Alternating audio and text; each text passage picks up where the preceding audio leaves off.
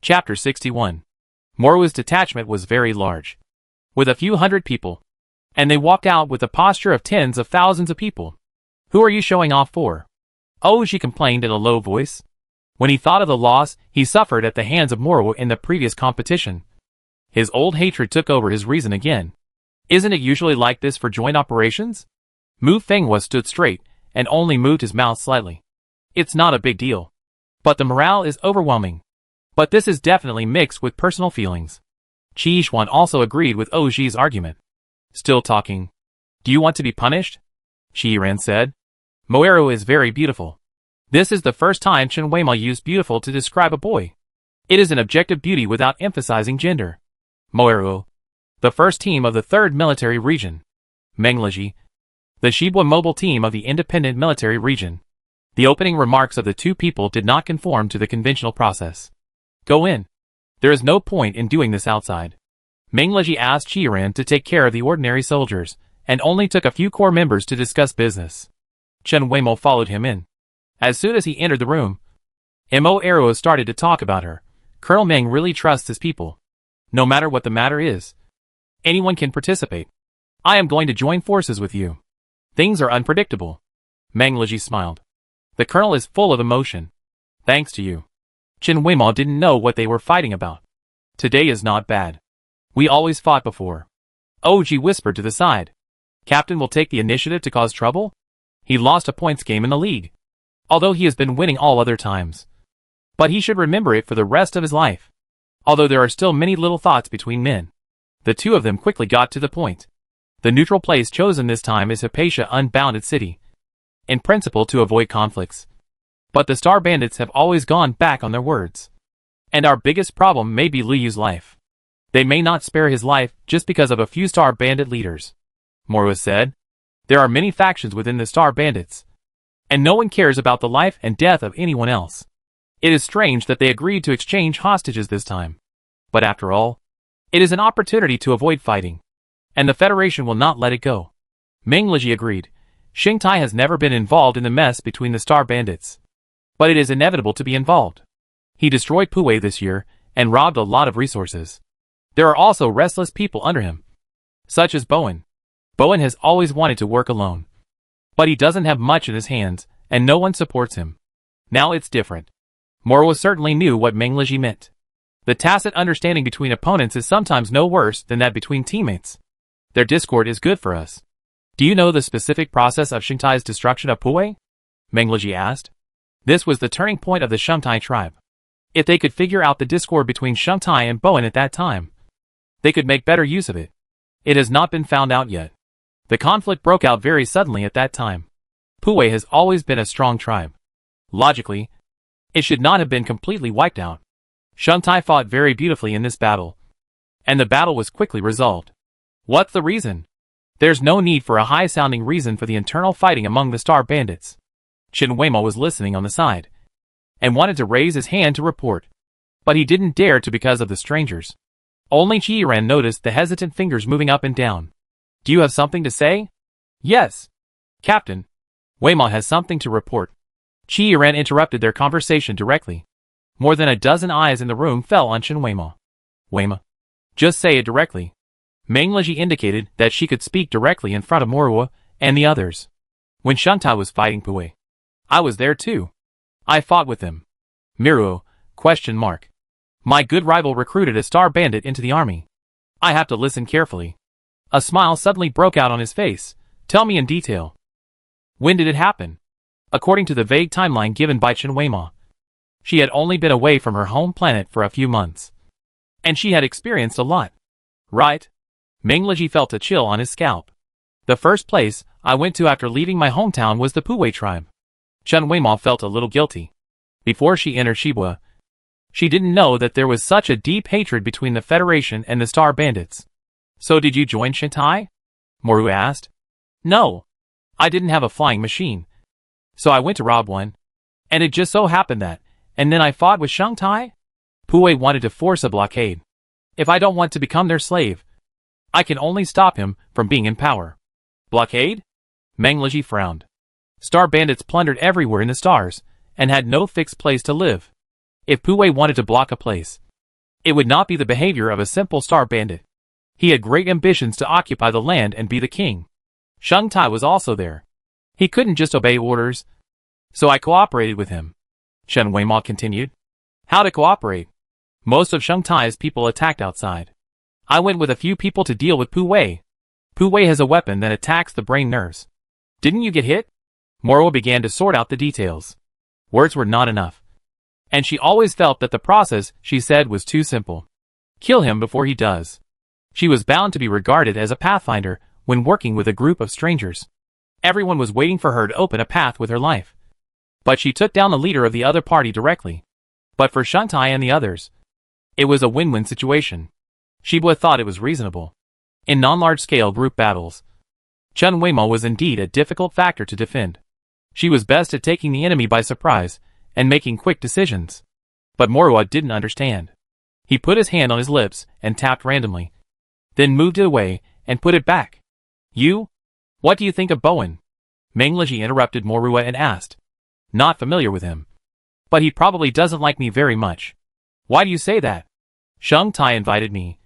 Although I didn't agree. But the flying machine Bowen prepared for me was broken. And it crashed not long after I left. Then you fell in? That strange place full of trees and grasslands? Qi Yishuan followed up with a question. She was also reviewing Chen Weimao's past. Yes. Chen Weimao just said whatever she wanted to say. She looked at Meng Leji. Bowen doesn't like me. So am I still going? Yes. Of course I have to go. Morwa suddenly said excitedly. It would be a pity not to seize such a good opportunity to disrupt the situation. A person who was once won over now joins the old enemy. Whether it is Bowen or Sheng Tai. It is a good thing for them if either of them feels uncomfortable. Qi Yishuan quietly squeezed Chen Weimao's hand. After discussing the overall strategy, Morwa's people went to their resting place. When leaving, Morwa's eyes fell on Qi Yishuan, and then quickly moved away. Ah! Oji collapsed on the sofa, making a strange sound in his throat. They pretend to be harmonious. We have to talk properly. It's really tiring. Obviously, they have to talk about how they tricked the engineers into their military area when they go back. That's right. Why are you talking so much? Are you lazy and want to be punished? Meng Leji also leaned back on the sofa, closed his eyes and rested, but still scolded. Yes. But it's really unexpected that Weimao once fought side by side with the Star Bandits. Qi Ran held his chin up and looked at her with interest. Sheng Tai admires you very much. He hasn't expanded his team for a long time. It's so cool to take the enemy's head in the midst of thousands of troops. I would also recruit them. Qi Yishuan heard some of her sister's hidden meanings and turned around a little. Meng Leji also chose to pretend that he didn't hear it. The relationship between Sheng Tai and Bowen is quite subtle. Sheng likes to play dumb. Bowen is always smiling. Chen Weimao simply concluded that they are not good people. What measures do you think should be taken to deal with them? Meng Leji asked. What he just said was just a general unified strategy. He now wanted to hear the true thoughts of the only person who had really come into contact with these two people. Chen Weimao lowered her eyes and remained silent. She stared at Bowen's photo, and the roar of war was still in her ears. Until she set foot on Apatia's boundless city. She was still distracted sometimes. Chen Weimao wore a hat, lowered his head, and followed the team in a very low-key manner. Meng Leji and Morwa sat opposite Bowen. But Sheng Tai did not show up. Sorry. Sheng Tai is busy today. And we just arrived. And we still have a lot of things to sort out. Bowen explained half-heartedly. Everyone knows what it means when the leader does not show up in such an occasion. It doesn't matter. Then we will wait for him to come. We have plenty of time. Morwa smiled, picked up the glass of turbid purple liquid and drank it. It tastes good. I stole it from a trade caravan going to the Federation. I thought you would be used to it. So I prepared it specially. Bowen curled his lips maliciously. Chen Weimao quietly held his breath behind him. It felt like not long had passed. And Bowen became much more arrogant. Is Sheng Tai unable to suppress him? She secretly observed the surroundings and the corridor above. There were many familiar faces, and many loyal supporters of Sheng Tai. It didn't seem like Sheng Tai couldn't come out. Or maybe she tried to find other familiar figures in the battle on the opposite side. Meng Leji also took a sip and raised his cup. Drekshield's Liao Ti is not in the Federation's trading list. Bowen, don't rob the wrong thing. If the Star Bandits are not stupid, they will not get angry in such occasions. Colonel Ming's tongue is really clever. Bowen smiled but did not smile, sitting quietly, and did not intend to let Sheng Tai appear. No matter how Morua and Meng Liji urged or hinted, Bowen would not listen and wasted a long time. Insignificant. Qi Yiren tugged at her sleeve. Are the people coming today, right? Almost. Chen Weimo's tone was not good. Yiren, I seem to have really been used. They knew that it was Shibo's people who came to negotiate, so they naturally knew that I would come too. Shibo also knew this. But today, those who knew Chen Weimo didn't intend to recognize her, even though she had met the eyes of many people. Chen Weimo took off her hat and let Bowen see her openly. Bowen was not surprised. He greeted her naturally. Long time no see. Chen Weimo. Yeah. I didn't expect that either. When Sheng Tai asked you to stay, you didn't agree. It turns out there was another way out. Yeah. Yeah. Yeah.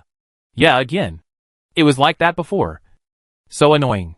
What Bowen hated most was her look. Deep-minded and unpredictable. Where's Sheng Tai? Chen Weimo asked. Bowen shrugged. Chen Weimo looked back at Meng Liji. Bowen stared at Chen Weimo, and he became even angrier because her attention was not entirely on him. Suddenly, his face and brain lost their intuition. He seemed to hear a shattering sound, and the scene in front of him shattered and distorted. And then, he lost consciousness. Chapter 62. Bowen was slapped to death by Chen Weimo, and both sides were a little unprepared. But they immediately showed their weapons and confronted each other. Hey. Hey. Hey. What's wrong with your soldiers? Although Morua sat still, his expression was serious and nervous. Meng Liji didn't say anything. He looked around quietly. Hey. What are you doing? I was late for a while. Why are you pointing your gun at people? Put it down quickly. A hearty laugh came from the corridor upstairs, and a middle-aged man in furry clothes half leaned on the railing, looking at the chaos below kindly. The bandits below really put down their guns. A few people didn't put down their guns, and they were killed by the people around them in the blink of an eye. Chen Weimo, you are still so powerful. Sheng Tai ignored the two colonels and only talked to Chen Weimo. Let's talk about business. Chen Weimo responded calmly, as if she was not the one who just killed someone. Isn't this over? The engineer will be delivered intact. Sheng Tai walked downstairs in his small leather shoes, moved Bowen's body away with his feet, and sat down naturally. Where's Lu Yu? Hurry up and get him here. Don't keep the bigwigs of our federation waiting for too long. Sheng Tai was happy and poured himself another glass of water. Sheng Tai. What do you mean by this? Morua sneered. He could see something. Hippo had his own way, and he didn't tell them all. And Sheng Tai didn't give the Federation face. Just asked Chen Weimo to help him solve some problems. A choice either. Deal with Bowen endlessly, or help him deal with an annoying subordinate. Both sides get what they want. It was just a play facilitated by the tacit understanding in the past. He originally thought that such a thing would be hinted or solved privately, but he didn't expect Chen Weimo to do it on the spot. Still so unconcealed? Chen Weimo silently returned to her original position. What can I mean? Colonel Mo is too flattering to me. Sheng Tai didn't even mention the Star Bandits detained by the Federation. Anyway, they are basically Bowen's people. What does it matter whether they are dead or alive? It's dead anyway if they are released. I just like to wander in the interstellar space. Some things are annoying to death. It's best if we simplify them. Lu Yu was being held by several people. Although his face was bruised, he could walk, talk and breathe, so there shouldn't be any big problems. Let's do this for now. If there is any problem, we can talk about it tomorrow. It's getting late. Let's all rest. Sheng Tai greeted everyone politely, glanced at Chen Weimo, and left without any other reaction. As soon as the Star Bandits withdrew, Morua's sitting posture was no longer dignified. Damn it. He controlled the situation. The information was not equal, but the result was still good. Meng Liji said calmly. You still have the nerve to say that the information is not equal. You secretly discussed countermeasures and didn't tell me. Right? Moeruo pulled Meng Liji's arm, gathering some strength. According to the situation on the spot. You don't understand this principle? Ah. You are the only one who understands. Moeruo's chin was stretched long. You are very brave. I let you, a soldier from outside the country, do whatever you want. Aren't you afraid of messing up? My people have basic judgment. When I asked Chen Weimo what measures should be taken, she hesitated for a long time and said, act in the way of the Star Bandits. Bowen wants to seize power and resources, and use this negotiation as a demonstration, while Shanghai just wants to get rid of the thorn in his side. All they have to do is choose a side to support. But it is not easy for the people of the Federation to do this. Only Chen Weima, who has had dealings with the Star Bandits, can have a reason to do it. Okay, that's cruel enough. Although Morihua didn't look at Chen Weima, he was actually talking to her. After this slap, I don't think you can stay for long with this style of behavior. As long as you go back and talk to her nicely. Hey, Colonel Meng, do you still think this is something you can say a few nice words about? Colluding with Star Bandits. Liu Yu suddenly spoke after the physical examination. When everyone in the room focused on him, he suddenly smiled brightly. I mean the worst case scenario. Anyone can put a hat on me. Right? He was telling the truth. Meng Liji couldn't argue with anything. Chen Weima felt that Liu Yu gave people a feeling a bit like Yi. Innocent on the surface, but actually hard to see through. Thank you for saving me. Liu Yu sat upright. One is from the 3rd Military District, and the other is from the Independent Military District. Who should I go with?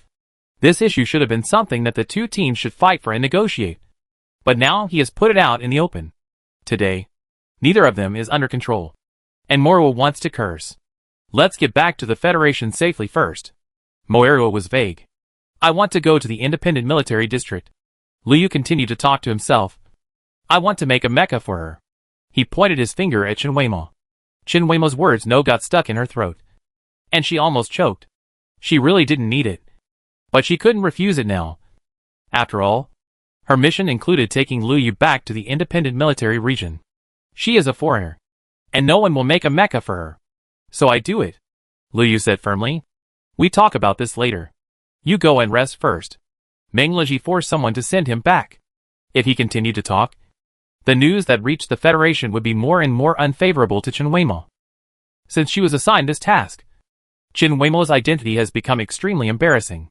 Whatever she does is wrong. Why did Liu Yu suddenly start to praise her for no reason? Morihua walked up to Chen Weima and patted her on the shoulder. I'm not making things difficult for you. You made your own choice. Qi Yishuan rolled his eyes slightly. After everyone else left, Qi Yiran said to Chen Weima, don't worry.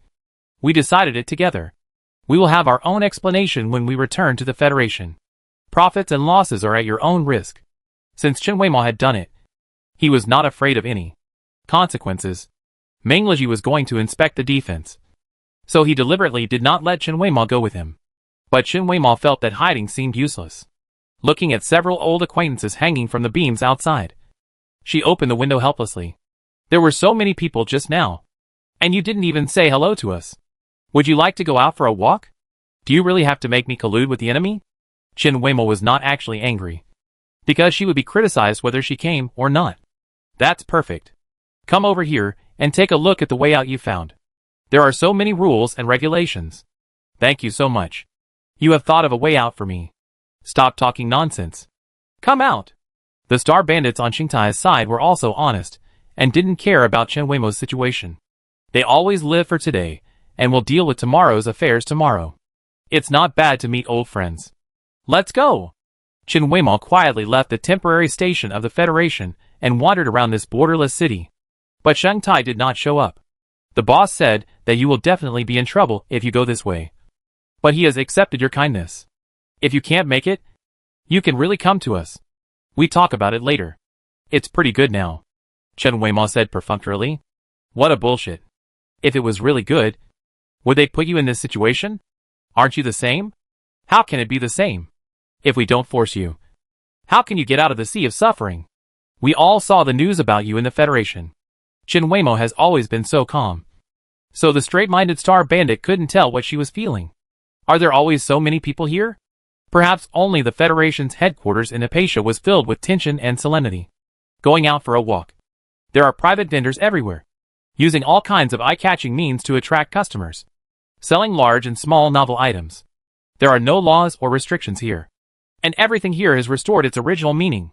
That is, it has no purpose and no meaning. No need to pay taxes. No need to worry about the future. Of course, everyone likes this kind of neutral place. Someone is selling guns here, and the seller doesn't need to consider whether his goods are bought back to kill people or for defense. Star Bandits like to hug each other. And Chen Weimao didn't refuse explicitly. Have you become stupid after staying in the Federation? This is what most of the world looks like. Indeed. No matter where it is bustling. Chen Weimao is a little tired of walking and wants to go back. But he is embarrassed to say it directly. Her sight wandered among the crowd in a trance. And a familiar figure jumped into her. When their sight met, something in Chen Weimao's mind seemed to explode.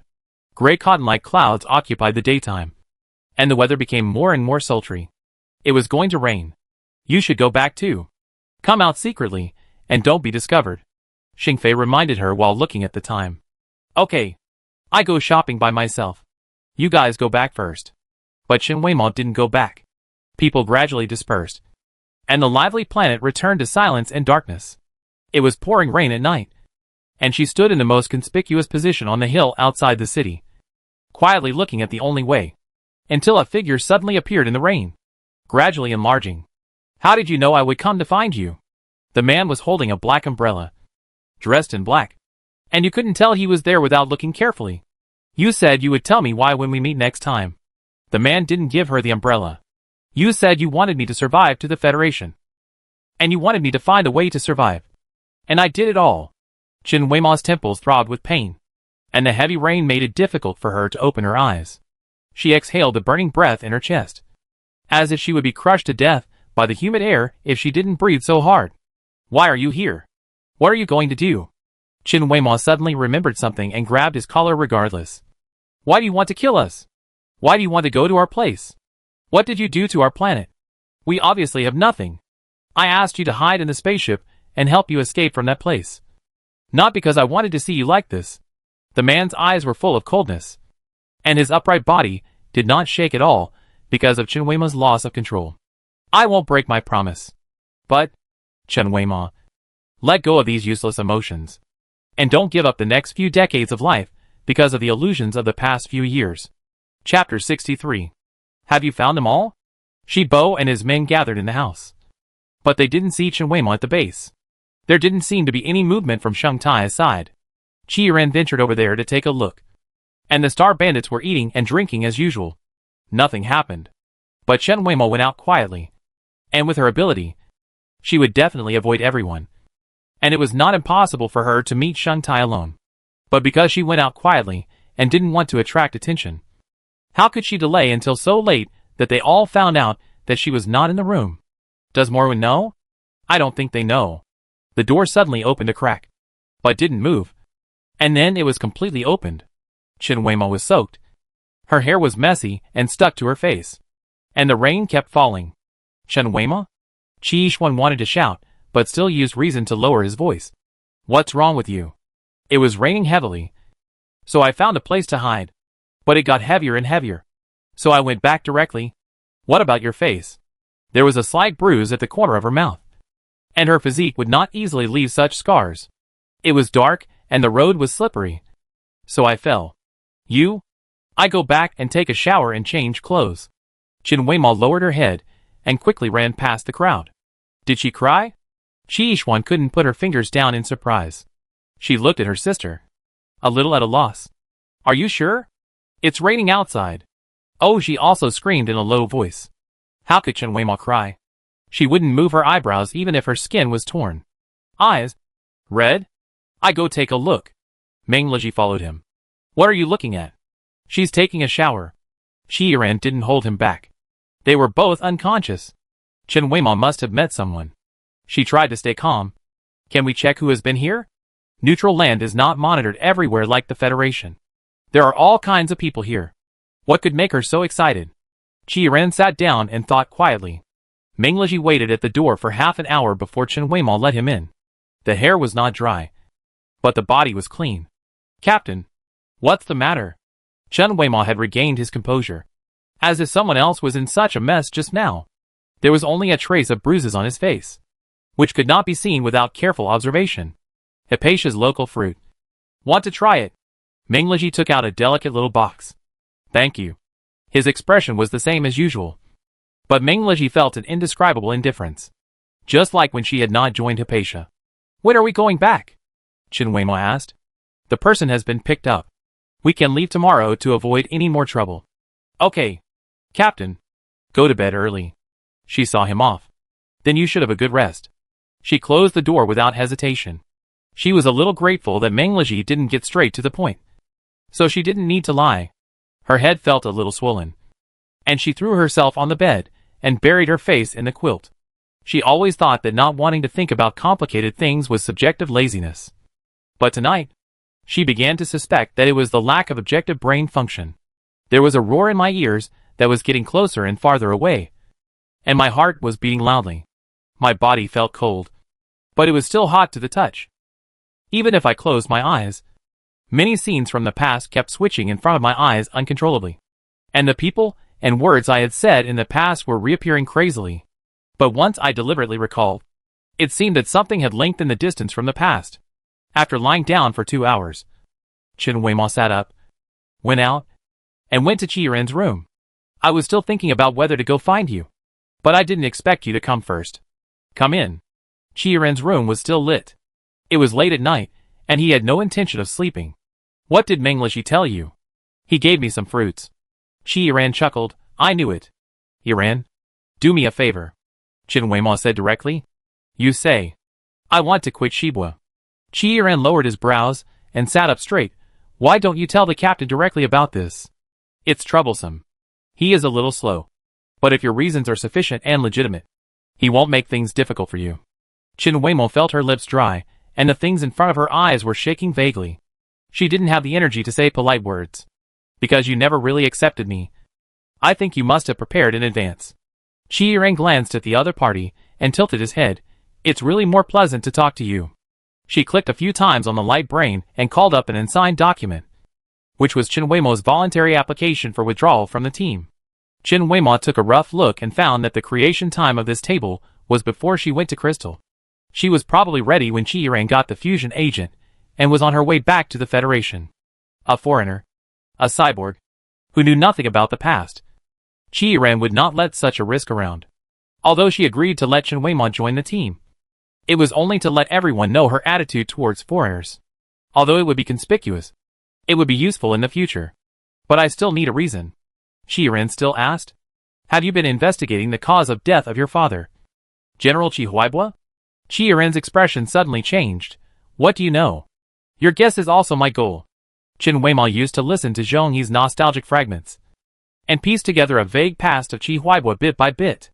With Qiren's character, she couldn't just accept it. She wanted to take a gamble. What is your purpose? Qiren asked coldly. Her heart was shaking. But she would never show it. Only her family and Mengleji knew about her affairs. And these people would never tell Chen Weimo casually. Yiran. Chen Weimo stared at her. But his eyes didn't seem to stay on her. I have no home anymore. They are all dead. During this time, I didn't know why I was still alive. And I didn't know what to do when I was alive. Maybe I should seek revenge and not let them die in vain. But there will be no peace in the future. What do you think I should do? She didn't say anything. But Qiren understood. It was a choice that only people like them could understand.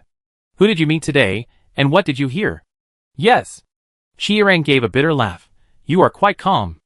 Emotions will not help with what happens next. That moment of loss of composure was enough. And any more would be impolite.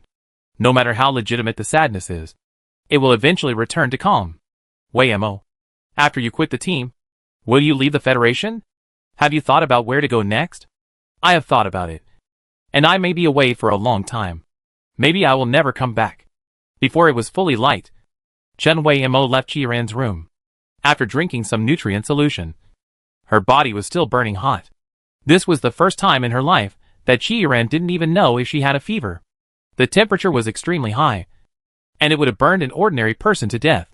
She couldn't make a fuss, so she could only deal with it casually, mainly relying on resistance.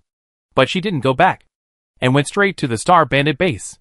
Sheng Tai opened the door sleepily in the early morning, and couldn't even lift his eyelids. Sister, you come here so openly. I thought about you and didn't meet you alone. But you are so good. He stepped aside to let her in. What's the matter? Aren't you afraid that your leaders will say you are in league with the bandits? When are you leaving? Chen Weimo asked without any greetings. Tomorrow or the day after tomorrow. We are not in a hurry. Do me a favor. I owe you one. Well, I owe you a favor. This is a good deal. What's the matter? Sheng Tai instantly became alert. Quietly. Try not to attract other people's attention. Drive away the people here. The more the better. You should not stay here any longer. What do you mean? Sheng Tai suddenly lowered his voice nervously. You Federation are going to attack? This is a neutral place. If they do it here, they will break off relations with everyone. Aren't they afraid that no one will dare to deal with them in the future? No. I can't explain it to you now. It's a bit complicated. Chen Weimo is very tired now, and doesn't want to talk more. We are leaving today. I can't take care of things here. Can you help me look after the situation here? It's not difficult. But it's impossible to let everyone go. They are here to do business. We don't want to cut off their financial resources. Seeing her sincerity and seriousness, Sheng Tai agreed. It sounded like a matter of life and death. No joke. But money is more important than life and death to some people. Do you really want to stay in the Federation? Sheng Tai asked. Maybe you will leave soon. Come over. No. I have something else to do. Sheng Tai touched his knees and sighed. Okay. I won't force you. You can't refuse me if I need you in the future. Of course. I owe you. Let's go quickly. It will be completely bright soon. And you will see you looking for me. Then let them watch. Sheng Tai didn't know what she was up to. But he respected her and didn't interfere. Chen Weimo walked back to the federal base from the Star Bandits' territory under the attention of everyone. And walked out of the main gate. She thought about it. And she had to leave anyway. So she didn't need to care about other people's eyes. The more eye-catching she was, the easier it would be to leave. This feeling was inexplicably free. Crazy. Moero looked through the window upstairs and sighed. It was interesting that his shrewd old opponent actually recruited such a fool. He wanted to see how this foreigner would continue to be arrogant. Chen Weimo silently faced all kinds of scrutinizing eyes until Qiran took her hand. She used the excuse that Chen Weimo was ill to block many accusations for her, including Mengleji. How could she get a fever after being caught in the rain? Oh, she didn't think it was inappropriate for her to go to the Star Bandits. But he kept brooding over this issue. Is this the point? Think about the right thing. Qiran twisted his arm. She doesn't want to talk. What can I do? Oh, she thought very openly. Who doesn't have some worries? Can her state be called worries? She looked like she was saying I'm done with it. Mengleji leaned against the window, watching the soldiers coming and going downstairs, not knowing what he was thinking. His eyes fell on Qiran. He turned the cup in his hand, and occasionally tapped the wall of the cup with his fingertips. Chen Weimo was sleeping soundly in the room, half asleep and half awake, and felt confused and forgot something. So he got up and turned on the computer. You said it. I agreed. Chapter 64. Chen Weimo returned to the base and slept for 2 full days before the fever subsided. So this is what a fever feels like. Hot and cold. And sweaty. She got up and saw a plate of fruit on the bedside table. It seemed to be a strange variety eaten at Mengleji's house. It was like a dream. But it was all real. The rest of Shibuya took Lu Yu to report on his work. I don't know what this person will say, but he is indeed a smart man. He chose a place to live and retained his autonomy. His whimsical nonsense can blur his true thoughts. But she was going to be miserable. Outsiders had no right to use mechas. And the more Lu Yu asked to build mechas for her, the more attention she received. But now it was a good thing. Chen Weimo. Someone suddenly pushed open the door. Panting. It was a mecha soldier who had a good relationship with her, named Yunai. And he would practice fighting with her when he had nothing to do. What happened? The military district sent someone to say that you were suspected of colluding with the Star Bandits, and they wanted to take you away for investigation. Oh! Chen Weimo was sitting there, not yet fully awake, and responded lightly. What are you saying? You should think of a solution. What can I think of? I can't just run away. She calmly interrupted this unclear proposal. The captain hasn't come back yet. We can help you hold him back. Forget it. Don't make it difficult for them. Chen Weimo got up, smoothed her clothes, and went down to the crowded venue. If she didn't say it, she would think they were here to mess up the place. Obviously, they only wanted her. So why did so many people come? Chen Weimo. You are suspected of. The leader uttered a few words. But before he finished, Chen Weimo had already stretched out his hands. Let's go! They were neither surprised nor relaxed. 2 people walked behind Chen Weimo, took away all the equipment on her body, and put a small metal ring on her wrist. The moment it touched her skin, The metal ring expanded rapidly, binding her hands behind her back, locking her spine like an exoskeleton, and spreading to her neck to form a collar. Don't go too far. This is a tool for capturing star beasts. And you use it on humans? The people in the garrison naturally cannot let outsiders be so presumptuous in their territory. Chen Weimo wanted to persuade them not to be so serious, but found that she could not make a sound. So she let it go. A day later, the news that Chen Weimo was a humanoid weapon made by foreigners spread quietly in the Federation. Iran, did you do this? Meng Leji asked her alone. He could see that Chen Weimo and Qi Yiran had reached some kind of subtle tacit understanding. Something was wrong between them when they were in Hypatia. Qi Yiran would not defend someone she had never really accepted so obviously, unless they had common interests. This was her usual way of dealing with things. I only released the part that we both agreed on. Qi Yiran was not angry because of the private questioning. This was the proper procedure. She also did not know how the rumor of humanoid weapons spread. Not a modified human, but a weapon that had lost its autonomous consciousness and was at the mercy of others. Freedom technology. She immediately expressed her guess. Chen Weimo was unusual to begin with. But if he was classified as a weapon, he could be destroyed at any time. And it could also provoke a fictitious conflict between the Federation and the so-called weapon maker. Meng Leji rarely regretted. But now he felt that he should not have succumbed at the time. It was useless to say anything now. Has the Military Arbitration Tribunal accepted our appeal? He asked. No. I asked privately. And they have been dragging their feet.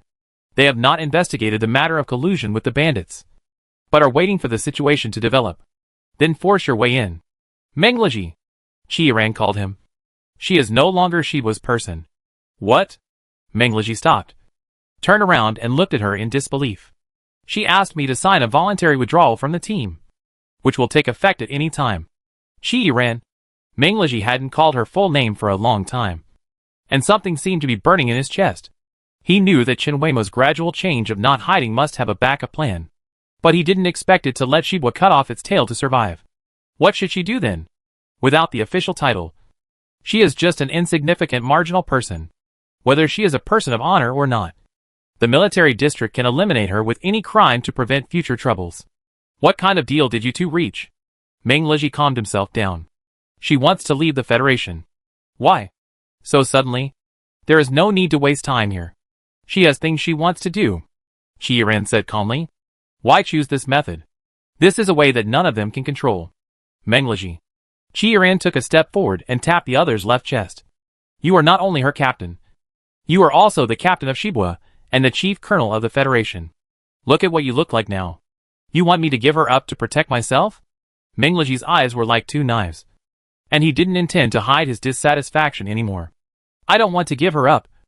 We should submit and argue. I'm just telling you the best choice. This is also Chen Weimo's choice. Meng Leji closed his eyes. Yes, this is the meaning of Qi Yiran by his side, continuously correcting the route that was deviated due to compassion. The level of mental strength is not the only criterion for judging a leader. He has always known it. They said that Weimo was taken away by escorting a star beast. You know what this means.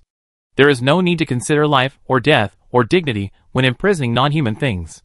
This is also the worst result we have imagined. Qi Yiran still adhered to the plan and rationality.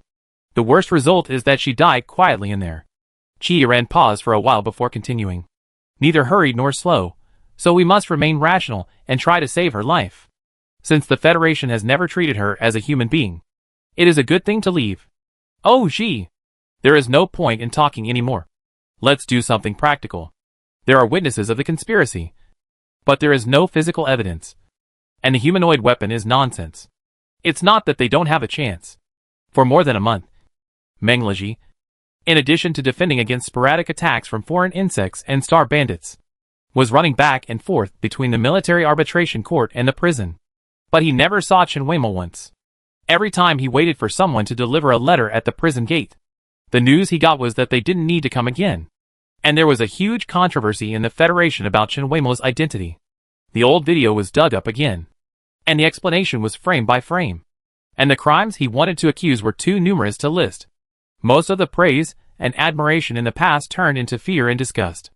A modified body with no humanity, but human skin is really disgusting. When she thought of her walking among the crowd like an ordinary person, An unknown panic began to spread in the Federation. Human body modification, which was previously resisted by the Federation, was also brought to the surface for discussion again. But not for ethics and morality, but because the weathervanes of speech needed a higher angle to show their sobriety. Some things will affect even the most rational people if you see them too much. Qiren slammed the door and walked into the house. She had just returned from another military region, and the so-called comrades, who had guarded the league that Chen Weimao had participated in before, came to ask her about her recent situation quietly. She never expected these people to treat Chen Weimao well. But many of the questions they asked in a roundabout way were leading speculations, especially after the news of Chen Weimao's departure spread. They didn't even pretend. They obviously knew nothing. She responded calmly one by one, and only got angry when she returned to the base. Now, the only good news is that Shanghai suffered a few defeats and lost some resources. If they didn't get any benefit, then Chen Weimao's remarks about collusion with the bandits would fade a bit. But it was strange. Sometimes she herself felt that their evidence and defense were not sufficient. According to the arbitration's consistent style of preferring to kill the wrong person rather than letting him go, Chen Weimao could still be waiting for trial in prison safely. Ming Liji was not there either. Maybe he went to prison again. He could not see her. But he still insisted on hitting a wall. Lieutenant Colonel Qi. Someone shouted in the corridor. And the voice was getting closer. Calm down and talk slowly. You and I has also made a lot of efforts recently, and is one of the few people who is willing to believe Chen Weimao. Have you read the news? What news? She doesn't have time to read social entertainment news now. But on the Star Network, the first hotspot beat Miller Military Academy to win the league championship. Chen Weimao was acquitted due to insufficient evidence, but was expelled from the country. This matter was directly released to the news agency. But it skipped our military region? Qiren couldn't sit still. What kind of rules is this? But, maybe, the higher-ups mean that we should stop interfering? Yuna also thought it was outrageous. They have shown their attitude. Qiren quickly returned to normal. The Federation has been treating outsiders more harshly recently, now that Chen Weimao has been released. It demonstrates the Federation's fairness and also sends a signal that all parties should stop pushing so hard. Although outsiders are not welcome, the Federation needs a certain amount of outsiders to supplement cheap labor. It is normal to leave room for anything. But if you look at the purpose of these twists and turns, you will know that this is not just a decision made by the independent military region. Is the captain in prison? Qiren asked him. Well, I should be able to catch up. Since Chen Weimao entered prison, she has been wearing a 5-sense shielding device, except for the normal interrogation and basic survival activities. Her body is intact, but she is unconscious. For a long time, she was not sure whether she was still alive, until someone took off her torture instruments and told her that she could leave and get out of the Federation. She stood there for a while, reacting slowly to what these words meant. She walked out of the prison in a daze, and Meng Liji, Oji and Qi Yixuan were at the door. She was surrounded by 3 people running at her, but in her eyes, time and space were like in a transparent and sticky jar. Everything was lagging behind. It's okay. It's okay. We're going back. Qi Yixuan held Chen Weimao's hand and looked at her lifeless eyes. Then he felt something was wrong. What's wrong with you? Chen Weimao slowly touched Qi Yixuan's fingers. A strange touch. Her voice seemed far away. Get on the spaceship first. Meng Liji probably knew what the prison had done to Chen Weimao. He did not hide the fierceness in his eyes, and glanced at the soldiers, until the vast sea of stars kept changing on the small window. Chen Weimao gradually regained consciousness. She looked at Meng Liji's concerned face in front of her, and slowly uttered 2 words.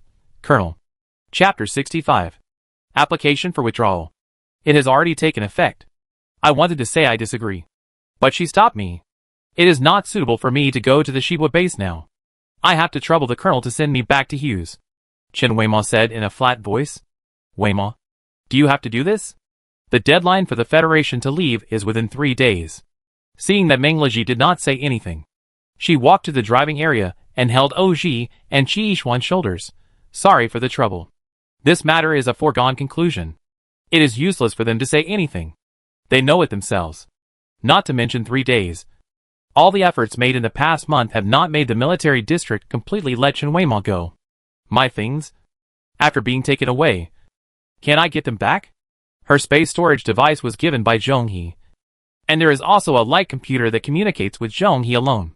Although without her biological signs, the light computer can't be used at all, as if it is broken, and others can't find anything. But this is also the only way for her to contact Zhong He. There is also a laptop for daily use, which was given by Lao Shui. If these are gone, she will really be no different from when she first came to the Federation. Here it is. I brought it back for you. Oji quickly handed her a small bag. Thank you. I haven't looked at the laptop for more than a month. And there are so many messages. Most of them told her to get out. After looking around, the only ones who care about her life or death are Lao Shui, Ai Xinghe and Yu Xianyan. There are actually 3 people. Just leave me outside the city of Hughes. Find a place with few people. Chen Weimao didn't say much, because she didn't know if they would meet again. So she didn't even say goodbye. She left decisively, without any nostalgia. Just like leaving the training ground and returning to the dormitory. As if they would meet again tomorrow. Captain, if you don't tell me now, you may not have the chance in the future. Oji quietly pushed Meng Liji. She was determined to leave. So she contacted Sheng Tai and others in public and deliberately made a big deal out of it. Nothing I said would work. Then at least ask her where she is going in the future. Qi Yishuan also agreed. She said before that she didn't want to be driven away in disgrace. Now, she should have found what she really wants to do. Meng Liji wanted to go over there more than anyone else. But what could he say? He turned around and glanced at Qi Yishuan. As for where she will go in the future, you can ask your sister. Chen Weimao walked for an hour before returning to Lao Shui's house. Everything was the same as before. You're back. Looking at her tired look, Lao Shui didn't ask anything and served her a bowl of noodles. Eat. I haven't eaten for a long time. I have been using low-quality nutrient solution to maintain basic survival in prison. She swallowed silently. Even the silver leopard smelled the weird atmosphere and didn't pounce on her. The medicine you left for me last time. There are still people. I go check. Lao Shui handed her a small plastic bag with dark brown powder inside. There is something. They are doing a head-losing business. What is this? Wolf grass extract. It has been banned in the Federation for a long time. Zhong He also said before that this thing is too harmful to the nerves and can also make people lose their minds.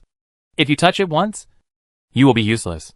What you gave me is necessary in the process of refining wolf grass. You have found a surprise. Then Ma Yu and Chen Shu stole the raw materials for this? Thank you. I don't have much time. I have to finish this matter before leaving. Chen Weimao put all these things away. What are your plans after this? Lao Shui still couldn't help it. Don't worry. I know what I am doing. It's good to know what I am doing. It's good to know what I am doing. Lao Shui chuckled. But a little bitterness appeared on his face. It's just so fucking frustrating. What a powerful person. He was kicked out like this. The nonsense on the Star Network made people angry. He had been with Chen Weimao for so long. How could he not tell who was a person and who was a weapon? I don't feel wronged. Chen Weimao's eyes were deep, revealing some calmness and composure. It's all my own choice. Okay. It's better to leave. But I'd better forget it here. Chen Weimao smiled at him, went back to the room, and went out again late at night. Another suspect, Nandong Yizhou, did not live in the city, which was convenient for her. But this time she changed her complicated way of doing things. She stood directly beside his bed, staring at the sleeping researcher until he woke him up. Nandong Yizhou was half asleep. He always slept lightly. There seemed to be some movement in the room, but it was too slight. He thought it was a dream. So he didn't open his eyes to check and continued to sleep because of the sleepiness. But there was a strange feeling spreading from his back to his scalp. He raised his eyelids and saw a slender figure. Chun. You?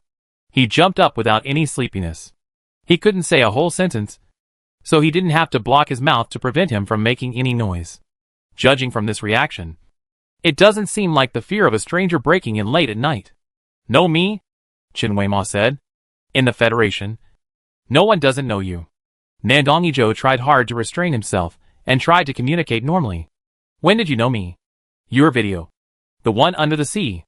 And then you sent those 2 bastards to kill me? No.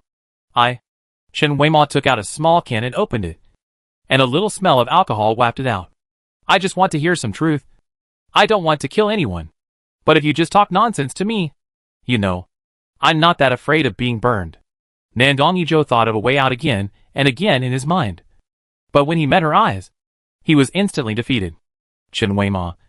How could he not understand? Her abilities, her physique, all her parameters. He knew them all by heart. He had no chance to escape from Chen Weima's hands. He said nothing, as if he had aged 10 years. Chen Weima had waited for almost an hour. And then she began to ask, "Why do you want to kill me?" I'm afraid. What are you afraid of? Chen Weimo quickly lost her patience and took a step forward. Nandong Yizhou immediately blocked the air with his hands. "I'm afraid that our private human body modification will be discovered." "Who are you?" "A project team. But it stopped 10 years ago. It's not done anymore." "Give me the list." Nandong Yizhou hesitated. "It's useless. Many people are dead.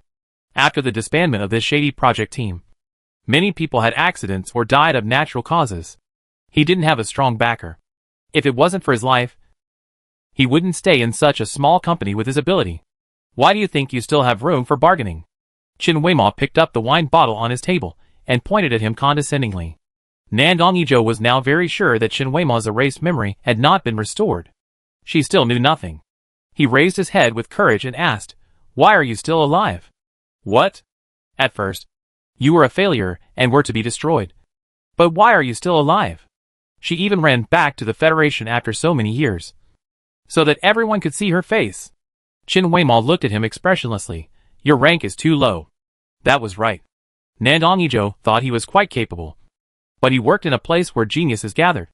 And no matter how hard he tried, he could not climb higher. Maybe defective products like her have other uses. Chen Weima glanced at the list. The Hercules Files, which is the Human Breakthrough Project, is affiliated with the Icaros Pharmaceutical Group. So far, there are 3 living people including him. You said I am a failure. Where did I fail? She compared herself with the human body transformation experimental materials. And she looked like the one with good quality control. You? Nandong Yizhou suddenly felt embarrassed to say. You have too strong self-consciousness. Disobedient? You can understand it that way. However, how do you judge if the self-consciousness is too strong? Only use behavioral tests to test obedience? Chen Weima thought of that person and couldn't help but sneer. Full of sarcasm, Nandong Yizhou looked at Chen Weima's reaction and words, and felt more and more that something was wrong. What on earth are you? If I really knew nothing, would I come to see you directly like this? Chen Weima threw the paper in his face. Last chance. Tell the truth. A day later, Ming Liji went to Lao Zhu's house alone. His mind was not on the station, so there was no point for him to stay there and continue pretending to work. Old Zhu's house was still very quiet, and he was wiping the bar alone. Colonel Ming, are you here again? He greeted politely and pushed a glass of water over. Now he always felt that the word colonel was a bit harsh when he heard it. Looking for Chen Weima. Right? She's gone. Ming Liji fell silent. His face seemed to be covered with a shadow, and his eyebrows were tired. She left so quickly. It was so quiet. Lao Zhu took out a long knife from the back and put it on the table. She said it's public property. If you come over, let me give it back to you. She, realizing that his voice was a little vague, Meng Liji immediately adjusted his state. Did she say where she went? No. She just said she knew it. But she didn't tell me in detail. Lao Zhu seemed to be thinking about something, and added in a somewhat artificial way. Oh, there was also a young man, who seemed to be called Ir, who insisted on following her, and called her Wimo Wimo in a very friendly way. I didn't know she had such a friend. Leaving together? Yes. They left together. And Silver Leopard? 3 kids left together. Old Zhua seemed not to notice the sadness on the other's face, and continued, Colonel Ming, you don't have to be reluctant to let her go. When you recruited her into Shibua, you and Lieutenant Colonel Qi wanted to support the legitimate activities of foreigners in the Federation, and for your own political ideas and image. And Chen Weimo was also trying to make a living, and see if she could find out her background. Neither of you are sincere, and the end of insincere cooperation is a good thing. Lao Zhu never asked. But at least he had been dealing with the 2 forces of the Federation and the foreigners for so many years, and he had seen everything and guessed it. Although he knew everything, he never interfered. But once the emotional balance shifted, the audience's likes and dislikes became clear. Chen Weimon no longer has to suffer in the Federation. Don't you think it's good, Colonel? Chapter 66. Chen Weimo has been missing for more than 2 years. And Ren Shibua has asked no one about her. Lao Shua, Ai Xinghe, and even Sheng Tai have all asked secretly. I don't know if they are deliberately not telling me. Or if they really don't know. Some things are always known after the fact. If we start from the turning point of Chen Weimo's behavior, it is that she must have met someone in Hypatia. But we can focus our attention back here. This planet has lost its magnetic field at some point. And it is no longer suitable for living things to survive. Only a wasteland remains. Meng Leji notified his parents, and asked them to avoid the Federation to investigate. The result was that the solid-liquid mixture of the core here was not enough to support the operation of this asteroid. But when they left, Hypatia was still a habitable place with a normal climate. This is not a normal natural change. At least it shouldn't be so fast. The clues here were broken. And he continued to investigate the time when Chen Weimo was attacked. And the 2 people were bailed out of the federal prison. Although the process in between was not transparent, there were always clues. The final destination was an employee of a small company named Edric. But something happened here too. The researcher named Nangong Yizhou disappeared. And traces of fighting were found in his home. And wolf grass extract was also found. The series of evidence was quite complete. As if he was going to report it. Later, he followed the clues, and found that the assistant Ma Yu and the driver Chen Shu of the same company were involved in the industrial chain of wolf grass production and sales. And they confessed to it. But the 2 refused to admit that Nangong's disappearance had anything to do with them. Many things related to her came to an abrupt end. But at least we know that she had done something before leaving. Meng Leji exited the virtual training room. And the past always came to his mind. Once sympathy and pity are generated, how the emotions will develop in the future is not something that can be controlled subjectively. They obviously didn't spend much time together. But this kind of thought existed and lasted longer. If you don't concentrate today, it's better not to practice. Ji has been waiting outside the door. Captain. The Kingdom of Barons and Freedom Technology have declared war. They publicly stated that Freedom Technology has committed the national crime of stealing major scientific and technological achievements. Their members will be killed if they see them in the future. What's going on now? There is a war going on in the YF-98 galaxy. Freedom Technology has deep roots in the Kingdom of Barons. And they have reached a lot of cooperation. Now it's too late to withdraw. So we can only fight head-on to buy some time. As for the cause, Ji's face darkened. It seems that Freedom Technology instigated an engineer in charge of confidentiality technology to destroy a lot of information? When reporting military intelligence, personal feelings should be avoided. But isn't this a disease? This behavior is stupid and provocative. He does not understand, and does not respect it. Give me the information of this engineer later. Meng Leji did not think that Freedom Technology would do such a thing for no reason. In the past 2 years, many people related to Freedom Technology have inexplicably ended up badly. Some of them are powerful, and some are despised by the world. But the common point is that they have made great achievements in certain fields of science and technology, and are all geniuses and eccentrics. He has also been targeted by Freedom Technology for a long time. And there are countless sneak attacks of all sizes. Although he has never succeeded, he has also suffered a lot of losses and injuries. Yes. Also, Ji continued, 2 groups of interstellar merchants, who were going to the Federation lost contact near the coordinates 3468.246.369. And several military districts have to send people to investigate. Ji. What's wrong? Captain? Can't you prioritize your reports? Meng Leji was annoyed. Take the 3 teams and set off now. Ji trotted behind and followed. No. Captain. That place is not close to our independent military district. It takes more than a day to fly through 2 wormholes. And the leader of the merchant group is Bai Zhong. This old bastard was robbed by star bandits before. And the 2nd military district of the Federation sent people to rescue him. But in the chaos, Bai Zhong actually destroyed a flying machine that was very close to the Federation soldiers, and used this power to escape the battlefield alone, causing the 2nd military district to lose 4 soldiers on the spot. Bai Zhong happened to be with Foreign Minister Gu Qilai. And not only was he not held accountable, he was still in the Federation as usual. The 2nd military district has long formed an unwritten rule that no matter what happens to this old bastard, they will never intervene in him. Although Meng Leji didn't like such selfish people, he wasn't the only one. There were also 2 members of the merchant group. He had to show his attitude. Let our people be careful. Perhaps because Bai Zhongcher was too notorious. When Shibo arrived at this coordinate point, they were the first to arrive. The merchant group was not completely out of contact, but was entangled by a huge, rugged and strange vine that suddenly appeared in the deep space. And there was a tendency to be swallowed and decayed. Fortunately, this vine is huge and does not move fast. After a few days, although the giant spaceship was partially crushed, there are still some exposed parts. What is this thing? Can it survive in this environment? She was not in a hurry and lay on the windowsill to observe carefully. It doesn't look like it grew naturally. Look over there. Mu Fenghua pointed to the center of the curled vine, which seemed to have a solid core. It may be someone's private area, and the soil is placed here to prevent anyone from breaking in. He guessed that there was a strange planet nearby. But this vine looks like a meteorite, and its vitality is really tenacious. Get to work. Mengleji turned and went out. You can't use bullets to deal with such strange creatures. If you are not careful, you may stimulate the originally dull creatures into mania and uncontrollable ones. This kind of clever use of mecha is just right. Some people go to cut the vines, and some go to pick up the people in the spaceship and transfer them.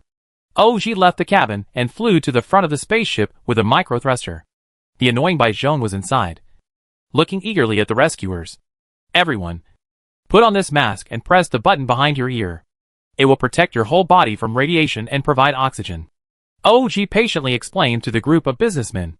They have been trapped here for a long time, and the signal transmission equipment on the spacecraft was crushed by the vine. They can't wait to leave this hellhole. That? The goods we brought? Someone came over and asked. Ji looked up at Bai Zhong, who was also looking at this side, while others were seriously running for their lives. He understood immediately. He knew that he had a bad reputation in the Federation, and now he knew to find someone to speak for him. You can take anything that is easy to carry, but it is best not to touch the place locked by the vines. Then, hurry up. This vine is still active, and I don't know if it will change. Okay. Everything is still in order. Ji was the last one in the spaceship. Although these businessmen did not have much military strength, they had seen big scenes. Although everyone was anxious, they were not panicked. Suddenly, the spaceship shook violently, and several people at the joint lost their balance and fell down. But fortunately, they were caught by other mechas. What's going on? Ji helped up several people who fell in the spaceship, and asked about the outside through their internal communication equipment. It suddenly tightened. What did you do inside? Mu Fenghua asked back. Inside? Are you all queuing here? It's broken. Ji suddenly remembered something, pushed the group of people, asked them to hurry up, and ran to the innermost warehouse. The man just now was already dead in the vine, with his head and body separated. There was no sound at all. Probably he was killed instantly, which means that this vine is fully capable of moving quickly. Blood dripped on the vine, and the originally dark gray and black dead vine turned a little brown, and it was expanding at a speed visible to the naked eye. Everyone evacuate immediately. Everyone. Speed up. Stay away from the vine. He ran out while delivering the message. But the vine was stimulated to be very active, and didn't want to give them time to escape. The vine body in the spacecraft expanded rapidly and instantly occupied the space here. She could only run out desperately now. He couldn't use the mecha. If he entered the mecha, he might make this already dilapidated spaceship lose its final balance. And those merchants, who hadn't had time to run out, would lose their lives because of him. Ji, how are you doing over there? Mengleji asked him. I'm running. He didn't feel that the road was so long when he walked in. The vines didn't just occupy the road sensibly, but penetrated the wall abruptly. Ji was knocked down just after he finished speaking, and the severe pain in his calf rushed to his brain. But his survival consciousness was stronger, and he immediately got up. Finally he ran back to the gate, and saw that the last person was also forcibly taken away by other mecha soldiers. He instantly opened the space storage and entered the mecha. Almost at the same time, the vines crushed the entire spaceship from the inside. Ji's mecha was penetrated and cut off from contact with other mechas by the thick vines. Ji! Mu Fenghua was far away and had no time to rush over. It hurt so much. Ji could still speak, but he could no longer tell where he was hurting. He tried to turn on the thrusters with his last sanity, but the strong feeling of weightlessness seemed to tell him that it was useless. Mengleji couldn't see what happened completely from his perspective, but he could still sense it, which meant that he was still alive. But his senses were not strong. Seeing a tiny figure falling rapidly behind the giant vine, he immediately followed. This speed was not caused by ordinary gravity. Oji's falling speed almost caused the shell of Mengleji's mecha to burn. They also passed through a rubble star ring of several hundred miles and suffered continuous impacts. But fortunately, they were caught. It was just that the mecha was severely damaged. Fortunately, Oji had activated the micro full body protection, which was his last protective armor. Now they could only continue to land by inertia. Mengleji carried Oji to the ground, creating a big pit and shaking the dense jungle on both sides. Mu Fenghua also arrived soon after. He pulled Oji out of the broken mecha. His eyes were still open, but he had no strength to cry out in pain. Blood was still oozing from his left abdomen. Mengleji quickly gave him emergency treatment. Misfortunes never come singly. Several giant beasts half the height of the mecha suddenly jumped out of the jungle, with 2 heads and 4 legs, and saliva hanging on their exposed fangs. Fenghua, these are left to you. Mengleji treated the wounds without distraction. The aircraft was not suitable for passing through the star ring they just passed, so they could only stop the bleeding and bandage it before sending Oji back for treatment with the mecha. Understood. Mu Fenghua prepared for battle. But another one rushed out from the side, only 2/3 the size of the giant beast, with silver white hair all over his body, and roared at the beasts with the same momentum. Chapter 67. Mengleji was busy with his work, and he looked at the battle situation. Is this a leopard? Silver leopard? Although the beasts were large, they were afraid of the silver leopard, which was not as big as them. They roared a few times and turned around and ran away. Captain? Mu Fenghua was still in the mecha, passing on the message to Mengleji, but he was a little stuttering. What's wrong? What's coming? I think I saw Chen Weima. Who? Mengleji's hand trembled, and the medicine was almost applied wrongly.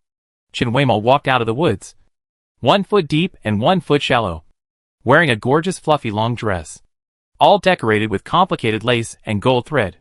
She even had delicate makeup on. The originally manic silver leopard now followed her docilely. I'm really impressed.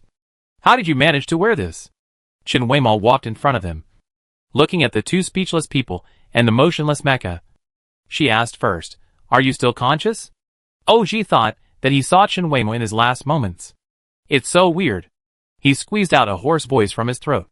Fenghua, help me cut off the top few fruits. Chen Weima looked around, pointed to the tree next to him, and instructed Mu Fenghua. Mu Fenghua was stunned for a moment, but still did it. Chen Weima took the green triangular fruits and tried to squat down, but the pannier was too hard and she couldn't move like a pot cover.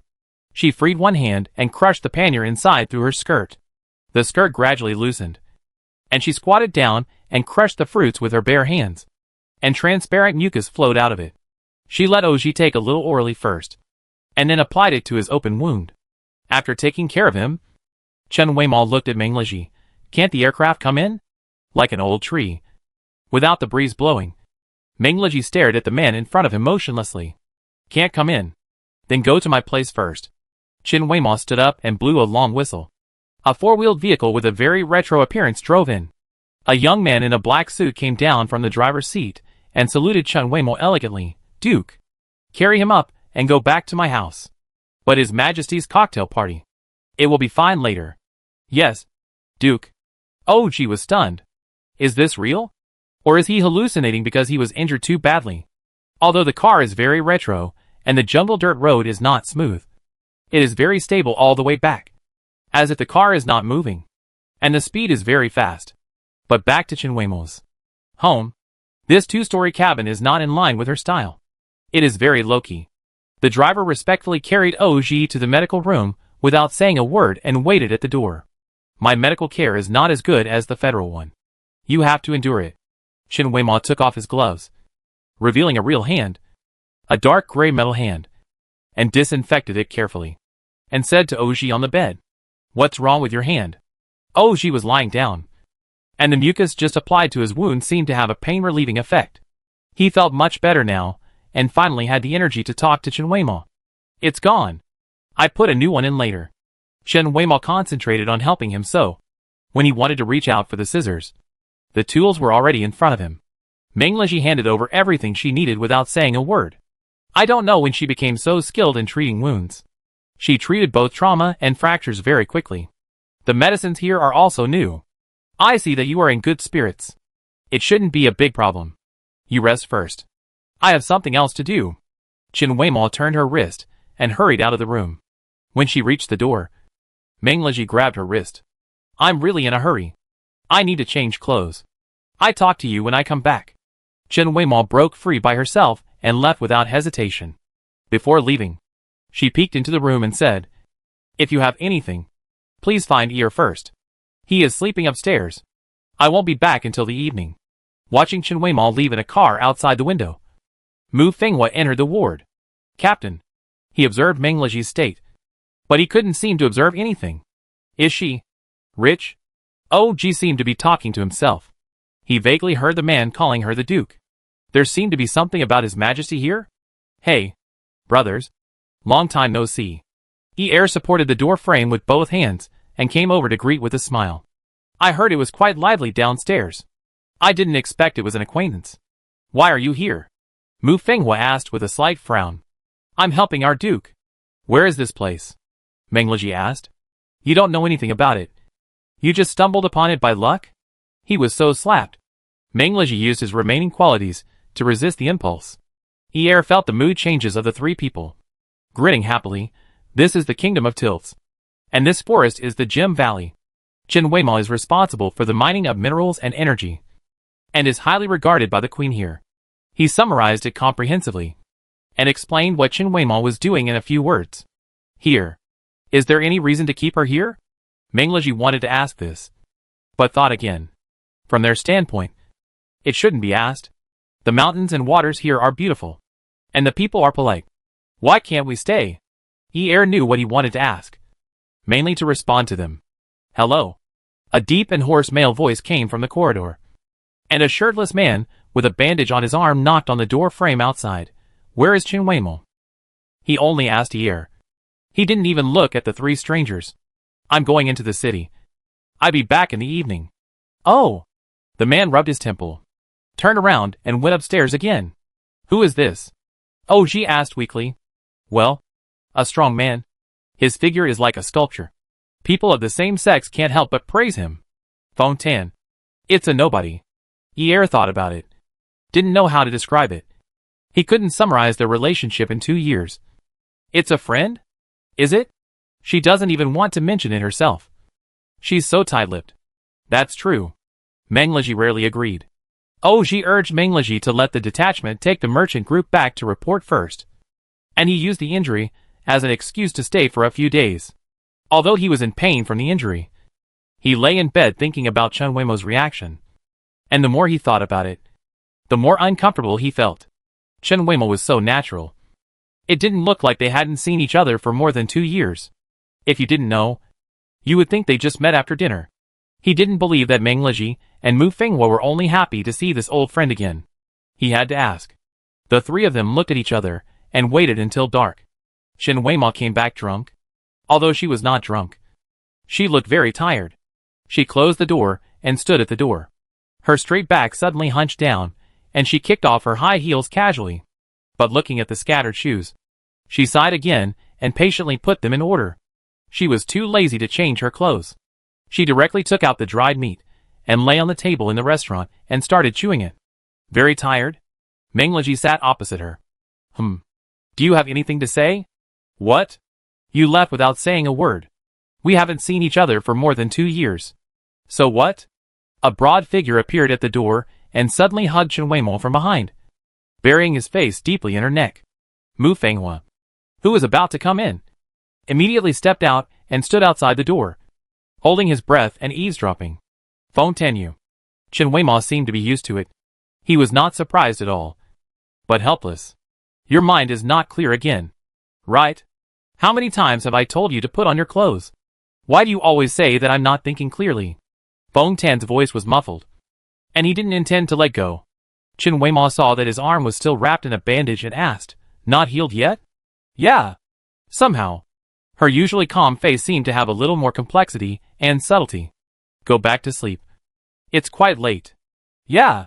Fontaine's calm face had a pair of eyes full of reluctance. which was incompatible with his temperament. He was completely different from when they first met in the afternoon. After he left, Chen Weimo told him to go back to his room and sleep.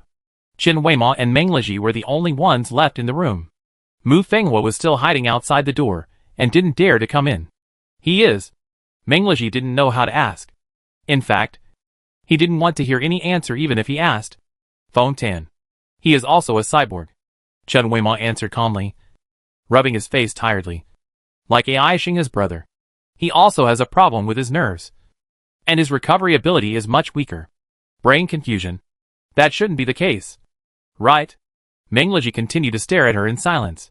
He always confuses the past and the present. The past? He said we were reformed together. In the same batch. Do you believe it? I don't know. Chen Weimo hesitated. She couldn't remember anything about the past. But there are always some things about him that you believe. And you don't plan to tell me this part. Chen Weimo was speechless. How is Oji? She asked. Slept. When are you leaving? We need to settle the people of the merchant group first. And it is not suitable for Oji to move now. Then you stay here. Chen Weimo lay on the table, motionless. During the day, when she was about to go out, she saw two familiar mechas falling from the sky from a distance. Her mind suddenly went empty, and she ran into the jungle in her cumbersome clothes. But when they met, she suddenly felt a little guilty, and didn't dare to mention the previous things. Maybe it was because I left too rudely. I once thought Meng Liji was emotional. But I was no better. He would suddenly wake up in the middle of the night with regret, after being cruel to an acquaintance. Meng Liji didn't know where to put his eyes. What he wanted to know might be what Chen Weimo didn't want to say. And what he wanted to say might be what Chen Weimo didn't want to hear. Captain. Mu Fenghua exhaled outside the door, and finally decided to come in. He was embarrassed to hear it. The Kingdom of Barons and Freedom Technology have declared war. Meng Liji looked at him strangely. Didn't he say that? The speed at which the Federation got the news was already fast. But Chen Weimo didn't seem surprised. Liberty Technology has relied on its momentum in the past 2 years, and never knows how to restrain itself. It thinks it has gained the support of many people. But in fact, there are more people in power who are dissatisfied with him. Chen Weimo commented lightly. So many of Baron's scientific and technological achievements have been shared, and they don't want to tolerate it anymore. You mean? The so-called fuse engineer is just a discarded pawn. It's Liberty Technology's greed that insists on doing this to him. Barons is just taking advantage of the situation. Chapter 68. Why do you know this? Meng Liji asked. Only the designer would know this inside information. Chen Weimo raised his eyes. Why else do you think I stayed here for more than 2 years? Here? Meng Liji and Mu Fenghua were both lost in thought. They had never heard of the Kingdom of Tilts. When they came to rescue, they only used the basic coordinates, and didn't know there was a planet here. It's normal that you don't know about this place. The Kingdom of Tilts was deliberately wiped out by the Federation. Chen Weimo pointed it out directly. And she was not surprised by the reaction of these two people. Even in their position, the information they get may be what others want them to see. I can know what I want to know here. The Kingdom of Tilts and Barons have always been on good terms. But it is not an open relationship.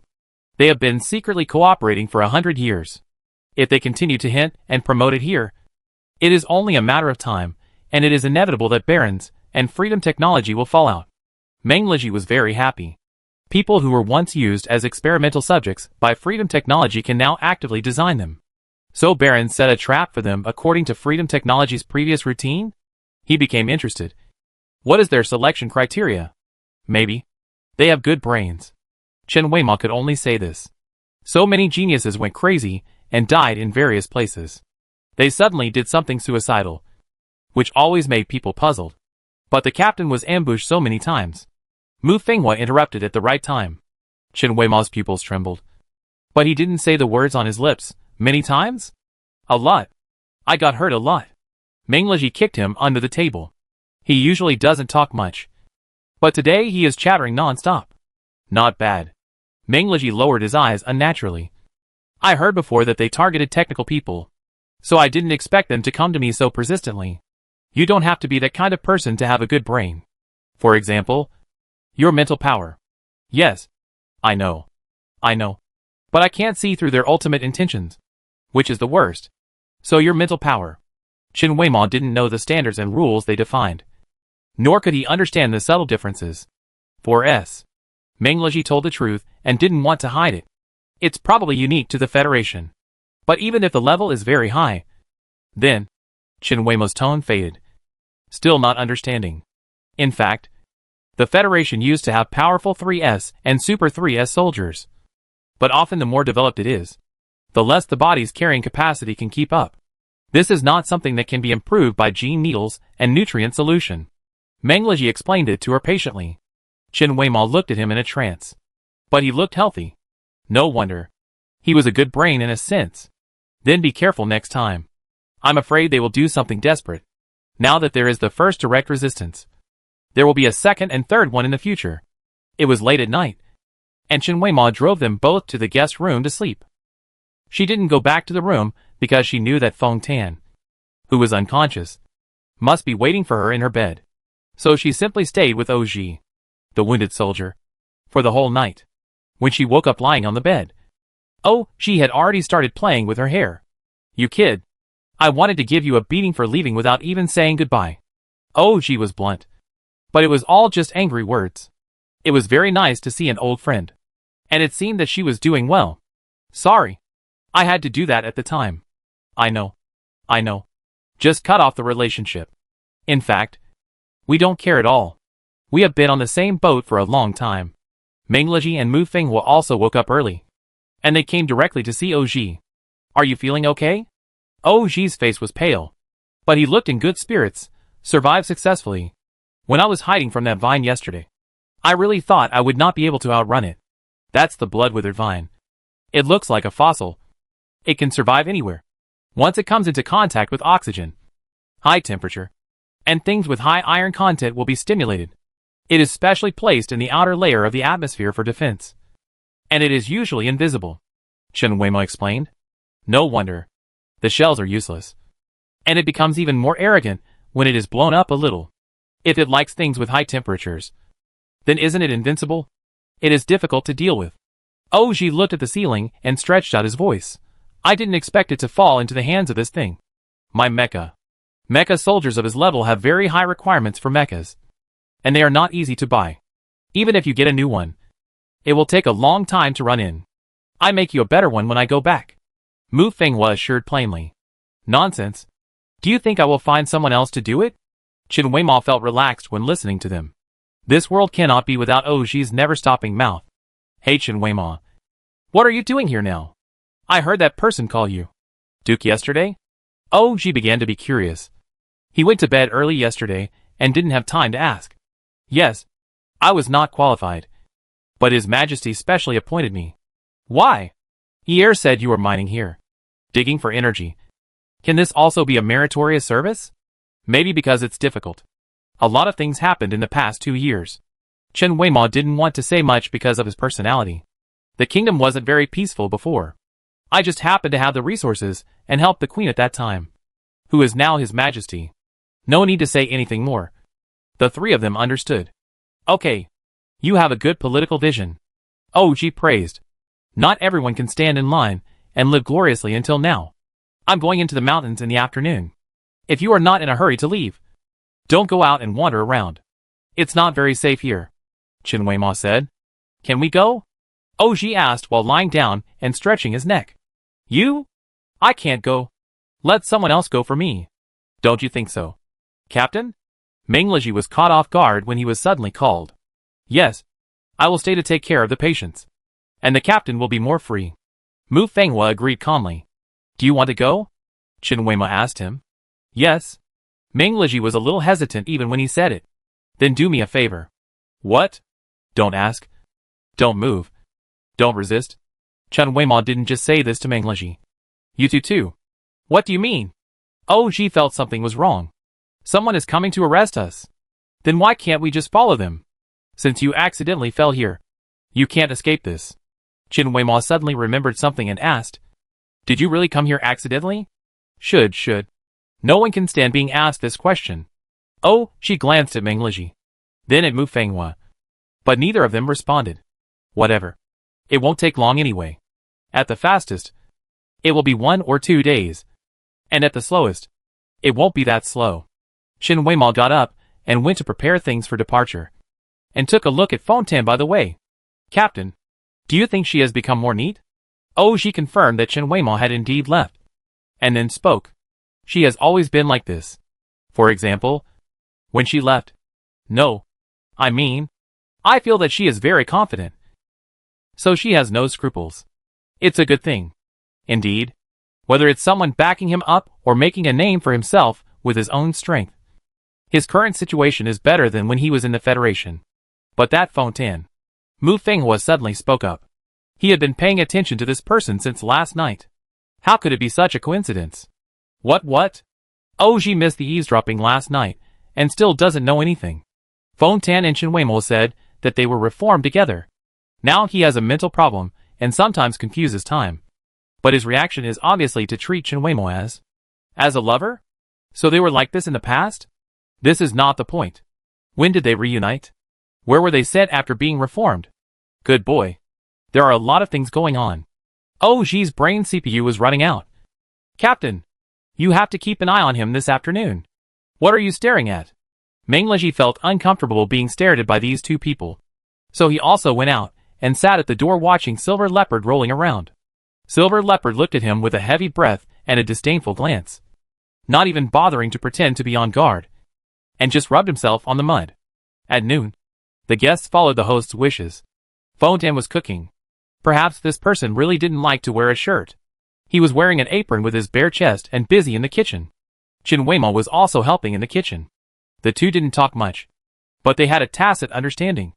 Whoever needed something, the other would always hand it over before the other person opened his mouth. The meal was tasteless. When they were finally about to set off, they realized that there were more than just a few of them. Ear said that Chen Weimao was the leader of the team. And he led a group of personal soldiers of His Majesty. She did not form her own team. It was just her and Fontaine every time. She was strong and had no power. So His Majesty trusted her more. But strangely, the soldiers did not look askance at the stranger Meng Lizhi joining. And no one raised any objections. And there was no one to arrest them, as Chen Weimao said. I just followed him like this. Meng Lizhi followed Chen Weimao and asked in a low voice. How else can I follow him? Their mission to enter the mountains first required them to pass through a large primeval forest. The animals and plants in the area were very strange. And many of them were difficult to distinguish from animals and plants in appearance. Meng Lizhi had basically never seen them. Occasionally, wild beasts made noises. But with the Silver Leopard, the levels of animals were very clear. So few dared to appear and block the road. Even if there were, Fontaine dealt with them. The personal soldiers just collected some scattered minerals and gems on the road. Meng Lizhi observed silently along the way. There were almost no man-made facilities. And even no traces of human activities could be seen. There is no fixed road. If you are not an experienced person, you may not be able to get in. But it stands to reason that this area should have been conquered by them long ago. After 3 hours of hiking, they only did some simple collection work. Although it was strange, Meng Lizhi was sensible and didn't ask anything.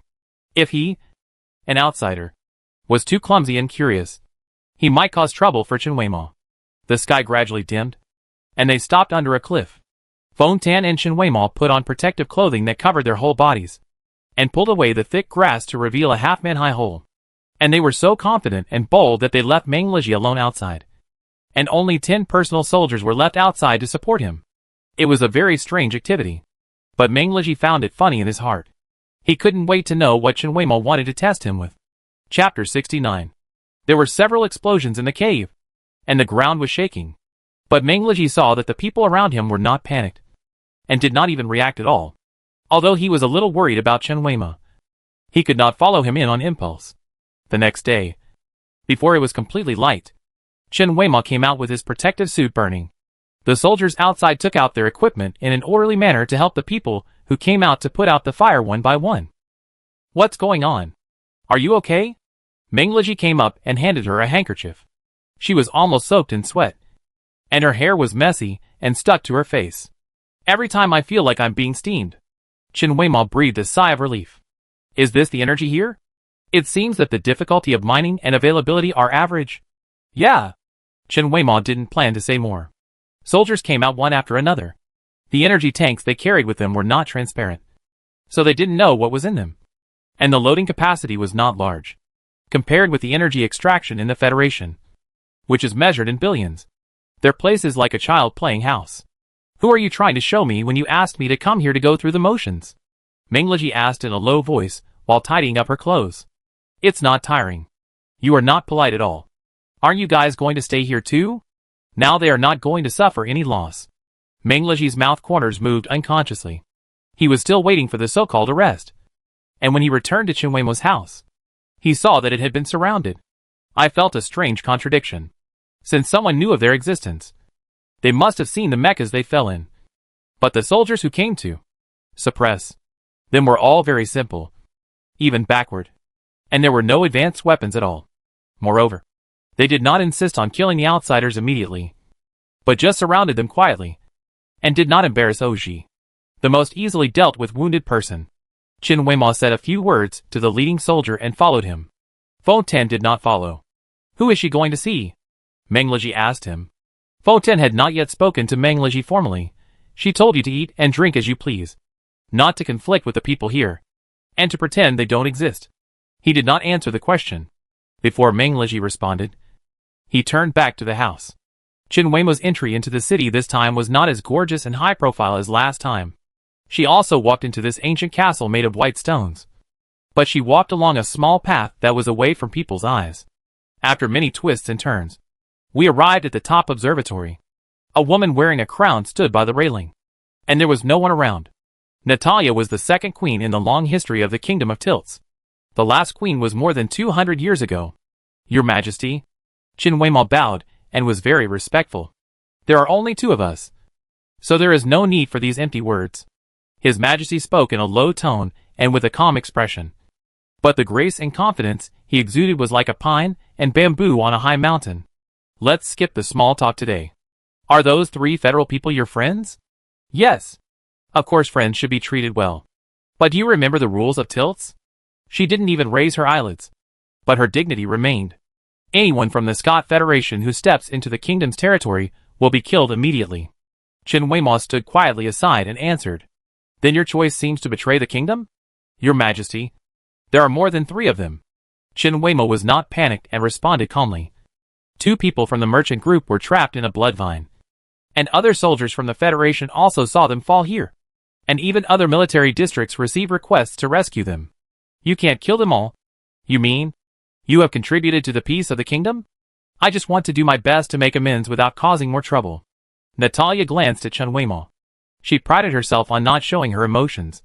But the man in front of her always did better than her in this regard. So what are your remedies? Since the accident of the last ranger, His Majesty has implemented a conservative policy on the entire planet, minimizing the traces of artificial transformation and keeping nature as it is. But the Federation has always been rich and powerful. They only go for the most dazzling places and the most advanced technology. They don't look down on things that require manual guidance and excavation. Qin Weimo looked at Natalia's reaction and continued, I especially chose a Class C production area of Class 4 energy. It is a place for normal use and does not expose the ordinary level. The energy, technology, and military of the Kingdom of Tilts are not worse than those of the Federation. They are even unique in energy. They do not need to trade with the outside world, and can be self-sufficient for at least 100 million years. But they are content with their small fortunes, and have no grand ambitions to expand abroad, as they have developed naturally to this day. What they have is not even inferior to several famous countries in the interstellar space. Although they never cause trouble, they are not afraid of trouble. Don't you think it's too deliberate? Natalia's expression is subtle, and the smile at the corner of her mouth is a little sarcastic. That Mengleji seems to be a big shot in the Federation. Wouldn't he take the initiative to check the place where you have been for more than 2 years? So your Majesty also played a play with me. If it's deliberate to the end. Let the soldiers hold that kind of gun. Qin Weimo gestured, and the two smiled at each other. Neither of them could hold back. Still laughing. How come your hand is gone? Have you forgotten? Natalia pulled the chair down, motioning her to sit down. Qin Weimo did not refuse, and sat directly beside her left hand. But the shape of that gun is too classical. 2 years ago, during the civil strife, the palace was full of gunfire, and she took Natalia away from the most chaotic center. When they found a place to settle down temporarily, Natalia discovered that Chen Weimo's left hand was gone. After the rebellion was quelled, Natalia completely updated the weapons, and the accuracy and lethality were improved to a higher level. But she changed the appearance to the aesthetic of hundreds of years ago. Anyway, it was she who proposed the keeping simple more than 10 years ago. And it was harmless to change such a small detail. And if your majesty really insisted on killing, he would not have blocked them today. Chen Weimo continued to talk about business. The monitoring and defense system connected to the blood-withered vine should have detected the accident outside the atmosphere long ago. Your majesty did not want to make too much noise, so he turned a blind eye and let them toss on their own. Moreover, she was allowed to bring Mingliji into the woodland valley, rather than killing the celebrities of the Federation and causing a sensation. It is better to perfunctorily deal with them, or arouse their interest. Let them make mistakes themselves, and then the kingdom will kill them for legitimate reasons. Natalia did not deny it. You are good to your friends. You saved their lives with such a high-sounding reason. But she would not affirm it directly. They are also unprovoked disasters. Who knew they would suddenly come here? But Weima. They are federal people after all. Natalia picked up the teacup and took a sip. You know about the previous forest ranger? Yes. The Federation must be on guard. So they. Natalia observed Chen Weima's reaction. She did not explicitly oppose or agree. If you want your friends to live, it is not impossible. Chen Weimo raised his eyes and waited for her next instruction. Go and kill Gu Qilai. Your Majesty. He is the foreign minister of the Federation after all. Of course I'm not asking you to rush over and stab him. I'm not crazy yet. Natalia looked at her with a smile in her eyes. As long as he's dead. I don't care how he died. It's hard. If it were easy, I wouldn't have dragged it on until now. More than 2 years ago, Chen Weimo's spaceship crashed here, and she happened to be out for inspection. When she arrived at the scene, she held the bloody, half-dead Fontaine in her arms. She was obviously also injured, but she still held on to the last bit of consciousness and said to save Fontaine. She knew that Chen Weimo was expelled from the Federation, and did not fully believe and accept her. However, Chen Weimo's strength was just enough to fill the position of forest ranger that had been contested and vacant. Although it was difficult for an outsider to take over, she was overwhelmingly powerful. In addition, she secretly supported him, so others could not compete for him. Later, she and her unlucky husband fought for the throne, and the castle was in chaos. Chen Weimo was even more loyal and brave than many of her personal soldiers. The subconsciousness of people in an emergency is the most difficult to decorate. So to be honest, Chen Weimo really wants to protect her life. She feels at ease with a strong man without ambition. But she is also worried. She seems to have no desires. And I don't know how to make her completely surrender. I thought she cared about Fontaine and Ir. But after more than 2 years, I always felt that there was something between her and these two people who lived together day and night. But the 3 federal people fell down the day before yesterday. And I heard that Chen Weimo ran there. She had to go through such a big circle to balance the irreconcilable contradictions between the Federation and the kingdom that had never been exposed. If a person wants something, he will have weaknesses. Natalia was very happy to see her change. I won't hold your friends here. This will cause trouble for the kingdom. Natalia raised her hand, and immediately a servant appeared, holding an exquisite tray with only a thumb-long dead branch on it. I'm sorry to use this method, but the Federation people, whether it's Gu Qilai or your friends, whoever dies is a good thing for the kingdom. She spoke softly, naturally and properly. After all, there is no way to find out what virus infected and died on a strange planet. But don't worry. Fontaine and Ir, they will be fine. Chen Weimo said nothing. This is a fragrant wood, which only grows in the valley. Although the name sounds good, if a creature inhales the powder ground from this wood, it will become more and more sleepy until it dies. And the process is painless. It is not easy to detect it through biological monitoring. Only those who understand will know that white spots will appear on the lower eyelids of infected creatures. And the closer they are to death, the more obvious the white spots will be. It took only about half a year from poisoning to death. As for the detoxification, of course, it can only be done here. According to Natalia, the whole area should be covered with the powder of the fragrant wood, so no one will be spared. Gu Qilai, he has many enemies. Chen Weimo paused for a while, still indifferent, not distinguishing emotions. But I need some special energy as a hook. People like him will definitely restart their greed. Chapter 70. After Chen Weimo returned home, the soldiers who were surrounding him naturally withdrew. The people inside were really obedient, eating and drinking as they should, and even became familiar with the card game that was popular in the Kingdom of Tilts under the leadership of Il. "You're back." Il's face was covered with notes, but he was still in high spirits. "What did the Emperor say?" "I agreed to let them leave." "So easy to talk to?" "She's a good person." Chen Weimo did not lie.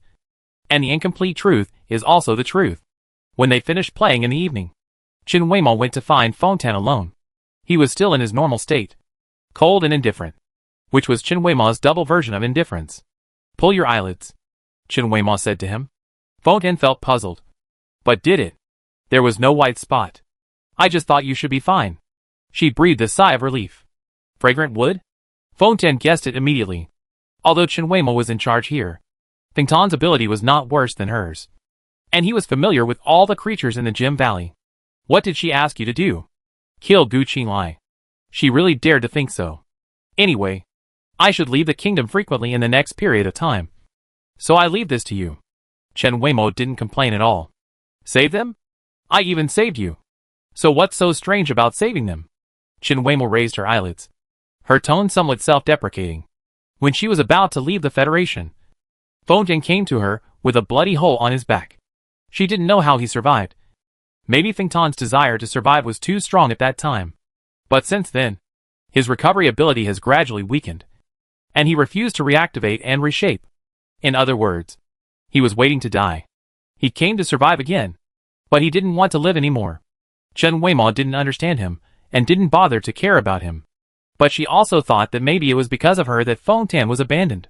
The population of Hypatia Unbounded City was tens of thousands at that time, and only a quarter of them left, including those who rose too. This is not much, but I don't know if this change will attract the attention of those who are interested. Fontaine also said that after returning to the Federation, he was suddenly attacked by his so-called own people. She was the one who came up with the idea. Even if Fontaine's misfortune was not caused by this time, it was probably related to her. It was impossible to let go of the past grudges. But she didn't know how to settle the past between her and Fontaine. Fontaine was speechless, and his face turned pale when he heard her say that. "Don't give me that expression again. You killed all my friends. I saw it with my own eyes." As for the initial, Chen Weimo always felt inexplicably depressed when he mentioned this. "You stay alive until I remember you." "Yeah," Fontaine said sullenly. "You stay here and don't go out. Don't let the people of the Federation see me. I might deal with your old customers." Chen Weimo still carefully instructed. She only had 2 harsh words in her mind. "Okay. I listen to you." Chen Weimo left his room, and the functional warning radar suddenly sounded automatically. Her fist was only an inch away from Ear's face. He eavesdropped again. The most hateful thing was that she never noticed. Ear opened her lower eyelids to let her see, and there was no white spot. Strange. Who was poisoned? "You did it?" Chen Weimo asked him. But he felt that it was not him. He never cared about other people's lives, so he would not try to help them block the pervasive powder. "How is it possible? I am naturally beautiful." As expected, Chen Weimo rolled his eyes skillfully. She naturally stepped past Ear, and suddenly thought of something, and took a step back. "Are you?" Since they went to the Gem Valley, she and Fontaine went there every time, and Ear only followed occasionally. They were both more or less poisoned, and Ear never had any serious problems. But they also took medicine to detoxify or prevent poisoning. I always thought he was a man who rarely took action and had good protection. But how could he foresee the poisoning method that was impossible to escape today? "I'm awesome." Ear always looked like a naughty boy, as if he was sticking his tail out to ask for praise. He had never deliberately hidden himself, but it was not easy to be discovered. Chen Weimo underestimated him. He could not fight, but he had strong survival ability. "If you go out, take me with you. I'm not afraid of being seen." Ear volunteered. "Are you tired of staying here? You are going out to cause trouble, which I am best at." He was full of pride. This is the truth, which can affect people's emotions and make them act impulsively. "I have to do it." "Why do you do it?" Chen Weimo went to the kitchen, added a midnight snack, and asked him by the way. "Hey, stop it. You can fool others, but not me." Ear held a piece of grass in his mouth and said vaguely, Your eager and excited thoughts are almost overflowing today. But your face is quite calm. Aren't you afraid that I will kill you one day to silence you? Hey, you can't bear to do it. Tell me, when did you start wanting to kill Gucci Lai? It was rare for Er to ask directly. Since leaving the Federation. You really told me? Although he knew that she was not simply kicked out of the Federation. He had been quietly observing what she wanted to do. But he never expected to hear the truth. Because I need your help. Chen Weimo was also very calm. Sincerity is invincible. Every time Er tried to play tricks on her, she would let down all her defenses and let him punch cotton. Er likes to see others get humiliated. And to see how embarrassed they feel when their hypocrisy is exposed. But he always gets no good results from Chen Weimo. What do you want to do? Er touched his nose unnaturally. Since you told me the truth, I help you for free this time. It's not difficult. We talk about it later. Chen Weimo patted his shoulder heavily. After dealing with this potential trouble, Chen Weimo could finally go back to her room to sleep. But she couldn't fall asleep, no matter how she tossed and turned. With 180 things going on in her mind at the same time. Because of Er's abnormality, she still had to confirm the matter of the fragrant wood. But confirmation means that one more person will know. She had to think about it carefully. Chen Weimo tiptoed out of the door, and stood in front of Meng Leji's door. A faint warm light shone through the crack of the door. She exhaled lightly, and knocked on the door. Meng Leji knew that Chen Weimo would come to see him. But he didn't expect it to be at this time. Aren't you sleepy? You haven't slept for 2 nights. Aren't you the same? Meng Leji pursed his lips slightly, and let her in, although people haven't gone back yet. There is still work to be done. Mobile team. But most of the work is clerical. Chen Weimo complained silently. It's the same everywhere. You can't escape writing. Meng Leji was touched in the sore spot. Tilted his head, and laughed a few times. There will be more troubles in the follow-up of this incident. Why? Because this is not an accident. Meng Leji's expression was a little lighter. If someone hadn't been greedy and reckless, the loss would not be so great. A life. Half a ship's cargo. And OG. And his Mecca. Even if the merchants are from outside the country, they should be responsible for their actions. Right? But the merchants this time. Meng Leji rarely flashed a trace of disgust. But it was fleeting. Let's not talk about it. What do you want to see me for now? Chen Weimo stared at him. Not saying a word. Almost staring at him to make his back cold. Can I see your eyes? Ah? Here. Chen Weimo flipped his eyelids. Seeing that Meng Leji didn't react and was stunned, Chen Weimo came over and pinched the skin under his eyes. There is indeed an inconspicuous white spot, which is just infected and very small. Chen Weimo. Meng Leji's body tensed up instantly, and the warm breath could almost hit his face. But he was unaware of it, and was so focused that he seemed to be studying an object. There is something I don't know how to say. Just say it. Chen Weimo didn't move his butt. Stretched out his arm to reach for a mirror. Look at your eyes here. This is poisoning. Meng Leji took a deep breath quietly, and returned to normal. He took a quick look and didn't react. He felt that today's siege shouldn't end so hastily. So this is the backup plan. What about Oshi? He has no symptoms now. And Mu Fenghua must be the same. But Oshi is still injured. And I don't know if it will be more serious. Just a little sleepy. But maybe in a few months or half a year, he will fall asleep. Chen Weimo carefully considered his words, and tried not to sound scary. What did you promise that emperor? Let me continue to work hard. Chen Weimo tried to comfort him. Don't be afraid. I will get you the antidote. I'm not afraid. Meng Leji pursed his lips. His voice was full of laughter. And he was silent for a while. But finally couldn't help but laugh. Is poisoning a funny thing? Chen Weimo didn't understand this reaction. Meng Leji's eyes moved down, and fell on her gloves. It seemed that she would wear them whenever she appeared in front of people these 2 days. How did you lose your hand? It was blown away. Can I take a look? What's there to see? But Chen Weimo still took off his gloves and reached over. The dark gray metal seemed to be connected to the flesh and bones, with no obvious connection marks. Unlike ordinary mechanical prostheses, hers seemed to be just a hand that changed color. Extremely realistic. Meng Leji gently rubbed it twice with his fingers. In fact, it is no different from the original one. And it is also very useful. Chen Weimo didn't tell him that the touch was retained. The slight strange feeling of being touched was a little strange. She immediately retracted her hand, clenched and opened her fist back and forth. Look! It's very flexible. Does it need further maintenance? Probably not. Unless it breaks down again. This material is very good. And my body has no rejection reaction at all. That's good. Meng Liji glanced at the optical computer. Although he turned it to silent mode after Chen Weimo came in, the messages were still popping up crazily. I may be gone in 2 days. Yeah. How do you want to give me the antidote then? Let's talk about it then. We can always get in touch. Where's your optical computer? Chen Weimo raised her metal hand. It was blown away with my hand at that time. Chapter 71. Where's the optical brain? Oh, Ji's facial features twitched. Captain, what are you asking about? 4 days later, on the aircraft returning to the Federation, OG heard the funniest joke of the year. She said so. What can I do? Meng Liji looked away. Captain, what do you think this is? OG stretched out the hand with the optical brain. And a name Chen Weimo lay prominently in the list. Where did you get this? I told her to add a contact number. And then it was there. Where did she get the optical computer? OG said in a breath, Captain, optical computers are not the only communication tool in the world. She gave it to you when you asked for it.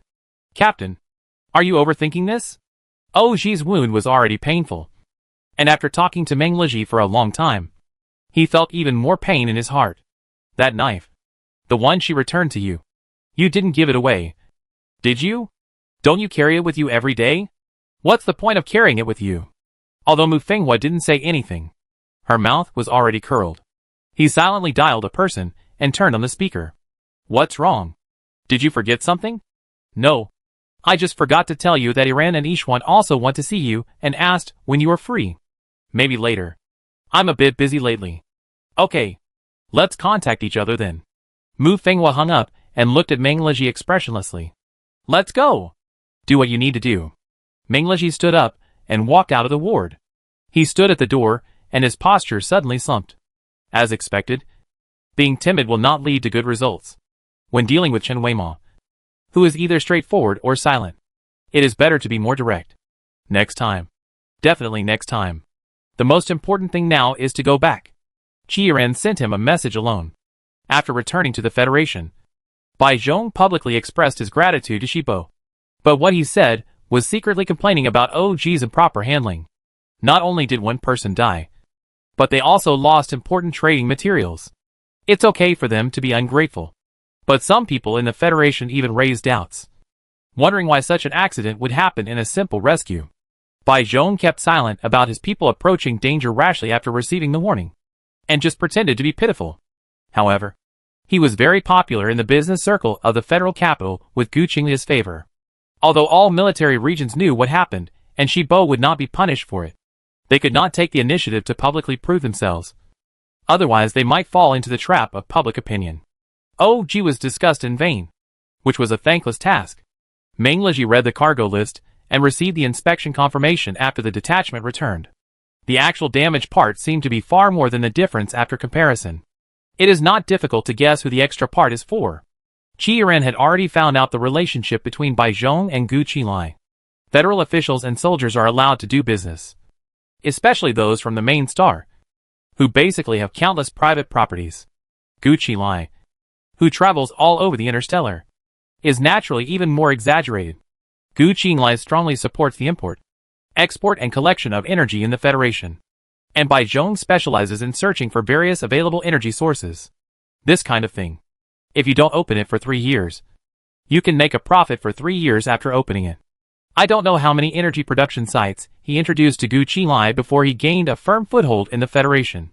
But if we allow this kind of people who cross the river and burn bridges to continue to run rampant in the Federation, I don't know how many normal businessmen will be squeezed out in the future, taking advantage of the fact that he happened to cause trouble to Shibo this time. Let's solve it while we are at it. After returning to the base, Meng Liji dealt with the trivial matters of the corresponding procedures, and went straight to find Qiran. Over on Autostar. The Stella Empire has not been officially announced yet. Right? I check. Qiran's mother also runs an energy-related company, although it is far less large than the most powerful energy company in the Federation. DeForest. It has a wide range of cooperation, so they know a lot about energy in the interstellar space very quickly. Not yet. The Empire's investigation is not over yet. It seems that the storage capacity and stability are still in doubt. What's wrong? Tell Bai Zhong that this place is rich in gas energy. Meng Leji stood in front of the window, looking at the busy crowd in the open-air training ground downstairs, and said calmly, "Do you want to? Let him make a contribution and show his face in front of Foreign Minister Gu. It's to make a fool of himself." Qi Ren smiled and did not object. "Aren't you afraid that he will implicate our Foreign Minister Gu? How could the Foreign Minister let such a person influence him?" Qi Ren's eyes turned slightly, and the corners of his mouth twitched slightly. But he didn't say anything. There is another thing, which just happened. She transmitted the information on the optical brain into a three-dimensional virtual picture in front of her.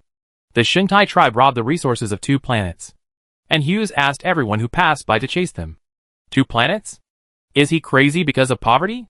Meng Leji was a little surprised. Ordinary star bandits robbed spaceships, and rarely robbed directly on the ground, because star bandits were not large enough to support such looting. "What did you rob?" he asked. "APYD-90 and Willy Star. Because there are not many people, so it's easy to get them." Qi Ren pursed his lips and raised his eyebrows. His expression was very subtle. "They are all private property of unknown people. But the APYD-90 seems to belong to Foreign Minister Gu." Meng Leji laughed awkwardly. What a coincidence. Now he is not afraid that Bai Zhong will not be fooled. A patron who lost something and was sulking, and a lackey who rushed to curry favor. They hit it off immediately. That's all for the business. Qi Ren put away his laptop and sat on the table. "How is Chen Weimao doing?" Meng Leji, In a way. She is doing very well. A sunny and cheerful little boy. A sultry and handsome muscular man. They are pleasing to the eye every day. I heard. Qi Ren's eyes became a little playful. Stop hearing nonsense every day. You still say that? Have you become so fragile after going out? Qi Ren patted his shoulder. Captain. This road is long. It's a good thing to meet again. But Chen Weimao. She doesn't have much mind to focus on other things she wants to do. So you have to play it straight. She even left the team and went straight to you without me. I don't know where to play it straight. Speak nicely and don't bring up the past. Qi Ren refused to convey any resentment. Think about what she really wants to do. Meng Leji began to remain silent. How could he not have thought about it? For more than 2 years. He had been thinking about it whenever he had free time. Every fleeting expression. Every casual word. And every clue he traced along the thread. He unconsciously built a huge framework in his mind. But how could he confirm it with the person involved? This was not as simple as he had initially imagined. That someone was continuing the transformation experiment in private. Meng Leji. Qi Ren stopped teasing him and started calling him by his full name again. Don't waste time at this time. You can't even get a contact number. And when you finally make up your mind, she will be gone all over the galaxy again. You can do it yourself. I'm going to the training room. Qi Ren stretched. I've been slacking off these days while handling the business group's affairs for you. As Meng Leji said, Bai Zhong was frantically passing messages to Gu Qilai. But the busy foreign minister had no time to see him. Every time he came to the Federation to see Gu Qilai, he would take out 2% of the energy introduced to the Federation and turn it into cash to give to Gu Qilai alone. But this time, he didn't have that much stock. I heard that Gu Qilai was in a bad mood recently. So he had to do his best to make up for it even if he had to bite the bullet. President, I don't think this trip will work. We have to think of another way. Zhang Qinghuai, his other loyal assistant, didn't want to be so eager to help others. I don't want to think about it. If I'm not careful, someone can take me down from this position. I must hold this big Buddha in my hands and can't offend him. Bai Zhong also has no patience at all. Gu Qinglai didn't see him, and he couldn't figure out the other party's thoughts at all. President, don't be anxious. The scientific expedition team has developed a new product, which I haven't seen before. Why don't we send it over to see? Zhang Qinghuai delivered the news in time. What new product? How long has it been? Bai Zhong became interested when he heard this. A concentrated energy source with huge energy. But it was only discovered yesterday, and there is no time to test it. The most important thing about energy is availability and stability. New discoveries like this can basically be classified as unusable. But Bai Zhong has no other choice now. He quickly sent another message to Gu Qilai. 2 hours later, Gu Qilai asked him to meet him in the evening. After leaving Gu Qinglia's house, Bai Zhong felt much more relaxed. If he could get the big money, everything would be easy. As long as Gu Qinglai continued to support him, he could stay in the Federation. Qinghai, get ready. We leave tomorrow and go see that new energy source. President, it's useless for us to go. Right? You don't understand it again. You know shit. This is called attitude. We have to show attitude. Bai Zhong spat at him. Besides, if it's really a good thing, then we make a fortune. Remember, don't let any news leak out. Understood? But when they really arrived at Otto, Bai Zhong's face wrinkled together. He seldom came to such a desolate planet. The atmosphere is very thin, and there are only about 100 people living here, and they all have to wear full-body protective clothing. Here? He asked Zhang Qinghai to confirm. Yeah. Where? Over there in the mountains. How do we get there? Only the land here is suitable for landing, and we can only walk there. There is no other means of transportation. Is it necessary to stop so far? Bai Zhong slapped his head. Speechless. Not at him, but at the barren environment here. The pampered people walked for a long time, and it seemed that only their heavy breathing could be heard in the strange and desolate place. On the boundless dark gray plain, a circular mountain range appeared on the horizon, filled with a kind of transcendent tranquility. This mountain is quite interesting. Bai Zhong stopped, pinching his waist and breathing heavily. He had asked the scientific expedition team to come to meet him a long time ago, but as soon as they arrived, they told him the news he didn't want to hear the most. President, it seems that this place has been occupied by others. It's useless even if we can use the test. Chapter 72. The crater has a complex terrain. Bai Zhong and his team hid in the ravine, quietly observing the expedition team that was arranging large equipment in an orderly manner in the distance. They looked much more professional than them. Based on Bai Zhong's experience, this kind of equipment should be used to extract gas. Do you know where they came from? I don't know. Is this what you found? No. What we detected was solid matter. The amount was not large, but it was an unconventional type. Bai Zhong turned around. What's the conflict? President, keep your voice down. Don't let them find out. The leader of the scientific expedition reminded the busy president. The energy sources discovered are different, but according to the interstellar general rules, if one party has occupied unowned land, then the 100 stars around this land will automatically be included in the ownership of this party. This is to avoid conflicts. Is there a clear provision for this general rule? No. Isn't this accepted by everyone? Bai Zhong's mouth corners turned down. So is this still a problem? Each of them did their own thing and did not disturb the other. If there were any disagreements, they would talk about it later. Go show me our stuff first. Bai Zhong turned around and left. The place they were looking at was very close to the place they had just been in, but they had to go around a mountain to get there.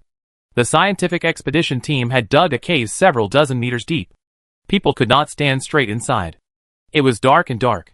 The protective suits all issued warnings that the air structure here was abnormal, and they had to be careful when using any tools. President, look at this rock. The team leader introduced. We also accidentally detected an abnormal element here. This is a new element that has never been discovered. We did a preliminary test and found that 1 microgram of unpurified can continue to burn for 3 hours in this environment. Really? Is there any recorded data? Show me. Although Bai Zhong is a serval profiteer, he also has rich theoretical and practical experience. He took a rough look and found that it was indeed very outstanding from a data perspective. But why are all of them unprocessed? Can't you get a sample? President, this kind of delicate work should be done in a better experimental environment. Not to mention this kind of unknown substance. We are also afraid of damaging the basic terrain here. Seeing that Bai Zhong's face was not good again, Zhang Qinghai hurriedly made up for the leader. President, let's go back to the crowded place just now and study it carefully. It's dangerous to stay here all the time. Okay, let's go. I just got off the spaceship and went straight here. I didn't expect that the most prosperous place on Autostar was just a few shaky earthen houses. What a lousy place. There are so many resources. Why is it not built up at all? Although Bai Zhong was wearing protective clothing, he still wiped the dirt with disdain before sitting down. This empty earthen house is the temporary station of the scientific expedition team. It should have been uninhabited for a long time. The radiation here is too strong. It is unsuitable for survival. It is inevitable.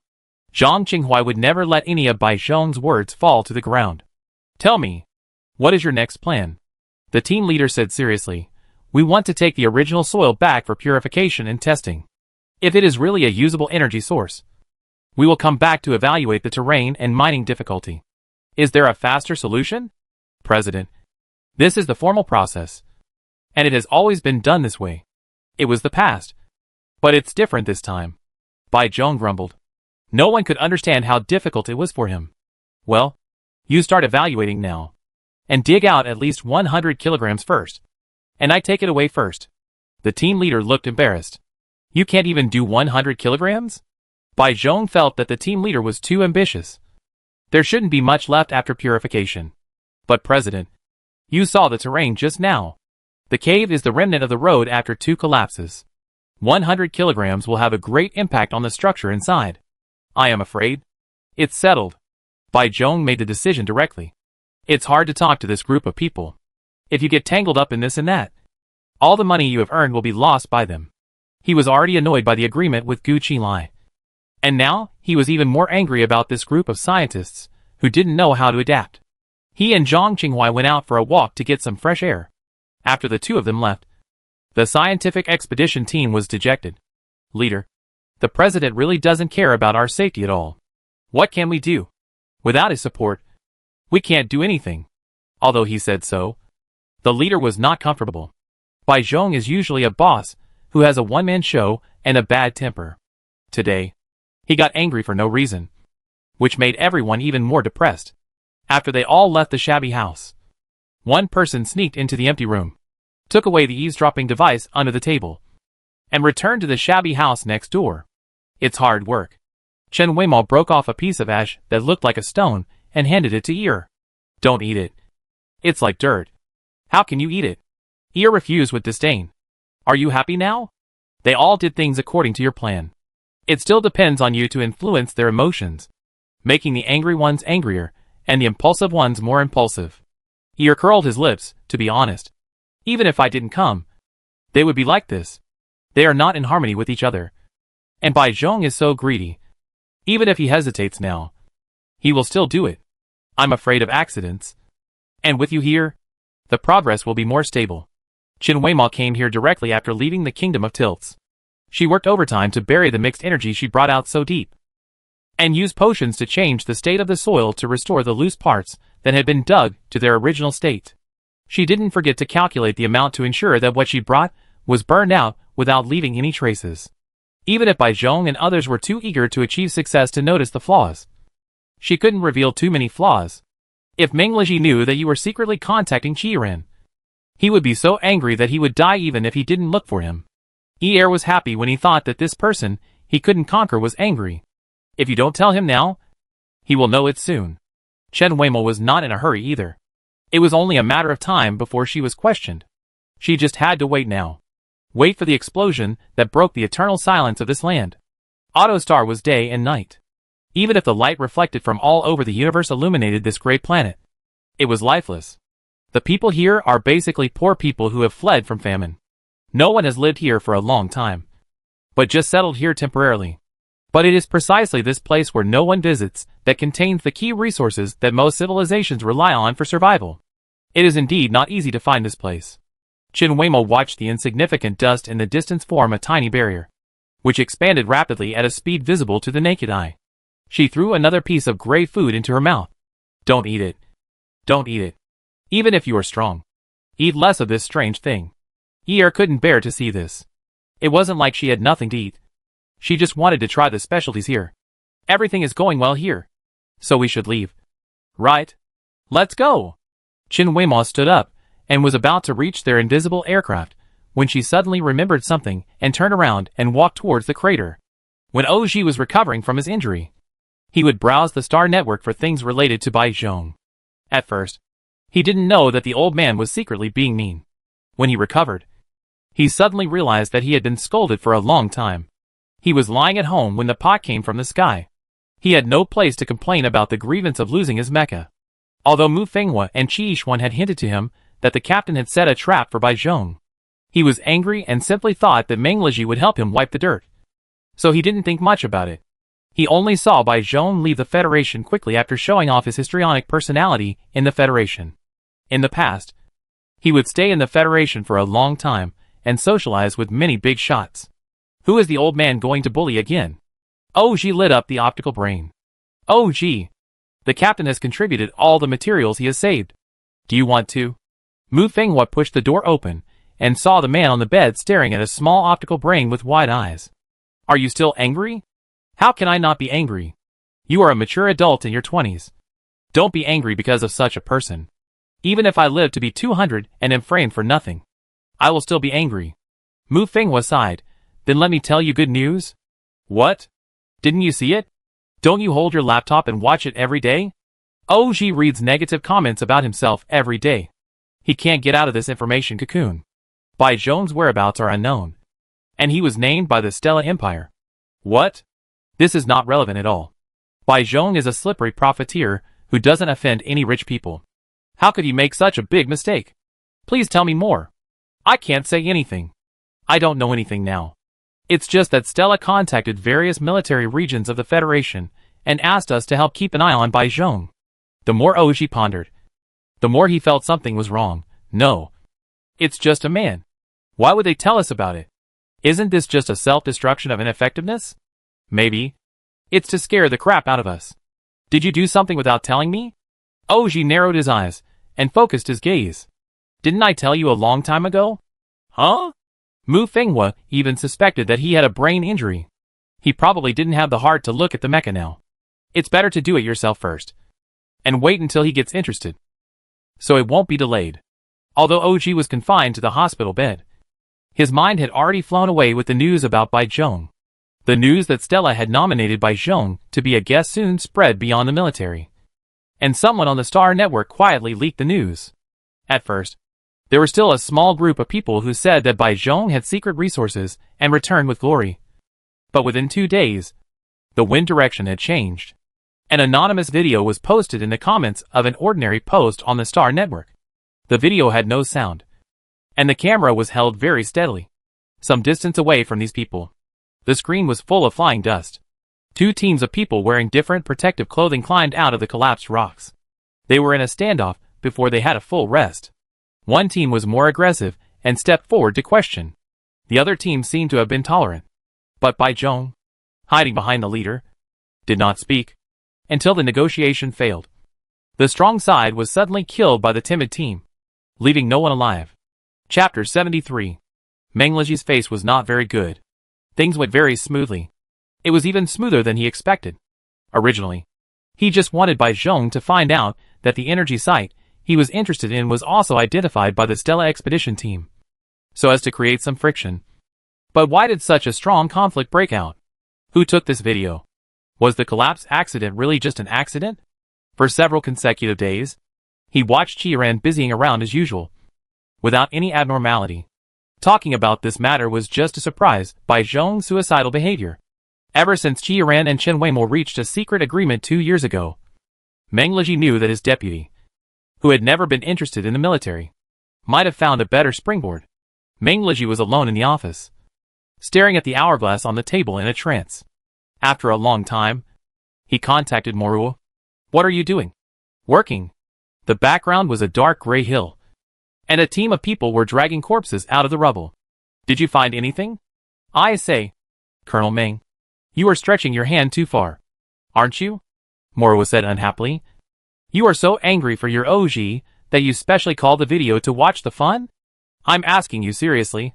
Moruo snorted softly and turned the video direction. Did you see that half pit? It is initially believed to be an energy explosion. But the soil here is special. Although the reaction inside is violent, it is equivalent to using a pot cover to smother the fire inside. So the collapse caused is not serious. So the 2 teams can survive. What type of energy is it? It seems that not much energy is generated. Meng Leji asked knowingly. There is still residual gas energy. But, Moruo touched his chin. I feel this is quite strange. What's strange? Look. According to the on-site reconstruction, Bai Zhong was digging on the left side of the mountain, and Stella was digging on the right side. And the straight line distance was very close. But Stella arrived first, so they should have occupied the best digging point. But the actual explosion was closer to Bai Zhong, and the traces of the explosion on his side were very clean, without any trace left. Moro was not an expert in structure and energy, so he had some questions in his mind. But he could not say it clearly. Could it be that Bai Zhong was lucky enough to find a better access point? Seeing that Meng Liji did not respond, he said, anyway, Bai Zhong violated the interstellar rules and did kill Stella's people. Oh gee, you have let out your anger. But I advise you not to get involved. Otherwise you will get into trouble. His last piece of advice was sincere. What Bai Zhong did was not kind to begin with. And the Federal Military District basically didn't want to deal with him. But if he got himself into trouble because of such a person, it would be a loss. Got it? Meng Liji asked again. Have you found the location where the video was filmed? Found it. Not far away. Moro showed him that if Bai Zhong and Stella's people were not too focused on the confrontation, it would be easy to find people around. I also asked the people here. They were all passers-by who came and went. On the day of the accident, there was only one person left here, and he only saw Bai Zhong and his men leave here, and he didn't know anything else. Okay. Thanks. Oh, you're so polite today? You have to be scolded to feel better. Right? Why do you get angry when I say one more word? Mo Arrow was teasing a child. He also realized it afterward, when he ridiculed Chen Weima in the Boundless City, saying that she gave up on herself. He didn't expect that she would be so submissive later, which was a bit beyond his expectations. It was as if she handed a knife to someone else and announced to the whole Federation that she didn't want to live anymore. But what he didn't expect was, how did Meng Liji get so angry? After that, he was not so hostile to Meng Liji. After all, he would not make things difficult for someone who looked like a decent person but was often absent-minded. But this Bai Zhong, a businessman who eats for free, is quite good at running with a few scientists who have little fighting power. Moro suddenly sighed. Although the interstellar space is huge, people like Bai Zhong must have 3 burrows. But if you really want to check, you can still find out where he might be staying. However, there has been no news so far. Do you think it will be? Moero gave Meng Liji a look, knowing what was going on. Don't guess blindly. You guessed it too. Just work. Don't talk too much. Meng Liji cut off the video. How could an explosion leave no clues? This is a problem in itself. If it was an explosion that could burn everything to ashes, how did Bai Zhong and the others survive? But even if everyone noticed this, no one could trace it out of thin air.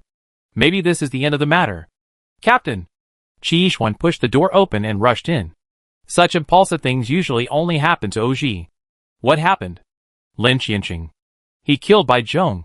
When? Just now.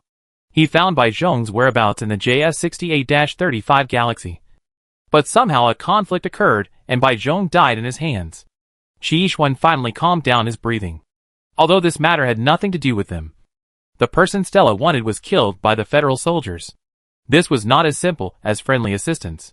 The expression on Meng Liji's face gradually disappeared. He stared at Qi Yishuan without saying a word, and suddenly sneered. Qi Yishuan was a little scared by being looked at. What's wrong? Captain? Do you have Chen Weima's contact information? Yes. Since Oji and Mu Fenghua came back, she asked for Chen Weima's new contact information.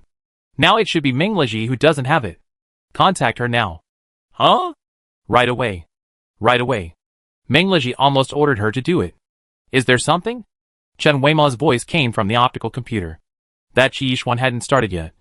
Meng Liji spoke directly. Where are you? Near Tilts. What's going on? Meet near ES46-79. This is a small planet between Tilts and the Federation. Since Meng Liji knew her coordinates, he had checked the route from the Federation to there, and knew it by heart. Is there anything? Chen Weimo asked again. See you in 5 hours. Meng Liji said nothing, walked to Qi Yishuan, and hung up mercilessly. Captain, please say something. I'm scared of you. Qi Yishuan didn't know what was wrong with him, and didn't explain anything. He was very calm, but there was an invisible resentment. I go out for a while. Keep an eye on the people entering and leaving the base, and the Federation as usual. Since Freedom Technology has targeted Meng Liji, every time he goes out alone, he will ask the other people in Shibua to pay attention to these 2 places. It has become an unwritten rule for them. So sudden? Are you really going? Meng Liji walked quickly, leaving Qi Yishuan confused. Chen Weimo was hung up on the other side, and her expression was also very subtle. She and Ir were on their way back to Tilts when they were suddenly detained for an inexplicable appointment. What did he want you to do? Yer asked. Maybe. A quarrel. Chen Weimo replied indifferently. Turn around. Wait for me on the aircraft for a while. When she arrived at the agreed place, Meng Liji was already waiting for her. It looked like he had squeezed the engine dry and rushed over. Is there something urgent? Chen Weimo had just pulled the chair away and hadn't sat down when Meng Liji asked. You've been tossing by Zhong these days. Are you tired? Meng Liji got straight to the point, tapping his fingers on the table, staring straight at Chen Weimo. As expected, Chen Weimo's movements froze. But he still sat opposite him, as if nothing had happened. Do you want me to say it yourself or should I? Try to say it? Seeing that she was unmoved, Meng Liji's hidden anger intensified a little. Why don't you let Yer in? He helped a lot. Didn't he? Let him watch the spaceship, and don't let anyone destroy it. Chen Weimo turned a blind eye and didn't respond. 2 years ago, you asked Iran to quit the team.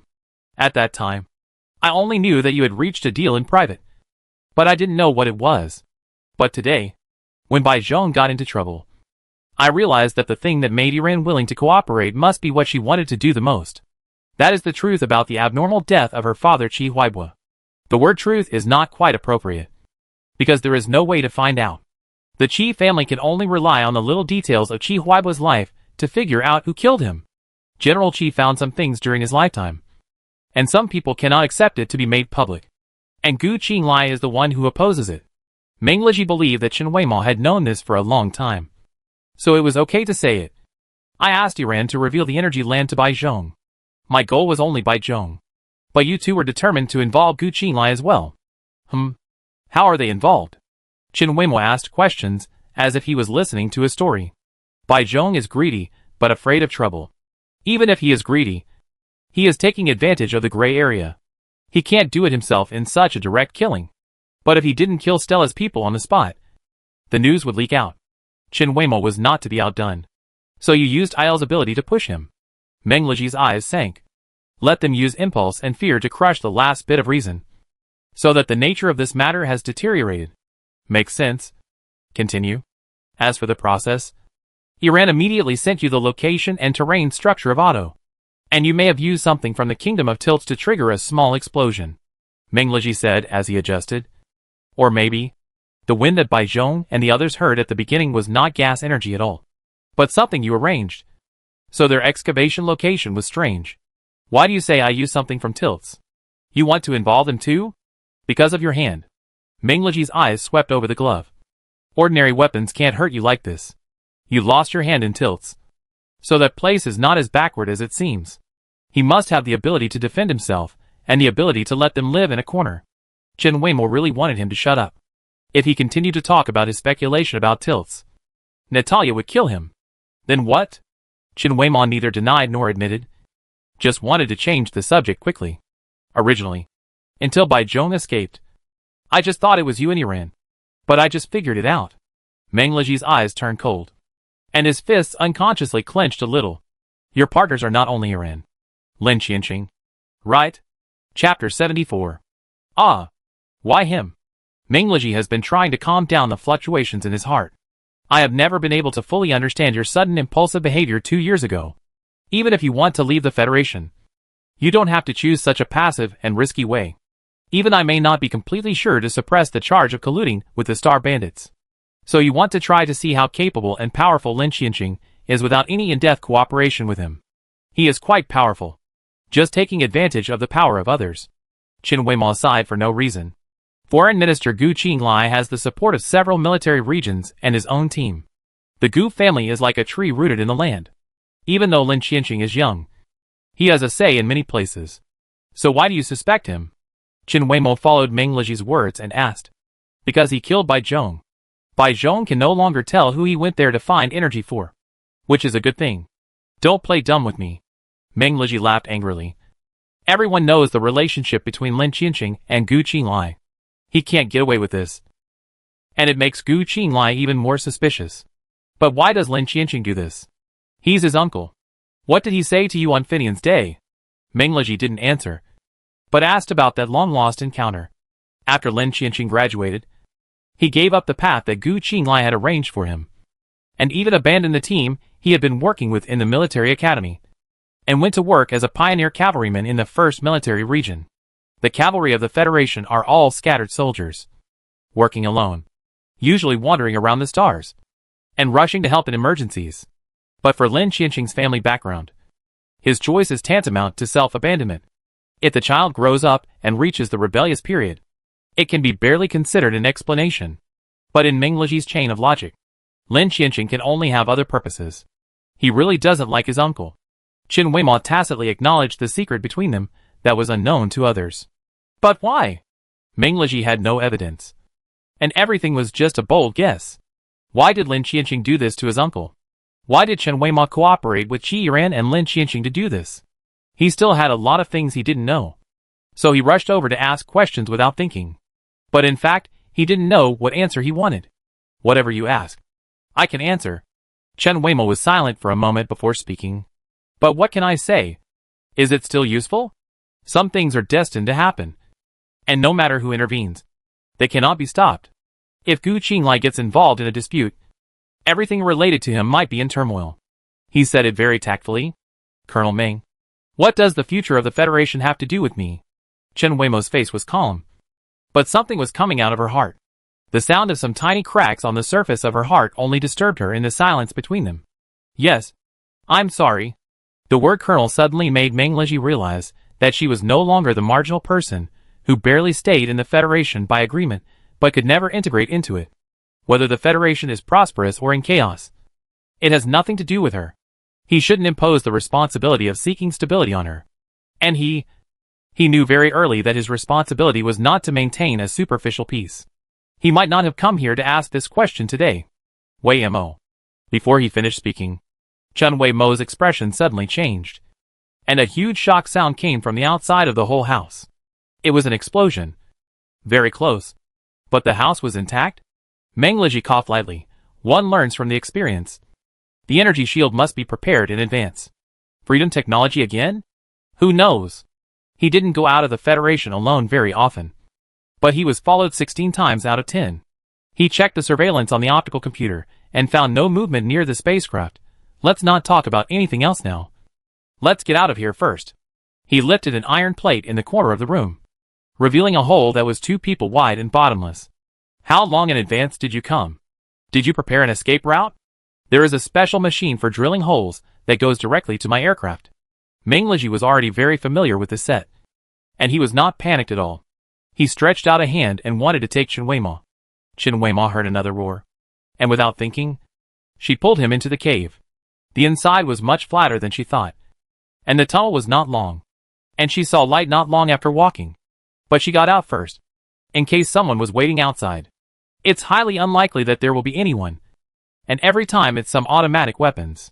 Meng Leji gently exerted force on his hand to relax Qin Weima, who was on high alert and looking around. That can't keep going like this. When you go out, you are followed by a dog. Haven't you taken the initiative to check? I'm investigating. But I'm not in a hurry. No hurry. No wonder Qi Yiran always complains about Meng Leji in private.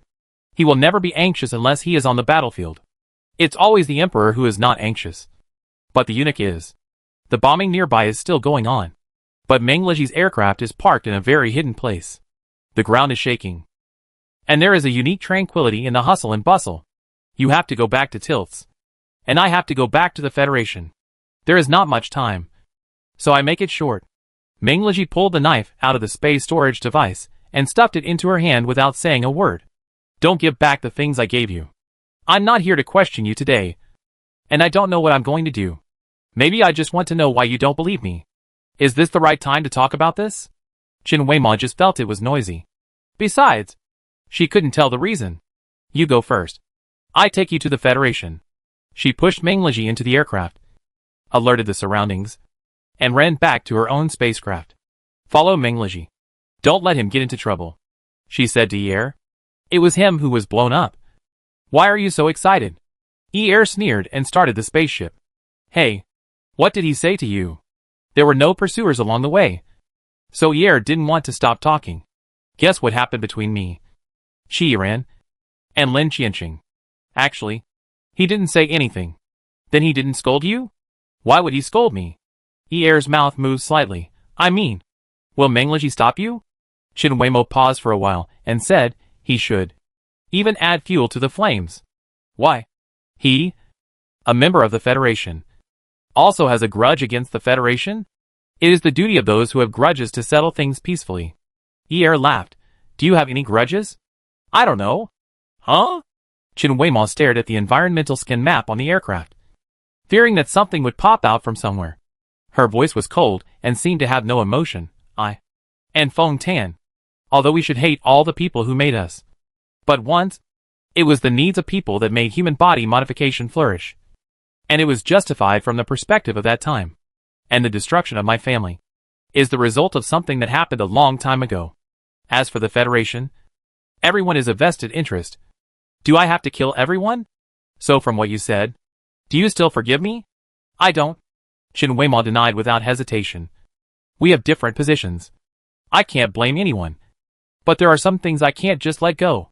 Since they did it, I hope they can bear the consequences. Chen Weimo. Can I kiss you? Get lost.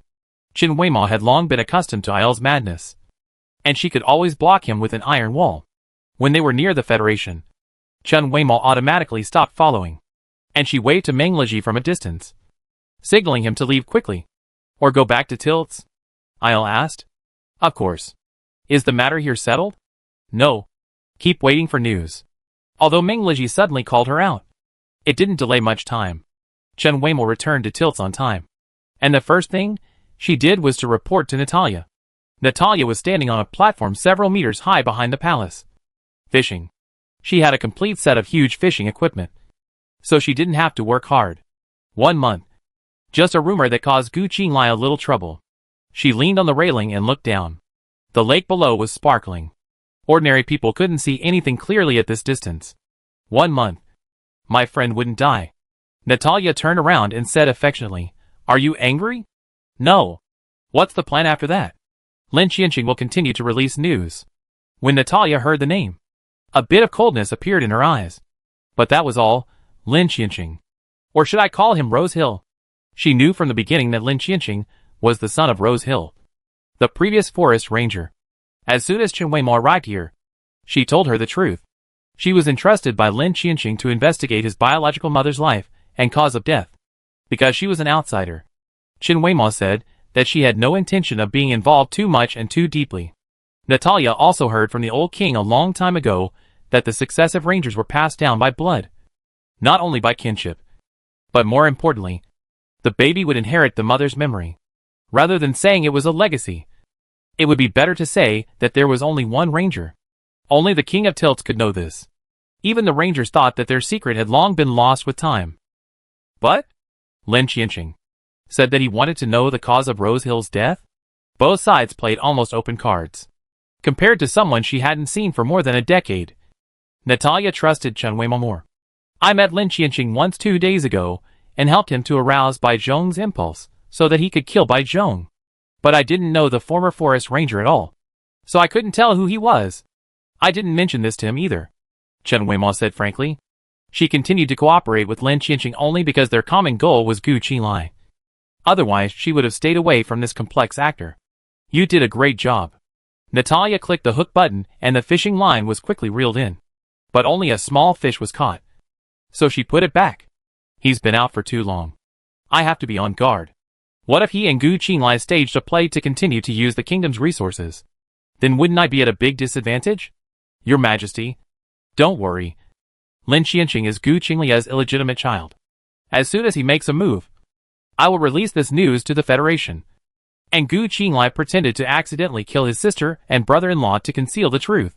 As for his biological mother, I have also found an excuse, and will not involve Tilts.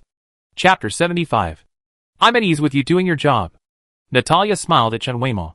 Tilts is low-key, but not closed. She got the news of Rose Hill, who had been out of touch for more than 10 years, from Chen Weimo again, and immediately started to investigate. At that time, she was still the queen and had little power. She only knew that a federal man had colluded with Rose Hill. When Rose Hill realized something was wrong, it was too late. Fortunately, Gu Qinglai was just trying to expand his private property. Although he was not easy to touch, it did not rise to the level of the two countries. In order to prevent the kingdom's resources from being coveted, Rose Hill pretended to follow Gu Qinglai out of the kingdom. Natalia and her dead man acquiesced to all this happening, did not stop it, and even secretly accelerated Rose Hill and Gu Qinglia's departure. After all, I need help from others. Qin Weimao lowered his eyes and responded calmly. You are not serious. I am threatening you. But I do need the antidote for the fragrant wood. Natalia seemed to be in a good mood. Qin Weimao. Don't be so honest.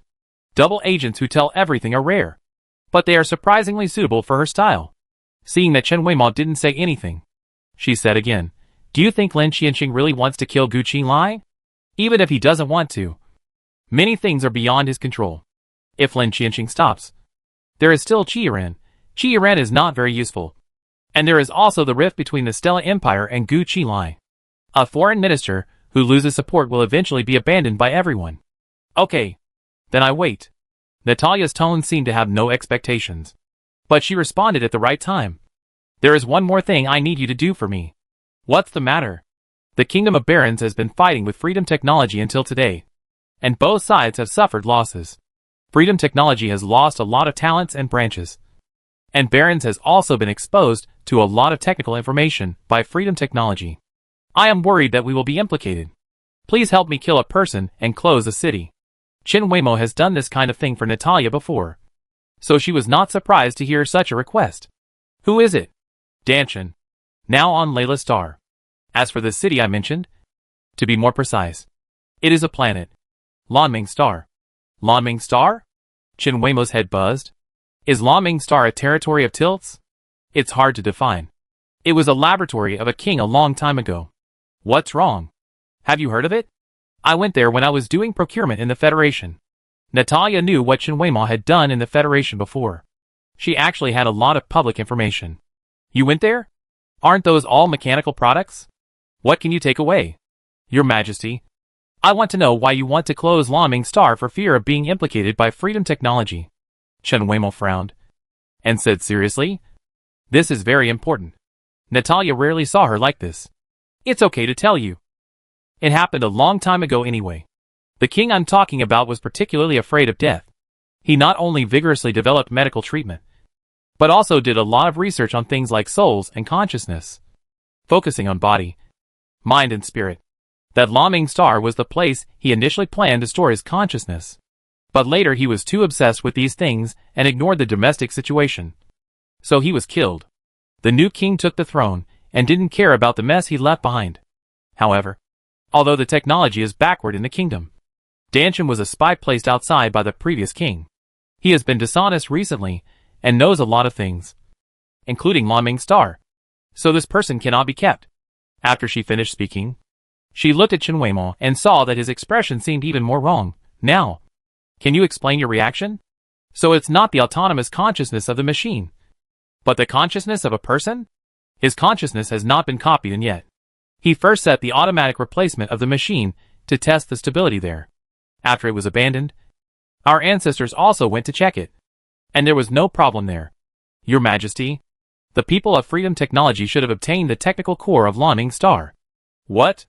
Qin Weimao felt that something was right in front of her. But she just couldn't catch it. When I went to Lanming Star, I was tricked by someone I was traveling with. He stole the engine core data and later defected to Freedom Technology. Natalia immediately reacted, but there is no record of you in the visit data of Lanming Star. When did you go there? Qin Weimao was also a little dumbfounded. More than 2 years ago. Natalia got up and took Qin Weimao to the inner hall without caring about her fish. She took out the records of Lanming Star and asked Qin Weimao to check the date himself. On the day Qin Weimao went there were only 2 people. But the video and images recorded by the camera were not her and Mei Chen, but 2 unfamiliar faces, namely Shuo and Mu Cheng. It should be this. But Qin Weimao tried to recall all the details of the time, but it was too long, and she couldn't remember it clearly. In her impression, Mei Chen seemed to have just introduced himself verbally, and didn't submit any information. This kind of data is easy to cover. Don't think about it. Natalia smiled coldly. Danshan confessed himself. It seems that he will not be killed by mistake. Is there any reference value for the storage of human consciousness by the autonomous consciousness of the machine? Qin Weimao asked. Storing human consciousness in the form of data out of the brain is essentially a paradox. The data is the consciousness of a person at that moment. But you can't say it's still him 10 years later, without the consciousness to interact with the outside world. It can only be defined as an outdated intelligent body. But if the machine can achieve self-awakening and keep self-updating, then human consciousness may have a chance to be saved by using this as a reference. After Natalia finished speaking, the two fell silent. Of course, this is just my personal opinion. There are many different opinions on the definition of this kind of thing. Maybe others don't think so. She glanced at Chen Weimo and asked, "Do you know anything else? The man who stole the data is called Mei Chen, and he seems to have a high position in freedom technology." Chen Weimo's thoughts were in a mess, and his temples were throbbing with pain. "I don't know what he did specifically, but he was promoted very quickly." "I know. I will check this person." Natalia asked again. "But what I want to ask is, what are you thinking? It's just that a lot of things are piled up, and I don't know what's going on. For example, she must get to the bottom of it today." Chen Weimo took a deep breath. "I just suddenly remembered that freedom technology once surrounded Mengleji and forced us to a country, Rex, where there are all digital life forms. All copy human consciousness." Natalia had never heard her say this before, and she was interested. Then what? Then, the digital life forms there are more greedy for our bodies, and want to trick us into becoming immortal like them. What happened next? I don't know. I just remembered this incident when I heard His Majesty talking about that king. The elements are very similar. Chen Weimo really didn't know. Her mind was in a mess. Are you trying to say whether there is an unknown copy consciousness that wants to develop further? Natalia guided her. I really can't figure it out. Forget it. I won't make it difficult for you. Natalia chuckled. I just didn't expect that you and freedom technology have such a past. There are many more. Such as they beat me to factory settings, and spread rumors in the Federation that I was a humanoid weapon. Don't you hate it? I can't explain it, because I don't know why they did it.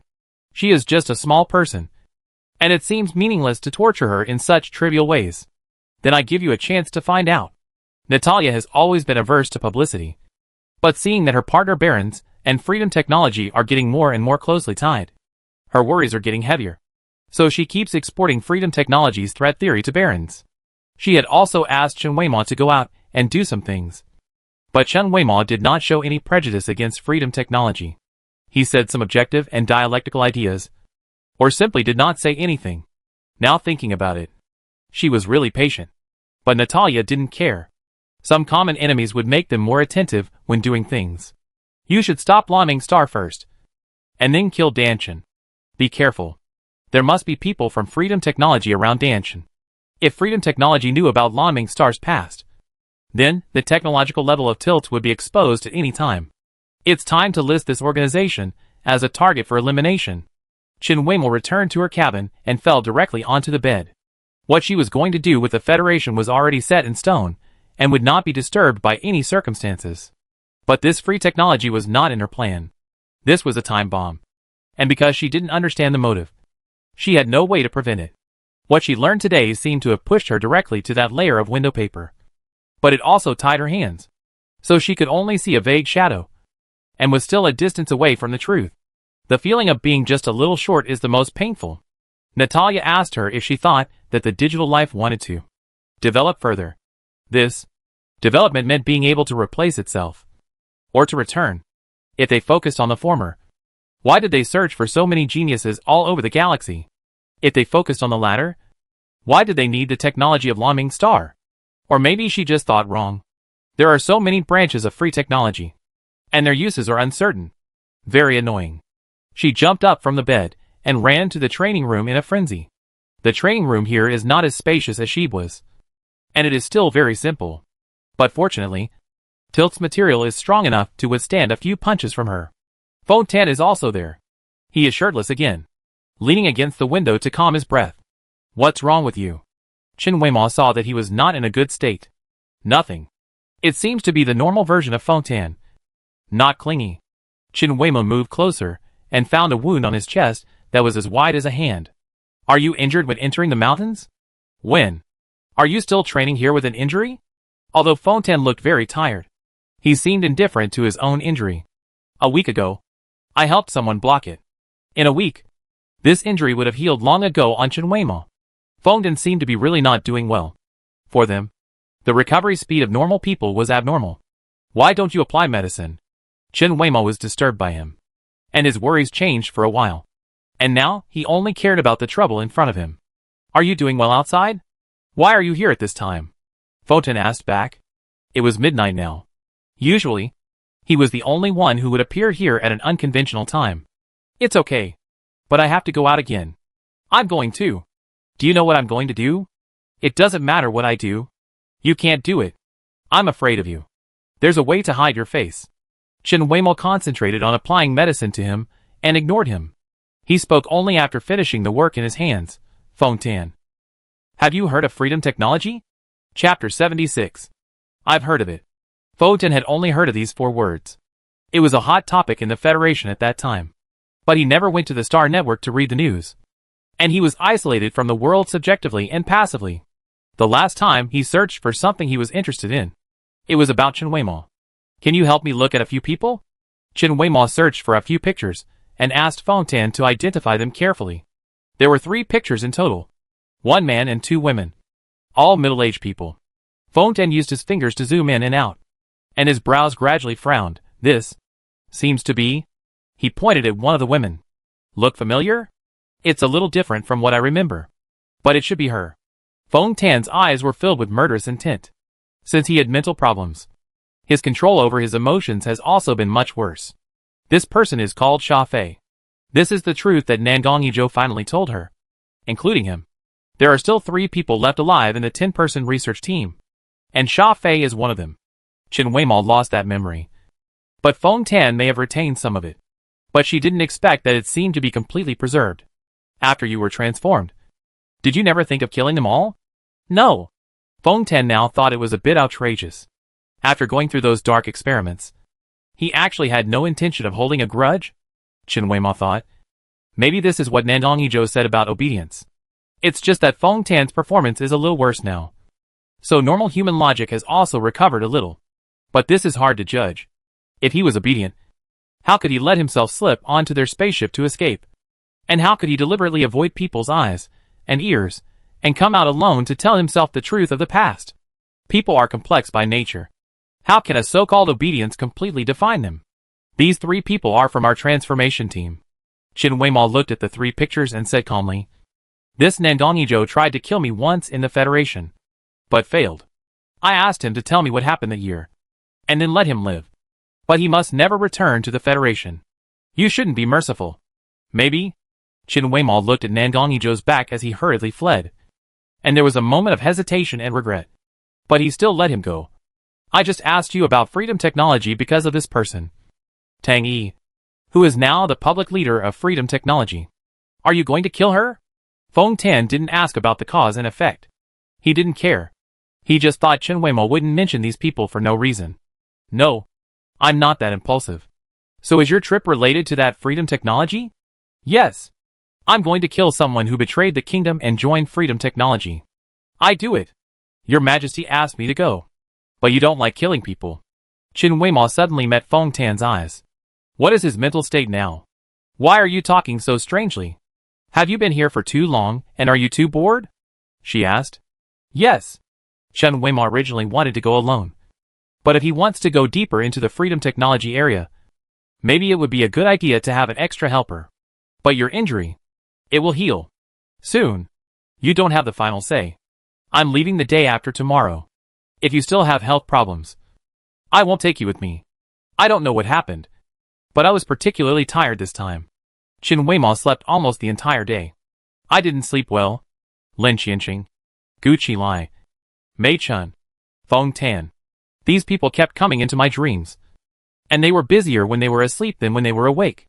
When I opened my eyes again, Fengtian had packed the luggage for the 2 of them and prepared all the weapons that might be used.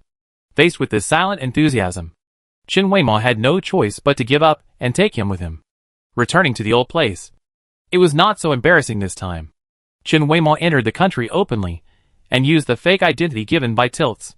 Anyway, the previous records had been erased by Mei Chen, so she was not afraid of being exposed.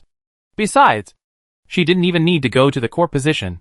according to the plan given by Natalia. She only needed to place some jammers everywhere. When the interference formed a stable fluctuation, the quantitative change turned into a qualitative change, and the internal structure of Laming star could be destroyed in the form of non-direct contact. When the damage reached the critical value, it would trigger the original setting when the city was built to protect the creator and self-destruct. Chen Weimao and Fontaine acted separately and completed it quickly. They left smoothly and observed from a safe distance. 10 hours later, a full-scale explosion occurred on Laming star. This kind of scene was also the first time Chen Weimao had seen it.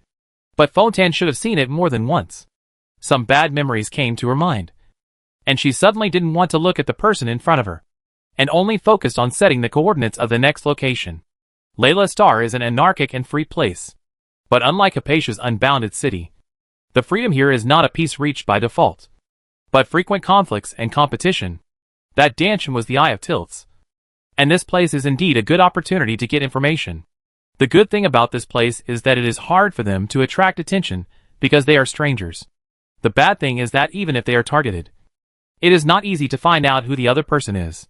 Chen Weimao took out 2 micro-devices, placed them behind his ears, and tapped them lightly.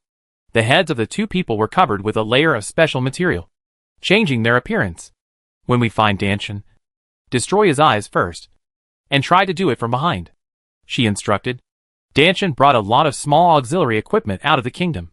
Natalia said that one of them was a micro-recorder built into the retina, which could call up the last dynamic image after death. Chen Weimao and Fontaine walked towards Danshan's house normally. When they were near, Chen Weimao seemed to see a familiar figure. She immediately pulled Fontaine to hide in the corner. Machen? There were a dozen strong men following him, looking at this direction. It seemed to be the same direction as them. Freedom technology? Thingtan's remedial lessons were quite good. Chen Weimao told him about the past conflict with Freedom Technology, and he became familiar with the organization from top to bottom. He had seen a picture of this face. Chen Weimao thought, it can't be such a coincidence that Danshan and Freedom Technology are in contact? While she was still thinking, Fontaine had already rushed out. She didn't have time to stop him. She leaned half of her body out, but she was afraid of attracting attention, so she had to shrink back. Fontaine put his hands in his pockets, his broad shoulders slightly bent inward, looking very listless, and passed by the last person from Freedom Technology as if nothing had happened. But behind him, a bug weighing only 5 grams was thrown, which stuck to the man's trouser leg, and the man didn't notice it at all. Fontaine went around for a long time before coming back to find Chen Weimao. Can you tell me in advance? Chen Weimao wanted to punch him, but considering that he was not fully recovered, he just rolled his eyes. Fontaine silently did not talk back, took out a headset and handed it to her. Machen did go to find Danshan. First sentence, uncle? Didn't he say that he had no home? Uncle, our base 35 was attacked.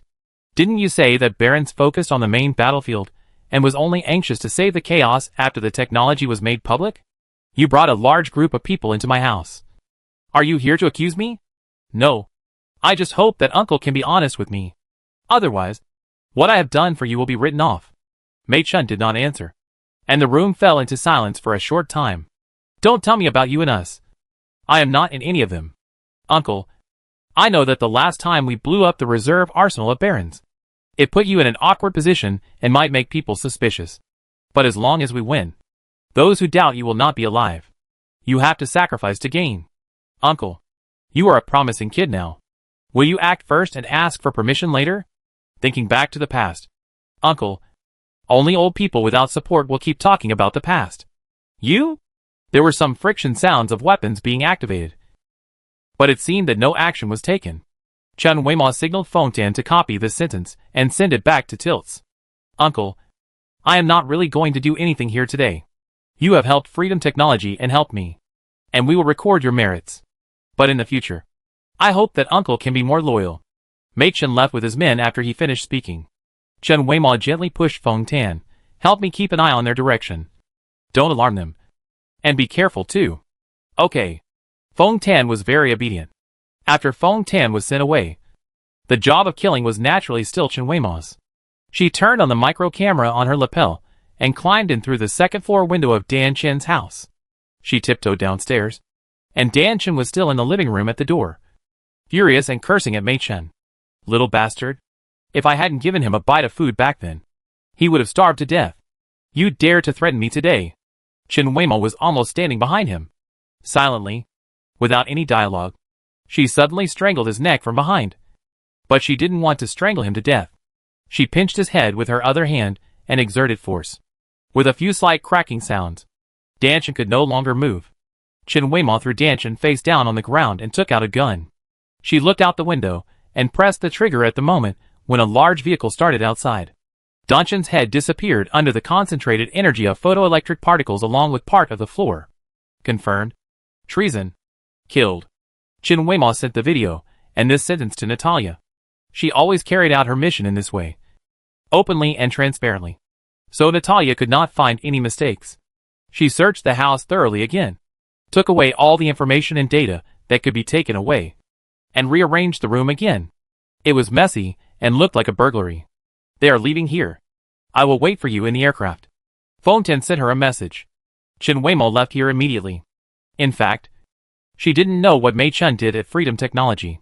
He only appeared in public a few times and disappeared completely the rest of the time. According to the conversation between Mei Chun and Danshan just now, Danshan did sell the technology and resources of Tilts and Barons. But now he and Freedom Technology have a rift. And Mei Chun will still travel around for the war between Barons and Freedom Technology. Even if it involves Tilts, Chen Weimo doesn't care too much. And she doesn't need to follow him. It's just that it feels like something very strange. Or maybe she doesn't like Mei Chun as a person. And it seems that something bad is going to happen when she sees him. Sure enough, after keeping a distance and following in stealth for nearly a day, Mei Chun and his team launched a fierce attack on a small aircraft. The firepower was so fierce that it seemed to wipe out all the people on the ship. Chen Weimo zoomed in on the detector screen, and it seemed that Ming Wei and Luo Guining were on that aircraft. Chapter 77. Chen Weimo immediately called out all the weapons she had and fired at Mei Chun. Do you know him? Fontaine saw that she moved very suddenly, but he followed her and immediately assisted and adjusted the direction. We have to save them. Chen Weimo glanced at the map. It doesn't matter whether the people of Freedom Technology die or not. Let that ship of people land on the planet next to them first. Their spaceship should not last long. If it only competes in firepower, Tilt's equipment will not lose. But Chen Weimo saw that Mei Chun's aircraft seemed to separate into two small ones in the gunfire, and they directly crashed into Ming Wei and his group. Cut off the tail to survive, or even die together. Does Freedom Technology have a grudge against Ming Wei's organization? They are bored to death every day. Ming Wei's spaceship began to lose control and fell headfirst. I picked them up. Fontaine stood up, and he also started a spare small aircraft, which was loaded with rescue equipment. If it was timely and appropriate, the entire out-of-control spaceship could remain intact. Chen Weimo concentrated on dealing with the opponent's main aircraft, because Mei Chun was still on it. Chen Weimo appeared too suddenly, and Liberty Technology obviously did not expect it. They were determined to shoot down Ming Wei and his group, but they did not expect that the Mantis stalked the Cicada and the Oriole was behind. The spacecraft was seriously damaged, and they could only bite the bullet and deal with both sides at the same time. She kept an eye on Fontaine, but the two spacecraft sank into the opaque atmosphere of the planet. She no longer knew their situation, and Fontaine did not send any news. She couldn't get entangled any longer. She had to make a quick decision and go down to see the situation. Beam weapons and missiles drew countless tracks in space, leaving behind a series of dissipating tail flames. Mei Chun's spaceship broke apart in a violent explosion, fell rapidly, dragged out several dazzling flames, and quickly disappeared. Chen Weimo did not pursue anymore, and landed directly on the planet to find someone. It was another unknown deserted planet. The air here was thin, and even she couldn't breathe. She wore a protective suit and got off the spaceship. There were mechanical fragments scattered around, but no human figures were seen. She looked at the ground scan map when she landed, and did not directly see the existence of aircraft. Then perhaps Fontaine took the people under the cover to avoid the pursuit of Freedom Technology. Fontaine? Fontaine. Please reply if you hear me. She took the initiative to speak through the communicator, but there was no response. Why did he turn off the communication device for no reason? Something was tense in his mind at all times, and Chen Weimo could not think about it anymore. Feeling something was wrong, she subconsciously rolled over. A loud bang deafened her ears for a moment, and the dust blocked her vision. When she could see a little more clearly, there seemed to be a few blurry figures behind the mound over there. While the dust was still there, Chen Weimo quietly changed the route and went around. When the distance was about the same, she rushed up like a wild animal. She didn't know how these people survived when the aircraft disintegrated. She quickly broke their necks. But in a flash, she spared the life of one of them and only made him fall into a coma. Mei Chen, since we have come across it, we must make the best use of it. Phone 10. Can you hear me? I've got it done here. The sound of electricity came from his ears. That? Your companion is injured and unconscious. Where are we? This is under an inverted triangle of stone. There is half a spaceship around. Chen Weimo immediately dragged Mei Chen and ran over there. She had just seen it, but there were more wreckage here, so she went in the wrong direction. Mei Chen was dragged behind him, leaving a trail of blood, and fell from one coma to another coma of pain. But Chen Weimo didn't care about him at all. She braked suddenly and stopped at the place she just mentioned. 5 or 6 people stared at her who suddenly appeared. Weimo? Luo Guangying's hand was pressing hard on Feng Tan's wound, and he was stunned when he saw Chen Weimo. Is he dead? Chen Weimo looked at Feng Tan, who lost consciousness due to excessive blood loss, and suddenly felt a little scared. No, he's still alive, but the situation is not good yet, and we need to observe him. Then are you injured? Can you leave here? Thanks to him, he suddenly came over and not only caught our spaceship, but also helped us block the attack of that group of people after landing. Meng Wei was really grateful, and he was keenly aware that this young man seemed to be not simple, and he could still survive the attack of that weapon. Uncle Meng, there are 3 things I need to do now. First, please continue to take care of him for me. Second, try to repair the aircraft to see if it can still be used. Third, can you help me call Colonel Meng over? Sure. This place is not far from his base. He should be able to arrive soon. Meng Wei agreed immediately, but he watched Chen Weimo drag the man on the ground into the scrapped aircraft next to him. Before he could ask, he heard Chen Weimo pull the broken door shut with a bang. Feng Tan's bloody appearance made Chen Weimo feel uncomfortable, so he could only focus on another thing. For example, interrogating Mei Chen. She used some means to wake Mei Chen up, and when he was not fully conscious, she broke his left hand bone. A shrill scream penetrated all the obstacles and resounded all around. Luo Guangying only glanced in that direction, said nothing, and continued to treat Feng Tan. Is that person the one who was said to be a humanoid weapon in the Federation a few years ago? One of her colleagues finally remembered.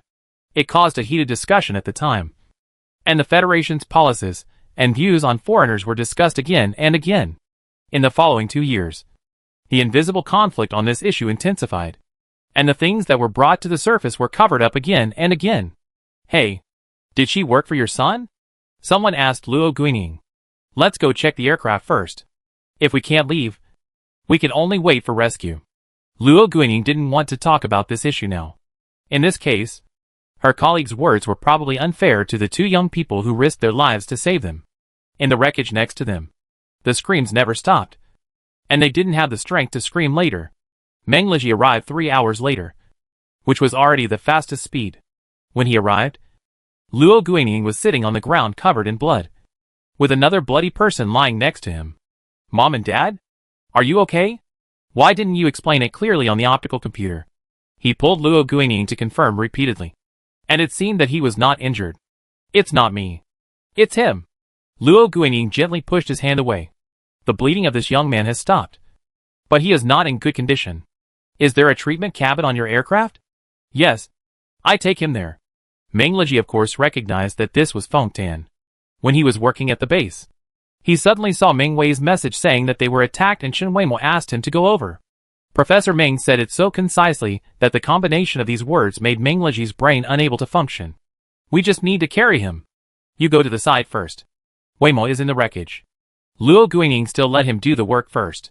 She also roughly guessed what Chen Weimo wanted to do with Meng Liji. The door outside was almost not a door. It was just a pile of broken copper and iron blocking the way.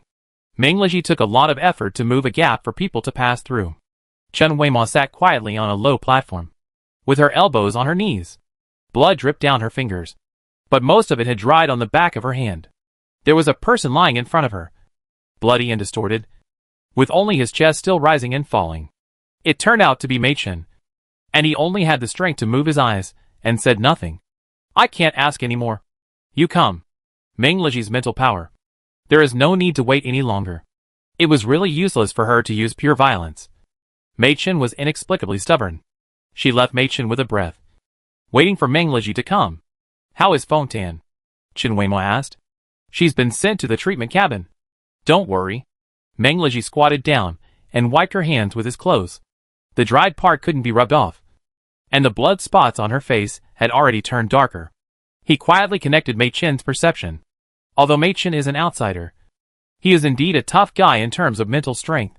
If he undergoes systematic training in the Federation, he may be able to reach SS level. But in front of Meng Liji, few people are unconquerable and uncontrollable. Ask whatever you want to ask, he said to Chen Weimo. Are you trying to threaten Meng Liji with this attack? Yes. Mei Chen's voice was a little hollow and light. It was so easy to say. Chen Weimo looked at Meng Liji and chuckled, with an ambiguous meaning. Some things in this world are really useless, and all depends on talent. Why do you keep chasing him? Meng Liji's brain has a strong tolerance, and can be used to take on things. Take on what? Suddenly there was no movement. Chen Weimo looked up and saw dark brown sticky blood at the corner of Mei Chen's mouth. Motionless. Meng Liji's expression was not right either. What happened to him? What happened to you? I'm going to take Mei Chen back for an autopsy. Your question just now caused a lot of fluctuations in his brain, and he forcibly cut off the connection. Like me? No. You are naturally resistant, and he seems to be passively withdrawing. So the damage caused is very large. Then are you okay? The force is mutual. Meng Liji smiled bitterly, his face not looking good. Chen Weimo immediately held up Meng Liji's head. A precious 4S head, you are not going to die. Are you? I won't. Meng Liji didn't hate physical contact, but he was really uncomfortable now. And this kind of contact was like Chen Weimo was just distressed that an expensive thing was broken. I just asked 2 questions. And she died? Chen Weimo was a little upset. She also wanted Meng Liji to listen to his story, and then asked Tilts about the extent of the leak. Who asked you to trigger the keyword? Meng Liji rubbed his temples and tried to stay alert. What do you think he was going to say? Chen Weimo felt that Meng Liji didn't seem to react, which was not surprising at all. Take on another consciousness. I think so too. Did you guess it? List all the possibilities. This is just a laborious and incredible one. It's not difficult to guess. Chapter 78. Chen Weimo was covered in blood and faced a few curious and fearful eyes. She went straight to the medical room to see Fengtan. She hadn't seen such a look for a long time. After leaving the Federation for so long, is her influence still so great? Fengtan hadn't woken up yet. Ming Wei was cleaning up the mess outside, and only Luo Guining was watching him. She was sitting at the table, looking at something seriously. When she saw Chen Weimo coming, she immediately stood up. Thank you and your friends today. Don't worry. I also have a medical degree. He will be fine. It should be. Chen Weimo responded indifferently. She looked at Fengtan's wound and found that it was indeed healing, but much slower. Auntie, tell me the truth. He is fine this time, but it is not certain that there will be no next time. She glanced at the dense data on the table, as well as the human body scan. Luo Guining must know Fengtan's physique. Luo Guining didn't know how to tell her. She also looked at the human body modification data obtained from Crystal before. After studying and comparing the parameters, Fengtan was already at the end of his strength. He can still stand and do these high-intensity activities, basically all by holding on. He is unwilling to reactivate and repair like me. Sometimes I see him breathing rapidly, and his wounds recover very slowly, or even stagnant, even worse than ordinary people.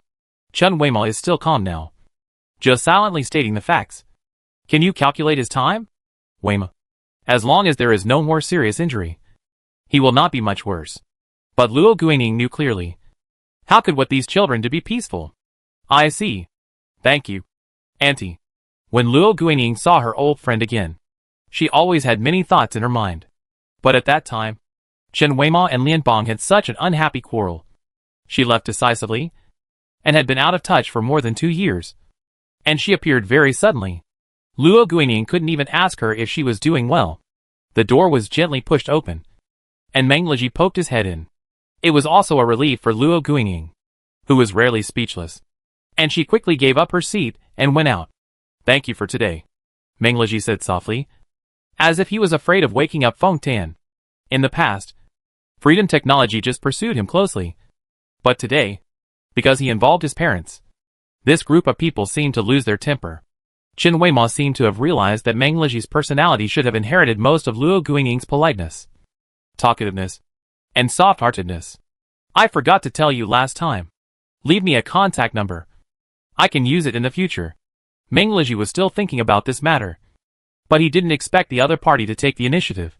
But he felt weird. Can it be used? If it's not used, then don't contact me. I have a plan. But Mengleji still went with the flow. "What?" After checking Meichun, check the interstellar scientific and technological talent being harmed by free technology. "How to check?" "I contact you later. When the time comes, I need your help." "What can I do?" Before waiting for a definite answer, Chen Weimo only saw the arc of Mengleji's mouth. "What are you going to do?" "Cooperate." Mengleji blocked her mouth first. "You and Lin Qianqing. Since you can cooperate, why can't you cooperate with me?" "You?" Chen Weimo racked her brains and found no reasonable reason to refuse. She really wanted to know. So she changed the subject. "Do you feel anything unusual? I mean the poison. Sometimes I feel sleepy. But it's okay. Have you done a checkup at the Federation?" "Nothing was found." "Sure enough. Natalia still has to give me the antidote. I hope Lin Qianqing can get it done quickly." "Oh, by the way, Lin Qianqing has returned to the Federation for investigation. Gu Qinglai also went back." Mengleji observed Chen Weimo's reaction. Is it in the plan? If he really wanted to trick his uncle, he would still insist that it was just an accidental mistake. But Chen Weimo still didn't respond directly. "Chen Weimo." Mengleji smiled bitterly and shook his head. He wanted to say something else, but the treatment cabin behind him suddenly stopped working forcibly. Feng Tan pushed the cabin door open with one hand. "Let's go!" He covered the wound on his abdomen, his face pale. "How long have you been lying there?" Wait for me." Although he was injured, he had long arms and legs, so he could walk quite fast. Chen Weimo had no choice but to chase him out. And before leaving, he did not forget to tell Mengleji, "We talk about other things later. Remember to contact me." Feng Tan seemed not to hear Chen Weimo's obstruction, and stumbled off the spaceship. And even Meng Wei did not stop him. Chen Weimo said goodbye to Meng Wei and Luo Guiying hastily, and then trotted to catch up with Feng Tan. "Do you know where our aircraft is parked?" "What's the hurry?" Chen Weimo stepped forward to help. Feng Tan did not refuse this time. "I still have to go back and report to Natalia. She won't rush me." "Let's go." Chen Weimo couldn't do anything with him. He was not smart. And he was deep-minded, hiding everything in his heart. And he wouldn't tell you even if asked. No matter how urgent it is in the future. Even if someone dies in front of you. "Don't put yourself at risk," she said sullenly. "Do you want me to live?" "Yeah." "Okay." Chen Weimo coaxed him to sleep, and sat in the cockpit alone in a daze. Mei Chen's death was too sudden, which caught her off guard. She thought it would be a good breakthrough point. He said, "Take over." "Who? Is it for some test project? Or for someone?" "It's really annoying." She wanted to find a place to vent again. Entering the territory of tilts, she looked from afar, and saw a conspicuous black smoke in the southwest. She remembered that it was a mature planning area, and the technical lines were already quite complete. So how could there be a problem? She immediately turned around and set the spacecraft to return automatically. She parachuted down alone at the accident site. There were already many people gathered there. When she got closer to the ground, she saw Silver Leopard and Il were there. The thing that made Silver Leopard crazy was right opposite it. There was a dark gray rugged earth slope several meters high. The surface was wrinkled and shriveled as if it had lost water. It was something similar to the roots of plants. Huge deep and shallow pits were densely embedded on it. A few gray and white thin stems stretched out from the dark holes. She had never seen this thing here before. The landing angle deviated a little, and Chen Weimo saw that there were several legs crushed under the hillside. And the blood was still flowing. No wonder they all gathered here. There was another soldier with half of his body in the hole, screaming miserably, and some color had seeped out of his waist. How did he get up there? And the others didn't rescue him in time? Chen Weimo deviated a little more and landed directly next to the soldier. When her toes touched the ground, It was not as hard as she saw with her naked eyes. And it rebounded a little. When her weight was completely on this thing, it seemed as if the force on her legs was relieved. She couldn't leave, and lead the others away. It was as if she was being held by a pair of invisible hands that stretched out from the ground. Since the two of them couldn't leave together, she instantly used herself as a fulcrum to pull out the injured one and throw him down. As for herself, the feeling of weakness under her feet quickly worsened. If she wanted to escape, it would be best for her to have a leverage point. But it was strange that although she moved quickly, it also gave the people below enough time to react. But no one reminded her. They all looked at her nervously and stupidly. Chen Weima took out the knife Meng Liji gave her and held the handle for the first time in a long time. Unfortunately, she had to give it up not long after she got it. The knife was not unsheathed. So she found another hole to insert it and pulled herself out. Fortunately, she was strong. Otherwise she couldn't use this method. When she landed safely, she found that there were slight signs of corrosion on the soles of her shoes. But the material of her clothes was obviously highly durable. Why did you come down from up there? I didn't have time to stop you. Yi came closer, but lowered his voice and spoke nervously. What are you doing? She only said a few words, and was stopped by Yi. Don't be so loud. Yi glanced at the thing next to him with a sly look. And when he saw that there was no big movement, he continued, didn't you notice that we didn't dare to speak? This thing is very sensitive to sound. And we didn't dare to use weapons. And it didn't work even if we used them. What is this? I don't know. It suddenly appeared. This morning, when someone was working, he said that he saw a crack on the outside of the slope. So he went in to take a look. As a result, several people were trapped inside, and there were several small earthquakes. Then it came out. Alive? IR was rarely so serious. No. It has no consciousness. Is it a fossil? Obviously not. Chen Weima didn't understand. She went to see the injured soldier first. His lower body to the waist was corroded and blistered. But the material of the work clothes he wore was obviously no worse than hers. Thank you. Thank you, Duke. He thanked him with one breath. In that situation, the monster was invulnerable to swords and guns, and could not be burned by fire. The slightest stimulation would make it twice as dangerous. If anyone rushed to rescue it, it would be no different from committing suicide. But Chen Weimo didn't hesitate at all. Go back and have a good rest first. I have something to ask you tonight. Although Chen Weimo is not a tilts person, she always devotes herself to her work. Naturally, she wants to investigate this thing thoroughly. But her perception is different from that of ordinary people, and her reference value is not great. She still has to ask other parties involved. After reporting Donchin's matter to Natalia, she went back to summarize the characteristics of the monster. It has no biological characteristics, but can change its shape and appearance in a small range. Its outer structure is special and can absorb external forces, according to other injured people. In addition to feeling powerless, his consciousness is also a little dazed. But he is definitely not hallucinating due to pain. After testing, it can indeed release some trace elements that affect human nerves. And this thing has existed in tilts for at least 20,000 years, several times longer than the history of the kingdom. Its sudden appearance today is because the energy mining a while ago caused a gap in the ground. In order to ensure uniform force, they artificially carried out some transformations. In addition to building a framework, some chemical and biological agents were used to change the properties of the soil. Perhaps these things activated the monster, and it suddenly interacted with the outside world. If it stays there, it will delay normal mining activities. After finishing these things, she went there again. The thing didn't react to the light source.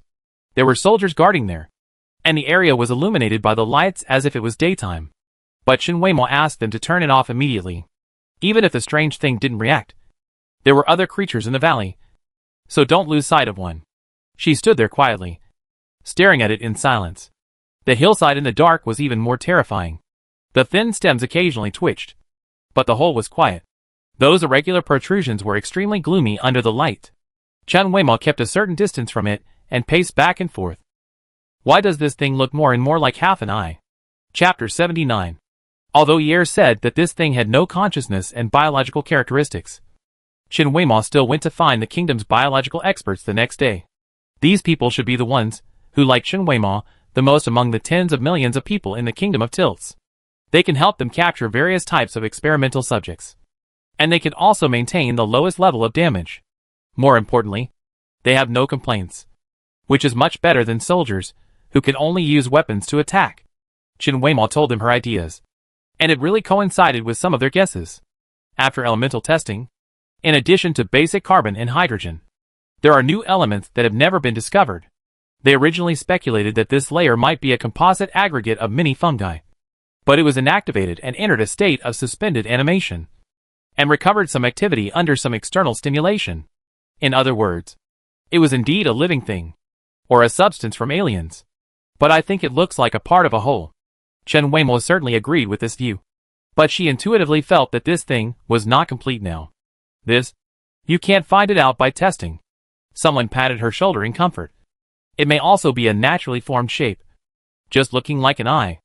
If it is really like what you said, how big a creature would the original body be? Moreover, its existence is not a good thing for the kingdom. Something that is immune to weapons is an invincible enemy. Of course, we will continue to investigate in this direction. We can only wish now, hoping that your idea will not come true. The researcher at the side looked at Chen Weimao's expression and asked tentatively, "How can I get it that way? Let me do it. The hallucinogenic effect of that thing has little effect on me." Chen Weimao agreed naturally. The trace amount of secreted substances can directly affect the human body through protective clothing. In this case, of course, whoever is capable will do it. Thank you for your hard work, Duke. The researcher smiled happily. After Chen Weimao finished her job, she ran to the thing and stared blankly, because she stayed too long and didn't reply to any messages. Feng Tan went out to look for her. "What's so good about this thing?" Feng Tan interrupted her meaningless days. "It was not wise to stay too long in front of a danger that you knew nothing about. Look at that knife." Chen Weimao raised her head and crossed her arms, motionless. The knife that Meng Liji gave her was said to be made of the remaining materials of the mecha. But now it has been corroded and half of the scabbard has disappeared. If you don't want to take it off, take it off. No. Chen Weimao's voice floated in the air. I think this should have been a very huge creature with strong survival ability. And this is just its eye. Maybe it accidentally fell here a long time ago. And only a small part of it was discovered today. Then what? Just like some animals. Although the brain is dead, some nerves in the body are still beating. And in this case, it can still cause harm to people. You say, if there is such a creature in some corner of the universe, is it invincible? There are always people who are better than you. And even the invincible ones are dead. But it is the best of all. Mechas and weapons will not do much harm to it. Feng Tan didn't know what she meant. But it didn't seem like she was afraid. The Federation and Tilts will be afraid. He echoed. Yeah. We can't beat them. Chen Weimao thought for a moment. And said, let's go back. I'm hungry. Just now. That Majesty sent you something. Feng Tan suddenly said. What? I didn't read it. But the person who came said that you would know what to do after reading it. It was a problem that could be explained by sending a message. But it was made quite mysterious. After Chen Weimao returned, she saw a several-meter-long paper on the table. It was densely packed with code programs, and even words she didn't recognize. This was what Chen Weimao hated the most. It was just that among the hundreds of garbled codes, more than a dozen lines were marked in red. She scanned it with the automatic text conversion function. The functions of those commands were probably to forcibly obtain the citywide authority and centralize data. Citywide authority? Why does this sound familiar? Although she is not proficient, she also knows that this level of breakthrough should not be achieved in just a few lines. Chen Weimao took a deep breath and turned back to the room. Not eating? Feng Tan asked her. Save one for me. She went back and connected the exclusive communication line between her and Natalia. What does this pile of code mean? Natalia said calmly. Didn't you have some unspeakable guesses before? I give you a push. Where is this from? Freedom Technology seized Proctor last year in the name of clearing out war thugs. This is the data of the main city of Elysium. Natalia leaned back elegantly on her cushioned chair and took a sip of hot wine. Chen Weimao knew that Natalia had many monitors like Danshan outside. But she didn't expect it to be so fast. And that such data could be obtained under the nose of Freedom Technology. Why don't you just go and tell me? This is how I can show that I have all the power. Chen Weimao. Watch your expression.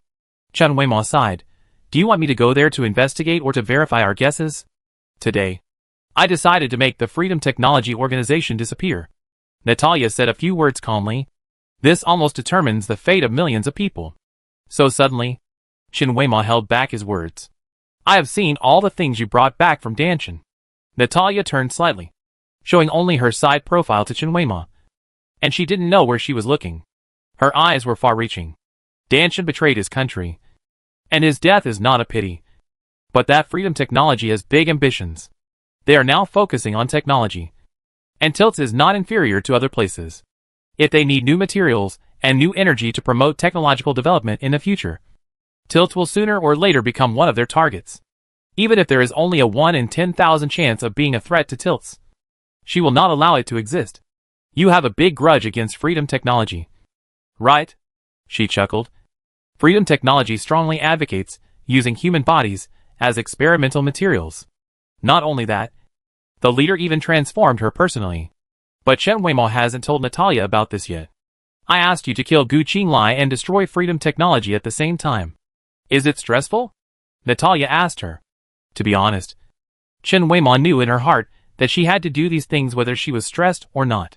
But fortunately, with the strength of Tilts, she could do it easily. Don't delay. We all die anyway. Natalia laughed. I rarely hear you take the initiative so straightforwardly. Of course, I won't just let you do it. This is already a national affair. Chen Weimo is in this link only because she has been exposed to free technology. So to some extent, she is more suitable for doing something. The two talked almost all night. And when it was dawn, Chen Weimo left the room, and Feng Dan was still waiting for her in the kitchen. Can the wounded not rest? Chen Weimo was speechless. I didn't expect you to stay here. Fo Ten silently pushed over what he had made last night. Just right. Warm it up again. Chen Weimo moved her neck. Even she couldn't stand the rotation. I have to go out again. Maybe it will take more than 10 days this time? A month? She rejected him before Fo Ten could speak. Don't even think about it this time. Stay here honestly. Yeah. Chen Weimo spoke only when the bowl was almost empty. But she lowered her head and spoke in a low voice. Fo Ten. If I want to mess with your old boss, what will you do? Help you. Fo Ten did not hesitate at all. But it should be difficult. Chen Weimo was not hesitant. She had already decided to do these things. But thinking of Fo Ten's past loyalty, and what she did under the drive of this loyalty, she could not help but waver in her attitude towards the man in front of her. It is difficult. Maybe it can't be broken apart, but it can make them feel uncomfortable. Fo Ten seemed to be completely unaware of Chen Weimo's grudge against her, and she rarely spoke at length. You never asked me before. But once what I did was made public, it would be enough to make them uneasy for a long time. You are quite self-aware. I will help you. Fo Ten was frank and sincere, which made Chen Weimo feel a little uncomfortable. She packed up hastily, and went back to her room to catch up on some sleep until she set out again. This time she went to a place where the average temperature was almost unsuitable for human survival. The indigenous people there were more resistant to cold than humans, which was why they could survive in such a place. As soon as she landed, the cold wind with heavy sand hit her face. Because she was wearing an ultra-thin invisible protective suit, the sound of the flapping was amplified and surrounded in a 360-degree loop. It's really not easy to live here. There were a few shouts in the wind, and Chen Weimo looked back. In the distance, there were two tall gray-skinned people holding backward weapons, shouting at her in a language she couldn't understand. She turned on the language converter. Who are you? We don't welcome outsiders here. Chen Weimo immediately raised her hands to indicate that she had no ill intentions. But the other party didn't take any soft or hard words, and insisted on driving her away. The muzzle of the gun was on her body, and she couldn't even say a word under the suppression of the two people's saliva. She tilted her head helplessly, and reached out to bend the two gun barrels. The two men suddenly shut up. Although they were big, they obviously realized that their size didn't seem to be of much use. Chen Weimo handed them two headphones, and they could communicate normally after putting them on. My name is Chen Weimo, and I want to investigate the matter of Bai Zhong cheating you of Blackstone Energy. The two men's faces were alert again, and they couldn't hide their thoughts at all. Don't be nervous, Chen Weimo comforted. Bai Zhong is dead, and there are some things that need to be settled. Do you want Bai Zhong to take advantage of you for nothing? Obviously not. They even wanted to eat Bai Zhong alive. Back then, Bai Zhong came here with a smile on his face, and was very nice to everyone. It was not until he took away a large amount of black stone that they depended on for survival under everyone's eyes, that they realized that he was not a good person. Without the Black Stone, they could not keep warm, and were forced to stop many survival and development activities. In less than 3 years, 70% of the indigenous people were frozen to death. Now they have lost the ability to travel between stars, and are trapped here to barely survive. What do you want to do? Chapter 80. Some strange gossip spread in the Federation. Some people said that many of the interest alliances that Foreign Minister Gu Qinglai brought to the Federation were obtained by robbing the weak party by improper means, and then transferring and packaging them to re-enter the Federation market. Gu Qinglai had been controversial because of Bai Zhong's incident a while ago. Now that new rumors have come out, many people don't think it is nonsense. But Gu Qinglai has never responded. Lin Qianqing had already finished the investigation. From the perspective of evidence, he did act properly. He took the initiative to kill Bai Zhong because he ran away madly. Even so, the dirty water on Gu Qinglai was not cleared by the review result. The spectators did not believe it. And the stakeholders did not believe it even more. Gu Wenzhou had been holding back his anger for a long time. His cousin and longtime rival. Others did not know. How could he not know? SSS-level commander. How could he accidentally kill a dozen half-baked fighters? Who was he trying to fool? What's more, he only killed Bai Zhong. And those who worked for Bai Zhong and knew the inside story were still alive. This was not a gesture of silencing, because they were a family. He had always known that his father valued and favored Lin Qianqing. And he also knew that Lin Qianqing, who seemed to be a humble and favored child, was indifferent to this family. When he graduated, he already did not understand Lin Qianqing's choice. But in his surprise, he was also somewhat relieved. Now, Lin Qianqing could not catch up with his pace. But he did not expect Lin Qianqing to do this. What good would this do for him? Even if he didn't want to let Gu Qinglai do what he wanted, he wouldn't have done it to this extent. Right? However, Gu Wenzhou couldn't say a word to defend the things that were exposed now, because he knew a little bit about what his father did. It's just that the law of the jungle is the most powerful law of interstellar survival. If you lose, you lose. What right do you have to bring up the past? I don't know how these things were brought up. Gu Wenzhou thought that it was probably some of his father's political enemies who took advantage of the situation. But his cousin is definitely not innocent either. Looking at the specific location, the country was revealed bit by bit, and he couldn't concentrate on work at the station. So he simply asked for leave to go home. Gu Qinglai was rarely outside, but was at home to take care of the exotic flowers and plants brought back from all over the stars. He was in his 40s or 50s. But he was well balanced between capable and elegant. His face was still handsome, and the years had not left any marks on him. Father, have you seen the news outside? Gu Wenzhou couldn't hold his temper, and asked right away. I saw it. Then father is still watering the flowers? Gu Wenzhou was much more anxious than him. Some things are not useful just by being anxious. Gu Qinglai sat on the sofa, and picked up a book at random. You came back all the way just to ask me this? Did father think of a way to deal with it? No need to deal with it. They are just some boring means. But? Gu Qinglai raised his eyes. His eyes were as deep and calm as the lake at night. Can you control other people's mouths? Instead of thinking about these things you can't control, why not calm down and see who is your friend and who is your enemy? Gu Wenzhou was stunned for a moment. Father means Lin Qianqing? He talked to Gu Qinglai for a few more words, then left and went straight to Lin Qianqing's house. Lin Qianqing has lived alone since she was a child. After he finished the interrogation, he didn't leave the main star, and didn't even go to see Gu Qinglai. Gu Wenzhou waited at the door for a long time before Lin Qianqing opened the door. Looking sleepy, and with his clothes crooked. What do you want from me? Lin Qianqing yawned. Gu Wenzhou walked in by himself. Although Lin Qianqing did not make room for him, there were a lot of documents piled up on the table, and several virtual screens of the light computers were still projecting, and had not been put away in time. I don't know why he, a cavalryman, is so busy. And Lin Qianqing never cared about his rude cousin. And he didn't say a word when he saw him barge in. What did you say in the arbitration office? Gu Wenzhou asked very bluntly. Say that all my actions were reasonable. That Bai Zhong's actions were equivalent to arrest. And that there would be accidents in any action. A string of words came out of Lin Qianqing's mouth skillfully. He couldn't count how many times he had said it these days. You know it in your heart. Lin Qianqing looked at him with a smile. What do I know in my heart? How come you wasted your life for a few years, and your mental power has become a decoration. Why don't you come? Lin Qianqing asked him with a smile. He is always like this. And he has mastered the skill of not hitting a smiling person. Gu Wenzhou looked at his face and always wanted to punch him, throwing away all his self-control and calmness. I was sleeping well. But you woke me up. You can do whatever you want. I will continue to sleep. After saying that, Lin Qianqing really went upstairs, leaving Gu Wenzhou alone in the living room. Gu Wenzhou threw a set of combined punches quietly and manically in the air. No. He has to pay attention to his quality. He glanced at the content on the light brain, which was also about Gu Qinglai. I knew this guy had bad intentions, and I wondered what joke he was waiting for. He glanced upstairs, and then dared to get closer to read the specific text carefully. Lin Qianqing was looking at the summary of Gu Qinglia's past deeds on the Star Network, which were all some unofficial news channels. And the words used were very exaggerated. What about force buying and selling? Cheating? How can this be used to describe the federal foreign minister? The news was updated very quickly. And there were even some that Gu Wenzhou had not seen.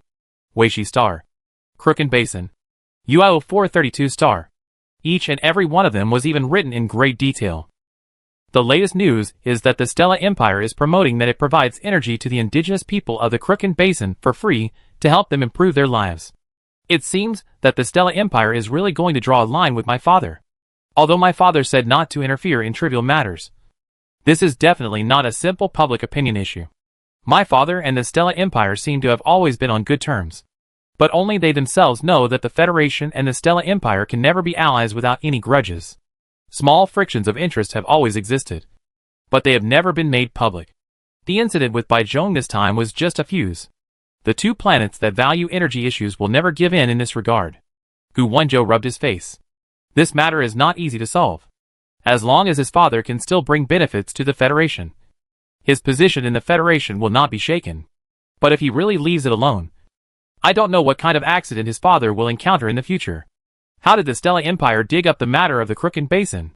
He didn't believe in such a public welfare activity for no reason. Someone must have taken the opportunity to leak the secret. And it was someone who knew about it back then. Because the subsequent processes and channels have been cleaned up.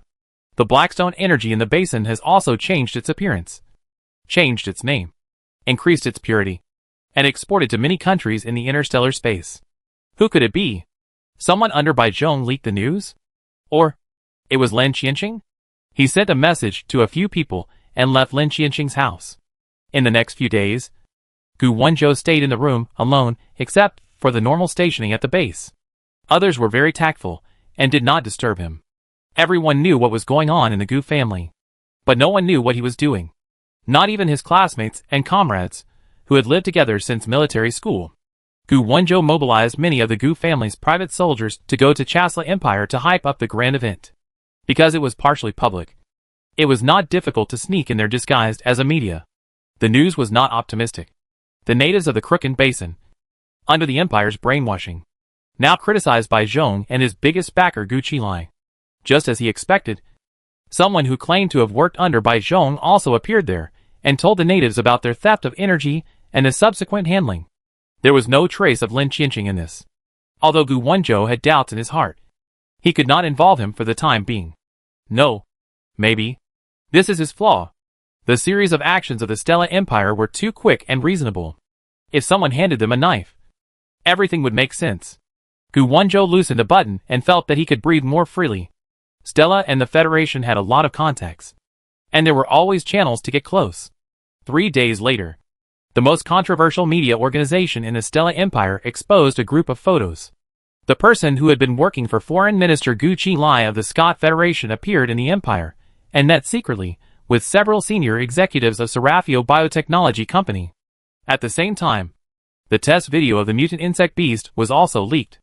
Gu Wenzhou had just completed the mission when he was urgently called home by Gu Qinglai. As soon as he entered the door, he was slapped hard, which made him deaf for a moment. He looked at Gu Qinglai, who couldn't suppress his anger, with unfocused eyes, full of confusion. Did you ask someone to investigate Stella? Yes. Lin Qianqing must have leaked the news to Stella. Otherwise the attack on you would not be so accurate. Gu Wenzhou hadn't had time to read the news on the Star Network, so he didn't know what Gu Qinglai was angry about. Gu Qinglai threw the information to him, and sat down fiercely. The emotions on his face had dissipated a lot, but his fingers moving without rhythm still exposed his anxiety. Serafio Biotechnology Company did have dealings with Gu Qinglai, but it was just through him that they cooperated with the Federal Polydennis Biosafety Company. Gu Wenzhou certainly knew this, so it was normal to find a few loyal ones among them to get information. But what about the insect beast video at the end? He had encountered crazy insect beasts before, but there were too many factors that could stimulate insect beasts, and he had never thought about human factors. In the last few seconds of the video, a logo on the security door flashed quickly, which was the logo of Serafio. They actually created this kind of insect beast?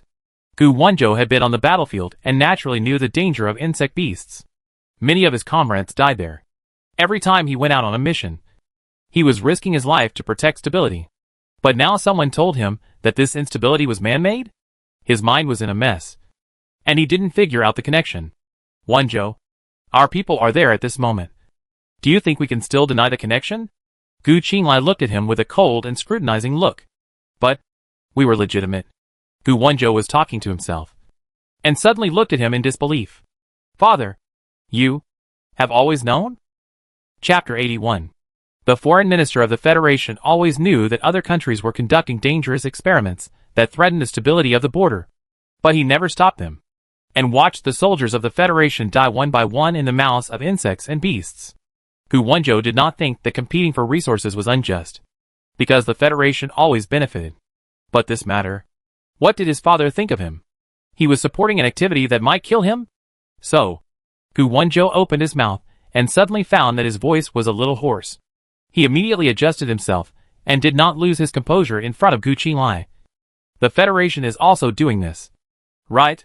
Polydennis and Serafio are the Federation's first half of the drug discovery, toxicology research and formulation development for this project, and Stella is responsible for the subsequent clinical trials. Gu Qinglai said solemnly. Gu Wenzhou's mind is in a mess now. But why? Father, why do you support the enhanced transformation of insect beasts? Gu Qinglai is disappointed that he is still asking this question. What do insect beasts like to eat? High-energy substances. In the Federation, the most attractive thing for insect beasts is the energy source loaded on the flying vehicles in the sky. So there are always a large number of insect beasts around the border of the Federation. Gu Qinglai kept talking about common sense, and Gu Wenzhou was getting more and more confused about him.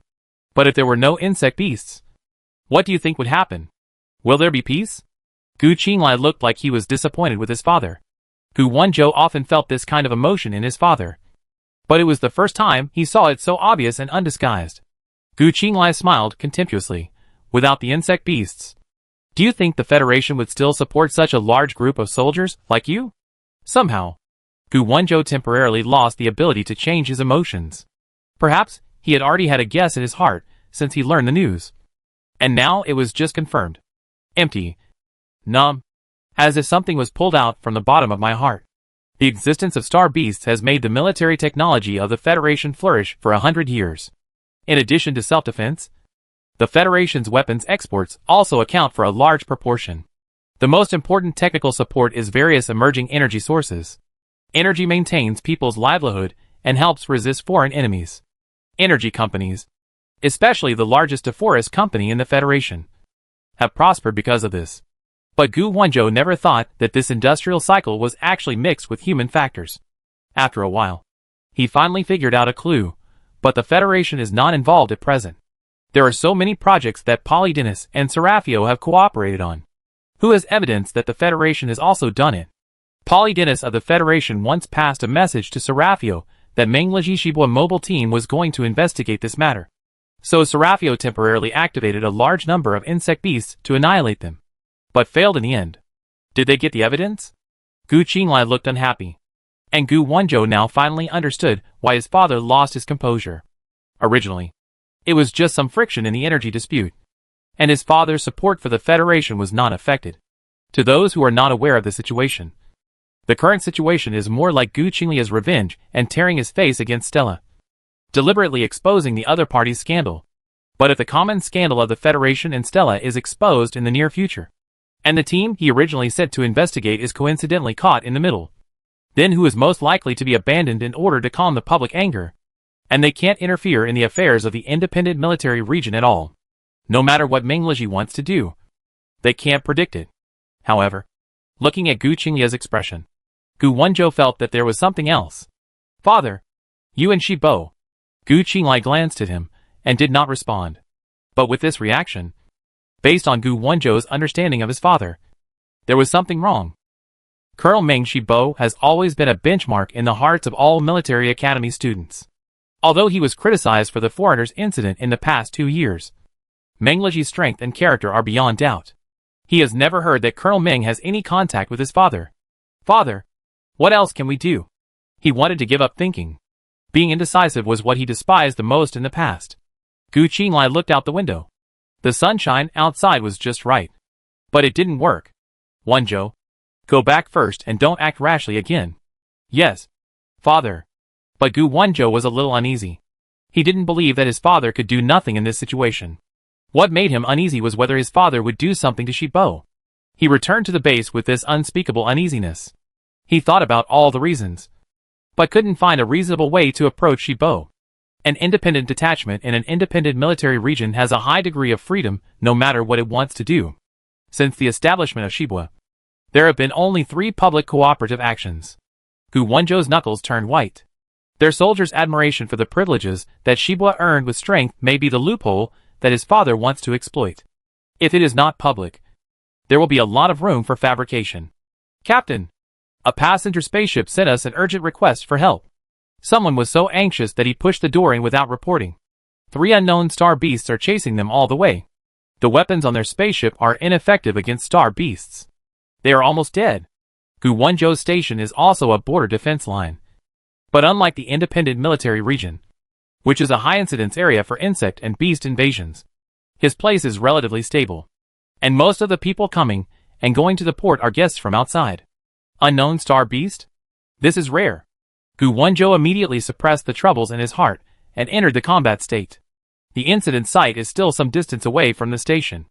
Even if they set off immediately at the maximum speed, it will take more than half an hour. I hope that group of people can hold on. When the detector on the aircraft can see the image of the star beast remotely, everyone gasps. This star beast cannot be said to be unknown. Each part is familiar, but I don't recognize it when it is put together. The head is a 3-headed snake. The body is a nebulous silver dragon. The claws are thunder sea scorpions. And the tail is a skeleton shark. What is this? These 3 monsters followed the spaceship closely. The side of the spaceship has been damaged, and the speed has been greatly reduced. It is about to be entangled, but the monsters are not within their range yet and cannot be attacked. If this continues, rescue will be a step late. However, a light spot suddenly appeared on the detector. Gu Wenzhou zoomed in and found that it was a very small private aircraft. There was only one figure in the cockpit. This is Chen Weimo, the foreigner who left Shibo? Chen Weimo was flying at a very fast speed on the monitor, heading straight for the crashed spaceship. And all the gunfire hit the star beast's head and body accurately. The star beast felt pain, and many of its scales were flipped off. With some of its attention distracted, it relaxed its pursuit of the spaceship. But after a moment of hesitation, they suddenly flew with force and entangled the spaceship directly. This was difficult to deal with. If they attacked with weapons again, it would probably affect the spaceship. Logically speaking, the body hardness of the 3-headed snake and the nebulous silver dragon should not be so strong? The firepower released by Chen Weimo could completely destroy them directly under normal circumstances.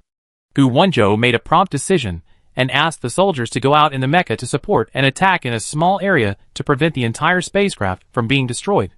And Chen Weimo also took action immediately. She turned on the automatic driving mode, wore a space combat suit with a micro-thruster, and went out of the cabin, and flew to the head of the star beast. The spacecraft had been tied up by 3 star beasts, and some fragments were floating weightlessly in the air. The tourists inside were desperately gathered in the center of the spacecraft, not daring to approach the window at all. Chen Weimo pulled out a weapon similar to a lightsaber and galloped across the star beasts as if walking on flat ground. Wherever he passed, scales flew up and blood and flesh flew everywhere. The mecha also approached the star beasts. The 2 sides did not communicate at all, but they had a tacit understanding, as if they had known each other for a long time. They cooperated quite smoothly, and soon cut the 3-star beasts into pieces. The blue blood and dark brown flesh floated irregularly in the universe. Chen Weimao stood quietly on the shabby spaceship, watching the tourists being taken into the federal flight suits one by one. Occasionally, blood would float onto her body, and the moment it touched her body, the liquid would suddenly slide aside, like a flowing blue-tailed meteor. Gu Wenzhou looked at her. This woman was so calm as if she had never experienced a fierce battle. She came from the unknown deep space, belonging to the silent night. Please go to our aircraft for a physical examination. Chen Weimao hated the commanding aspect, relying on her mental power to speak casually in other people's minds. She couldn't easily show her discomfort in front of outsiders. She followed him obediently, and as soon as she entered the aircraft, all the federal soldiers looked at her collectively. Thank you. If it weren't for you, we might have been crushed to death. The first person to speak to her was not a federal, but a rescue tourist. They were not human, but a group of blue-skinned dwarves. What's your name? We have to thank you very much. Chen Weimao. I'm just passing by. Ah? Then you. Are you leaving? Yes. Chen Weimao didn't even glance at the federal soldiers. Chen Weimao. Finally, a soldier mustered up the courage to go find her first, but spoke in a low voice. Well, I wanted to find you more than 2 years ago, but I didn't meet you. What's the matter? I owe you a thank you. Chen Weimao carefully observed the young soldier. Probably someone he had never seen before. Who are you? Didn't you save a student whose protective suit was torn in the league? That was my brother. He was in a coma for several days at the time, so I couldn't thank you in person. When I went to find you, you had already left. The doctor said that if you hadn't given him timely treatment, his nerves would have been permanently damaged. Ah. Chen Weimao couldn't actually remember the specific situation. She only remembered Miller's group of stupid students. Are you Miller's? No. I'm from Kogandoa Military Academy. Is your brother Miller's? Yes. We chose the wrong school on purpose. Chen Weimao glanced at Gu Wenzhou next to her at a very timely moment. He definitely heard it. Okay. Be aware of your identity, Gu Wenzhou reminded him. The soldier immediately looked embarrassed. Chen Weimao was suspected of collaborating with bandits, and was also rumored to be a humanoid weapon. You? The soldier looked up tentatively, wanting to ask her, but he didn't dare. At that time, this matter was also widely circulated among their students, especially the students in the area that Chen Weimao was in charge of, who paid more attention to her and discussed her than others. You have the right mouth. Chen Weimao looked at him, but didn't just say it to him. The atmosphere was not right. The blue-skinned tourist faced 2 waves of lifesavers, and couldn't just watch them quarrel. So he came out to ease the situation. What is that star beast? Why can't you penetrate it? It's an artificially synthesized star beast. Chapter 82. Artificial synthesis? Gu Wenzhou is now extremely sensitive to this kind of thing. They are all regular star beasts. You must know them. Right? I'm asking. How do you know they are artificially synthesized? Have you never encountered them? I thought they were quite common. Chen Weimao was still thinking about how she, as a kind-hearted person who appeared by chance, should naturally start the conversation. Unexpectedly, this group of tourists were so cute and started the conversation for her. The expressions of the other soldiers beside them really became subtle, but they were too embarrassed to look at them talking directly, so they all pricked up their ears to eavesdrop while doing their work. Who doesn't know about Stella's creation of enhanced insect beasts now? Artificial synthesis is no longer a rare thing. In the eyes of others, Chen Weimao must have experienced a lot after leaving the Federation, and he left in that way at the beginning. So it is normal that he doesn't know about the Federation. But when it comes to Gu Wenzhou's ears, it sounds a bit sarcastic. Calculating the time, when Shibo went to investigate the matter of the insect beast, Chen Weimao should have been in the team. She must know something. So now she is here to be sarcastic to him. Coupled with Chen Weimao's calm face, it is hard for Gu Wenzhou not to think too much. But he couldn't ask directly, isn't this a case of the silver here? He looked at Chen Weimao, and Chen Weimao was also looking at him inquiringly. To be more precise, his sight was shifted, as if he was looking behind him. Just as he was about to turn around, a gust of wind blew beside his ears, and a fist whistled past his ears. Gu Wenzhou couldn't react to this speed at all. When he realized that he was safe, he suddenly realized what some officers and students who had dealt with Chen Weimao at that time said, that he was crushed by an irresistible strength. Don't pay attention. If the Thunder Sea Scorpion is not crushed into pieces, it can't be considered dead. This thing is poisonous. Chen Weimo retracted his fist, and a pit suddenly appeared on the wall of the aircraft. Dark green mucus had overflowed from the crushed soft tissue and hard shell fragments. Although the 3-star beasts had been chopped up, half of the Thunder Sea Scorpion's claw somehow floated in and got stuck in the groove behind the wall. Not noticeable, but still moving. You're still fighting with your bare hands when it's poisonous? Gu Wenzhou didn't want to show his fear in front of Chen Weimo, nor did he want to thank him directly. Chen Weimo looked back at him with dead eyes. Gu Wenzhou then remembered that this guy was not an ordinary person. It seems that the rumors at that time were not groundless. Today I have seen it with my own eyes, he sneered. Chen Weimo opened his lips slightly, was speechless for a moment, and suddenly laughed. Ah, yes, I colluded with the Star Bandits, and I notified the Star Bandits you encountered. I was indeed man-made. Maybe it was your Federation that secretly built me. Do you know what you are saying? You have to be responsible for what you said. Gu Wenzhou looked unfriendly. Who doesn't know how to make up a rumor? Chen Weimo learned the essence from Yi. Never prove yourself. Just go crazy. Are you crazy? Gu Wenzhou didn't expect her to be like this. Isn't she a low-key person who doesn't like to argue with others? Anything else? No. I'm leaving. Chen Weimo saw the location of his aircraft from the window and said goodbye directly. Hey! What? Anyway, I want to thank you for your help today and for saving so many people. You still have to say polite words, especially in front of so many foreigners. Finally speaking human language? Chen Weimo turned his head. Then I kindly remind you that there are still many artificially enhanced star beasts near you. So be careful. And? I was passing by the federal border and encountered 2 spliced star beasts and 3 manic insect beasts. I just solved them and found that these people were also entangled. So I followed to help. You seem to be familiar with this? Gu Wenzhou circled the question again. Chen Weimo was appropriately silent for a while. Do you know what happened in the Federation recently? Gu Wenzhou asked. What? Chen Weimo showed little expression, and he couldn't tell whether he really didn't know or was just pretending. The border security of the Federation may be threatened by human beings. He lowered his voice a little. Not because he wanted everyone to hear him, but because he wanted to play the whole play. He had to be cautious when talking about the Federation with such a deported person. He collected evidence normally, and if he could get permission for the mission, he might be able to make up for it before Shibo took any action. Ah! Chen Weimo sighed softly. What does that have to do with me? There is now evidence that a biological company in the Stella Empire is conducting experiments on insect-animal enhancement. You have worked in the Federation Army before, so you must know the relationship between the Federation and the Empire, as well as the possible consequences of this matter. It's just a falling out. So what does it have to do with me? Don't you feel anything about the unnecessary sacrifices made on the Federation border over the years? Gu Wenzhou could not hide his annoyance, but he knew in his heart that he was not targeting Chen Weimo. But he could only question Chen Weimo. Chen Weimo's eyes twitched, and he was indeed a little surprised by his reaction. This kind of shock and anger was not fake. What is this? Good shoots come out of bad bamboo? Okay. Chen Weimo slightly compromised.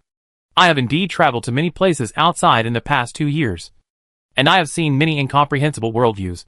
So I generally don't care whether others live or die. Just like what you said about the transformation of star beasts.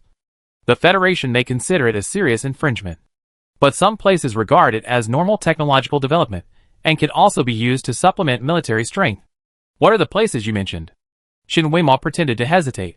Once when I was traveling in the stars, I saw thousands of star beasts pouring out of a planet from afar. At first, I thought it was some species I had never seen before migrating. But the more I looked, the more I felt something was wrong. Their bodies were very strange. Splicing? Yes. I was a little curious at the time, so I followed them at a certain distance. I thought, even if they were abnormal, they didn't come towards me, so it might be nothing. After all, my aircraft is also equipped with energy. As a result, they all flew to another planet and massacred the city. Where is it? Gu Wenzhou has experienced battles of all sizes, but he has never heard of massacres from people he knows in his lifetime. How US Star? Gu Wenzhou has heard of this place. It is a planet covered with primitive forests and strange oceans. Although the intelligent creatures on it have not formed the modern social model defined by the Federation, They live in harmony. He has a friend who is engaged in interstellar travel. He mentioned it to him, and said that he wanted to develop there. He would not ask what happened later. But he did not expect this ending. You just witnessed everything? Gu Wonjo still had some doubts about this. Can I save the creatures of an entire planet by myself? Chen Weimo answered in a different way. You ignored the energy body that was close to me and the other aircraft on the road. Flew so far, and headed straight for Haoyue Star. Do you know what this means? If it was not a human setting, how could it be possible to hit a place so accurately? Where did the star beast fly away from? Had you ever seen it? Chen Weimo curled his lips. I say it again. I'm just one person. Do I want to make trouble for myself? You still remember the location of the planet, right? Open the map. I only remember the general idea. Gu Wonjo turned on the light brain. And suddenly someone grabbed his arm. It was his deputy, Shuri Chen. The two had lived together since military school. Wonjo. He looked like a stone spirit. Cold and icy. Chen Weimo looked at him. And there was a shadow of Feng Tan. Gu Wonjo was called aside by him. Wonjo. I know you are worried about something. But you should avoid suspicion at this time. Shuri Chen looked at Gu Wonjo and spoke. And glanced at Chen Weimo. Once you know this place, no matter what happens in the future, you may not be able to get away from it. After all, there are so many eyes watching. I know. Gu Wonjo had a lot of pain in his heart. But he couldn't keep himself out of it. And this Chen Weimo, how could it be so coincidental that she encountered a place transformed by star beasts among the countless planets in the universe? Even if it was the Haoyue Star where the city was massacred. There is no way to verify what she said. The planet was destroyed. And it might be due to other reasons. The traces are similar. And the rest is just made up. Shuri Chen never liked this outsider. If it weren't for her causing controversy, the outsiders in Hue City wouldn't have lived like that. But those things have nothing to do with the present. So he doesn't need to mention them. Gu Wonjo knew it. But he urgently needed a trigger point to clear the Federation and Stella of cooperation. Even if he fabricated a complete chain of evidence for the transformation of star beasts. If he could help suppress this matter, then his father might not be regarded as an abandoned child. The key is that the Federation must not participate in the strengthening of insect beasts, which is tantamount to treason. Chen. This matter is not just a personal matter. He could only continue to maintain a righteous and awe-inspiring attitude. Shuri Chen's eyes dropped. After the incident was exposed, he was also shocked. It turned out that he, and all those who aspired to defend peace, were treated like fools. The abnormality and frenzy of star beasts or insect beasts are not uncommon. But he can't tell how much of it is man-made. But you can't participate. Let the military district decide. Okay. Just know the place. There are still many people in his Gu family. Gu Wonjo agreed immediately. Chen Weimo was chatting with a group of blue people. She was not in a hurry. Because she knew that Gu Wonjo was impatient, and this was his only chance to intervene in this matter. Lin Qianqing was right. His cousin worshipped Gu Qilai blindly. Gu Wonjo would bite his teeth and swallow whatever happened. And then help Gu Qilai cover up the truth with regret. Sorry. There was an emergency order just now. We have to return to the Federation immediately. Gu Wonjo gave a decent reason.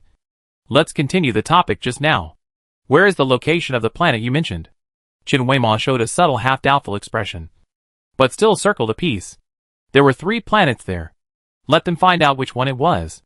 She looked at Gu Wonjo with a serious look. And her eyes glanced at Shuri Chen next to him. And finally fell on his light brain. You? She hesitated. What's wrong with me? Do you know Su Xiaoxiao? Chapter 83. Shuri Chen showed impatience. Yes. As expected. Chen Weimo remembered it correctly.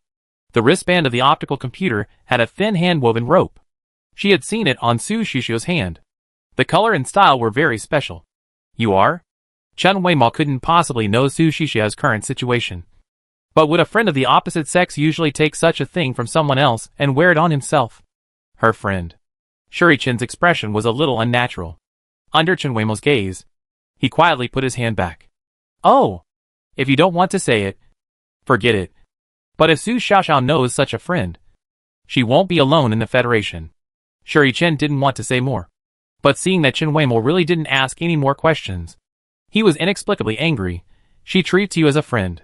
You haven't seen her for more than 2 years. And you don't ask her if she is doing well? Chen Weimo blinked. If I'm not wrong, You don't want to talk to me, right? Shuri Chen realized that he had lost his composure and immediately adjusted himself. She mentioned you to me, saying that you saved her and helped her, and she has always been grateful to you. Chen Weimao didn't know how to respond. He looked at the floor and nodded a few times.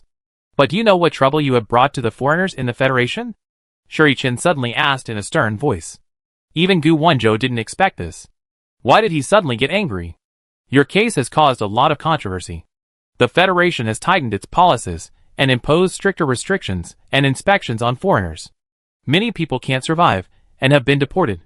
Shuri Chen was furious when he thought of Su Xiaoxiao, who worked hard but was still made difficult by the Federation.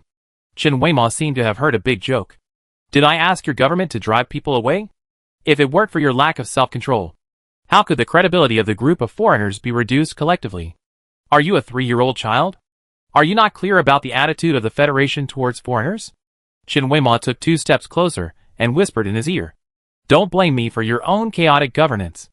If you can't reflect on yourself, you might as well ask your good classmate's foreign minister father why he always resists the normal life of foreigners in the Federation.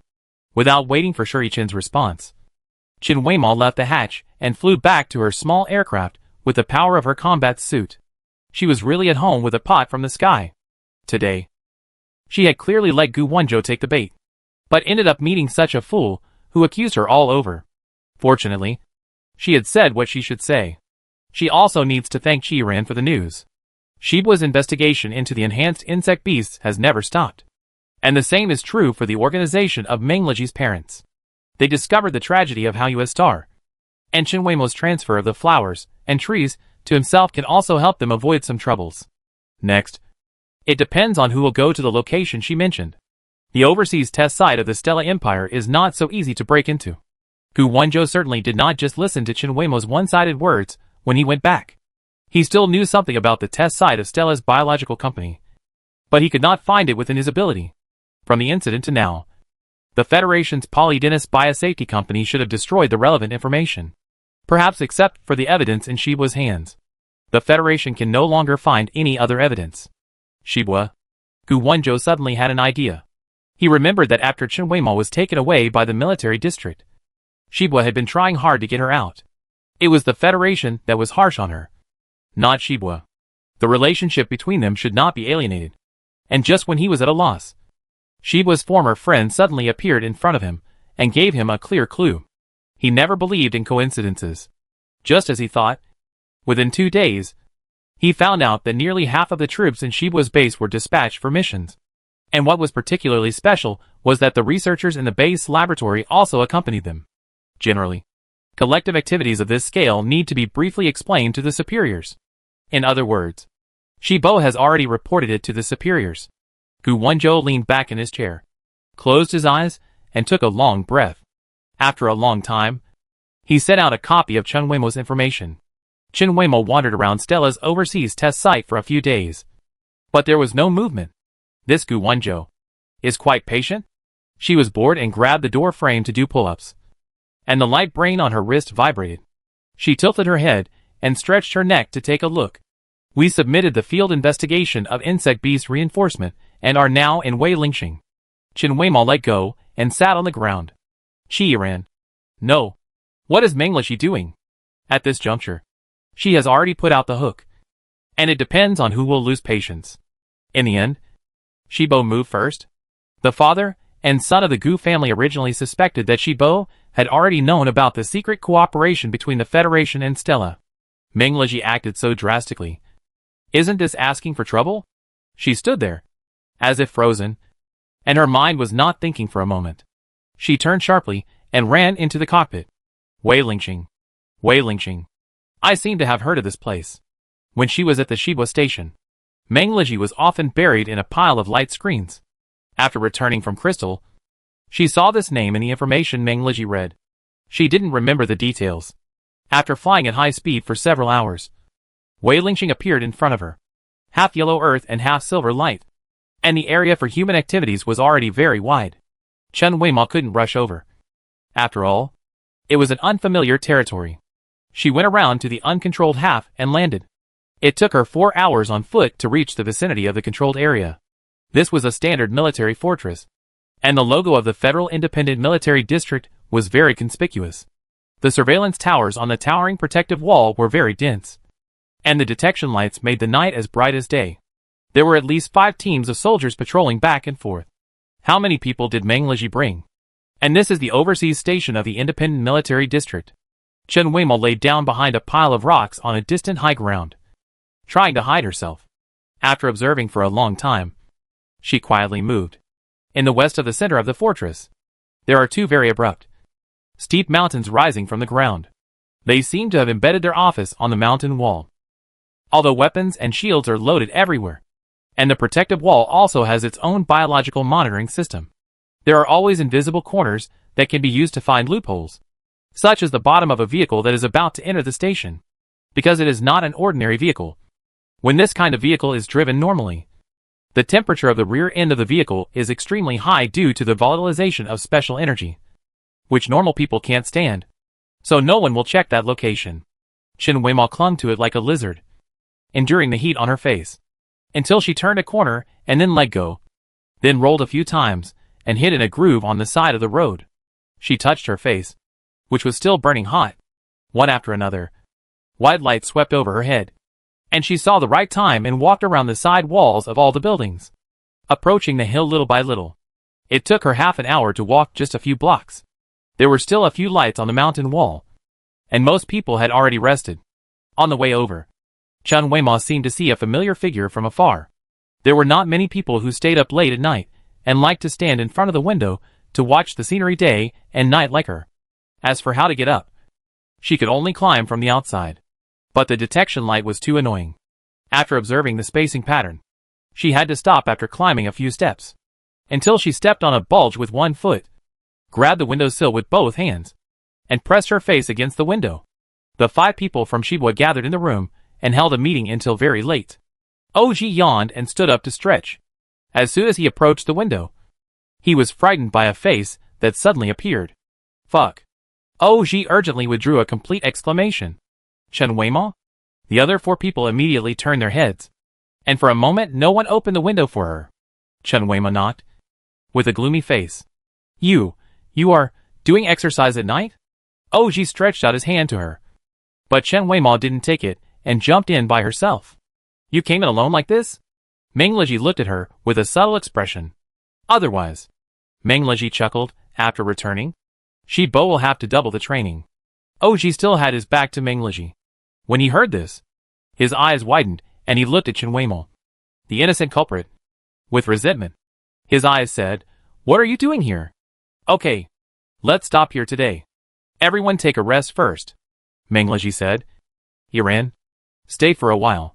Yiren had no intention of leaving, although the other 3 were surprised by Chen Weimao's sudden visit. They were also very tactful and left immediately. If you have anything to say, say it. Mengleji sat down and pushed a glass of water to her. After Chen Weimao received Yiren's message, her brain did short-circuit for a while, but she figured it out along the way, especially seeing Mengleji's calm appearance now. She was more certain. She cast a questioning look at Yiren, and the other party tilted his head towards her. Let me pass the message to Gu Wenzhou, not to provoke him, but to deliberately tell him that Shibo knew about those activities, so that he and Gu Qinglai would come directly to you. Yes. You sit down first, Mengleji admitted frankly. You came quite quickly. Why? Chen Weimao was a little resentful, feeling like she was being used. But as soon as she asked the question, she suddenly felt that this conversation was a little familiar, except that the roles were reversed. Yiren and you have been secretly in contact with each other for more than 2 years without my knowledge. So why don't you allow me to take the initiative once? Chen Weimao was speechless, and she felt a little guilty when talking about this. She looked at Yiren again. Don't look at me. I was also notified at short notice. Yiren acted innocent, but she was not angry, and even in a good mood. Mengleji saw Chen Weimao still standing, so he pulled her. The information gap between the 3 of us has never disappeared, and we all talk about our own things. He even found it funny when he said it. I didn't intervene before because I thought Yiren had a scale in his heart and would not go too far.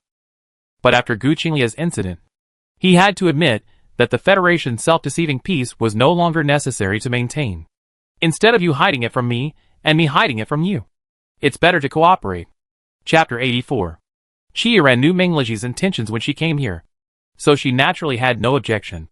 But Chen Weimo, putting aside his subjective will, objectively speaking, it was already very difficult. I was expelled from the Federation. If others find out that you still have dealings with me in the future, you can make up anything. Chen Weimo looked at his toes and said sullenly. The evidence in hand was clear and obvious. If it was overshadowed by this unclear dealings, it would be a loss. She didn't want this to happen. The truth will not be covered up. And no matter how others think, it will not affect the result.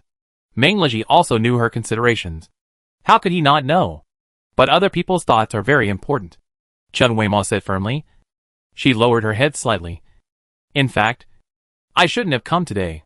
She rushed over in a fit of anger. Not only because she was a little upset because she didn't know, but mainly because she didn't understand why Meng Leji played the cards directly. There was no need to take the lead and take the risk. The Federation's problems cannot be solved by getting rid of one or two people. Meng Leji tapped the table with his fingers intermittently. Although he smiled, his eyes were cold. If I wasn't sure, I wouldn't have said this. Weimo, I want to know what you and Lin Qianqing are working on.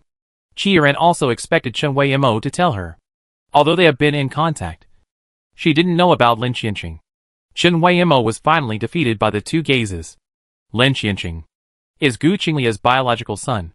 Is it true? Is there any identification? Meng Leji didn't expect this to be the reason. This is true. And Lin Qianqing said that his biological mother also died at the hands of Gu Qinglai. And Gu Qinglai later forged the accidental death of his sister and brother-in-law. That is, Lin Qianqing's nominal biological parents.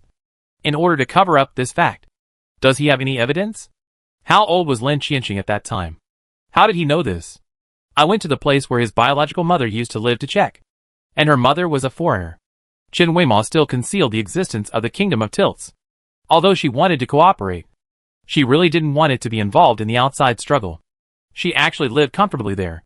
Putting aside her selfishness, people still need to have a spirit of contract. Meng Leji quickly accepted this reason. In this way, Lin Qianqing had a reasonable motive.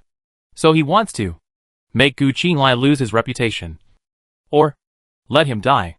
Okay. Got it. Meng Leji glanced at Qiran vaguely. And the other party looked very cold. As if he was not surprised by this matter.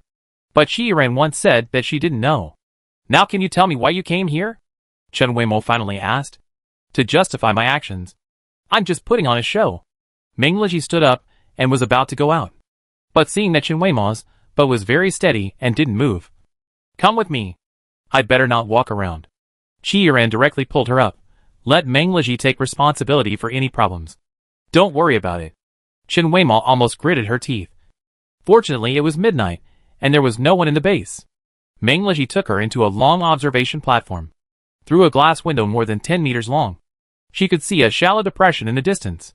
Chen Weimo pressed against the window, with his hand on his brow bone to block the light. It seemed there was nothing. Look patiently. The edge of the depression on the ground. Meng Leji bent down slightly and moved closer. But Chen Weimo didn't react at all. He had no choice but to stand up straight again. He tilted his head and saw Qiran's disgusted expression. Chen Weimo stared for a long time. Although it was late at night, there were some lights over there, but they were not strong. The edge seemed to shake from time to time, dropping dirt and rocks. But there was no external force. Is there something underneath? Yes. There is a giant creature. A semi-finished product left by Serafio Company. Chen Weimo immediately understood. Was this also a test site? Yes. It was forced to be abandoned 3 years ago because the experimental subject was too powerful and out of control, destroying their experimental base. Meng Leji looked at the depression and said calmly, the base was built there. If you want to dig, there should be some buildings left. 3 years ago. He knew it so clearly.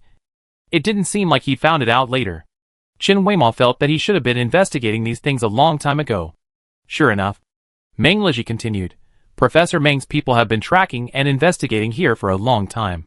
After the accident 3 years ago, Serafio activated the self-destruct device. And no one wanted to waste energy to clean up the mess afterwards. So the evidence was preserved relatively intact. After the self-destruction, who was still alive? Yes. So it's hard to deal with. Mengleji rubbed his temples and smiled helplessly. The clues we got from the Hesting Pentastar before cannot be used as evidence. They can only be our inferred arguments. Here they can be used as evidence to expose the two companies. Why? The Federation neither supports nor directly opposes technology backtracking. And we can't explain why we know about Serafio's technological achievements. This can easily be used as a reason for them to fight back. That's why they spent manpower and resources to dig up the ruins here. But judging from the construction of the base here, it should have been prepared for a long time. Chen Weimo asked, when will we dig? The day after tomorrow. How many experimental subjects are there? 3. Catch them alive or dead? It depends on the situation. Anyway, they can be used. 3 can destroy the base? That's really difficult. Chen Weimo hesitated. I won't follow you. Although it would be impolite not to help since she was here. It was really inconvenient for her to come forward. It's really dangerous for you to fight with your bare hands. So it's better not to go. Mengleji didn't want her to go in the first place. Then can I go now? Before she finished her words, Mengleji interrupted her. After capturing the experimental subject, we will need your assistance. What can I do? As a witness to the tragedy on Haoyue Star, you have to give some reference opinions. The play had to be played out in full. And Chen Weimo almost forgot about it. They were all produced by Serafio. So there must be similarities. Although she is not so important in this link, she is also indispensable to some extent. Okay. Chen Weimo agreed. Anyway, she had temporarily asked Ier to help watch over there. Okay. Go back to sleep. Qiran saw that the cooperation was perfectly reached, and took the initiative to take a rest. She didn't speak for a whole night, and gave the opportunity to speak to Mengleji. Now she felt that she was very kind. She slipped away quickly, leaving only the two people. Mengleji had no choice but to take Chen Weimo back to the resting place. I forgot to ask you just now. Can you use your mental power directly? Chen Weimo was used to fighting outside, and he always forgot that there was such a way to cheat. Mengleji pulled up the corner of his mouth awkwardly. It seems useless? You can calm down a large group of insect beasts, but you can't deal with 3-star beasts? It's not calculated by number. Mengleji wanted to cry. I tried it once before, but it activated them instead. The depression was originally shallower than it is now, and this sinking state was caused by my attempt that time. Chen Weimo pondered. Sounds a bit like me. You can say that. Resisting the connection of spiritual power, he became more and more manic. Mengleji could only hope that the three of them would not be as powerful as Chen Weimo. A dreamless night. The next day, Chen Weimo followed Mengleji and the others out of the base and ran to the wasteland over there. Some people were so scared when they saw Chen Weimo that they froze in place and forgot to work. Some people saw her and came up to her and put their arms around her shoulders. It was not until they noticed Mengleji's eyes that they realized they had crossed the line. After all, she was expelled, so she still had to keep her distance. Then why did she appear here again? If I can't figure it out, I won't think about it anymore. The colonel must have his reasons for doing this. Chen Weimo couldn't stand being watched too much. I feel uncomfortable, so I better watch from a distance. She ran to a high ground in the distance and looked down at the soldiers making the final preparations. From the layout they planned, the 3-star beasts were not small. Each of them was at least 10 meters long. While watching, Chen Weimo keenly noticed that there seemed to be more than one person around. The soil here is hard and does not fall off easily, but she could always hear sporadic and tiny sounds. But she did not show it, just pretending to look ahead seriously. After seeing enough here, she changed her position until she was close to the position she estimated in her mind. Her feet loosened, and she suddenly disappeared on the horizontal line of the high ground. Where are the people? Several people immediately alerted, but did not dare to come out rashly. They hid behind a slope, which was a good hiding place. I thought we were not discovered. A middle-aged man held his forehead and pushed his face. I guess. Before he finished speaking, the earth slope in front of them suddenly broke, and the broken soil hit their faces. They could see a little more clearly that 2 people were strangled by the neck and fell to the ground. The 2 people behind reacted faster. Their weapons were raised and the muzzles were pointed. But at the same time, their heads were pressed together by a strong external force, and the huge momentum made them temporarily unconscious. Chen Weimo admitted that she used a little more strength because someone forcibly connected her brain and tried to calm her down. But it backfired. Just now, she was a little out of control. Fortunately, she regained control of her autonomy in the next second. It was the last person. Chen Weimao teleported behind him, tightly wrapped around him, and put his fingers on his vertebrae. Don't move. If you move, you will break a rib. Chen Weimao gently persuaded him in his ear. Who are you? Although this person was a little surprised by Chen Weimao's speed and strength, he was not panicked after being captured. I am a little curious. Why are you here? It sounds like this person knows her? Chen Weimao moved his finger slightly, and placed it in a more convenient position to break it. Weimao! Meng Liji shouted breathlessly nearby.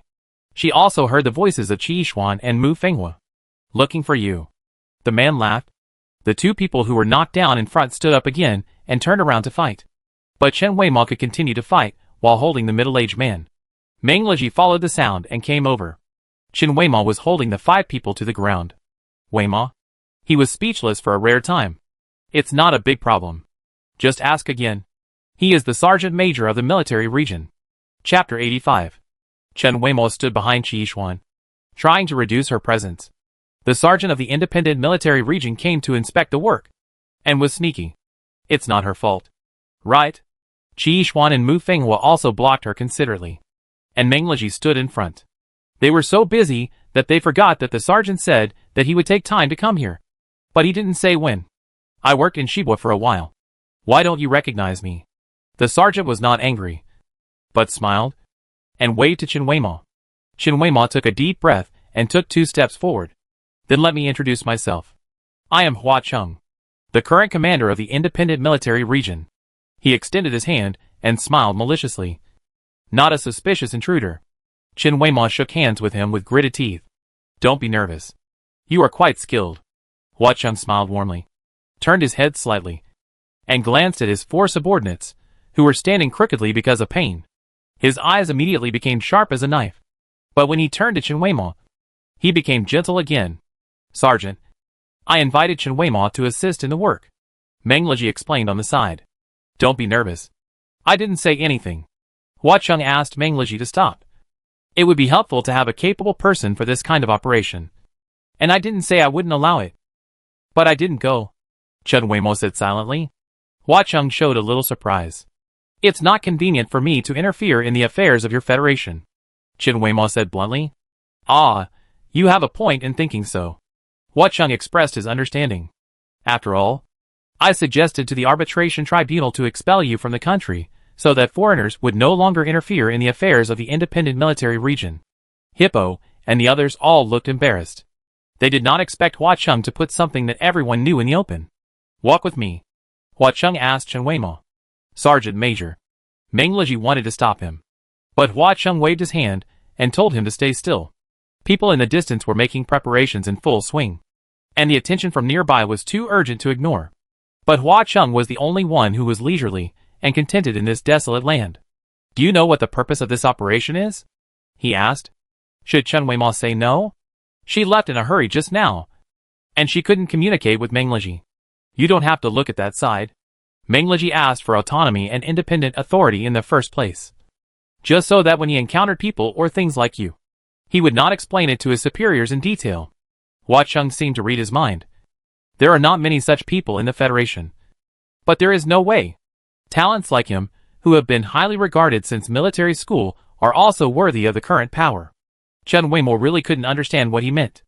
Emotion? Pride? Or fear? She didn't even know whether she should have such thoughts. If you don't dare to say it, then I will say it. Hua Cheng didn't mind Chen Weimao's silence. It's the 2 biological companies that went too far. Border security issues are a taboo for all military regions. They shouldn't touch this line. Maybe Chen Weimao was overthinking. In her opinion, if this kind of trouble was not created, the military region would not care about anything else that violated the bottom line of humanity. Lishi told you. Right? Polydness of the Federation and Serafio of Stella. One is responsible for the preliminary experiments and the other is responsible for the later quality inspection. Yes. If the operation goes smoothly tomorrow, we should be able to find what they left behind. This is the best place to connect them together. Yes. Hua Cheng glanced at her with a little disdain. How can a young person only say him? If you are not good at talking, you will have a hard time in the future. I'm confident that Lizzie can handle things. It shouldn't be a problem to capture 3 out-of-control star beasts. He looked at Chen Weimo solemnly. But I hope that you can openly and officially act with them this time. Why? You must feel strange. It was me who asked you to leave. And it was also me who asked you to come back. I'm not fickle because of my age. Hua Chung seemed to be serious for only a few words. And then he returned to his casual manner. 2 years ago. It was time for you to leave. And now it's time for you to come back. I don't understand. Chen Weimo was too tired to talk to him. I shouldn't be that important. Why do you need me? To be precise, it's not you who is needed, but capable outsiders who are needed to muddy the waters of the Federation. Seeing the hint of sarcasm in Chen Weimo's eyes, Hua Chung smiled. It does sound more realistic and ruthless, but I think you can understand it. My biggest experience in the Federation is that when you feel that you are doing well, it is usually because the environment requires you to do so. When you run into obstacles everywhere, it is not because you are incompetent or unlucky. But objectively speaking, you can't do it. Isn't the Federation reducing the number of foreigners? Chen Weimo asked back. Yes, but they've gone too far. Will the military district also take care of this kind of thing? The soldiers in the military district are also citizens of the Federation. Hua Chung finished speaking and fell silent. He met Chen Weimo's scrutinizing gaze and slowly raised the corners of his lips. It seems that speaking the truth is still questioned. Don't you young people have any feelings now? A person who was still calculating the gains and losses a second ago is now talking to her about ideals? Chen Weimo was too embarrassed to listen to him. Sergeant, to be honest, what does the order of your Federation have to do with me? She seemed to have said the same thing to different people. It has nothing to do with me. So I will only talk to you about exchange. What can the sergeant give me? I am not materialistic. Of course. How could a companion that Lu Ji values be bribed by money? Hua Chung said, as a matter of course. When negotiating a deal with someone, of course you have to find out what the other party wants in advance. Sure enough, even if Meng Liji could recruit people independently, how could such a conspicuous foreigner like her not arouse other people's curiosity? When did you start investigating me? Hua Chung deliberately hesitated.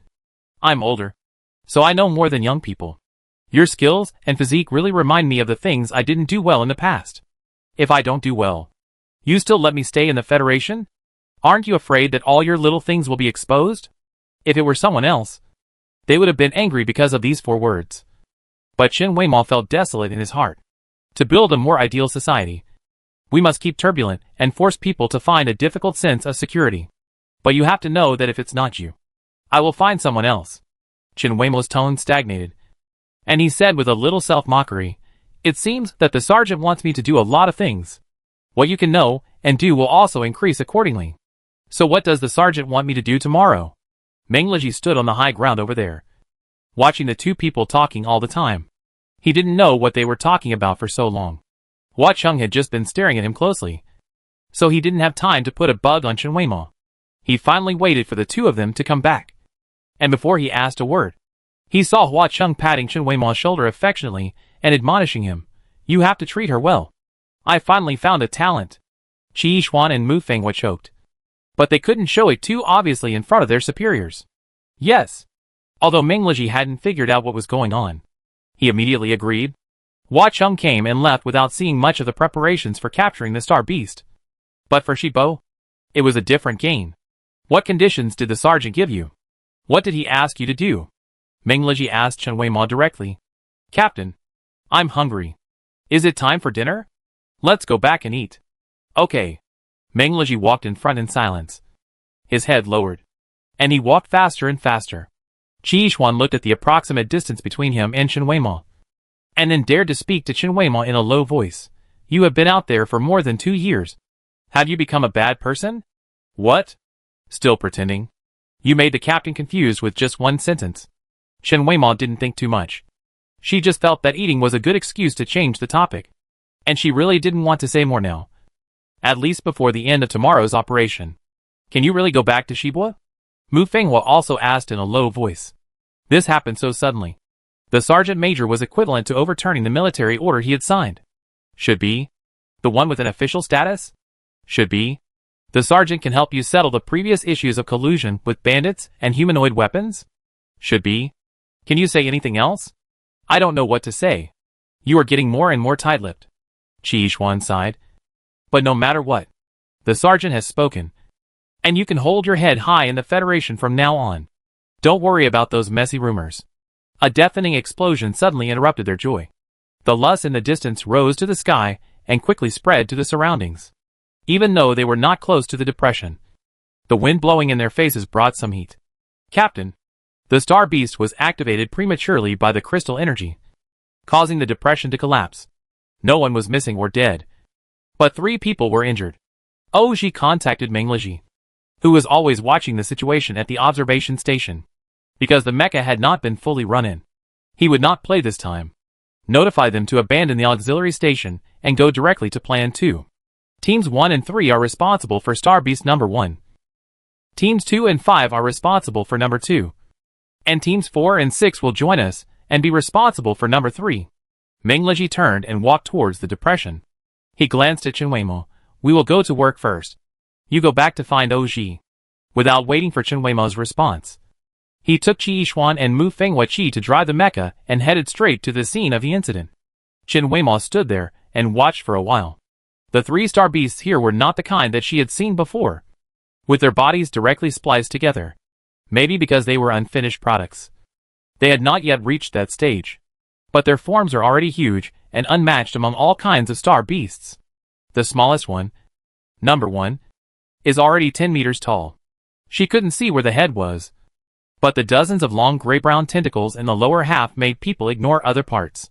But its movement speed was not that fast, and the attacking mechas around it had already surrounded it tightly. The other 2 were much more difficult to deal with. Number 2 was covered with dirty scales, and there were 3 huge green eyes on its head, which was not big compared to its body.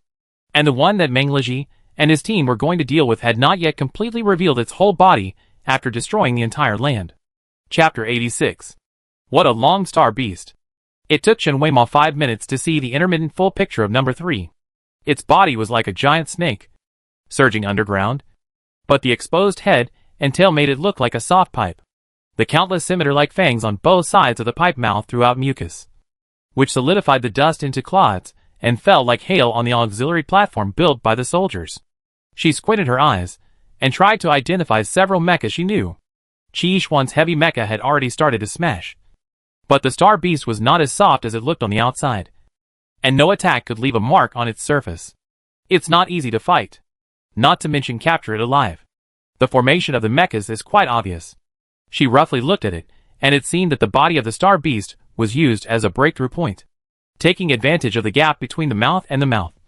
Some machines were accurately placed into its mouth, and then the outer side of its body would bulge irregularly, probably because it was stretched open by the machine inside.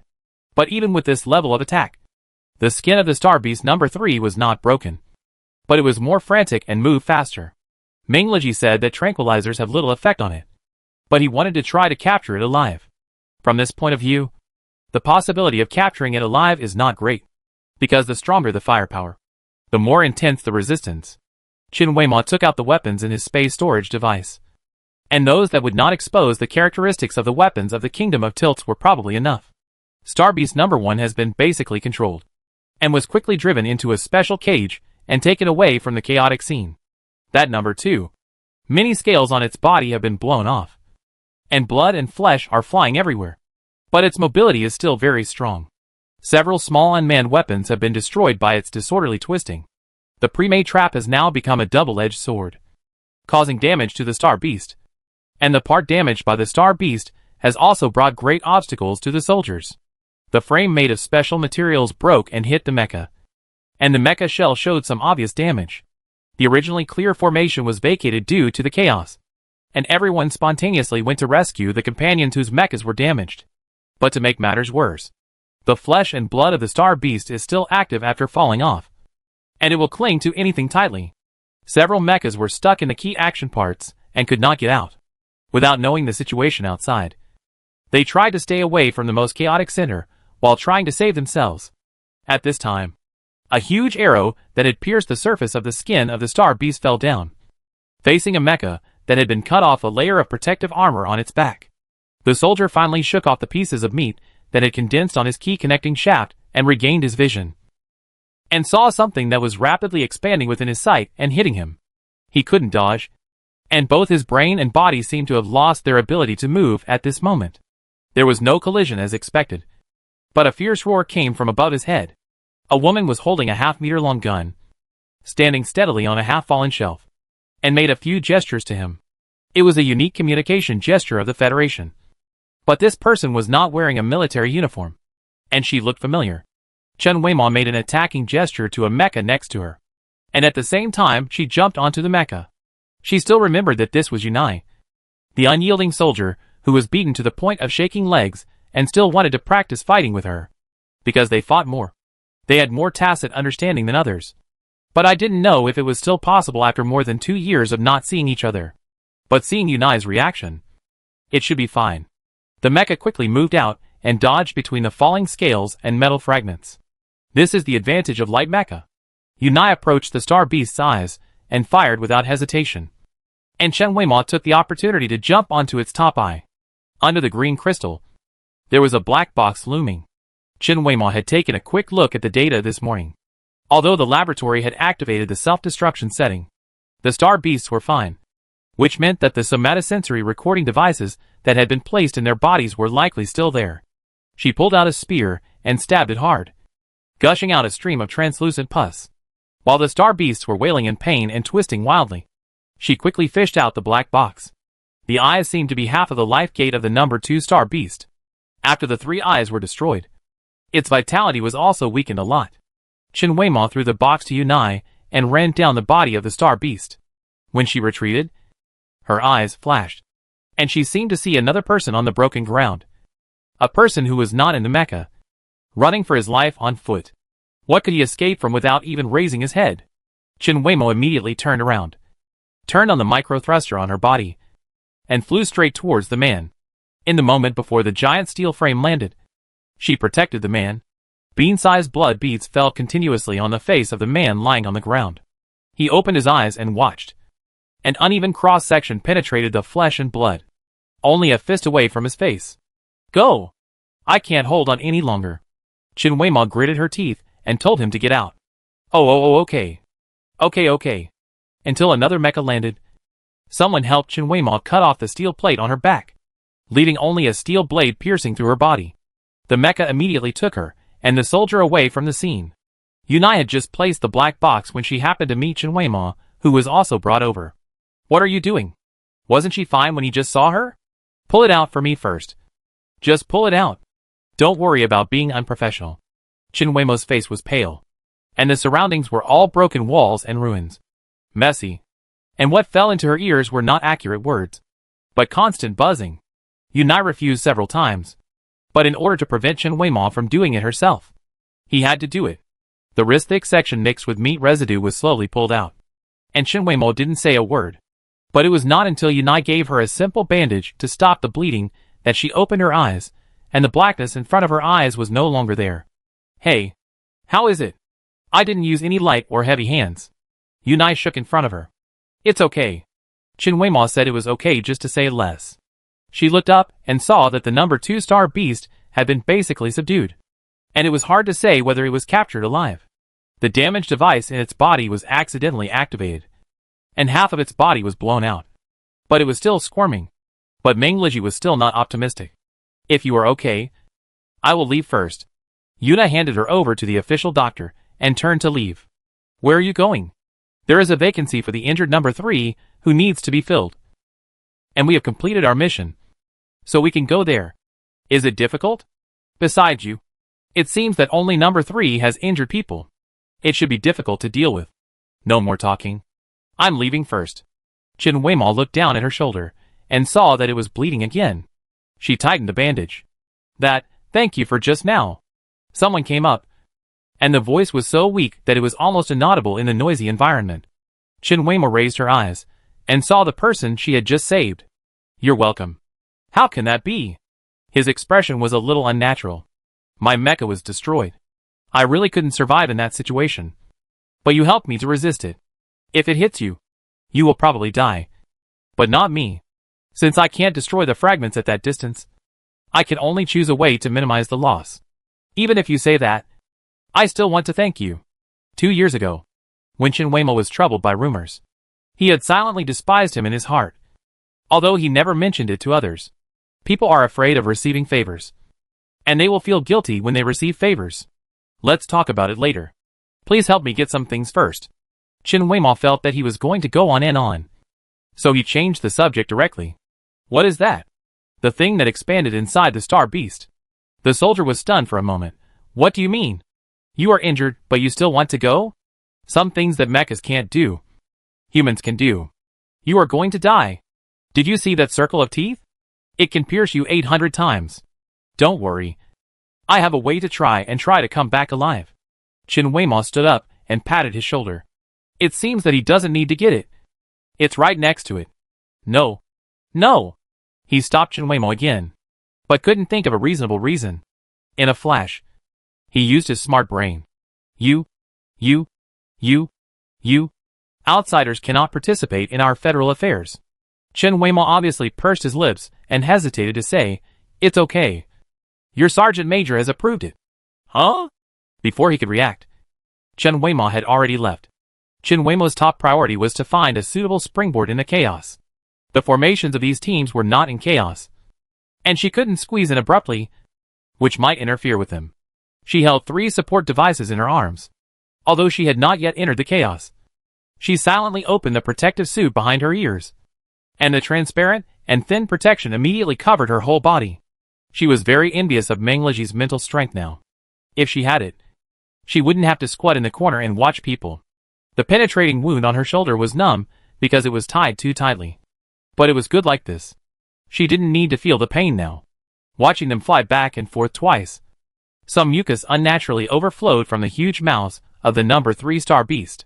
It was probably caused by the damage in the body. Apart from that, there was no substantial damage.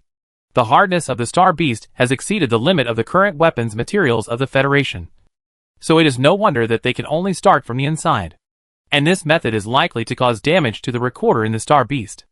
A mecha was thrown out of the formation by the star beast, and Chen Weimo immediately followed it with the thruster. Before the mecha swung the knife back to the team, Chen Weimo stepped on the mecha's forearm to accumulate power and successfully entered the blank area in the formation. Aiming at the mouth of the star beast, she and several supporters fell into the long tube. Is that Chen Weimo? Qi Xuan thought he was dazzled. It seemed someone got in. Who else could it be besides her? Mu Fenghua didn't catch his breath. Captain, what should we do?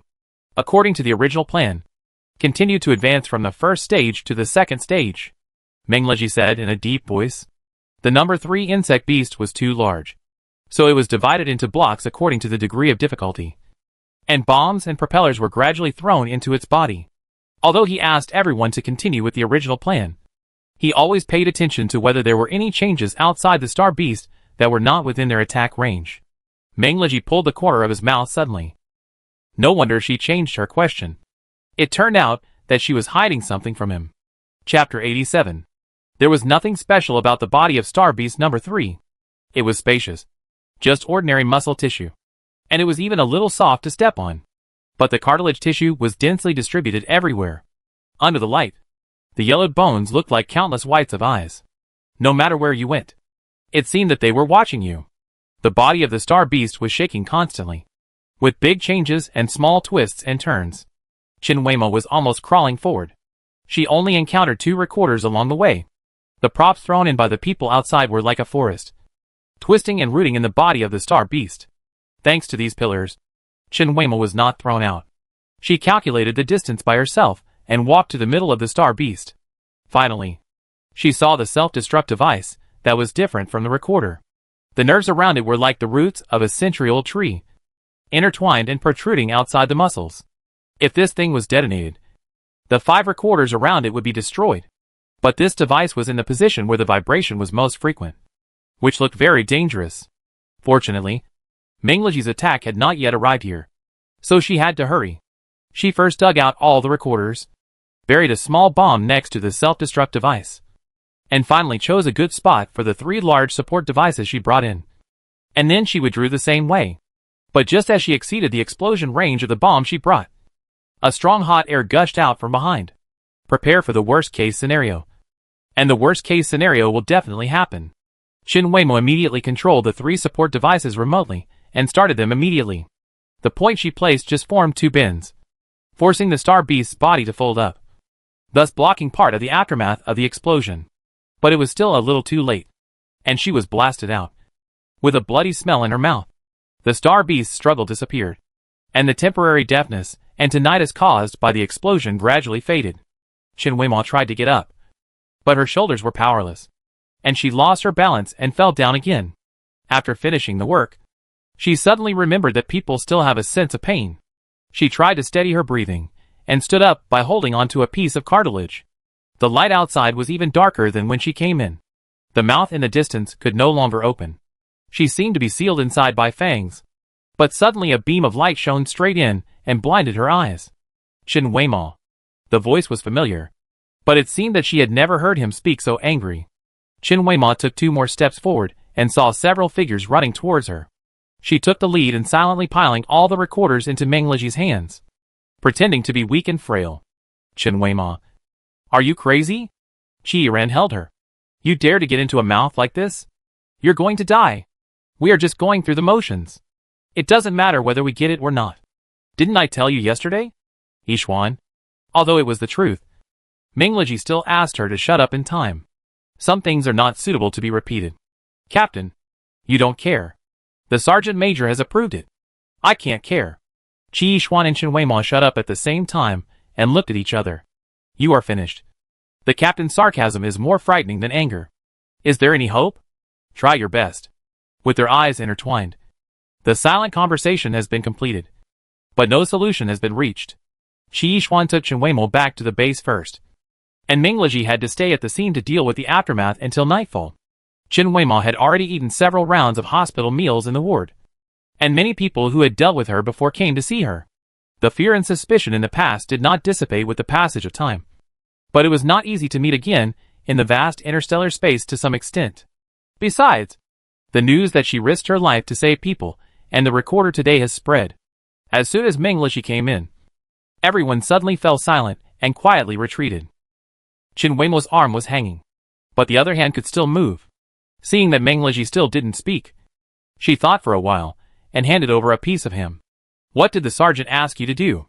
He got straight to the point, his voice without any ups and downs. Let me make sure that the recorders of the 3 Star Beasts can be obtained. And it can't be a formality. Now Shin Weimo told him the truth. It didn't matter. Anyway, the mission was over. She awkwardly withdrew her hand and stuffed the ham back into her mouth. Do you know why the sergeant only notified you to do this? Probably. No. Shin Weimo pretended to look at Meng Leji calmly. This is a done deal. There is no need to let his own soldiers suffer. Let me ensure the integrity of the evidence. He doesn't have to worry about my life safety. Shin Weimo. Okay. I know. She interrupted in time, but couldn't hold on any longer. Her eyes moved to the floor. It's a little risky, but your sergeant's request is reasonable. He doesn't want you to do things that can be handed over to me, and I shouldn't die. Isn't that enough? Shin Weimo. Meng Leji stared at her calmly. Look at me. Shin Weimo raised her eyes reluctantly. I don't want to see you not cherish your life, because the way you treat yourself is a reflection of how others treat you. And you have shown me again and again that no one really wants you to live well. Yeah. Shin Weimo suddenly didn't know where to put her hands. She curled her hair and pinched the bandages. I don't care what they think. I care. Meng Leji's voice was not loud, but it was loud and clear. I hope others can treat you better, and you can treat yourself better. You have a physique that can withstand beatings, but this is not a reason for you to get hurt. Shin Weimo lowered his head and kept rubbing the ground with his feet. How is your injury? Luckily, Meng Leji didn't continue talking. Nothing. It will be fine in 2 days. What about other examinations? I heard that you were hit by the fallen steel plate? Nothing. Although my whole back is still burning. Meng Leji's momentum relaxed. Your identity approval is pushed to me. How do you solve your problems over there? I still have to do my work over there first. It should be. But don't they mind? I'm not selling myself to them. Indeed. You have a great idea.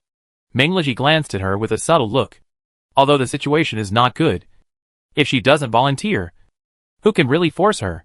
Just like the sergeant's invitation this time. Captain, are you sleepy now?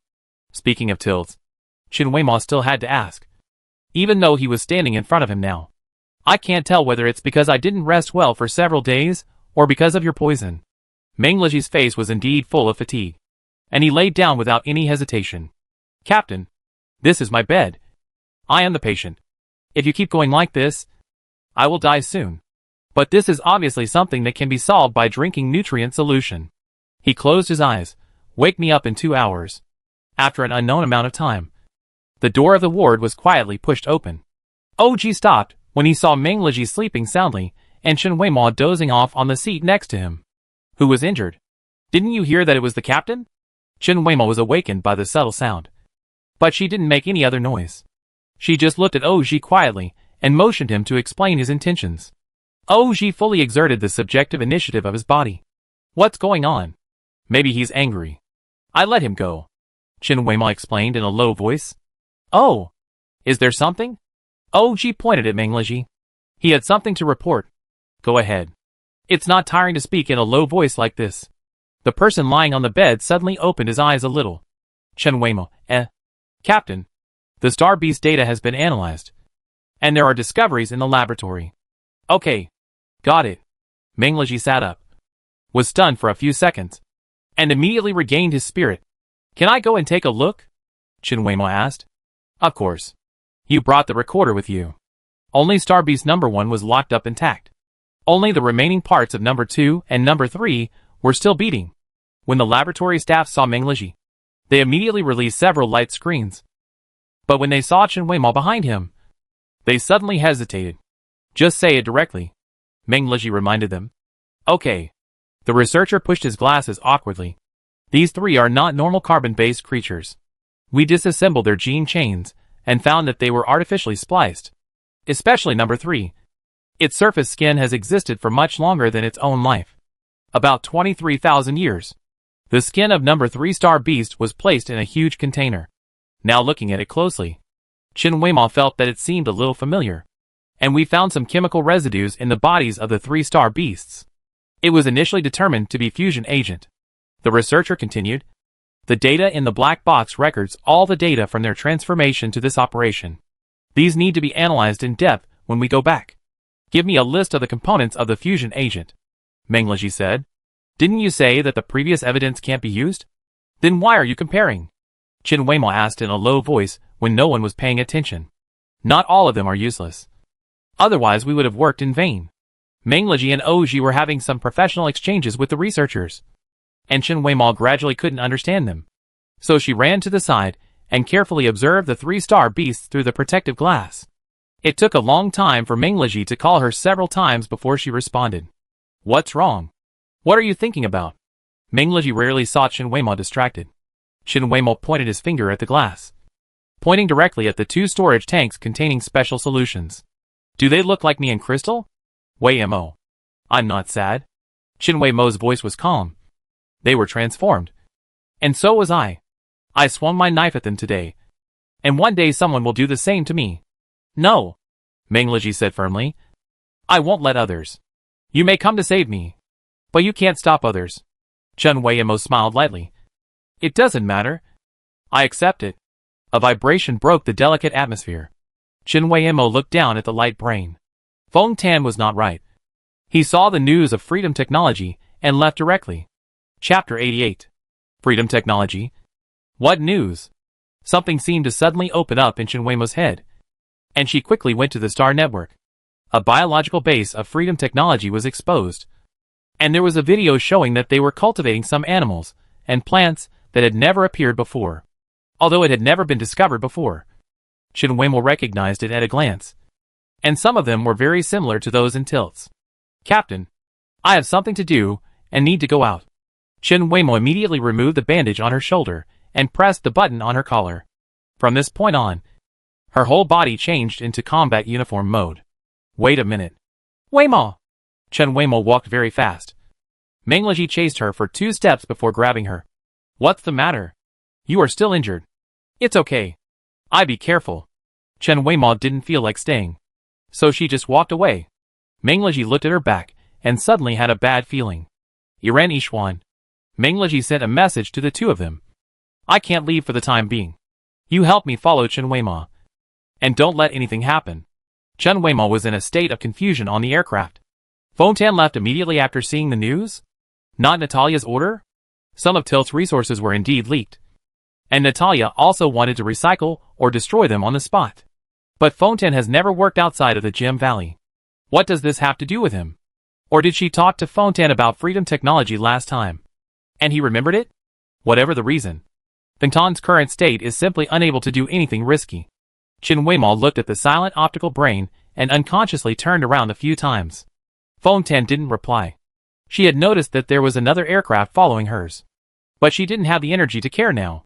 When Chen Weima saw the biological base from the air, the ground was filled with smoke. Several buildings were blown up. And there were no living people. She turned on the scanning system and saw Fontaine's aircraft at a distance of 50 miles southwest of the base. And Fontaine. Fontaine. Fontaine. Her eyes were fixed on the dozen or so magnified images. For fear of missing Fontaine's figure. Finally, she found a gunfight near a small hill nearby. She immediately opened fire accurately at the people chasing Fontaine. Crazy. She seemed to have seen that Fontaine's waist and abdomen were covered with blood. Was he seeking death on purpose? Fontaine ran into the hills for shelter, and then stopped moving. After Chen Weima dealt with the rest of the matter, he immediately chased after him. He was lying on the ground, blood seeping into the soil, and he was trying to crawl forward. Fontaine! Chen Weima turned him over and took out Tilt's emergency medical equipment. The medical treatment there is also very effective for cyborgs like them. But Fontaine's bleeding seems to be unstoppable. I've done it for you, don't worry. Fontaine's hand was on Chen Weima's hand, actually trying to push away the small healing device. But he had no strength. He turned his wrist and put it on Chen Weima's optical brain. I got the data and deleted the base's data. What did you do? I need you to help me. Several small weapons were shot down in the air not far away, and 2 mechas landed near Chen Weima. Qi Yiran and Qi Yishuan ran over. Chen Weima grabbed Qi Yishuan's arm as if he had found a life-saving straw. Yishuan. Do you remember Crystal's location? You? Qi Yishuan glanced at the wounded man he had never met before. He was probably the handsome man who didn't like to wear clothes mentioned by Oji and Mu Fenghua. You want to send him there? Yes. Since it works for me, it must work for him too. Weima. Fontaine grinned and wanted to laugh. But the blood in his throat choked him, and he couldn't even cough. I don't want to be transformed a second time. You have no say now. Chen Weima wanted to take him away by force. This is the first time you are with me. Without you, I can't hold on at all. I am here this time too. It's different. Chen Weima put her hand under Fontaine and wanted to hold him horizontally. But Fontaine rolled down by himself. You are crazy and don't want to die. Don't want it anymore. Chen Weima wanted to say something else, but she didn't notice that her tone was shaking uncontrollably. Qi Yiran still grabbed her and asked her to calm down. Weimo. We can still stop the bleeding. Even if your wound never heals. Your life is safe. Don't worry. There will be a way. Chen Weimo took a deep breath. Fontaine. Go back first. Don't go to Crystal. I may not be able to go back. I don't have much time to live anyway. Fontaine raised his hand, and his bloody fingers blurred and darkened in front of his eyes. I am awake now. It's terrible. You won't be awake if you don't leave now. You know what I mean by sober. Fontaine suddenly rubbed himself against the stone and sat up a little. Whether my mind is confused or sober, I still like you. It's just that when I'm sober, I know you hate me. Chen Weimo was speechless. She always seemed to know. Fontaine's confused state was sometimes pretended, but she didn't want to expose it, because Fontaine's eyes made her hard-hearted.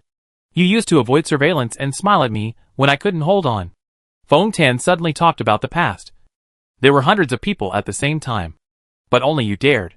Sometimes during group experiments, you would quietly pinch my hand and tell me not to be afraid. You still say such nonsense at this time. Fontaine looked at her. His eyes dimmed for a moment, but he still smiled. Qi Yiran would not easily let herself fall into other people's emotions. She looked around vigilantly. It seems that someone is coming. Weima. You take him to the spaceship. Yishuan and I will deal with it first. Be careful. The two of them quickly entered the mecha. Weimo. Do you have a last wish? Fontaine suddenly asked. If you say that again, I will make you unable to say anything. Fontaine seemed very satisfied. He sat up a little and said solemnly to Chen Weimo, "My last wish is that you use me to find yourself." "What?" She looked at Feng Tan, who suddenly approached her, almost only a finger away, and his breath hit her face. But he stopped at this distance and buried his face in her shoulder again. "Will you be sad?" Chen Weimo's heartbeat suddenly stopped and then began to beat like thunder. The limp man suddenly stood up, and before Chen Weimo touched him, an energy shield blocked the two of them. Feng Tan! The shield was like a long wall that could never be bypassed. She watched Feng Tan walk towards a large number of fighter jets, and several small weapons flew over her head, while she was desperately trying to bypass him. Feng Tan controlled the small weapons, and collided head-on with the aircraft on the opposite side. Qi Yiran and Qi Yishuan's mechas were blown away a little by the huge shock wave, and Feng Tan's back disappeared directly in the stirred-up lus. There were roars in the distance, and the echoes were stirring, which didn't seem to be weapons. Chen Weimo's vision was covered by the lus, but even so she rushed around like crazy. Something bulged under her feet, suddenly tripped her, and she fell to the ground. She touched it with her hand. It was a little soft and a little wet. She recognized the damaged fabric of the clothes. The previous wound on her chest left a scar that had not disappeared. Half of the hand was the one that had just held her. Chen Weimo dug frantically in the lus, but only found a few pieces. The half-skull still had one eye open and looking up at the sky. But what was there to see here? She reached out and made him close his eyes. "Weimo!" It seemed that someone was calling her not far away. She raised her head slowly. It was Qi Yishuan. "There are many large creatures coming towards us. Weapon attacks are not very effective. We have to leave." "Leave?" Qi Yishuan saw that she looked strange, and then he noticed that she was holding several pieces of body parts. Chen Weimo held him tightly in his arms and tried to stand up, but her feet went weak. So Qi Yishuan helped her up. "Weimo, we really have to leave. You go. I have something else to do."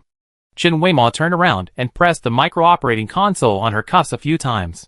A strange sound resounded around, making people very uncomfortable. Qi Yiran was still in the mecha, and she asked Qi Yishuan to notify Chen Weimo, and she herself dealt with a group of strange creatures first. But since that sound, the group of creatures seemed to be less manic, and even knelt down on the spot. She observed the movements outside from the monitor in the mecha, and magnified Chen Weimo's movements. She quickly tapped on her sleeves, and the group of creatures suddenly turned around and ran towards the base. Almost instantly, the huge and solid base was flattened, and there was no sign of any human operation. Chen Weimo stood on a high place and watched everything happen calmly. No one knew the creatures of Tilts better than her. She knew how to calm them and how to control them.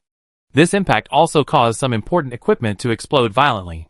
The continuous noise lasted for half an hour, leaving only a raging fire and a dead silence. Qi Yishuan stood behind Chen Weimo, not daring to step forward, until she turned around herself. "Weimo, don't follow me anymore." Qi Yishuan wanted to say something, but was stopped by Qi Yiran. "Let her calm down." "But she won't let herself lose control for too long." Chen Weimo took Feng Tan back to Tilts. As soon as she landed, the Imperial Guards came to pick her up. She followed him in a daze, but she never separated from Feng Tan. Although the guards on both sides were always serious, it was still a bit scary to see the Duke, who was always calm, holding a few limbs. Before meeting Chen Weimo, Natalia learned about her condition from the guards. So when they met, she didn't say much and only gave Chen Weimo 3 syringes. Feng Tan. Chen Weimo opened her mouth and found that her voice was completely hoarse. "He came to ask me if he could recycle or eliminate the resources that were lost in the kingdom, and if he could give him the antidote for the fragrant wood." Before she could ask, Natalia took the initiative to say, "I said that he was not needed for this matter, but he insisted on solving everything before all those who coveted the fruits of free technology." Although she did not agree, she still acquiesced, so she should fulfill her contract. Chen Weimo was speechless. It was Feng Tan who wanted to do it. Whether Natalia agreed or not was not important. "Thank you." He brought the data back. Chen Weimo took the optical computer from Feng Tan's hand and placed it on the table. The dirty thing condensed with blood was out of place in Natalia's room. "If there is nothing else, I will leave first." "Weimo!"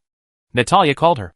But it was obvious that even if she called her, she could not say any effective words of comfort. Don't force yourself. Chapter 89.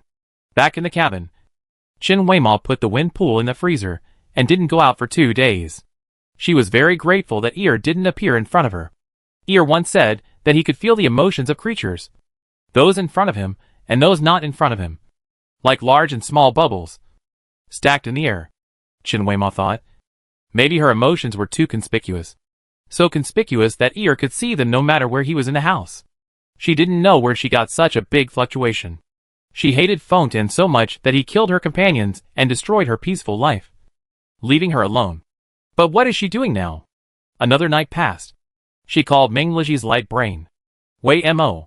The person on the other end seemed very anxious. You? Captain. Do me a favor. You say. Help me find the doctor. Do an autopsy. Do experiments. Do tests. Can human body transformation. Can. Chen Weimo didn't know what she was saying, but there were a few words in her mind. So she said them directly. Okay. Come to Hughes, and I pick you up. Thank you. Captain. It will take a few more days to fly between Tilts and the Federation. Chen Weimo only looked at the monitor occasionally, and stared at the boundless universe in a daze. She didn't think about anything. Nor did she rest. Even when Meng Liji came to pick her up, she didn't react at all. The person Meng Liji found was Qiuxiang. After more than 2 years, he has changed a lot. Even if he wears a high-collared shirt, there is still a scar on his neck that is hard to ignore. He became more stable. Long time no see. Chen Weimao. He smiled and greeted, his voice a little hoarse. Yeah. Chen Weimao responded indifferently. She finally put down the freezer she had been holding in her arms after entering the laboratory. Qiuxiang listened to Meng Liji's general description and was somewhat prepared. But when he really saw it, he still felt uncomfortable. He said that this was Chen Weima's friend. But Chen Weimo calmly took out her friend bit by bit, and still couldn't put it together into a complete human figure. Before he died, his body's endurance had reached its limit. I don't know what else can be detected. Thank you for your help. Chen Weimo sincerely asked him. Okay. I will try my best. Qiuxiang changed into a lab coat and saw Chen Weimo still standing beside him. He hesitated to speak. Weimo. When doing experiments, it's best not to be disturbed by others. Meng Liji reminded Chen Weimo, who was concentrating on watching. Then can I watch from outside? Sure. But he originally wanted to send Chen Weimo away and not let her watch the process. However, now, he didn't want Chen Weimo to be disappointed again. Even if it was painful, it had to be the pain she wanted. Qiuxiang tried his best to ignore the burning gaze outside in the house. Fortunately, he was professional enough. In the past 2 years, he also read a lot of information about human body modification in private. In order to study the drugs in it, he accidentally exploded during the experiment, and his neck was almost broken. Meng Liji scolded him after knowing it. But he just didn't listen and insisted on finding out. More than an hour later, he took off his mask and let Chen Weimo and Meng Liji in again. Actually, in this situation, there is not much left to discover. He was just thinking about the words in his mind while performing the autopsy. But after thinking for a long time, he decided to use the most straightforward way. Yes, I know. Chen Weimo responded calmly. Has he been seriously injured before? Yes, more than 2 years ago. Qiuxiang verified his thoughts and nodded. It can be said that there is a very obvious dividing line in him. Before that, his body had almost no traces of normal human natural damage. But every time he was injured after that, it was cumulative. So here, Chen Weimo recalled the transformation information she had read before. Her brain had been on strike for the past few days, so she had to think about it carefully. You mean the transformation of the inside of the brain? Qiuxiang followed her words and said, like you. Some parts have been cut and stimulated, but not exactly the same as you. He has more parts cut than you. What do you mean? He has fewer emotions and autonomous thoughts. Is it determined by humans how much to keep? Chen Weimo finally asked a complete question. Well, don't get excited. Qiuxiang looked at Meng Liji's suggestive eyes and comforted her first. This human body modification is not an activity that can be turned into an assembly line project. Everyone's limits are different. For example, you, of course, are just an example, and the data is not referenceable. If you cut off 20% of your emotions, you can activate 80% of your physical potential, while he has to exchange 50 for 50. Chen Weimel fell silent again. Anything else? And here. Qiu Xiang used tweezers to lift the skin between Feng Tan's two collarbones. It's strange. There is a number here. It's not on the bone, but between the skin layers. Chen Weimel looked closer, and saw a string of very inconspicuous words New York 48-357. My previous scans didn't seem to have this. Ordinary human body scanning instruments can't see it. I just discovered it by chance. Qiu Xiang controlled his mouth in time this time. It wasn't that he was good and careful, but that the wind pool was blown into layers. So it was exposed. Chen Weimel pulled out a short knife from the space folding device. Teach me how to pick that layer. As she said that, she gestured to herself. Hey. Why are you so impulsive? Qiu Xiang wanted to stop her, but he found that he couldn't pull her at all. Chen Weimel was as strong as a bull. Meng Leji, please persuade her. I do it. Meng Leji took the knife. He had also learned simple surgery, and knew how to do it in a way that caused the least damage. You. What the hell are you doing? Qiu Xiang thought he was crazy too. This is just a cut on your body. How can you just do it? I've made cuts of all sizes on my body. Teach me. Chen Weimel persisted. Forget it. You should do it yourself. Qiu Xiang gave up. You are not injured. Normal weapons and strength can't hurt you. You have to be ruthless, and cut about 5 sheets of paper deep. Chen Weimel did as she was told. The tip of the knife sank into the skin, and a red line immediately flowed out. She drew 3 more lines in the same position, completely exposing the skin. New York 48-356. He didn't lie to me. We are really together. Chen Weimel's hand loosened, and the knife almost fell on her body. But Meng Leji caught it quickly. He immediately took out the medicine to help her deal with it. However, although Chen Weimel was distracted, she did not forget to take a photo of herself in her current state as a record. You're really good. Qiu Xiang didn't know what to say. He wanted to scold her, but felt it was inappropriate. Anything else? No. That's all. Chen Weimel sat there, waiting for Meng Leji to help her put on the gauze. I'm a little thirsty. I go out and drink some water. She pushed the door open and went out. Qiu Xiang breathed a sigh of relief after she left. I was so nervous. This is my first time to perform an autopsy in front of the family members. It's hard work, but there are not many people who can do this. So I had to let you do it. It's no big deal. I'm not complaining. Qiu Xiang leaned on the experimental table and looked at the scattered modified body. He also came from the Federation? Where did he come from? She didn't say. You didn't ask? She will tell me when she wants to. You too. Suddenly, there was a series of broken glass sounds outside, and a muffled sound. Meng Leji's body froze, and he rushed out immediately. He saw Chen Weimel lying on the ground in a coma. After a whole day, she woke up, opening her eyes. Everything was strange. Awake? Do you feel uncomfortable? An anxious voice sounded in her ear. Chen Weimel glanced at the side a little late. The bloodshot in Meng Leji's eyes was more obvious than his whole body. I am. You fainted. Xiang said you haven't rested for too long, and you think too much. Oh. I feel. Okay. I was dreaming. What dream? I dreamed that I was hiding in the deck of the spacecraft, and heard the sound of my companion's blood and flesh flying outside. My former captain let me live well. Meng Leji paused for a moment while tucking her quilt, and then immediately returned to normal. He also raised the bed a little, letting Chen Weimel sit up and talk. What else? I seem to have dreamed that I was lying in the grass, looking at such a small corner of the sky every day, unable to move, and hungry. Every day I could only hear birds singing, and I didn't know when an animal would come and step on me. And because I couldn't understand what others were saying, they asked me to dig a hole with a smile. So I went to help. After digging, I found that they asked me to dig a hole to bury myself. I also dreamed about that little bastard Machen. He stole something and ran away. All the onyx on the planet attacked me. I thought I was dead. Later in the Federation, I found that many weapons could punch holes in me. It was so painful, and I couldn't sew them up.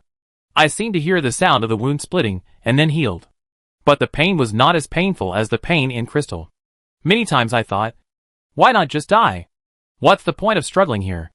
All the troubles will disappear once I close my eyes. The most amazing thing was in the military prison. I thought I was dead and my soul had left my body when I was wearing the 5 cents blocker. When I was taken out for interrogation, I thought they were all my imagination. So I didn't answer properly at first. They even slammed the table at me. Weimu. Mengleji sat by the bed, holding her fist that was getting tighter and tighter, and bent over to find her eyes. But Chen Weimo kept his head down. Captain, I also dreamed of Feng Tan. Before he died, he smiled and told me about the time when he was reformed. But I didn't have patience. I said he was talking nonsense. The big tears dripped on the quilt. Dripping. Especially obvious in the quiet room. Captain. She fell into a broad embrace. With a faint scent of grass and wood. It was like a small world. And this world was getting tighter and tighter. There was no gap called the past between her and the world. Only herself at the moment. Qiu Xiang was playing ball in the void outside. 5 kinds of sports. 800 sets of movements were played once. He even went back home and came back. Mengleji came out. Haven't you woken up yet? As soon as he asked, he noticed that a large area of Mengleji's chest was soaked. That means he woke up. And cried. It seemed that Colonel Meng also cried with him. How is it? He fell asleep again. Did you tell her? What did you say? What happened in the past few days? Qiu Xiang lowered his voice and jumped. No hurry. Dad? My dear dad? Your light brain is muted. Not really no news. Just check how many unread messages you have. Mengleji replied calmly and slowly. Which made Qiu Xiang feel very uncomfortable. Then when you want to let her know? We will be in an open confrontation in 10 days. You said 10 days later? Qiu Xiang pulled out a file from under the table, and threw it to Mengleji unhappily. Mengleji opened it, and looked at it with a strange look in his eyes. Don't thank me. I just want to help my buddy's career in love. Chapter 90. Shen Weimo couldn't stand Qiu Xiang's obvious hesitation. This guy's eyes were about to pop out. At first, I thought he had matured. But it turned out to be just an appearance. Why don't you talk about it? I'm afraid you get bored. Chen Weimo kindly told him. Qiu Xiang glanced at Mengleji, and saw that Mengleji didn't object. Finally, do you know what happened in the Federation recently? What happened again? Good guy. A living father and an aunt. One is as calm as an 800-pound child. And the other is oblivious to the world outside. Sherboy was accused of subjecting you to human body modification experiments. Who? What? Chen Weimo thought he had misheard. Sherboy. Subjecting you to human body modification. In Crystal. There is evidence. This time. You are directly sued in federal court. And the case needs to be open. Qiu Xiang spoke each word very seriously. Do you know what this means? Someone is looking for death. The words are rough. But the truth is there. Mengleji chuckled. And he kept replying to the messages on his laptop while eating. Who accused him? Chen Weimo asked. An unknown biological company. I checked and the boss behind it is from overseas. It has nothing to do with Gu Qilai.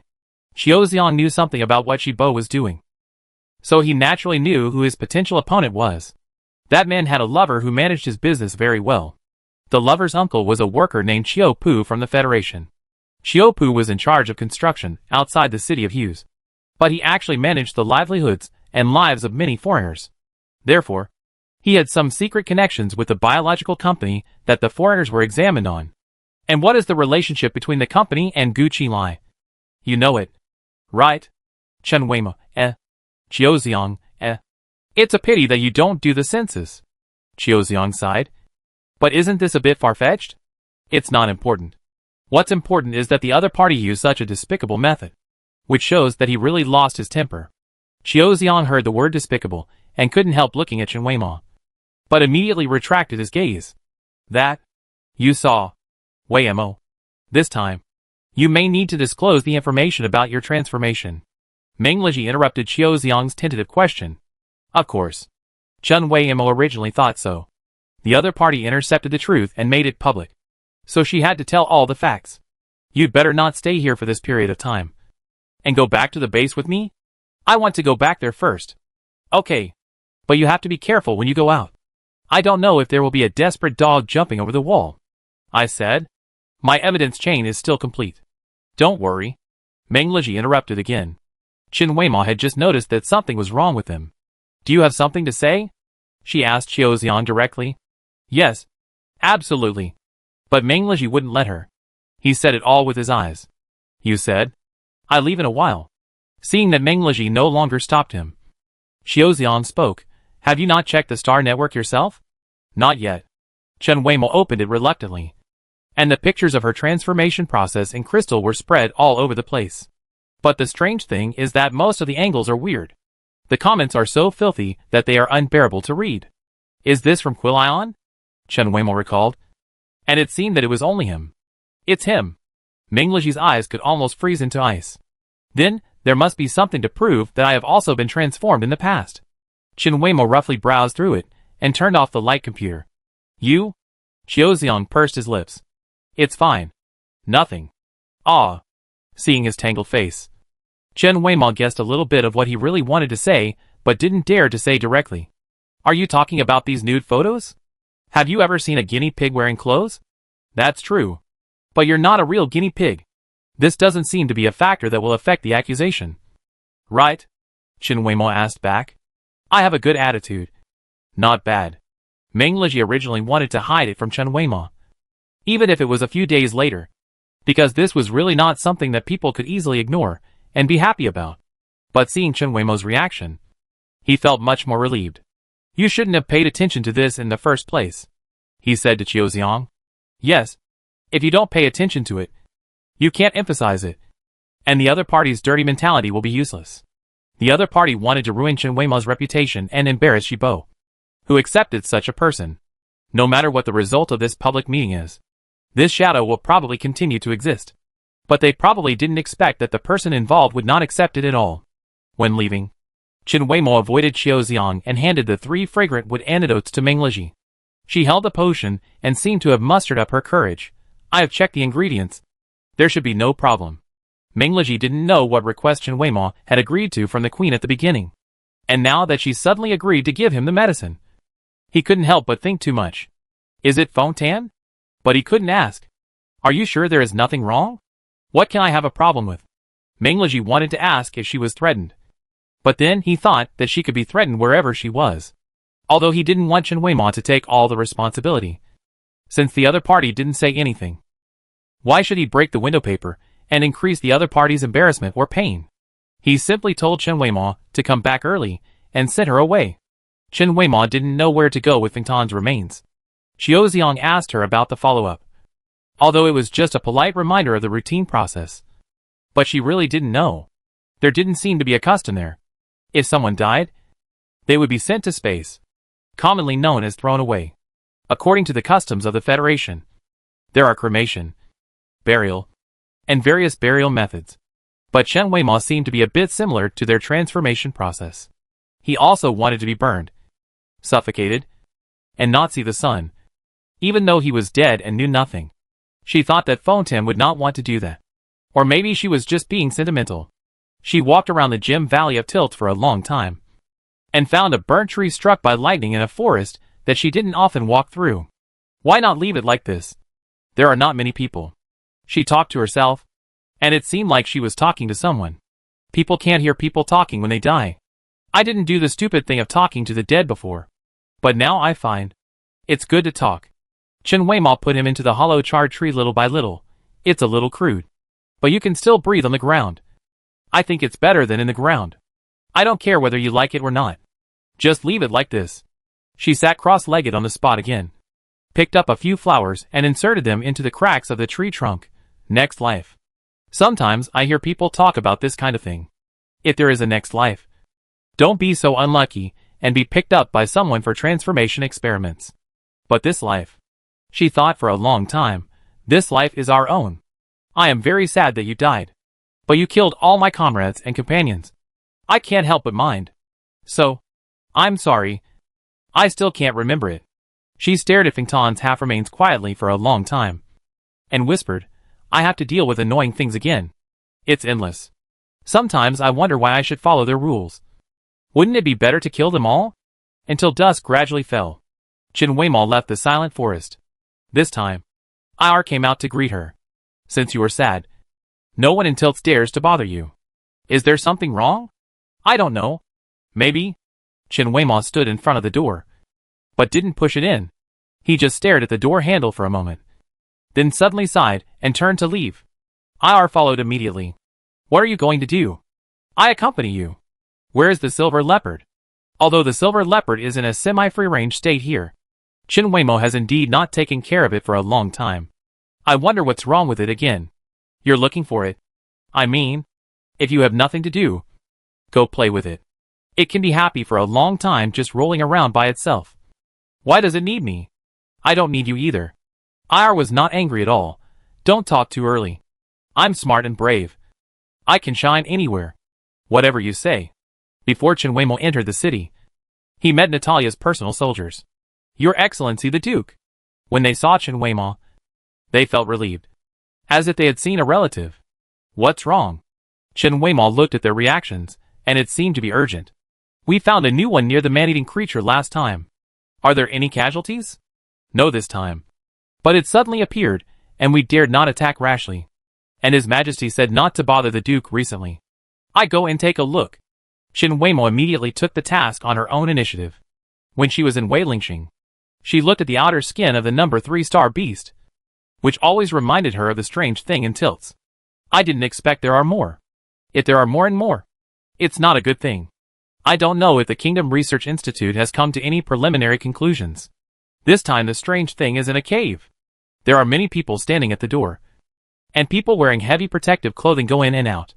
Duke. They greeted Chen Weimo as soon as they saw him. Is it the same as last time? It's different. This time it's more fresh. If it were someone else who got this description, they would probably have lost their temper. But in front of Chen Weimo, they still retained a little instinctive fear and stupidity in the face of the unknown. Chen Weimo agreed without any perfunctory response. She wanted to change into protective clothing. And Ir wanted to go with her for the first time.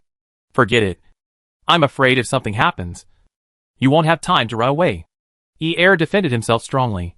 Who are you looking down on? No one else can replicate my agility. If it's about his ability, then it's true. If it's about something else. Seeing that he was in high spirits, Chen Weimo stopped stopping him. It's also a good thing to help her identify whether it's an intelligent creature. But as soon as the two of them entered the innermost part, Chen Weimo didn't even see the thing clearly. A dazzling white-blue light suddenly shot out, and the angle of the fork caused the two people who were originally in the lead to fall down. And the beam hit Ir directly. Chen Weimo's reaction was just to bring him to the ground and dodge the moment Ir was shot. Ir. The momentary congestion of the brain made Chen Weimo seem to stagnate all body functions. And Ir. The whole person was slightly glowing with a light blue light. And the parts that were hid disappeared. And the remaining parts were all vein-like light lines. Ir? Chen Weimo looked at the man whose eyes had lost their charm, and tried to control his trembling voice. Ir? What a liar. I couldn't feel the energy of living things all the way here. And you came in and blasted me directly? Chapter 91. Chen Weimo watched this incomplete, translucent man suddenly jump up from the dead body, and she was filled with righteous indignation. She sat on the ground, her soul leaving her body. Ir cursed a lot, looked down at Chen Weimo, and waved his hand in front of her. What's wrong with you? But his hand was immediately pinched by the backhand, and the whole person was pressed to the ground. You won't react if you are fine? Huh? Hey, no. I was really stunned. Weimo. Let go. I was wrong. Chen Weimo waited until her heart rate returned to normal before she let Ir go, and solemnly re-examined this monster she had never seen before. What are you? What? You? Chen Weimo touched it, and it was real. But it didn't look like a real thing. You touch it again now? Ir's face was full of pride. Chen Weimo touched it again, but it went straight through him, and her scalp immediately went numb. I am a spiritual body. Whether this body exists or not is up to me to decide and control. Chen Weimo's mind was in a mess. Let's talk about your business when we get back. She pinched herself quietly. She couldn't just study Ir in this dangerous place all the time. You just said that this one is alive? Ir's body has now recovered to normal.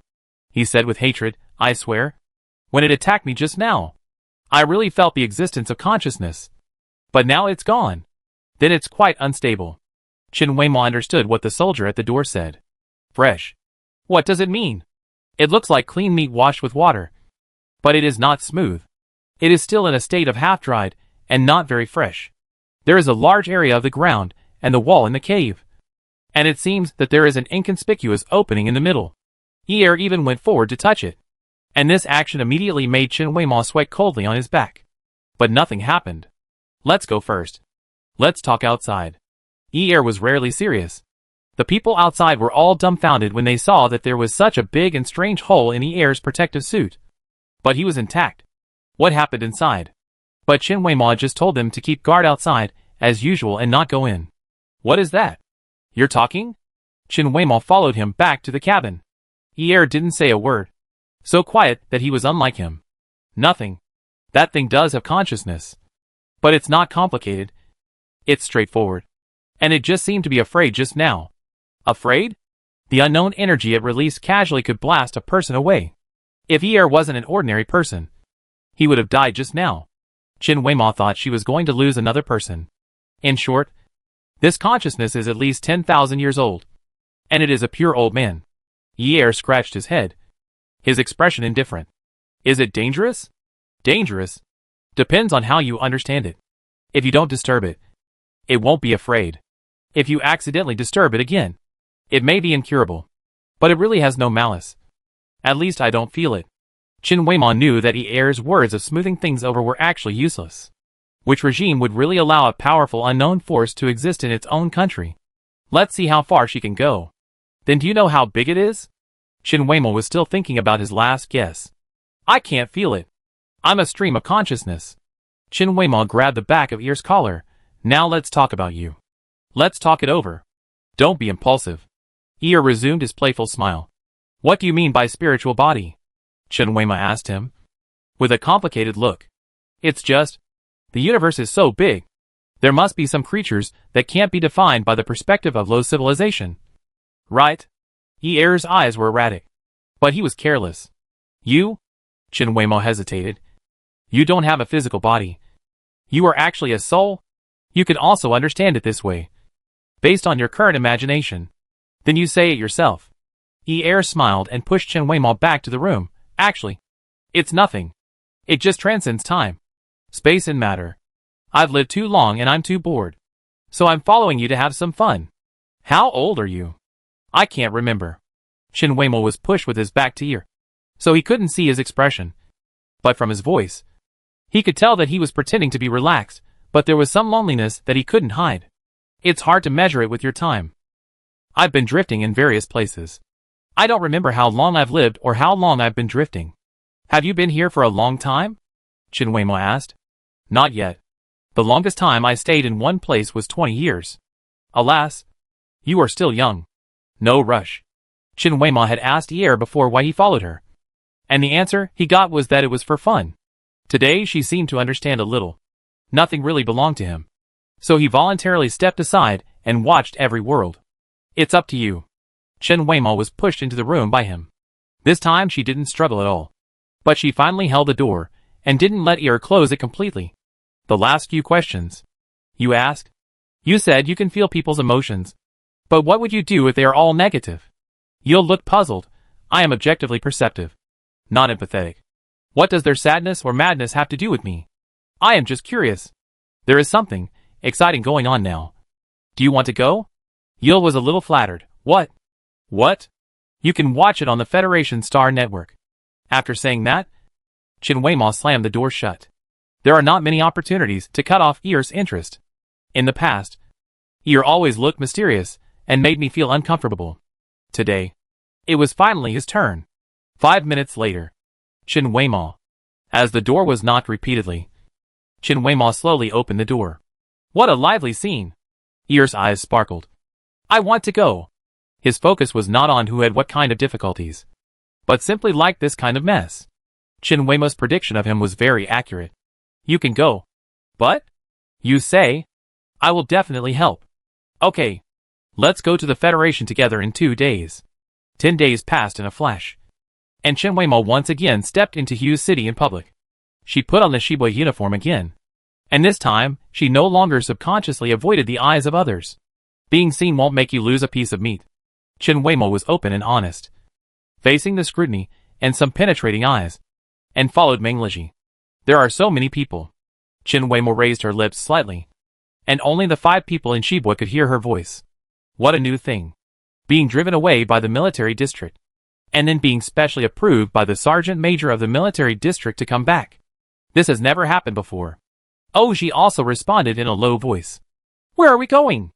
Chen Weimo asked. They said it was in the city. In the sky? But she had never seen any separate building in the sky of hues. The courtroom for handling military affairs in the federal court is not often used. So it is usually closed to save energy and protect the environment. Mu Fenghui explained. Closed?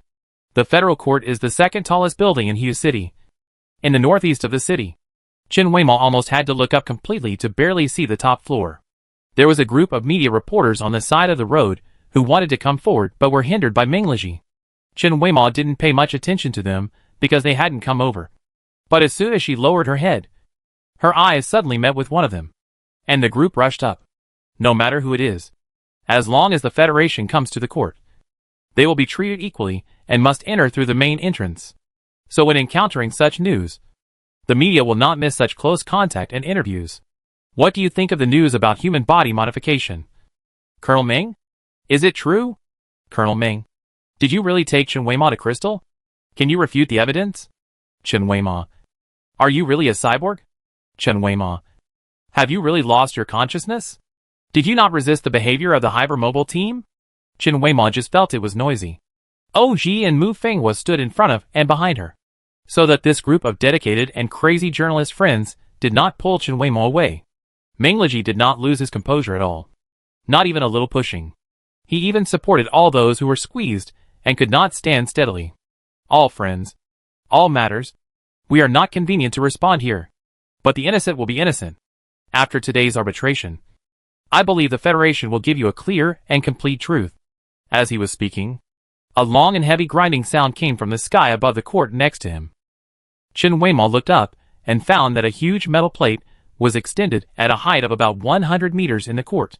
When it was extended to a certain length, the plate slowly opened, forming a circular building, majestic and gorgeous. The connection point between this building and the court itself was gradually disconnected, floating in the air. The Federation doesn't care much about military affairs.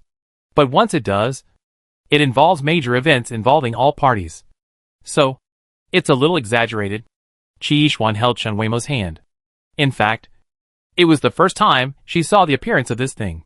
While the media was filming the military court, Mengliji took them directly into the court. Are you okay? Mengliji saw that Chen Weimo's uniform was torn crooked, so he helped her tidy it up. I said. A face suddenly appeared between the two of them, full of resentment. Moeruo curled his lips, looking disgusted. What occasion? What occasion? Everyone, please pay attention. Why are you here? Chen Weimo was startled by his appearance, and she asked before she both spoke. Why am I here? Moeruo snorted and looked at Qi Yishuan unconsciously. After getting a roll of the eyes, he was not embarrassed. He lifted his hair and said proudly, if someone asks me for something, of course I will do it. Before he could finish his words, he was punched in the stomach. Why are you talking so much? Qi Yishuan was not polite at all. Come over and join in the fun. Moeruo insisted on finishing his words. Anyway, the trial was open, and people from other military regions could also attend. Who from the other side came? Mengliji asked. From Hashi Medical Company, the one called Quilion, and 2 robots. Moeruo answered, but the teasing on his face was still there. He turned to ask Chen Weimo, are you nervous? Not nervous? Really? Why should I be nervous? Mengliji was accused, and I am just a crime in this case. Chapter 92. Moeruo actually felt that what Chen Weimo said made sense. Before he could wrap his mind around it, he asked Mengliji the same question. Mengliji didn't give him a good face. Go sit in your audience. Really? You have no patience at all. Moeruo put his hands in his pockets and said, let's go. Don't blame me for not reminding you that no matter whether you win or lose, this matter will never end. Qi Yishuan punched Moeruo's back. Who is this? She turned to Chen Weimo again. Just treat his words as fart. Chen Weimo seemed to be smiling, but Qi Yishuan's back of the head was hooked. The only one who dared to do this to her was her own sister. Everyone knows that the deliberately disgusting thing. Qi Yishuan's response. Didn't it just expose that kind of cautious indifference? But fortunately, Chen Weimo really didn't care. The court will open in 2 hours. Let's go to the waiting room first. Mengliji glanced at Qi Yishuan. And she also knew that she said the wrong thing in her excitement. It's all Moru's fault. He started it. He wasn't talking about human body modification at all. But before he entered the waiting room, several people stopped Shibua. Colonel Ming. The leader greeted politely. Judging from his clothes, he looked like a court staff member. For safety reasons, we need to take some protective measures for Chen Weimo. Protection? Meng Leji frowned and his face immediately darkened. What they held in their hands were handcuffs used to tie up wild animals. Yes, according to federal law. Which law allows you to restrict the defendant before the trial. Qi Ran gently pulled his clothes from behind. Indeed, if the court also has this attitude, it is indeed not optimistic. But the premise is that they have to be people from the court. Meng Leji just remembered how he heard from people present 2 years ago how Chen Weimo was taken away by the military district. He would not allow such a thing to happen again in front of him. Is there a clear written order? Meng Leji asked calmly. Colonel, some observers have applied to be allowed in the hearing. They think Chen Weimo is too dangerous and uncontrollable. They think she should be controlled in such a public place. We have also listened to reasonable suggestions. Reasonable. Ji swallowed the last word with nausea. If Chen Weimo hadn't pinched him, he would have even wanted to curse at her. Okay. Chen Weimo took a step forward and stretched out his hand. Weimo? Meng Leji was a little surprised that she compromised so quickly. And now was not the time to compromise. Thank you for your cooperation. The man took the handcuffs and bound Chen Weimo's hands. Chen Weimo shook her wrists and let her hands hang naturally. But the moment the handcuffs touched her body, she secretly exerted force and directly knocked them open, breaking the handcuffs into several pieces. Oh, sorry. I was too out of control. I didn't know how to control my strength, and I accidentally broke them. Do you have new ones? Chen Weimo threw the handcuffs to Mu Fenghua and stretched out her hands to the staff members. Then please go to the waiting room. I come back to you after I get the new equipment. The man left with a bad look on his face. Fenghua. Check the handcuff numbers and fingerprints and verify their information. After confirming that they had left, Meng Leji whispered to Mu Fenghua. Yes. You also feel something is wrong? Qi Ran chuckled. After you remind me. Putting aside the rules, how could the court show any partiality before the trial? Even if some staff members really don't like the cyborgs, they won't do so at such a high-profile moment. Some observers raised reasonable concerns, and it was normal to apply for rights. But once they accepted it without thinking, it would confirm the fact that Chen Weimo and other members of Shibua were not equal. Who would do such an outrageous thing before the trial? But with a high possibility of disrupting the situation, those staff members never came again. Stirring up trouble in secret. Right? How shameless. Ji was disdainful, sitting on the sofa and shaking his legs in anger and anxiety. They are probably really not afraid of being found out. Mu Fenghua retrieved so much internal personnel information, but did not find them. Similar things have happened before. Qi Ran was very calm. I heard from my elders that when the federal transformation trend had not been completely suppressed, the equal rights dispute between the cyborgs and humans went to court. The evidence on the cyborg side was complete. But before the court, the cyborg inexplicably wore a pair of unopened and inconspicuous handcuffs. And they themselves didn't know what they were. Result? What was the result? Ji asked carefully. As a result, the cyborg was facing very serious accusations.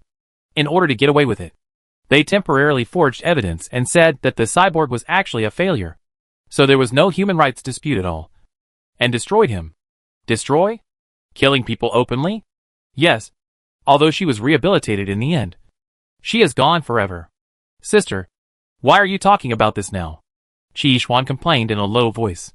To let Weimon know that no one cares whether she is dead or alive except us. Not even the sergeant who recruited her again. Qi Ren turned the half shackles between her fingers without raising her eyelids. Sister. Qi Xuan's head was almost lowered to the dust. How come he not only destroyed his own morale in front of the battlefield, but also framed his superiors? My sister is always very perceptive. Right? Yiren is right. What she didn't expect was that Meng Leji actually agreed. But the more such little actions they make, the deeper the grave they dig for themselves. Meng Leji smiled easily. So don't be too nervous. Yiren. I hope so. Qi Yiren just responded lightly. Everyone looked at Chen Weimon and found that she didn't seem to listen to them. She was seriously replying to the light computer, and the corners of her mouth couldn't help but rise while replying. She rarely smiles usually, Why is she talking to someone at this time today? Wei Mo. Chi gently tapped her with his finger. Chen Wei Mo quickly replied and looked up. Well, a few friends. You have a good attitude. You are still chatting. Aren't you guys chatting too? Chen Wei Mo spent 2 hours easily. And she was still chatting with people until the last moment. Let's go! She stood up, and Qi Ran made way for her to sit behind Meng Liji. Talk less. More talk means more mistakes, she advised. Got it. Qi Ran seemed to be particularly thorny today. She used to be like this only in front of Meng Liji. And Meng Liji almost let her turn her face away in such occasions. Something was wrong. Very wrong. But Chen Weimo did not ask directly, and got down to business first. As defendants, they had to enter the court with the plaintiff. This was their first meeting. The other party, Hatch Medical Company, only sent 2 people. And because of the special circumstances of this matter, lawyers were not allowed to speak on their behalf. The 2 of them were dressed in suits and looked quite decent. When they saw Chen Weimo, they couldn't help looking at him with contempt. Why are they so arrogant? Oh, Ji has been in a bad mood recently because of this matter. He is not happy with everything, especially their people, who are no different from their enemies. Maybe some people really have a pure God's perspective on the little white mouse. Chen Weimo looked straight at the contempt with a frank look. The audience seats in the court were basically full. Chen Weimo took a glance and found that there were many familiar people. Several people came from various military regions. She found many scientists from biomedical companies when she was looking up her background. And some, if she remembered correctly, they seemed to be from the Federal DeForest Energy Company. But they were not important figures. She felt familiar because of Feng. She followed the information given by Feng and found some people who did dirty work for DeForest. They sat in the audience seats closest to the exit, dressed very low-key, and would be lost immediately if they walked into the crowd. They thought that they could attend such occasions just because they were not direct staff members. They thought she didn't know anything yet. Chen Weimo immediately lowered his eyes and suppressed his emotions. Everyone stand up. Please ask the presiding judge to come to court. With a crisp reminder, everyone's eyes were focused on the door. An old man with gray hair, but combed very neatly and energetic, entered the courtroom. He stood next to the highest seat and gestured to everyone. This is the Federal Supreme Court. I am today's presiding judge, Wu Beiling. We will listen to the facts equally, examine the evidence, and make fair judgments. The justice of the Federation cannot be trampled upon, and both the plaintiff and the defendant need to be responsible for the authenticity of the evidence provided. The handsome grandfather kept talking, and Chen Weimo gradually lost her mind and wandered to who knows where. Even when she sat down, Meng Liji pulled her sleeve to remind her. Now, please let the plaintiff make a statement. The man from Hashi Medical stood up and smoothed his collar. Hello, presiding judge. I am Yu Fei from Hashi Medical, and this is Du Huaying. As a citizen of the Federation, I believe that everyone has the obligation to uphold human rights and justice in the Federation. Therefore, after discovering the atrocities of the Shibua mobile team, we immediately decided to expose all the filthy facts. Please ask the plaintiff to directly state the evidence. Yes. Yu Fei was a little embarrassed and immediately shook out his own materials. When I was doing business with Crystal, I happened to meet an engineer who had contact with Colonel Meng Liji. He provided evidence to prove that Colonel Meng did perform human body modification on Chen Weimo there. He handed the photos and videos to the presiding judge and stood there confidently. What was circulated on Starnet before was only a small part. This time he submitted the entire transformation process. Wu Beiling put his glasses on his forehead and frowned to read carefully. At his age, he rarely saw such tragic scenes, especially for a young child. But his professional ethics made him hold back and not look at Meng Liji and Chen Weimo. Please ask the plaintiff's witness to come to court. He pushed the process forward.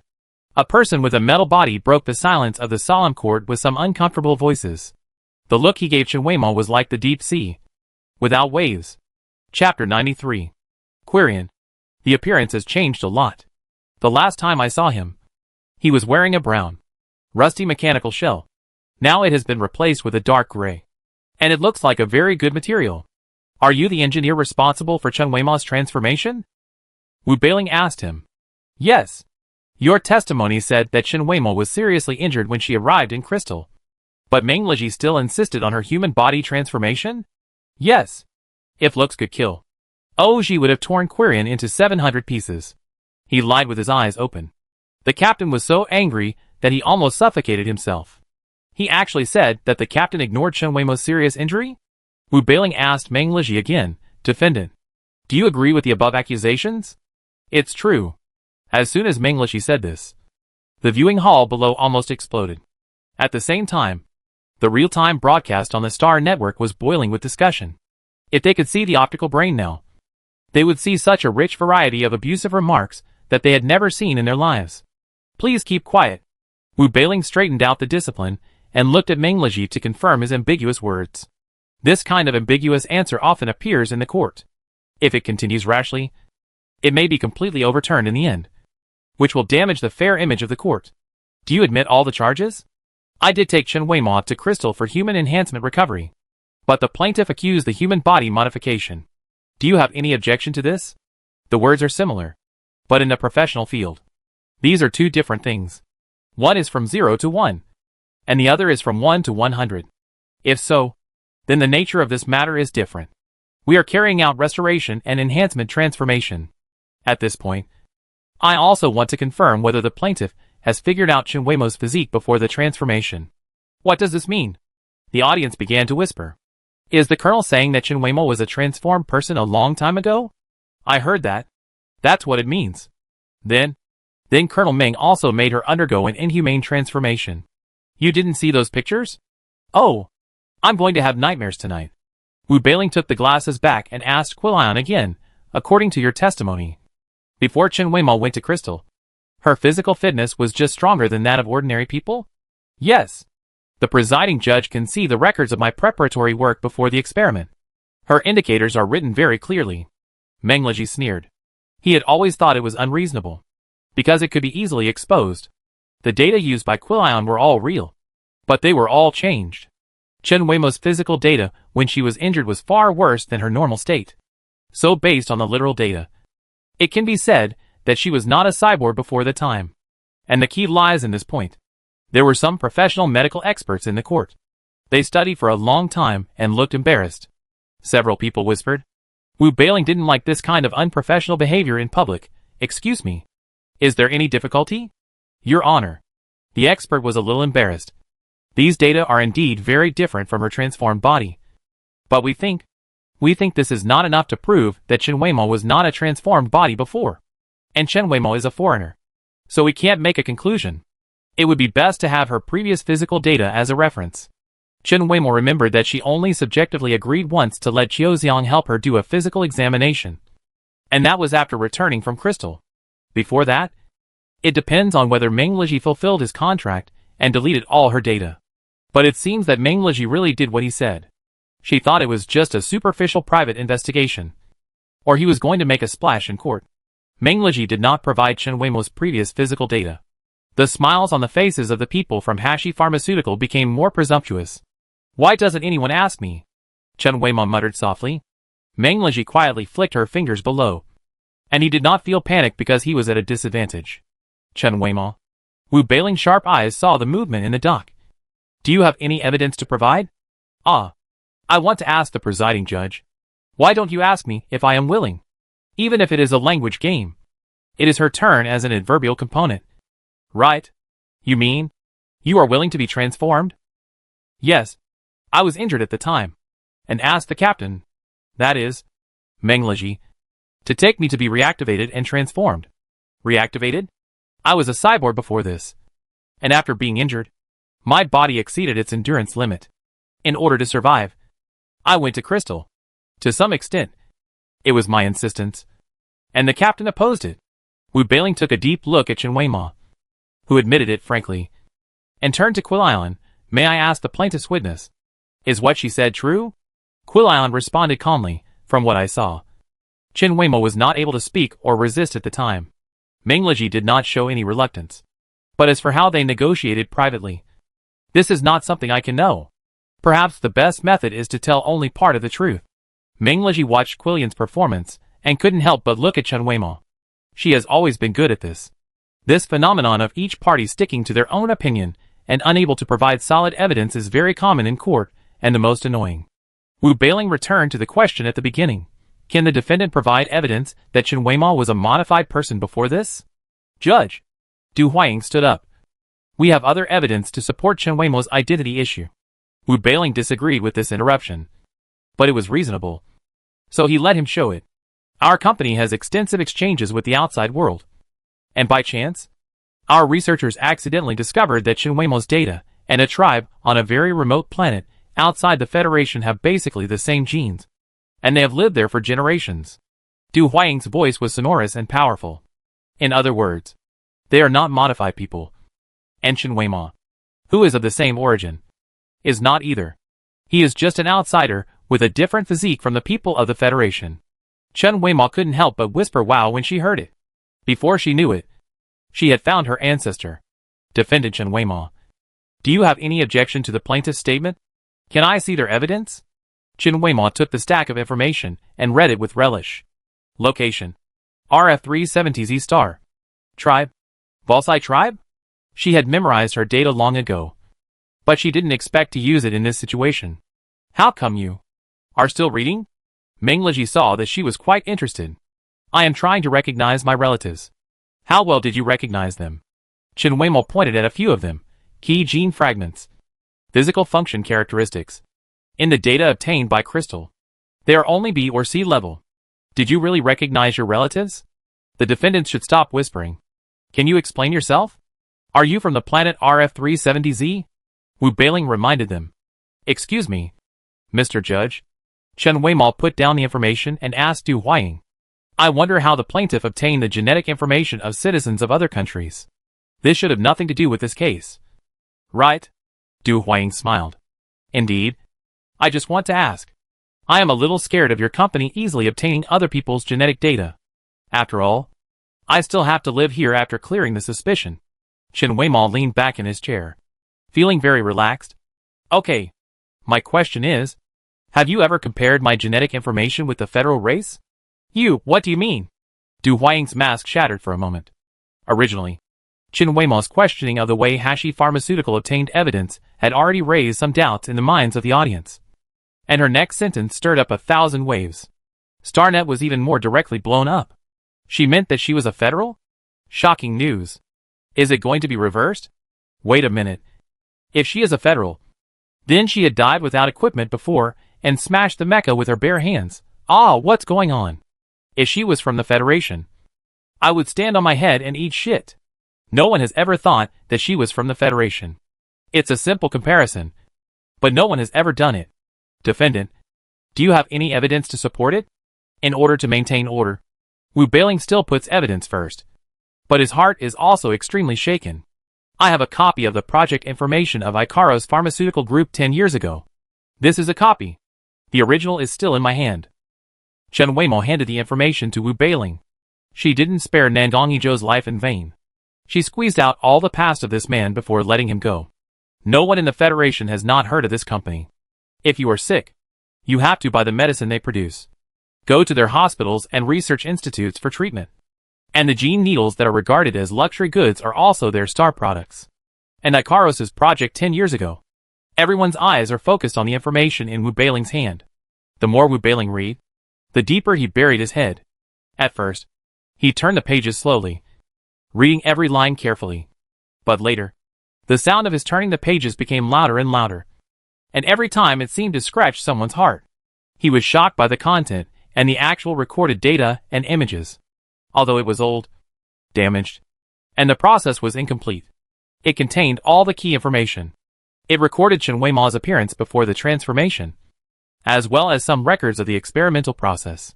The quality of the experimental book is excellent, exceeding the average physical fitness of the citizens of the Federation. These words were deeply imprinted on his pupils. He sorted out his thoughts and asked Chen Weimao, "Where did you get this information from?" A bioengineer who worked for Ikaros Pharmaceutical Group has now passed away. Of course, Chen Weimao had to keep his promise and help Nandong Yizhou completely. Disappeared? If the court needs it, the information can be publicly checked. I believe this is very helpful in verifying the authenticity of the evidence. And it can also prove that I was once a citizen of the Federation. Chapter 94. For some reason, I have been living outside the Federation until I returned to the Federation 2 years ago. After joining Shibua, I was accidentally injured during a mission. Because I have been transformed. The reaction of ordinary people after suffering a serious injury is different. I can't recover on my own. So I got rid of the Captain Mengleji and took me to Crystal for activation transformation. Chen Weima took the opportunity to speak when Wu Bailing was speaking and added, "For me, transformation is the same as normal people seeing a doctor. So I don't quite understand why the plaintiff is making such righteous accusations. Before I figured out my identity, I was the first to spread my personal information in the federal government, leaving an impression in the minds of the public first and taking the lead.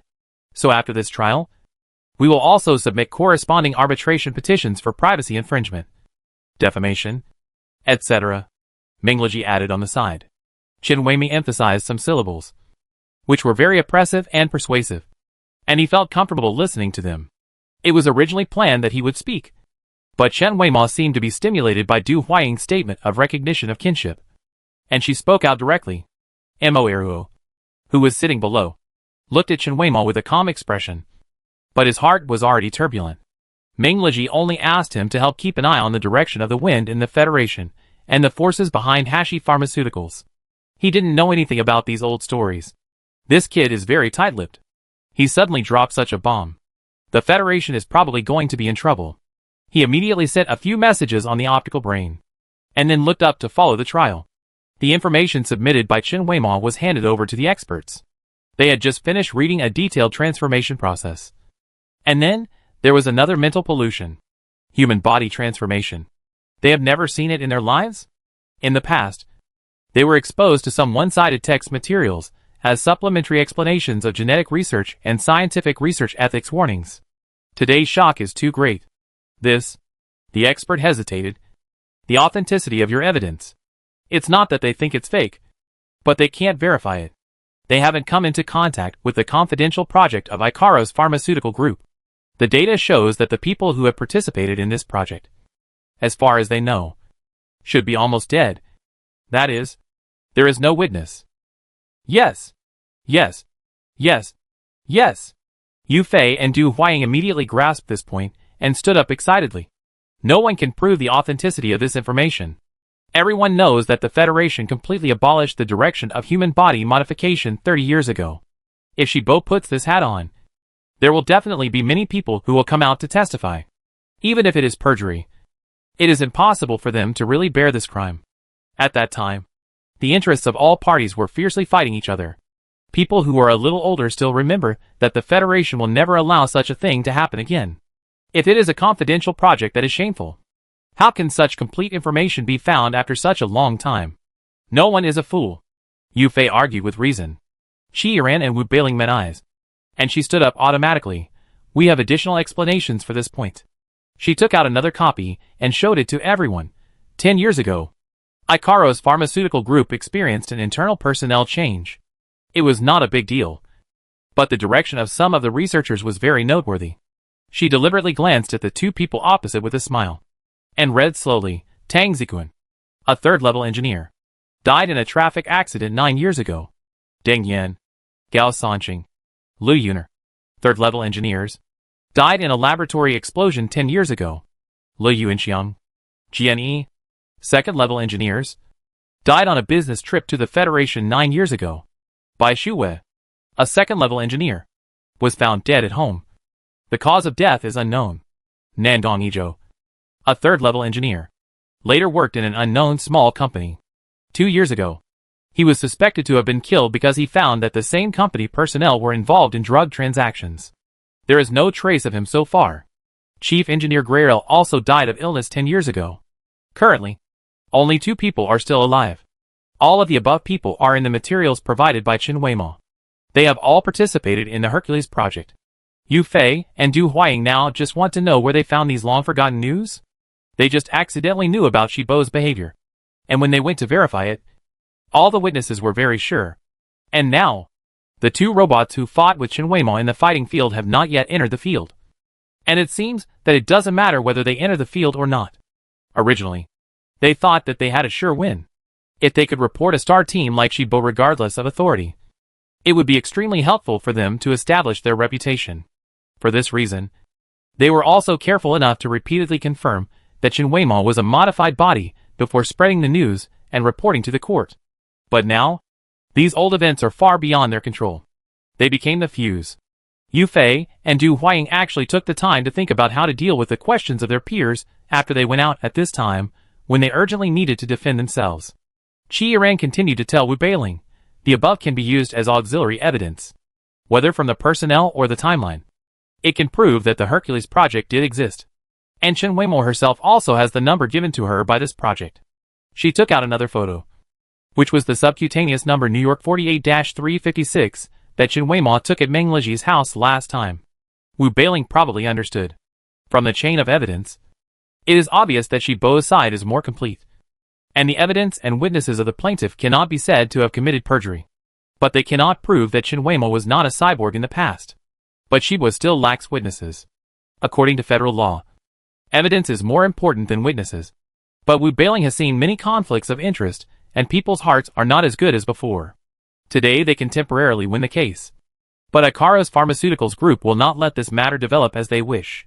Many people in the audience can't keep up and whisper, until Wu Beiling knocked the hammer again to alert everyone. Will the plaintiffs ask each other questions again? Shibo looked at Hashi.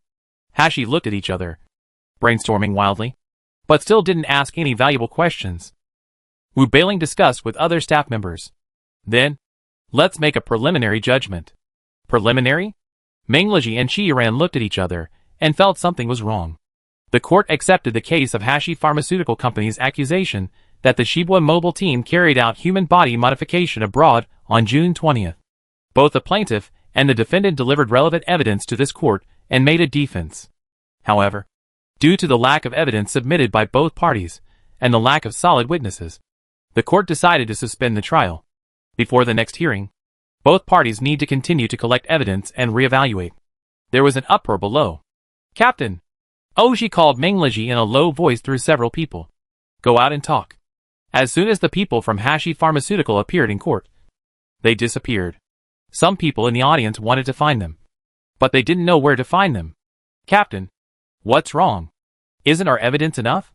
The Shibwa people gathered together, not on their own initiative, but were squeezed into a room by a large group of people, and could only wait for the court staff to maintain law and order first. Is he a little too partial? Mu Fenghua also thought it was a bit outrageous. Qi Yishuan leaned against the wall and answered their questions in a daze. It's because of the lack of witnesses. And the court should not want to see Ikaros Pharmaceutical Group repeat this matter in order to clear its name, and then make the court lose face. Qi Yiran took over his sister's words and continued. The court gave us both time, which means giving Ikaros time. It doesn't matter. The goal we wanted to achieve at the beginning has been achieved. Meng Leji stepped out to ease the atmosphere. Winning the case was never their ultimate goal. The only thing they wanted to do was to make Chen Weimao's identity as a modified person public and expose the banned projects of Ikaros Pharmaceutical Group. They had other evidence, but they did not disclose it in this case. Okay. Oh gee. Don't be angry. You and Fenghua have other things to do, he reminded. Yes. Oh Ji reluctantly went out. Almost everyone outside had dispersed, so they could leave. But there were still a large number of reporters and onlookers gathered at the entrance of the court. Chen Weimao took a deep breath. But before he finished, Meng Leji grabbed his arm and rushed out. Excuse me, Colonel Meng. Where did you get the evidence you presented in court? Chen Weimao. Were you really reformed in the Federation? Chen Weimao. Why don't you respond? Why did you return to the Federation in the first place? Did you come back for revenge? Colonel Meng. Did you know Chen Weimao's identity from the beginning and help her return to the Federation? Reporters? Qi Yiran was so anxious that she pulled out a loudspeaker from somewhere and shouted at the people who were blocking them. The court suspended the case because it believed that our evidence was insufficient. But it did not rule that it was perjury. Shi Bo will be responsible for all our actions and will not falsify and deceive all citizens. Taking advantage of this opportunity, Meng Leji took Chen Weimao out of the most crowded crowd. Help! Chen Weimao felt that his nose was full of the smell of human flesh. She gave up resistance and didn't dare to push these powerless people. She just followed Meng Leji's speed and kept moving forward. She glanced at a few men who were smiling strangely in the crowd. As soon as Chen Weimao turned her head, she felt that some parts of her body had some other feelings besides being crowded. She shook Meng Leji off and stretched out her hand to grab 3 people at the same time. Hey! Hey! Hey! What are you doing? The 3 people shouted immediately. And the reporter who had just been calmed down by Chihiran was attracted by Chen Weimo again. Where are the security guards? Chen Weimo asked Meng Lizhi calmly. The 3 adult men couldn't break free from her hands. Meng Lizhi didn't ask. But he knew what happened. His face immediately darkened. The 3 men's rogue behavior came to an abrupt end. Suddenly, their legs lost support and they collapsed to the ground. What happened? Several security guards finally squeezed in and saluted Meng Lizhi politely. Touching me while there were many people rioting. Does federal law have anything to do with this? Chen Weimo asked. We didn't. The body suddenly lost strength. But the fear was still there. They just raised their heads to refute. And accidentally met Meng Lizhi's eyes. No, no. Nothing. No. The public security police understood their behavior. There were many people watching. But many of them were smiling. That kind of smile should not appear in such an occasion. It was unreasonable. As if the atmosphere of the Star Network was transferred here. It was a smile that could immediately read that kind of thought regardless of gender. Chen Weima touched her ear. Her eyes blank. She had never expected to be treated well here. So now, she would not feel anything. But Meng Lizhi suddenly walked to the side. She was still looking for someone she knew. When she saw Meng Lizhi walk up to a tall and thin man and hit him. Chapter 95. Chen Weimo was stunned for a moment. And hurriedly restrained Meng Lizhi. Fortunately, he didn't really fall on the man. Why are you crazy? What occasion? It's been a long time since Iren scolded you. Right? She muttered in Meng Lizhi's ear. Meng Lizhi raised his eyebrows helplessly at her. And stretched forward his restrained hands to take a button off the clothes of the frightened man. Is this a camera? Chen Weimo didn't notice that the chaotic scene just now with people crowded together. What could be captured? You really don't know how a video might be processed? Meng Lizhi handed the button to the public security police. Held Chen Weimo's hand. And left in public. I thought you were going to hit him. Chen Weimo didn't let go this time. Hey. Such a small thing. How did you find it? Just now when you held down those 3 people. I took a quick look around. Meng Lizhi sighed with a relaxed look. I also know a little about the things in the federal dark web. Tell me more. Be careful. There are a lot of boring people. He secretly picked out a bunch of people. But this kind of thing is endless. Where is the end? He hasn't told Chen Weimo about this yet. And there is no need. Although Hughes City is big, this road seems to be particularly long. Chen Weimo. After running to a place with few people, a loud but crisp shout suddenly came from a corner. It sounded familiar. Chen Weimo turned around, and it was Yu Xianyun. She came alone. Yu Xianyun saluted Meng Lizhi. What's up? How could Meng Lizhi not know that the military school student, who had only met once, was quite familiar with Chen Weimo? He looked at Chen Weimo, who didn't seem to know what Yu Xianyun was doing. Colonel, is it convenient for me to talk to her alone? Yu Xianyun glanced at their hands. Indifferent. Nothing is inconvenient. Although the question was asked to Meng Lizhi. Chen Weimo answered himself. Waiting for you in the car. Meng Lizhi didn't say anything. Yu Xianyun followed Meng Lizhi's back. All the way out. Until she could no longer see him. Her upright body relaxed. I'm still a little nervous. It's true when you look at it up close. She raised a thumb and couldn't help but sigh. Go ahead. What's the matter? It's been a long time since we last met. Why don't you say hello? Yu Xianyun stretched out her hand to show her laptop. Quick. Quick. New contact information. If I could contact you, I wouldn't have come here to squeeze with the crowd today. Yu Xianyun. Still so familiar. Where have you been these years? How come the sergeant of the independent military region brought you back? We were all shocked to hear the news. But it's good this way. With the sergeant's endorsement. No one dares to mention your past affairs. She kept talking. As if she didn't believe the previous news at all. Chen Weimo didn't know what to answer first. So he didn't answer. I also work for others. What about you? After graduation? Which military region did you go to? The 5th district of our military academy. Now I'm a lieutenant. Yu Xianyun proudly turned her shoulder to show her a row of medals. Not on the front line. But I have to go to the battlefield frequently. Well, as long as I'm happy. The eyes can't lie. She is really satisfied with her current life. What about you? Are you really going back to Shibua? Yu Xianyun asked again. Maybe. At least I will be in Shibwa until this matter is resolved. Yu Xianyan wanted to comfort her, but felt it was unnecessary. She patted Chen Weimao vigorously. Don't take these things to heart. They are definitely in the wrong. It has nothing to do with you. It's a pity that those who are in the wrong can only make up excuses. Although it is true, we should be more optimistic psychologically. Yu Xianyan took Chen Weimao's arm and whispered in her ear. I think the colonel and his men must have a backup plan. Don't worry. Chen Weimao was not used to such close contact. But she did not dislike this person. So you came to me? Is there something wrong? That's right. Yu Xianyan admitted it immediately. Do you need me for your current job? Didn't she just come back?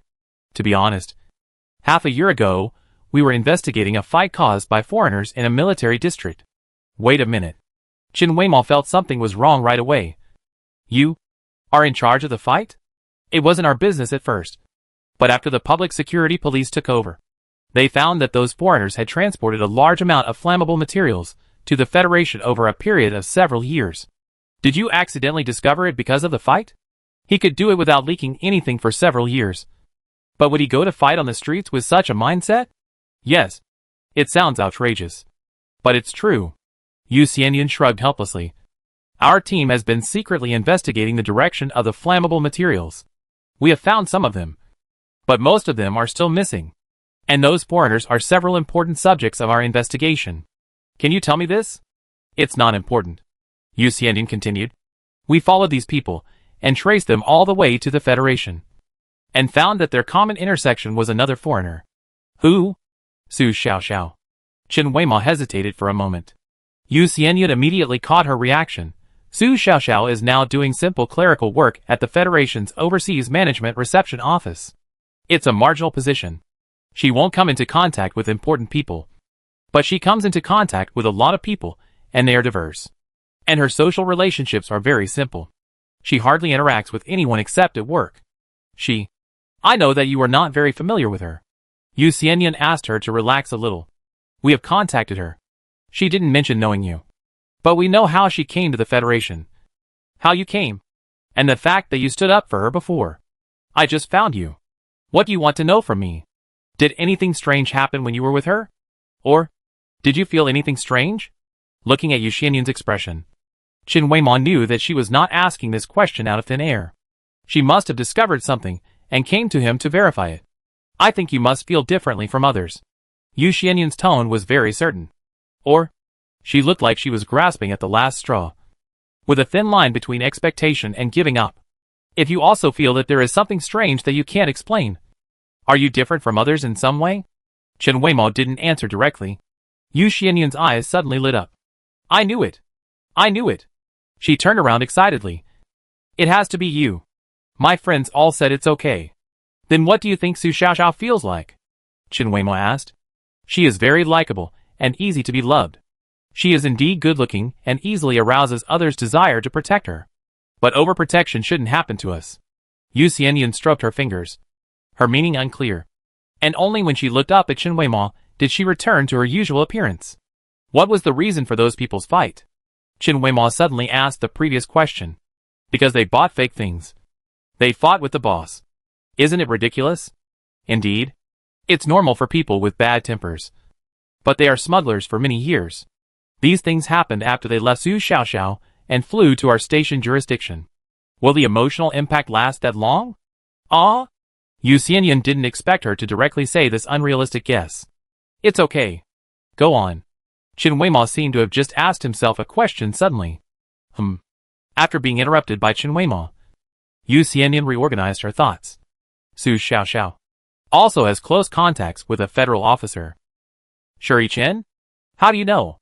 I met him before. And he scolded me. Huh? Is he sick? He said I caused the misfortunes of other foreigners. Maybe he felt that Su Xiaoxiao was not doing well, and was just angry. Yu Xianyan had nothing to say. The situation of foreigners was an objective fact, which was caused by one unruly foreigner after another, and the deliberate suppression of the Federation. No one could tell which was the cause, and which was the result. I came to you today. In addition to wanting to confirm Su Xiaoxiao's matter, I actually want to ask you to do me another favor. She immediately added. Of course. This matter has nothing to do with you. and you are not obliged to agree. Would you like me to go and find out what Su Xiaoxiao has to say? Yes. Is it urgent? To be honest, this is my personal request. Yu Xianyan's expression was obviously a little lonely. Su Xiaoxiao can't be linked to the investigation of flammable materials at all. We have made new progress in other entry points. I can't let the whole task continue to be delayed because of my own strange ideas. But you still want to find out what's going on with Su Xiaoxiao? Yes. So there's no hurry. Qin Weimo thought for a moment and said, I wanted to go see Su Xiaoxiao, but I haven't decided when. I contact you when it's convenient for me. Okay. Thank you.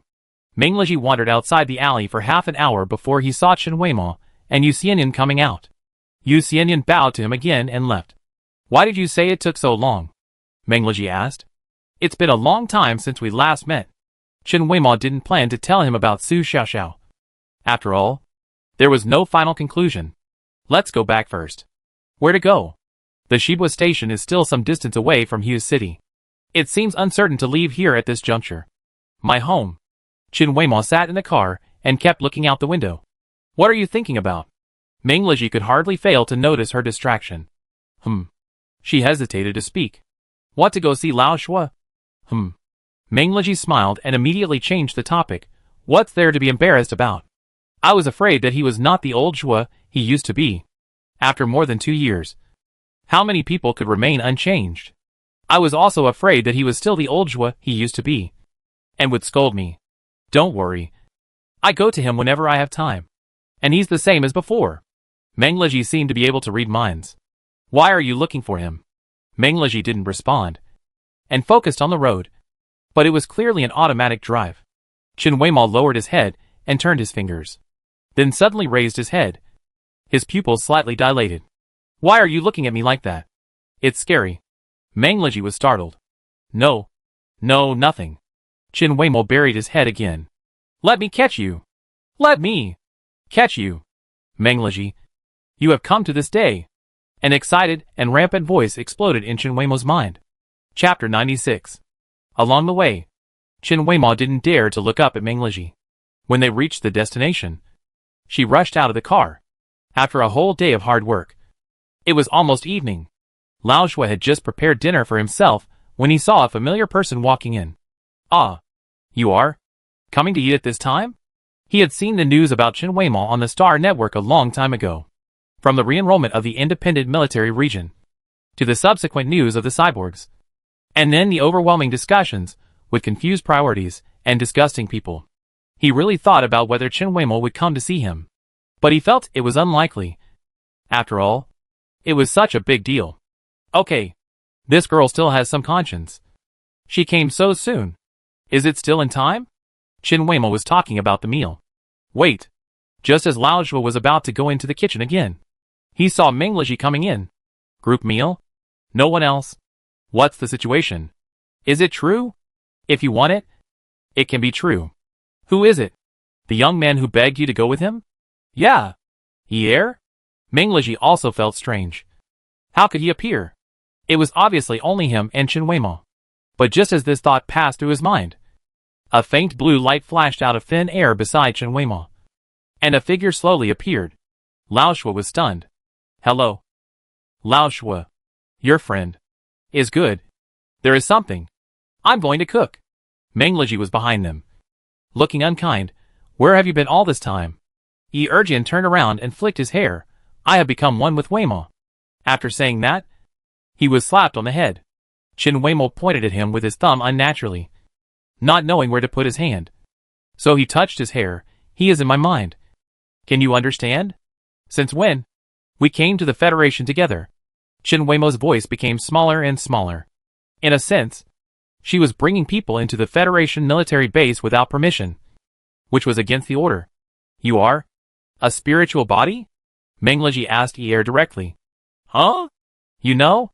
Yi's gloating expression faded a little. Is this situation difficult to understand? Boring. You are so boring. Captain. Sit down. Qin Weimo waved his hand and sat down guiltily.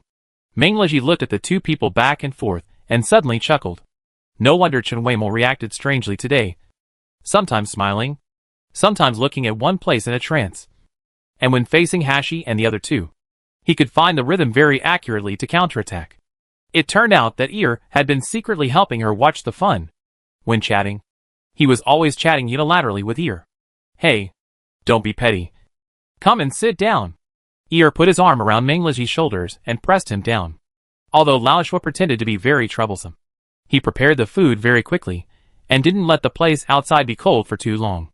Just eat something simple. He sat down and breathed a sigh of relief. It's not easy to see you again. You are all so amazing to be allowed to come in again. Hey, that silver leopard, where did it go? It's ruling the mountain outside. Pretty happy? Chen Weimao stuffed his mouth full and answered vaguely. Is it doing well? How about you? I can do it too. She can't do it.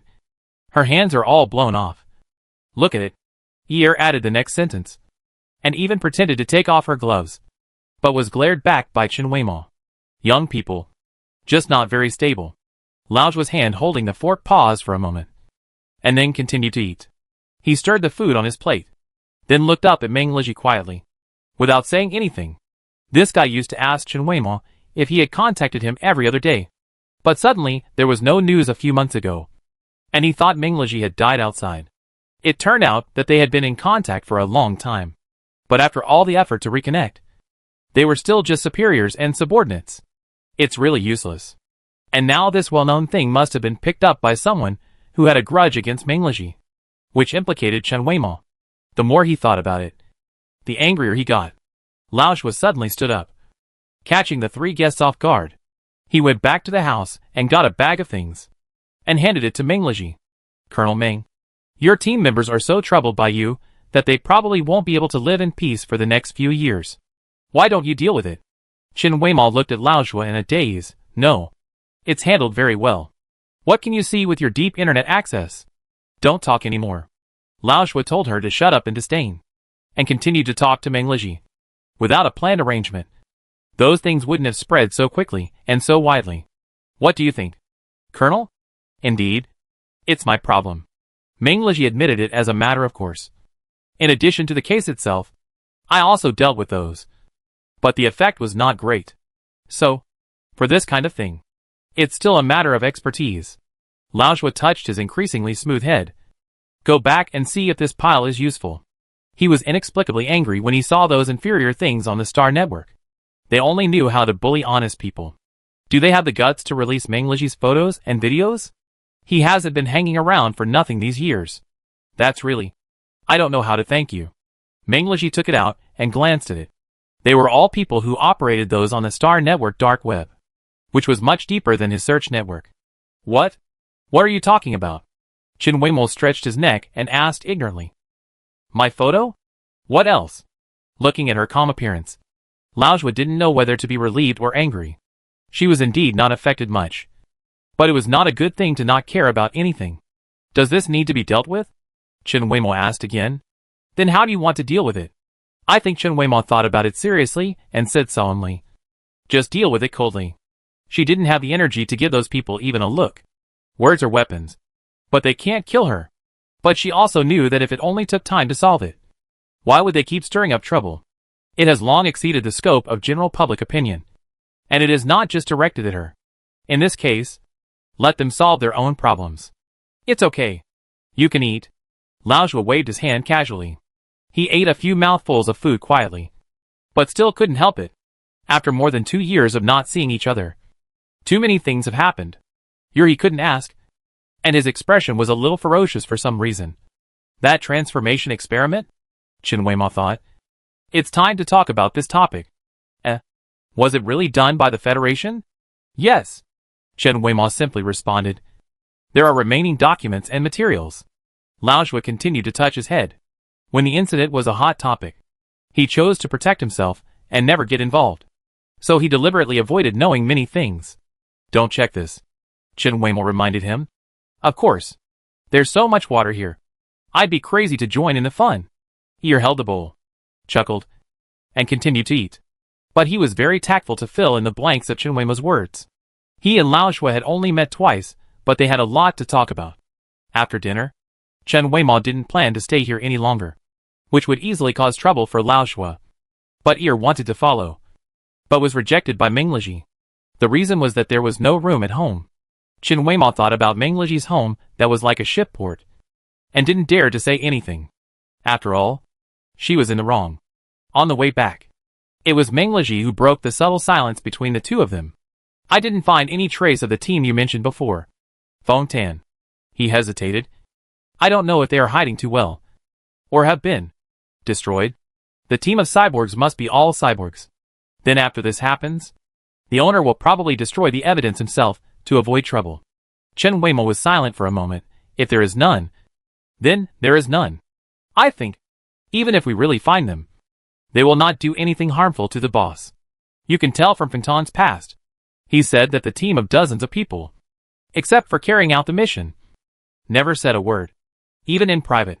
Every day when they open their eyes, they will arrange a whole day's activities according to a fixed route until they close their eyes and go to sleep. Although they are the same kind, Chen Weimao has no concerns about them.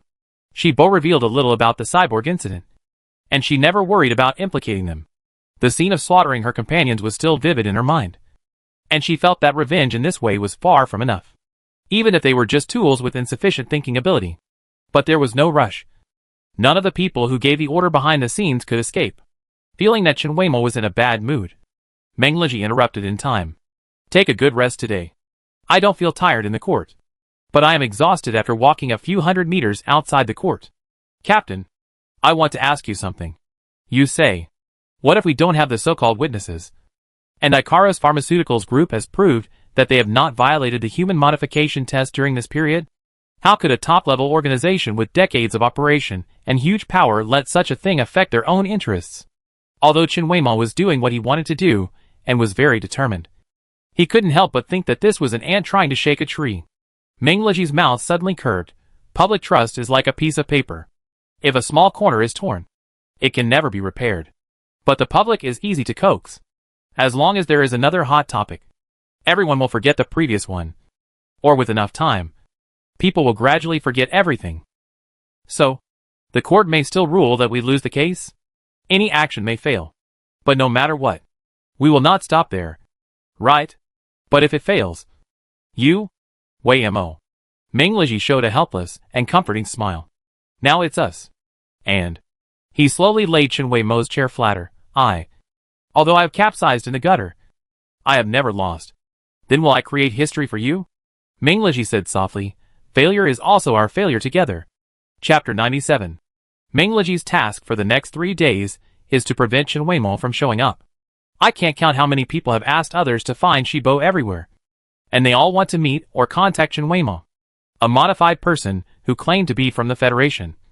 Only 10 years ago, when the federal ban on modification had been in effect for 20 years. This new thing, whether related or not, everyone wants to get involved. Shibo blocked most of them, leaving only a few valuable intermediaries. Chen Weimao herself also received a lot of messages for no apparent reason.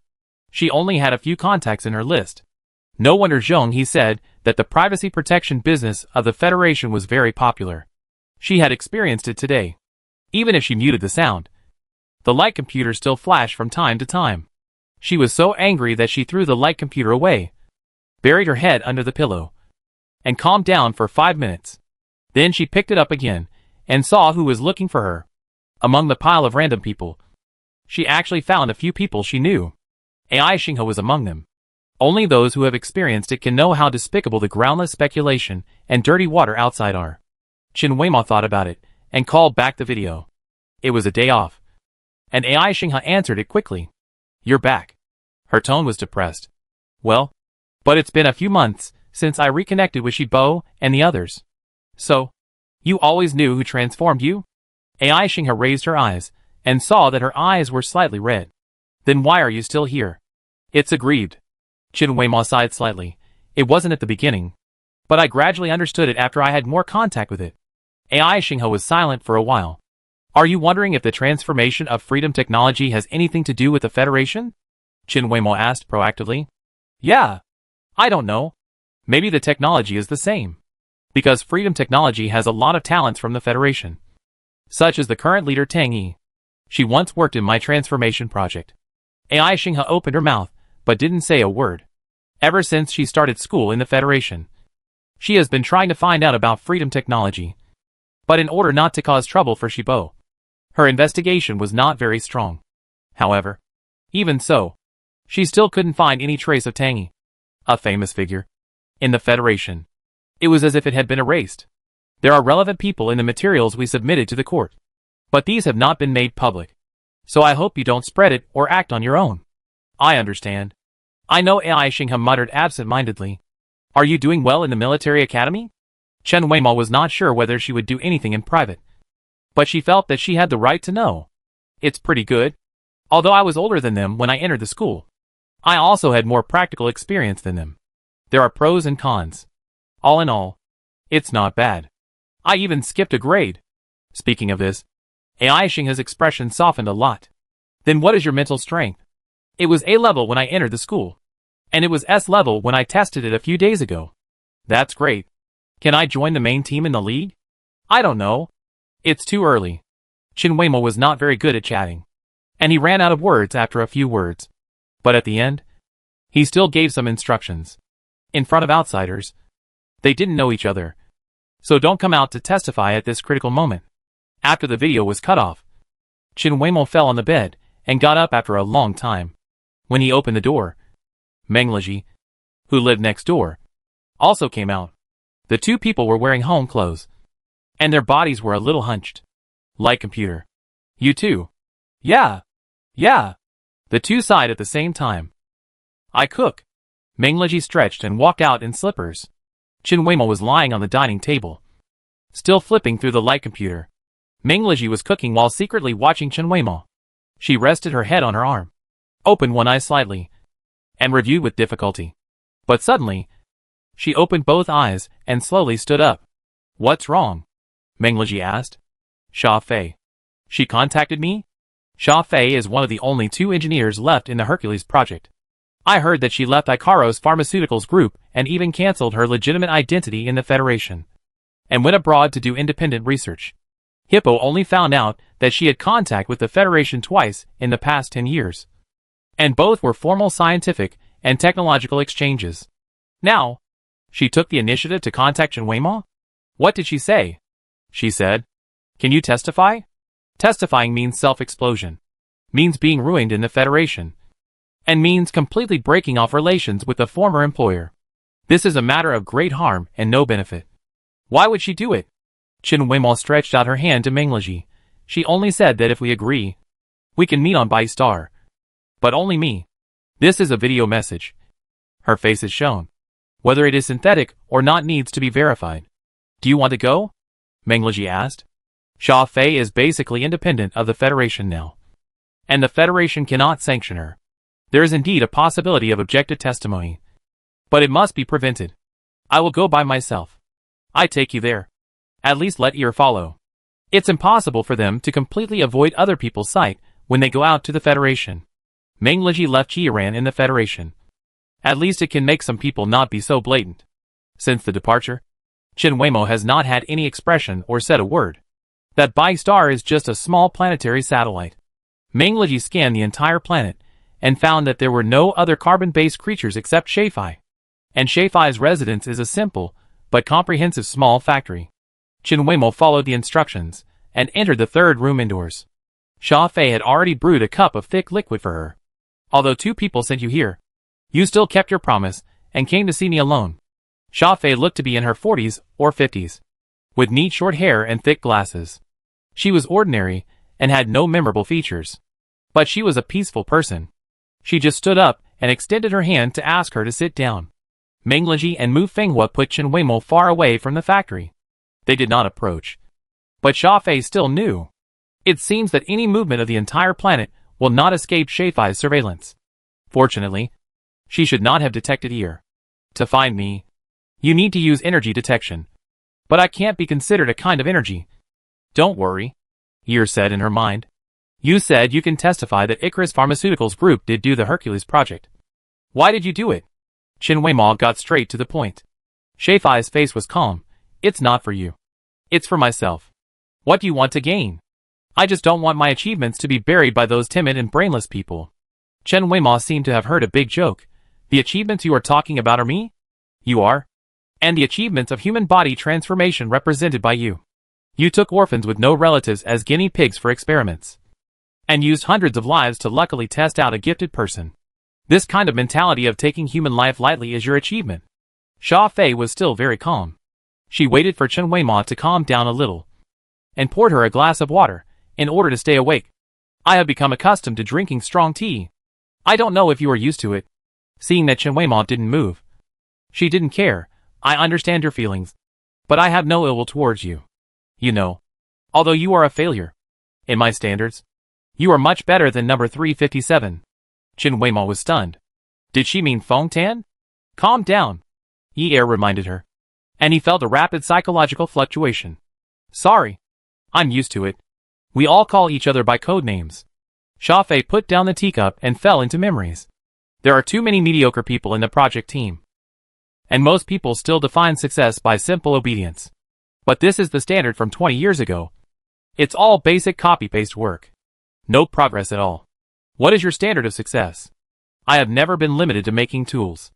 Xia Fei took off his glasses, looked at the heavy lenses, and suddenly laughed, with a chill in his mouth. Using people of low value to exchange for the expansion of the human gene map is far more meaningful than making a few physically strong and obedient modified people. Not high value. Xia Fei patiently explained. I know this wording is harsh. But it is the fact. Whether you admit it or not. Chen Weima felt that if he continued to talk to her, this witness would die in his hands. Have you ever thought about what Icaros Pharmaceuticals will do to you after you testify at the federal level? She still had to remind Xia Fei to think through all the consequences and bear them herself, so that she would not change her mind at the last minute. Xia Fei sneered. Their methods, after seeing them too many times, are just like that. It's just a different assassination. What are your conditions? Do you need us to guarantee your safety? No. I don't care about a civilization that has already fallen. Seeing that Chen Weima didn't respond, Xia Fei took the initiative to chat. Chen Weima. Who gave you this name? Chen Weima couldn't answer. She didn't know. Forget it. It doesn't matter. Xia Fei was asking and answering himself. In fact, you are really excellent. Compared with hundreds of experimental subjects of the same period. Even in the past. You are very outstanding. Do you know why? I only know that according to your standard procedures, my obedience is very poor. Xia Fei was silent. Then smiled, an experimental subject. With his skin torn and flesh torn. Still knew how to comfort another person who had the same experience. His mind is indelible. They think it is out of control. But in my eyes, this is the foundation for human survival. Chen Weima wanted to refute something. But she felt that it was meaningless to say anything to Xia Fei. Can we go now? Xia Fei asked. I know you don't trust me at all. You treat me as an enemy. But I believe in my judgment. Your reason will not reject a temporary ally with the same goal. Let's go. After this, we will go our separate ways. Of course, I don't want to have too much involvement and dealings with a hypocritical place. Oh, right. Xia Fei followed Chen Weima out. As if he suddenly remembered something. Do you know who the real client of the Hercules project is? Chapter 98. The real client? Chen Weima couldn't figure out what Xia Fei meant. You got the project records and data. So you should have found out who commissioned it. Xia Fei stopped, turned around, and looked at Chen Weima with interest. DeForest Company. Right. Both Fontan and Nandong Yizhou clearly believed that DeForest, the largest energy company in the Federation, had applied to Icaros Pharmaceuticals for the human modification project. Xia Fei saw Chen Weima's reaction and knew he was right. These past few days, I've been looking at other things in the Federation. You took the trouble to use Gu Qinglai as a lead. Isn't it because you want Icaros and DeForest to appear in the public eye at the same time? And then dig up the past bit by bit? Chen Weima neither denied nor agreed. It is indeed the person DeForest wants. But have you ever thought that they already have a certain number of modified people as an action team to do some dirty work for them? And they still submit requirements after the modification ban for 20 years? What do you want to say? Xia Fei put his hands together and naturally dropped them in front of him. Things at that time were always complicated. Not a simple one-sided wish. For example, someone needed a human transformation project to prove their value. It seemed that she was not lying. She was very calm and frank. Yi Er spoke at the right time. He was a little surprised. This woman was not very old, but her soul seemed to be withered and discouraged, and there was a calmness brought by despair everywhere. After listening to Yi Er's opinion, Chen Weimo's heart was even more turbulent. According to her, it was just the 10 researchers, and the ones who were alive now were Nangong Yizhou, her, and Tang Yi.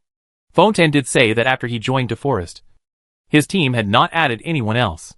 Why are you telling me this? Chen Weimo asked. I just can't stand seeing a few hypocritical people giving up their dignity and still doing these meaningless things. Chen Weimo pretended to be calm and continued to take Shaifai to Meng Liji's aircraft. Meng Liji and Mu Fenghua were polite on the surface, but it was only for the sake of the present matter. They could all see that something was wrong with Chen Weimo. Shaifai was sent to a safe place by Mu Fenghua, and Meng Liji and Chen Weimo returned home first. And Yi ran away wisely. He didn't want to take the initiative to get into trouble at this critical moment. In the short time, he helped Chen Weimo keep an eye on Shaifai. He felt what it meant to have ups and downs. Even though he was a spiritual body, and was not afraid of being beaten, he didn't want to get too close. Anyway, there must be unlucky people who voluntarily approach her. For example, Meng Liji. He even followed into the virtual training room. And Chen Weimo summoned 3 mechas, and was fighting with bare hands. Judging from this posture, he should be quite angry. Tell me, are you improving faster? Or is the development of mecha materials faster? He stood far away, but in the setting, he could communicate remotely. After hearing the voice, Chen Weimo originally just jumped behind the mecha to dodge, but now she kicked directly at the protective armor behind. The mecha lost its support and fell to the ground. Chen Weimo walked slowly towards Meng Liji. Captain, many people in the base don't dare to practice with you. It's not because they are afraid of losing.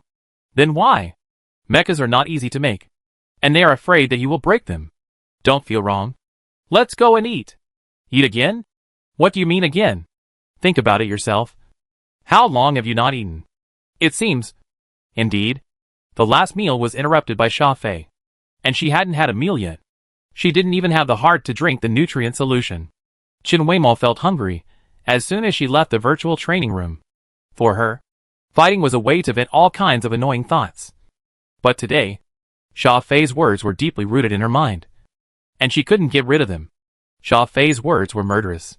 Even if Sha Fei deliberately pushed her towards Tang Yi and freedom technology, she would really jump into this pit without hesitation.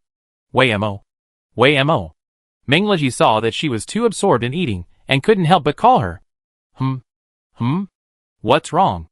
Meng Liji knew how difficult it would be for her to face a culprit and cooperate, so he didn't ask for details. You were training just now.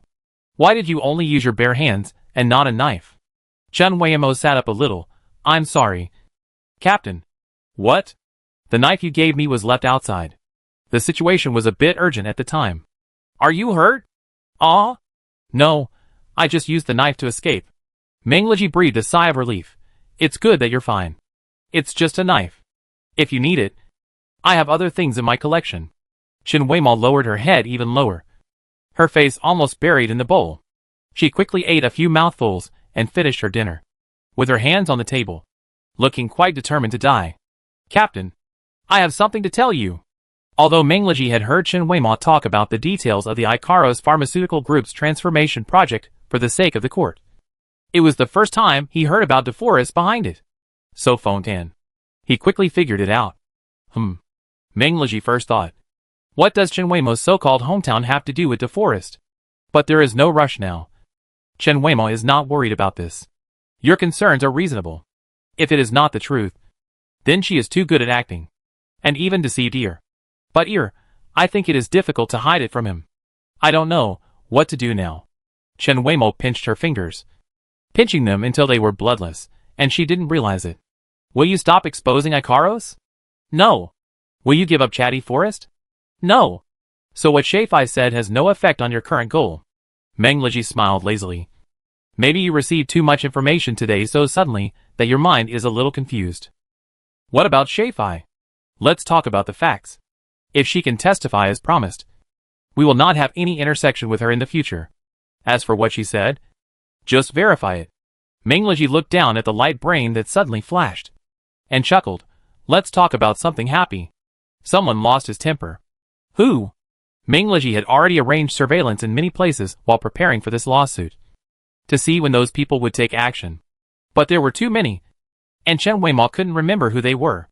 In an abandoned laboratory of Ikaros, someone felt guilty and wanted to confirm whether he had destroyed the traces. Who? Chong Suni, a genetic engineer who had worked with Bai Shuwe on 3 projects, is now under our control. At first, he could have argued, but he was too panicked. There were no traces or evidence left in the lab. But he let it slip. Bai Shuwe had worked on the Hercules project, and Chong Suni and Bai Shue's work tracks overlapped a lot, so it wasn't difficult to find out something else. He's really great, Chen Weimao thought.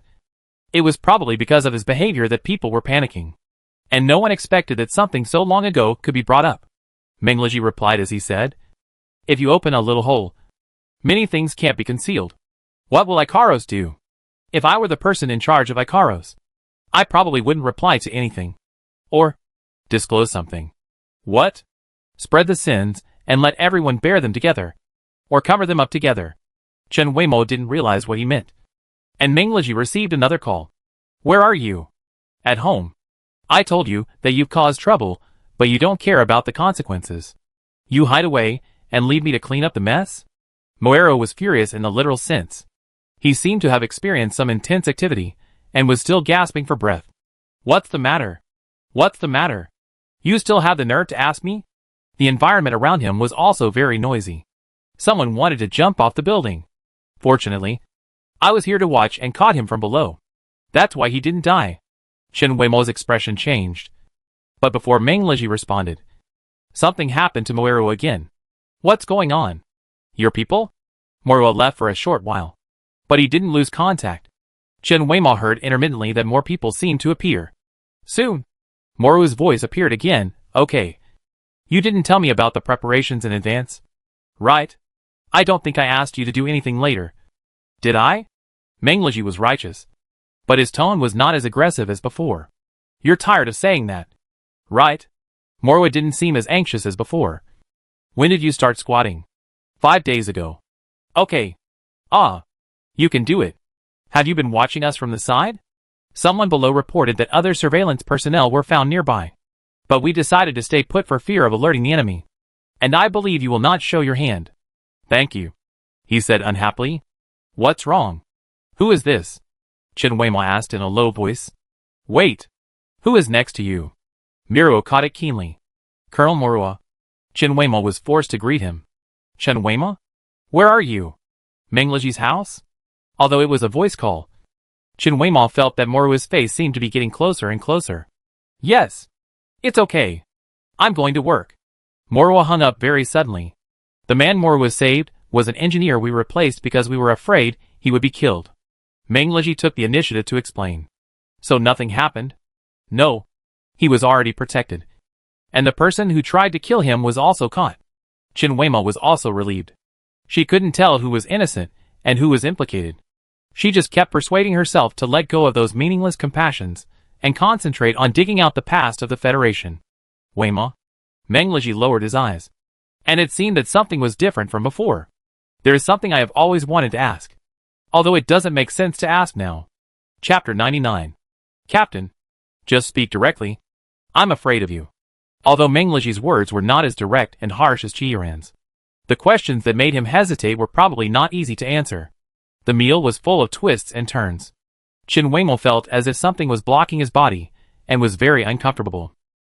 If everything goes well, and the things about the Ikaros group are all exposed, what results do you hope to see from this matter alone? It's not about what you want to continue doing, nor what you think will develop into. "I didn't expect anything," Chen Weimao blurted out. The room fell into an untimely silence. "Well, I got it." Mengleji lowered his head slightly, with a faint arc at the corner of his mouth. But it seemed to stir up a little chill in his heart. There would be no disappointment without expectations, and he understood it better than anyone else. "In fact, in the past few years, I have been constantly investigating the matter of human modification in the Federation." He didn't know why, and his expression was inexplicably relaxed. The Federation's ban on human modification was the result of a compromise between various forces. It was not. It was too cruel after conscience was awakened. So it stopped this activity. "Well, for example?" For example, the cost issue. Mengleji described as objectively and detachedly as possible. It is not difficult to obtain orphans. According to the previous success rate, it takes hundreds of orphans to produce an S+ level, and they need to consume a lot of medicine and resources. The transformation has gone through several generations, and a lot of knowledge about the human body and genes has been obtained. They want to open up a more economical path. Well, Chen Weimo pondered, and his emotions could not be seen. It's too expensive. I think it's not worth it. Yes. Chen Weimo was not too surprised. During the civil unrest in the Kingdom of Tilts, Natalia wanted to stabilize the domestic situation and stop the unnecessary activities after her fight with her dead husband. She followed Natalia and saw a lot. In Natalia's position, the people's will was never the goal, but the decoration. After seeing so much, the anger did not dissipate. It rose in resistance again and again, but without exception, it returned to calm. Weimo, do you remember what those people said when you received the award after you won the crystal fighting tournament? Mengleji asked again. He had nothing to worry about now. Those academic discussions? They counted as such. But Crystal's logic was not entirely like that. Mengleji threw all the dishes to the automatic sweeping robot and took Chen Weimo to his temporary studio at home. Unlike the office at the Shiba station and his own room, the information here was piled up in a mess. And there were things that seemed to have been thrown away in the corner. But no one picked them up. Chen Weimo looked at the dense text on his desk and screen and felt that he was writing a book. From background investigation, research methods, to comparative research. It was written quite well. Federation and Crystal. Comparison? Is this a report? What is there to compare between the two? Mengleji scratched his hair. Not really. But I've watched my parents write academic-related things since I was a child. So I'm used to it. I think this way of thinking can easily help people sort out their thoughts. He wrote a lot of things on paper. And his handwriting was very beautiful. He flipped through 2 pages. I studied the history of Crystal. The land there is not suitable for food production. And there is a food shortage. The energy required to transform humans or robots is much less than that of ordinary people. This is one of the reasons why the human body transformation trend is so popular. But Crystal cannot allow machines to completely dominate humans. Otherwise everyone will pursue power and longer life. And no one will be willing to engage in basic production. So they encourage the collision of ideas and different forces. So that the existence of managers can be more meaningful? Chen Weimo immediately took over. According to Mengleji's thinking, the Federation abolished human body modification in the past. In addition to the cost issue, I am afraid there was also this consideration. The artificial difference cannot be too big. It will be chaotic. That's the truth. Mengleji was a little surprised and happy about Chen Weimo's quick response. But after being understood, he fell into a kind of nothingness that was difficult to explain. He privately expected Chen Weimo's understanding. But he didn't want anyone to know everything. Captain, are you telling me this because you are afraid that I will be disappointed after the trial? In the past few days, it seems that Mengleji has always revealed a very negative intention intentionally or unintentionally. Even if the trial result has not been announced, he has already acquiesced to failure or that it will not have the corresponding effect. This is very different from his past. Usually, even if the situation is unfavorable, he will calmly stabilize the morale of the troops. Speaking of which, he is very similar to Chi Yiren at this time. Yiren is like a hedgehog with thorns, who catches anyone and hits anyone. Mengleji looks normal. But he is also wrong. Maybe he is too tired. Chen Weimo thought. Captain, don't feel stressed. Chen Weimo solemnly patted Mengleji on the shoulders with both hands, making him tremble. I'm fine. Chen Weimo felt that he was being stubborn. I've finished my meal. I haven't finished my practice yet. She stood up and pulled Mengleji up with her. My experience is that people can't think about things all the time. They have to let go of things appropriately. Weimo. Wait a minute. Mengleji didn't want to rest. But seeing Chen Weimo taking him through the simulation training room, but not entering, he felt something was wrong. You can only concentrate for a while in the simulation training room. And you don't have enough stamina. Stamina? What stamina do you want? This training room with complete equipment is the one that Mengleji least wants Chen Weimo to enter. It's not that he doesn't want her to break the equipment, but that she sometimes can't control her strength. If a person is tired enough, he won't think about anything. Chen Weimo changed into a neat outfit, turned his wrist, and threw another training suit to Mengleji. Captain, come on. Follow Shiba's daily training plan. Captain, have you been lax these past 2 days? Waymo. Let's not be impulsive. Captain, don't worry. I will be careful with my actions. I will teach you some tricks. Mengliji had a dreamless night. He woke up faintly at noon the next day. He stared at the ceiling in a daze, the pain in his body screaming intermittently. After a while, he remembered to look at the computer. If he didn't reply, Shiiran would come directly to his house. You will be in court tomorrow. You slept well. Shiiran said this while gritting her teeth. She was so anxious that she tossed and turned every day and couldn't sleep well. Now she couldn't stand seeing people resting better than her. I'm not sleeping. I might be unconscious. Huh? Waymo. You beat me all night yesterday. One-sidedly. Mengliji still felt a dull pain when he thought about it now. What is this? New type? She said I just think too much. So my body is tired, and my brain won't work. Mengliji has now completely regained consciousness. You can try it. It's very effective. Such a good method. Captain, you have to bear it yourself. Most people can't bear it. A series of clanging sounds came from Chiyiran's side. Once this matter is over, Gu Qinglai will not be able to hide. We have been keeping an eye on him, and all his little moves have been intercepted. Do you think he will reveal anything else? No. That will only speed up his death, Mengliji said firmly. Doesn't he want to struggle again? Is it easier to save him or kill him? That's true. Mengliji sat up straight in a daze. How is Sha Fei? She is very quiet here. Doesn't communicate with anyone at all. And stays in the room every day. Shiiran doesn't like this kind of person, who doesn't show his emotions. And according to Chen Weima, Sha Fei doesn't feel any regret at all, but looks down on everyone with a superior attitude and equal IQ. If she changes her confession on the spot, let Huaguan take over. Mengliji also found the person who was in charge of the project through other channels. Although he was not a personal participant in the Hercules project, he also knew that Ikaros was still carrying out human body modification intermittently during those decades. Don't worry. Sha Fei doesn't know about the existence of Huaguan. Chiyiran knew it. The court opened again, and there were fewer people sitting in the audience than last time. Many people knew that this was just a formality.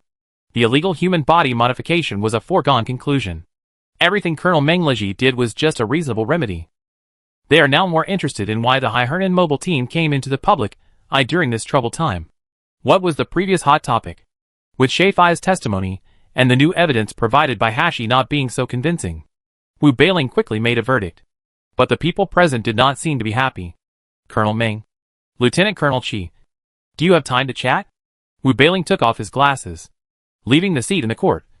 He was no longer the supreme judge of the Federation, but just invited them to chat as an elder. Of course. Mengliji gave the others a look, and he and Chiyiran followed. Chen Weima watched them leave for a long time. And then she asked the three people, Captain and Iran, have you ever had any problems with the court before? Oh, Xi and Mu Fenghua couldn't talk about other people's private affairs in private.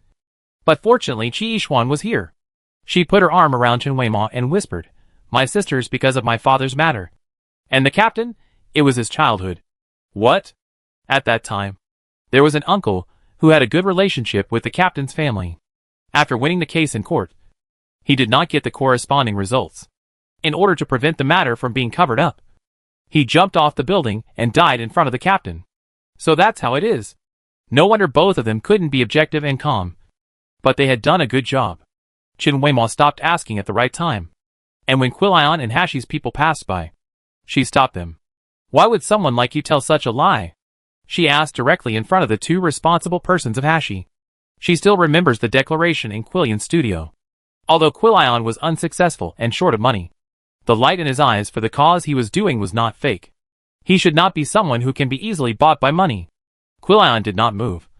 But Chen Weima always felt that he looked much older. Ear said that Hashi's performance in court did not seem to be fake. But he really believed that it was Hipper's fault. In other words, someone leaked the news to Hashi. And it was them and Lion who joined forces. Not Hashi who came to the door himself. Quirion. Hash saw Chen Weima coming forward to question him. And they could no longer hide their anger. And even wanted to fight him. If you still want to do business in the Federation safely, you'd better not be so impulsive now. Qi Yishuan did not make a move to stop them, but just reminded them, If you cooperate with us now, you can still save yourself. Chapter 100. Meng Liji and Qi Yiran followed Wu Bailing to his lounge. Please sit down. Wu Bailing was not polite to them. Chief Judge. Qi Yiran spoke first. In court. I don't represent the federal court. I am just myself. Uncle Wu. It's been a long time since I talked to you alone. Yiran. Wu Bailing chuckled, his wrinkled face showing peace. After your father's accident, our two families have not had any contact. This was said so directly that Qi Yiran couldn't pretend to be polite anymore. Back then, Qi Huaibao came to the court with evidence that the energy company supported the breeding of star beasts. But he died on the way before he arrived. But only the Qi family and a few people in the court knew that he was coming. There was no way to investigate this matter. Uncle Wu, you asked us to come today. Do you have any instructions? Instructions? Not really. Wu Bailing laughed. Hey, Colonel Meng. Just call me Liji. Meng Liji was very respectful. Titles are very important. Just like you call me the Chief Judge or Uncle Wu. I need to treat you differently. What does the Chief Judge mean? I will retire at the latest next year. And everything after that will be handed over to the young people. Wu Bailing took a sip of water and said slowly. After working for a long time, I still think it's best to be quiet. Even if there have to be changes and handovers. They can be done slowly. Meng Liji was silent for a moment. And also smiled politely. Since you are going to retire, I think you must have already explained it to the people behind you. And the future work will not be chaotic. That's natural. The young people in the court are carefully selected. They have both ideals and abilities. Trust people when you employ them. And don't employ them when you doubt them. I understand the presiding judge's teachings. Wu Bailing drank half a cup. It is both a blessing and a misfortune that young people are energetic. The presiding judge's perspective on things is definitely more profound than ours, which is beyond our reach. Meng Liji continued. You said to slow down? Of course you can stabilize all parties and maintain a peaceful scene. But the disease comes like a mountain. And no one knows when it will come. Uncle Wu. Qi Yiran also said that she didn't need to beat around the bush like Meng Liji did. It was best for her and Wu Bailing to be straightforward. The matter is done. The person who raised the question should no longer be a problem. I hope so. You have got what you want now. But you still have to be careful in the future. Wu Bailing didn't want to say anything more. There was no point in saying more. Once he stepped out of the court, it was no longer his jurisdiction.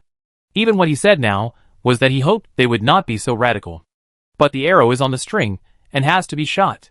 Then I won't stay. Go check on your people. The case is closed today. Everyone should gather together. Don't let anything go wrong. Yes. Thank you for reminding me. Presiding Judge. Meng Liji's mind was not here. Before they left the court, they were attracted by a commotion in the building. Meng Liji took a closer look and seemed to see Oji running in with a water pipe. He followed closely and saw Oji turn on the switch and rush towards the people in the room. Chen Weima stood in the middle of the room. Wet?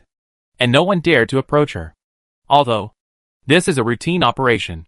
Chen Weima wiped her face, tore off the tattered clothes on her body, raised her eyes, and cast a sharp look.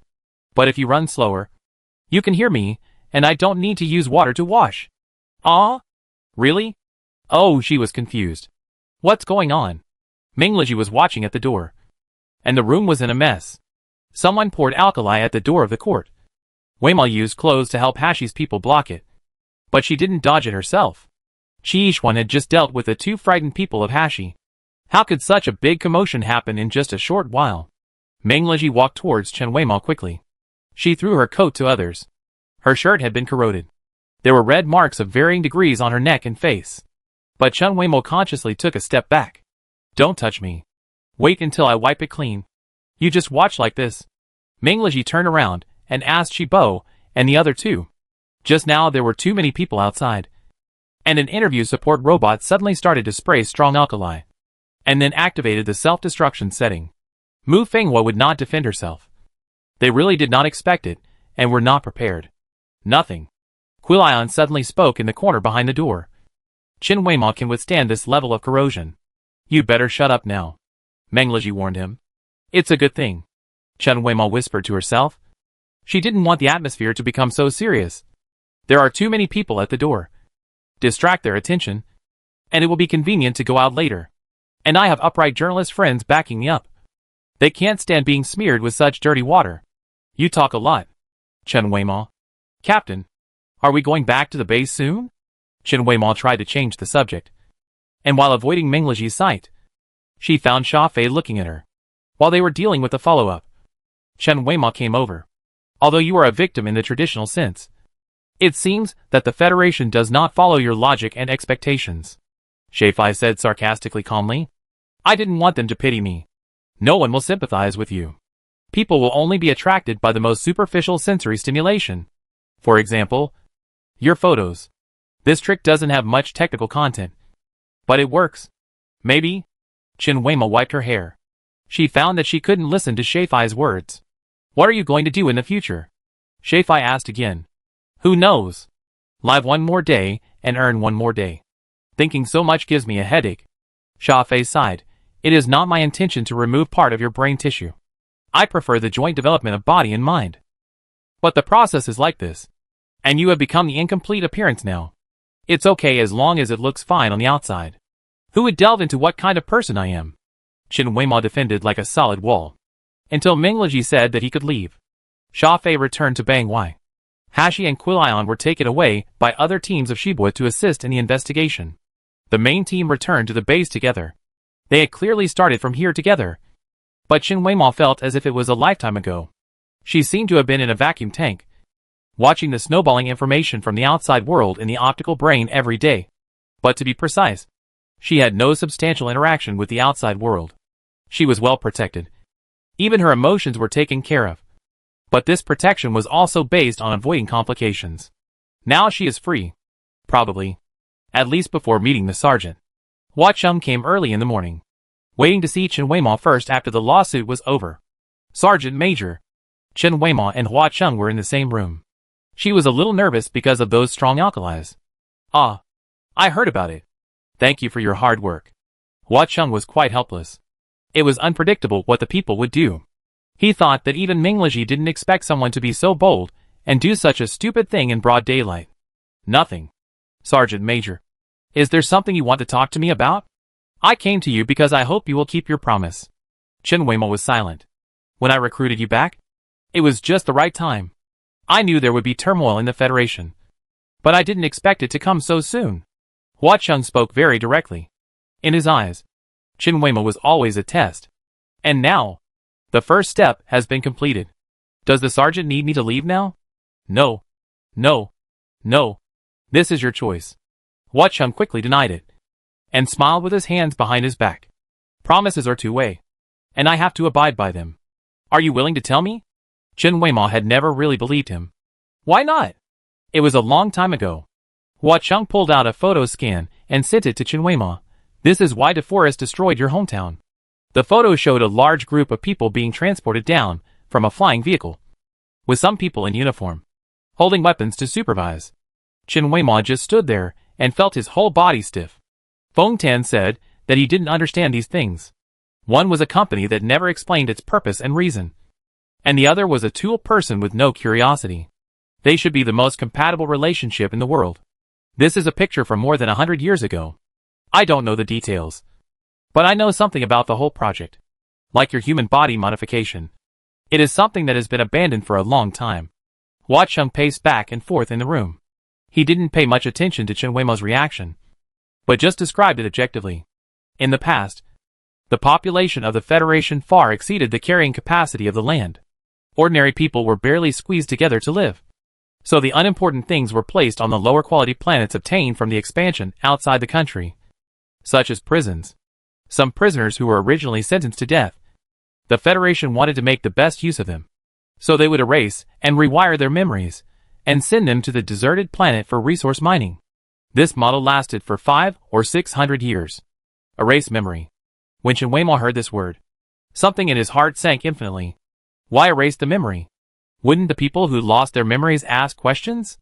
Hua Cheng seemed to have not heard such an innocent question for a long time. You have to know that in the Federation, controlling memory is not a complicated matter. It can be said to be economical and affordable. As for the subsequent management, a false national framework can make the prisoners obedient Divide the prisoners into different levels, and let the prisoners manage the prisoners. As long as the initial period is passed smoothly, the subsequent things will become natural. DeForest holds the right to use many prison planets. In the past few hundred years, their energy acquisition has continued. But when the resources of these uninhabitable planets are exhausted, they will make the last use of them. How to use it? Chen Weimo's throat tightened, and she tried hard to make her voice sound normal, fearing that what she knew would be verified by Hua Cheng as true. Hua Cheng looked directly at Chen Weimo, as if he wanted to see through her. I thought you knew how to use it, Chen Weimo asked again. The core of the planet contains a lot of energy. Chapter 101. Before Hua Cheng left, he seemed to be in a good mood. He inspected the Shibwa garrison base and held a brief meeting with the 6 main Shibwa people. He didn't say anything valuable, but just talked about the court incident, asking them not to have psychological pressure and do what they should do. But before he left, he deliberately said to Chen Weimo in front of everyone, I have approved your transfer application, and you can leave Shibwa at any time. As soon as these words came out, all the soldiers who were originally neat and solemn were shocked, and countless possibilities flashed through their minds. Can't stand the rumors and leave? To avoid suspicion? Or are you too disappointed with the Federation and still want to leave? Yes. Thank you, Sergeant. Chen Weimo saluted Hua Cheng solemnly. Chen Weimo? As soon as the sergeant left, everyone couldn't hold it in. Keep your voice down. Chen Weimo pushed all 5 of them back to the Shibwa exclusive training ground. You'd better explain it carefully. Qi Yiren's mean side could no longer be hidden. She and Chen Weimo have always been the most closely related. They decided and did everything together. But this time, she didn't see any signs. It seems that Chen Weimo and the sergeant major had more than one deal last time. I will try to explain it clearly. Let me sort it out first. Chen Weimo asked the 5 people to calm down. Where are you being transferred to? Meng Leji suddenly asked. He didn't seem as surprised as the others. Outside the country. Vanguard cavalry? About the same. Are you coming back? Probably. Maybe. I don't know either. Meng Leji lowered his eyes. Are you voluntary? He didn't give up and still wanted to ask. Yes. Chen Weimo didn't know how to define this. Hua Cheng really didn't want her to be too involved in federal affairs. So he seized her weakness and gave her a choice that made her willing and in line with his interests. She understood Hua Cheng's betrayal. But to some extent, she didn't want to come back from the beginning. Since the goals of temporary companions are no longer the same, it is best to part ways decently. Chen Weimo still briefly told everything she knew. The entire training room was silent. Directly activate the extraction of core energy. Tens of thousands of people. And just ignore it. Qi Yiren was the first to break the silence. Because her family is in the energy business. She knows the process and the consequences best. If the core of the Earth is on the verge of cooling limit, the Federation has the technology to absorb the last energy. Whether it is high heat-resistant materials, rapid cooling, transportation or storage problems, the Federation has already overcome them. This energy absorption technology requires a huge frame to be built outside the planet to place the most core device.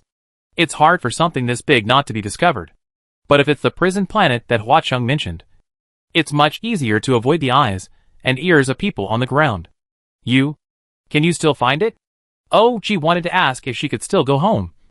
But before he could ask it out loud, he already felt strange and offended. I can't find it. Chen Weimo probably guessed what he wanted to ask. Feng Tan said that they have a clear division of labor and will never interfere with each other. He is only responsible for groundwork and doesn't know the coordinates. If she could go, she would have gone back long ago. However, there is no point in going back. A planet without a core will lose its gravity, and the entire planet will shatter and become a featureless piece of rubble among the countless pieces of rubble in the universe. That's all I know.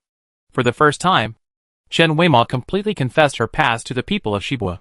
She never thought that there would be such a day, nor did she think that it would be the time to part again. How can you be sure that everything the sergeant told you is true? Meng Leji asked. I know all the details of Fengtan's work process, and I have been tracking it carefully in the past 2 years. So some things match up. And thinking back to those days, a well-organized but futureless life. She had to admit it. You didn't mention DeForest in the evidence you submitted in court. So no one except them knows about your past. Meng Leji sat down at some point and looked at the equipment blankly. In theory. That's right. There's no evidence for this. It's just word of mouth. Then it's only a matter of time before they take action against you. His voice was cold, and he said slowly, Your clear card is to push yourself to a dead end? Yes. Weima. Have you ever thought about leaving the Federation? Then you will lose the most significant and effective get-out-of-jail-free card? What will you do if you go out alone? Qi Xuan pulled herself away from that past. She didn't understand why Chen Weima had to leave. Or are you going back to Tilts? Mu Fenghua also asked. No. I'm still a soldier of the independent military zone. I'm just not in Shibua. What's the difference? Aren't you still alone? Oh, Ji was mad. What are you going to do? Oh, Ji. Meng Liji reminded him not to ask too much about other people's tasks. Okay. Let's go and work. Meng Liji said to everyone. But it seems that there is no work now. Then pretend to be busy together. There is still a tacit understanding. Chen Weima decided to leave after she had dealt with the case.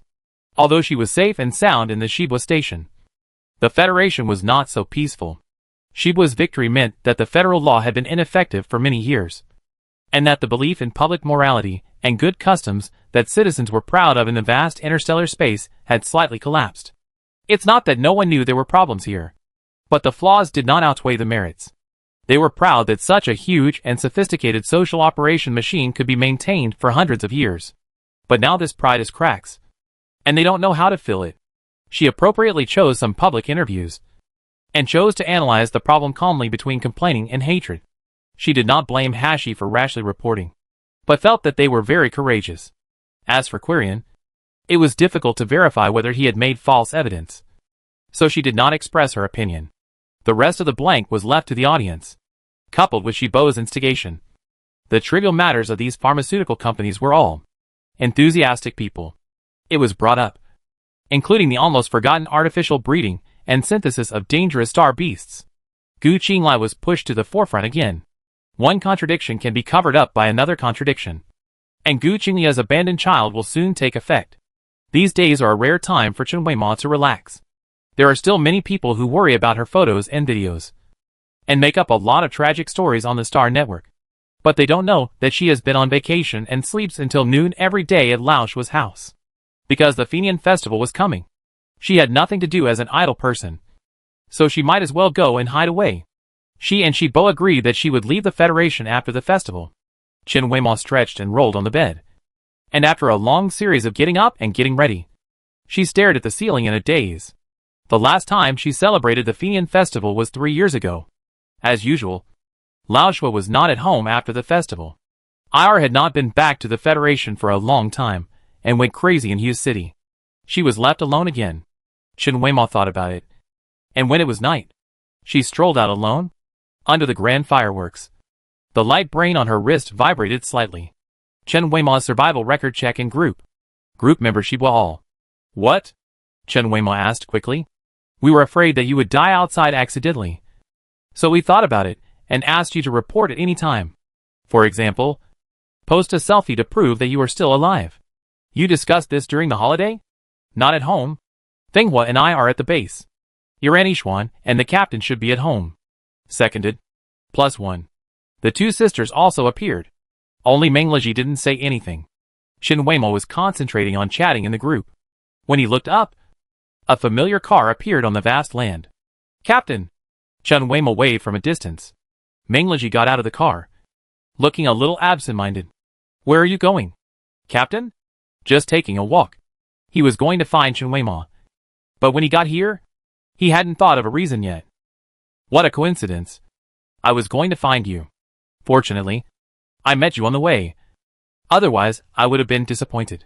You're looking for me. Meng Liji's eyes looked brighter under the illumination of the fireworks. Well, I have something to give you. Chen Weima stretched out his hand. Meng Liji didn't know what he meant, but he still handed his hand over.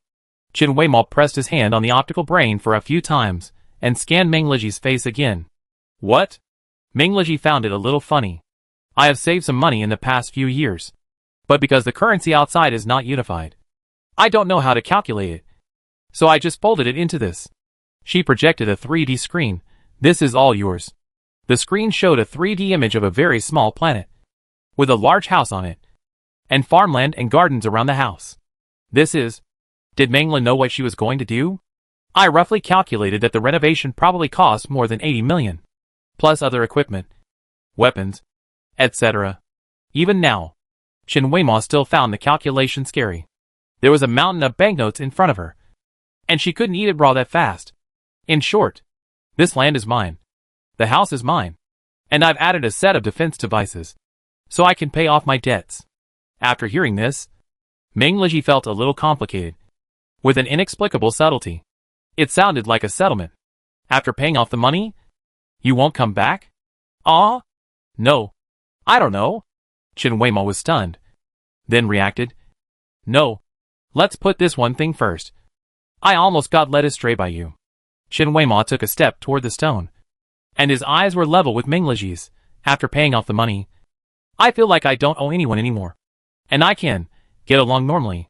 Why didn't I see that you still have this kind of psychological pressure? The debt of favor cannot be repaid, but I can still pay it back. Lao Shua said so. Lao Shua. Ming Liji paused and chuckled. He also taught you the ways of the world. No. We were just chatting casually. I told him that I was leaving again, and he asked me what to do with my friends here. What did you say? I asked him what to do. That's exactly what you would say. Chen Weimao was really thinking back to their conversation. Lao Shua said that the debt of favor cannot be repaid. If you keep owing favors, you can't leave them. Do you think it's a hassle? I did before. What about now? I can't figure it out now. So I just live in confusion. Facing the evening breeze, Ming Liji looked at the brilliant colors in the distance, and the corners of his mouth curled up slightly. I have to inspect your house, and you have to hand it over to me. Chapter 102. There was nothing on the vast land. Only a small figure slowly moving forward, leaving a trail of footprints on the thick snow. Once the wind blew, not a trace could be left. The man wrapped like a ball took a look at the coordinates, took out the detector, started the instrument, and immediately issued a warning. Toxic gas exceeded the standard. Pay attention to protection. This is it. Chen Weimao took off her mask, and the cold instantly choked her breath. This is probably the coldest place she has ever been. But it was also a good thing for her. The environment was bad, so fewer people came, and no one would compete with her for things. She walked along the map bit by bit, arranged a huge equipment formation, and built a huge storage tank at each node with the help of machines. She then slowly moved away and went to a completely safe place before starting the device. In an instant, white snow filled the sky, forming a thick snow fog. She couldn't see the front clearly, and could only hear the uncomfortable dull roar of the machine. After a long time, the sound gradually stopped, and Chen Weimao finally emerged. She checked the extraction content and calculated the distribution. Each military region, 20 cans, which can be compressed to supply 10 large buildings for 5 years, which can save 100 million star coins from procurement every year. The Kingdom of Tilts, 30 cans, but Natalia may not like this, so she will use it as an overseas reserve. Keep 1 can at home, just in case it is useful. She calculated it, and silently took out the carrier robot, packed all the energy and took it aboard the spacecraft. A light spot suddenly appeared in the sky, and it disappeared in a flash. Chen Weimao saw it, but didn't care. When working outside, it's inevitable to meet colleagues. Besides, today, she was not in the right. There was a violent explosion at the place where the spaceship was parked in the distance. The snow under her feet was loose and vibrating. Chen Weimao lowered her center of gravity and waited for the explosion to stop before she continued walking, as if nothing had happened. The spaceship brought from Tilt was made of materials that the Federation had never seen before, and its strength was far higher than the current known level of the Federation. She could not only avoid the attack, but also help the material engineers of Tilt to do a test, killing 2 birds with 1 stone. As for her, the physical and energy shields on her body also gave her room to escape the most dangerous situation. From a distance, there seemed to be dozens of figures over there. Chen Weimao walked over at her original speed without panic, even though there were warning shots from time to time under her feet. She did not stop. Hey! Chen Weimao suddenly shouted. You can bomb, but don't steal my things. The group of people ignored him and moved the energy tanks transported by the machine to their aircraft while attacking Chen Weimao. Too much. Chen Weimao tidied herself up and ran over there. Suddenly it was as easy as walking on flat ground. She rushed to the enemy very quickly, and they were still holding their weapons, and had no time to defend themselves. Chen Weimo was very ruthless, and punched one of them in the neck. It was not as bloody as imagined. Chen Weimo's men felt cold, and their heads and bodies were separated, with only a few conductive wires exposed. Not again. Chen Weimo was a little disappointed. She retreated to the side while fighting, and after attaching micro-sensors to each enemy, she took the time to click on the light brain a few times. Her spaceship immediately launched an equal number of micro-missiles, attacking everyone accurately. The battle was over, and the ground was full of debris. Chen Weimo returned to the spaceship and took off the heavy equipment on her body. "Why don't you go down to help?" she said to the woman sitting in the cockpit with her legs on the operating table. But her tone was not really accusatory. "You can do it alone. I believe you." The woman kicked with her foot, and the chair turned around. No matter who it was, they would first notice her eyes. To be more precise, they were not eyes, but a small display screen was worn in the place of eyes. Her eyes were destroyed in the previous battle, and now she has replaced them with brain-connected screens, which also have the function of real-time scene analysis.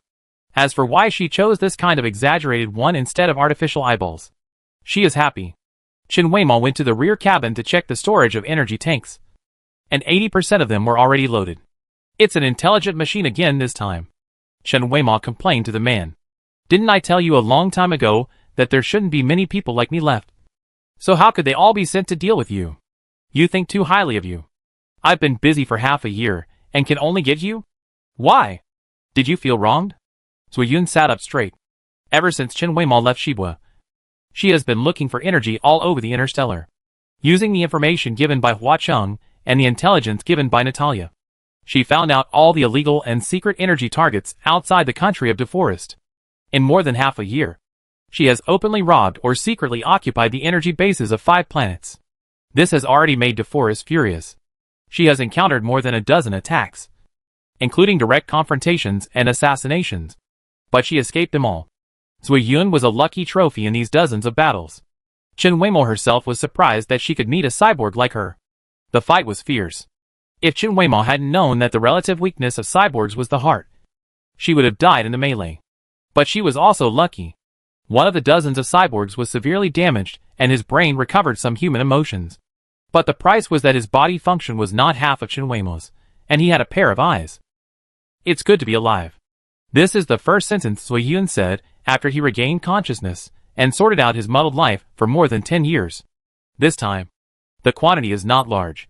Zuyun looked at the machine still working outside and said, "The quantity is small, but the quality is high. It can be used anywhere for a while." Chen Weimo worked hard.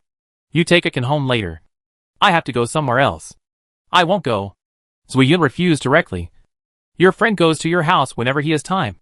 And if you are not there, he will stay until you come back. I don't want to stay with him. I won't eat you." "But it's annoying. Didn't you say you gave him a house? A big one? Why is he squeezing into this small one?" "Maybe. Things have been too peaceful lately, and he has nothing to do. Anyway, I go with you." "Not alone." "Okay." Chen Weimo dealt with those, and posted a message on the light brain. "Check in today and be alive. Soon." There was a response. "Can you be more enthusiastic? My hands are cold, and I don't feel like typing." Chen Weimo was dealing with Oji and Qi Yishuan's aggressive behavior in the group when he heard Zuyun shouting across several hatches, "Hey, I forgot to ask you if you want to go back to the Federation? Come over and talk." "I asked you if you want to go back to the Federation?" Zuyun opened the hatch and poked his head in. "We have to send some of the cans back to the military region, but only to the border." "What's wrong? Didn't you publicly revoke Gu Qinglia's status as the Federation's foreign minister yesterday? Are you not going to join in the fun?" Chen Weimo had nothing to hide from Zuyun, and she needed to know a lot of things in the past. What's there to see? It's only a matter of time. Chen Weimo was very calm. That being said, this is a big deal. Shouldn't we celebrate it? What if he survives the near-death experience? Wouldn't that be embarrassing? No. Gu Qinglai didn't make any moves. Didn't you also confirm that a lot of his private property overseas was confiscated? Chen Weimo knew that Gu Qinglai had no ability to struggle, and his former backers were somewhat overwhelmed. And with such a good point of conflict to divert, they would naturally give up Gu Qinglai. But Chen Weimo felt that something was not over. She was hiding something in her heart. But she was still working diligently as a transporter. DeForest would not fall because of the little bit of fly meat she took away. But the various military regions could gradually reduce their deep dependence on energy companies because of this. The military region will mine and store energy on its own in the future. And everything she is doing now is just a small warm-up before the separation. Hua Chung will not cut ties with DeForest publicly. But for the benefit of the military region, he is willing to make this deal with Chen Weimo. To put it bluntly, he didn't care whether DeForest fell or Chen Weimo lived or died. As long as the military region made a profit, he didn't care who held the sword. As for Chen Weimo, she could do very little alone. But a 1,000-mile dam collapsed because of an ant hole. She had time and patience. Although she looked like nothing had happened, Zui Yun felt uncomfortable. Why don't you take a vacation? I see you are uncomfortable. Then look at me less. I am concerned about you. Zui Yun knew what she was worried about. Before the end, it was common to have some vague fantasies. Why don't you go out for a walk? Chen Weimo didn't want to join in the conversation. But she glanced at the navigation coordinates. Okay. What's good? I want to go out for a walk by myself. Did you suddenly come to your senses? Chen Weimo patted her shoulder. If Meng Liji goes there again, don't drive him away again. Chen Weimo drove a small auxiliary aircraft away from the main engine. She remembered that Lin Qianqing seemed to live nearby. She and Lin Qianqing had not been in contact for 7 or 8 months. She was afraid that someone would discover their secret cooperation. And they also tacitly did not want to contact each other again. But now, Lin Qianqing, the original client, has not made any movement. Chen Weimo is getting impatient. Lin Qianqing is also a vanguard cavalry. But he is different from Chen Weimo. Chen Weimo is just a figurehead. But he is actually competing with DeForest. But Lin Qianqing is a real scattered soldier. I don't know if they can meet this time. She hasn't been to Lin Qianqing's residence here. Lin Qianqing just told her to come here directly if she has something to do. Such a desolate planet is really different from the star-studded life of Lin Qianqing in the Federation. Even the outside of his small house looked shabby, with broken iron pieces piled up in a mess on the way in. Didn't he clean it up? Chen Weimo knocked on the door. But no one answered. The door was not even closed. So she knocked it open. There was no strange smell in the house.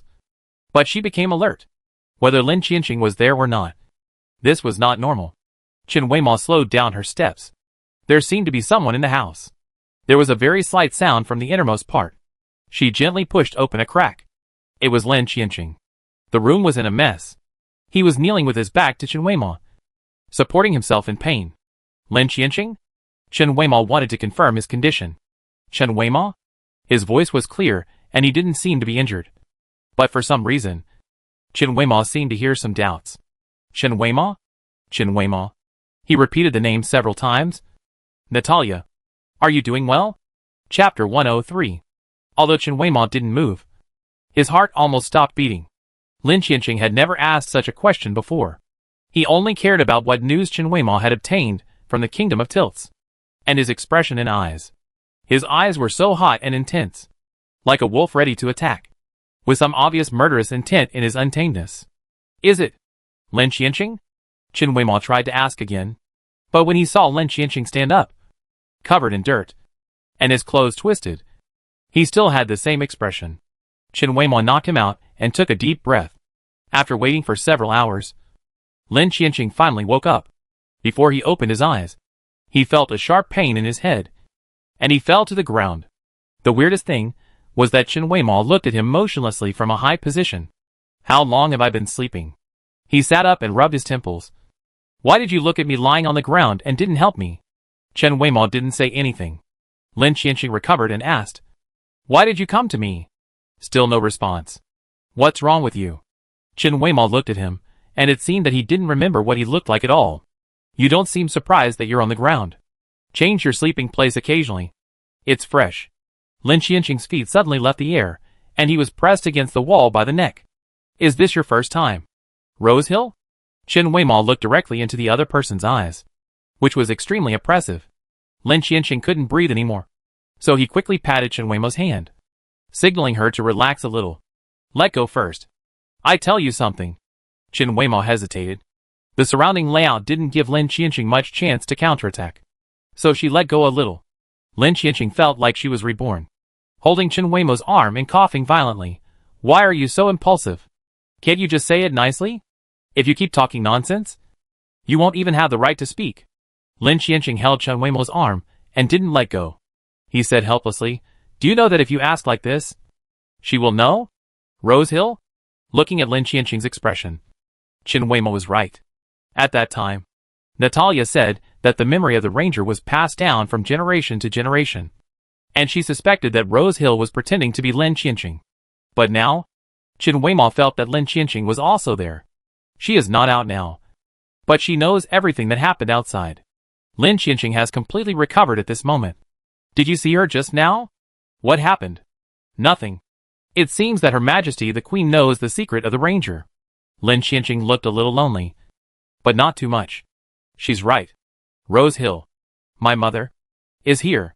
I just didn't fit in, which is different from the usual practice. Chen Weimo looked calm on the surface, but his hand was spinning the light brain on his wrist frantically. What does this mean? The ranger's memory is superimposed. When he said he didn't fit in, did he mean he didn't get the ranger's memory? It would be great if Yi was here at this time. Ask you a question. Lin Qianqing asked himself. Who do you think survives this kind of immortality? Lin Qianqing seemed to be talking to Chen Weimo, but it was vague. I have a question for you too. Lin Qianqing looked up. Do you want to kill Gu Qilai? Or does she want Gu Qilai to die? I don't know. After a long time, Chen Weimo got such an answer. Dilt sighed. Lin Qianqing hesitated and laughed at himself. Forget it. He knew Chen Weimo would definitely tell Natalia. His alliance with Chen Weimo was not solid to begin with, and it has ended. What awaits him? And his mother is only death. Anything else? Lin Qianqing stood up and stretched. What have you been doing recently? Gu Qilai stepped down. Chen Weimo's answer was irrelevant. Yes, I know. Is this your ultimate goal? You have already asked this question just now. Seeing that Chen Weimo did not respond, Lin Qianqing leaned over with a smile and bowed slightly. Are you feeling particularly entangled now, and don't know what to do with me? You want to find out the situation thoroughly. Get rid of my mother as Tilts wants, and try to save my life? Lin Qianqing smiled inappropriately. Chen Weimo, your biggest weakness is your soft heart. To be honest, Chen Weimo's thoughts were spoken. But looking at the current situation, it is impossible. Rose Hill, she is not complete. Right? Chen Weimo calmed down. You can say that. It's you who caused it. Facing Chen Weimo's affirmative question, Lin Qianqing lost his expression. He stared at Chen Weimo with eyes as deep as the ocean. On the surface, he was calm. But inside, he was in danger. Since you were born, the memory of the ranger should have merged with you to become one person. But for some reason, the fusion failed. Rose Hill is equivalent to a broken second personality of yours. And your relationship, Chen Weimo said in thought. It's not like a dominant relationship, but it's not well matched. And you can't control her. Maybe your control over her is getting weaker and weaker. So you use the excuse to leave the Federation. As for why, Chen Weimo boldly speculated, because of your mental power. The Tilts people don't have the concept of mental power. So the forest rangers have been passed down from generation to generation without any mistakes.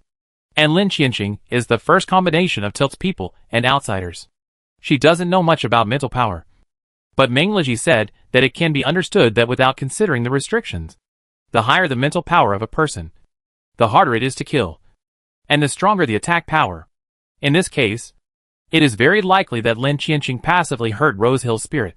Chen Weimo, Lin Qianqing interrupted her reasoning. Aren't you afraid of forcing people to kill and silence them? You can try. Lin Qianqing smiled helplessly. He never thought of resisting from beginning to end. Besides, in a one-on-one fight, he has little chance of winning. I heard that the thinking ability of the transformed people was weakened. But I feel that you are still okay. It all depends on acquired learning. You still have time to joke? You look in a good mood. Chen Weimo regained his composure. I'm serious. Is it really because of your mental power that you didn't merge? Is this important? It's very important to me. Lin Qianqing smiled unnaturally. I guess so. The harder my mother tries to occupy this body, the more serious the damage she suffers. What about you? Lin Qianqing raised the corner of his mouth with great effort. But he was too tired and let it go again. Lin Qianqing, if you are soft-hearted, no one can save you. If Rose Hill is damaged, how can she still appear? It can only be Lin Qianqing who let her out. It's just a matter of time. Everyone will die. Lin Qianqing sat down, supporting her knees with both hands. Now, what are you going to do? Rosehill will definitely let Gu Qinglai die, and hate Natalia for abandoning her. Right? Lin Qianqing suddenly showed pain on his face, but quickly recovered, almost. I will let you choose a way to die without pain. Lin Qianqing's dull face was lifeless, but she still had some fluctuations because of Chen Weimo's words. Just now I said you were soft-hearted, but I didn't expect you to be so decisive. I underestimated you, in order not to cause trouble to everyone. When Chen Weimo returned home, a whole day had passed. Meng Liji really went to her house again, but this time Zui Yun didn't scold him. Meng Liji brought hot dishes from the Federation, and Zui Yun was grateful. If you don't come back, I will die of starvation. Zui Yun hadn't finished chewing the food in his mouth. Don't you know to stop eating when you're full? I can't bear to. Chen Weimo saw that Meng Liji came in a federal uniform this time. He used to wear regular clothes. Anything else? She asked. I have to leave in half an hour. It sounded like an urgent job. Chen Weimo was very tired now. She walked straight into the house. Meng Liji followed behind. If you're in a hurry, you don't have to come. And you're taking a long detour. Gu Qinglai leaked a lot of information to the independent military region in order to protect himself. Chen Weimo paused. He wants the military district to protect him? The military district won't keep him for too long. The more he struggles, the more it proves that he knows too much. Meng Liji was not here to pour cold water. What he said this time is related to freedom technology. Why are they everywhere? Freedom technology has passed its peak. Even if it is on the decline now, it is difficult to eradicate. Meng Liji noticed that a little sand leaked out of the gap in Chen Weimo's combat uniform, and he raised his hand to rub it. Freedom technology. Wait a minute. Chen Weimo stopped him in time. Captain Meng, please pay attention to discipline. Don't tell me everything. When did you become so cautious? We are not on the same boat now. Are you afraid that I will drag you down? Meng Liji laughed. Afraid? I cherish my life now. It's a good thing. He slowly put his hand down. But I still want to tell you that the people from Freedom Technology who left the Oak auction that year, their final destination was their number 63 base. How did you find out? Gu Qinglai had secretly contacted people from Freedom Technology in order to sell the Federation's technological achievements in exchange for trading rights between the Federation and other places. He ran into him there. He said a lot, and I calculated the time and people based on what he said. It was indeed that time. What a coincidence. Gu Qinglia's business scope is quite wide. Chen Weimo is still sighing until now. She can't even directly judge that Gu Qinglai is a traitor. This person always sells out while doing things that are beneficial to the Federation. It's not important. He said that after the group of people arrived, the system of the entire base was updated. What does that mean? The permissions of most people have changed. Gu Qinglai believes that there are some problems within him. So what? Chen Weimo still didn't understand. None of the scouts we sent survived. Chen Weimo was shocked. Reconnaissance is not easy. But Shibua is one of the best in terms of equipment and personnel level. How could they all be defeated in a small, unknown base of Freedom Technology? Meng Liji continued. The equipment on them transmitted back their experiences before they died. Objectively speaking, they have no chance of being exposed. But as long as they step into that area, they will be accurately attacked. Chen Weimo felt that the complicated thoughts in his mind, like a knotted ball of thread, would soon find the end of the thread. But it was still a little short. Mei Chen said before. Chen Weimo suddenly remembered him. What do you want to take over? Chapter 104. Chen Weimo quickly reviewed it in his mind. The data that Mei Chen took away from Liaoning Star had reference value for digital self-driven awakening and self-renewal. So he improved quickly within Freedom Technology. Later, at the Oak auction, they snatched a digital brain and brought it back to the number 63 base. Then the base system changed. Come back to your senses. Meng Liji snapped his fingers in front of Chen Weimo. Is there data on that base? Chen Weimo seemed to have grabbed a life-saving straw and was very anxious. Yes. Yes. A scout desperately accessed it and saved a little. What do you need? Chen Weimo turned around and opened her device. I want to make a comparison. Natalia once gave her the data of the main city of Elysium occupied by Freedom Technology. The record of rapid breakthrough of authority was very similar to the experience of the number 63 base. Faced with a pile of garbled codes, Mengleji reacted faster than Chen Weimo. Where is this? It is also a place occupied by Freedom Technology. The two looked at the screen in silence. Chen Weimo did not move his head and tugged at the corner of Mengleji's clothes. Is that digital brain a person? I have been wondering who he is. Mengleji almost confirmed this idea. The experience in Rex country still reappeared in front of him from time to time. The strange and quiet city made him start to investigate the development of digital life in private. When it comes to data, it becomes reasonable to some extent. The reproducible paths are clearer and easier than investigating the affairs of specific people. These processes are too similar. They become digital life, gain immortality, and want to expand between different cities.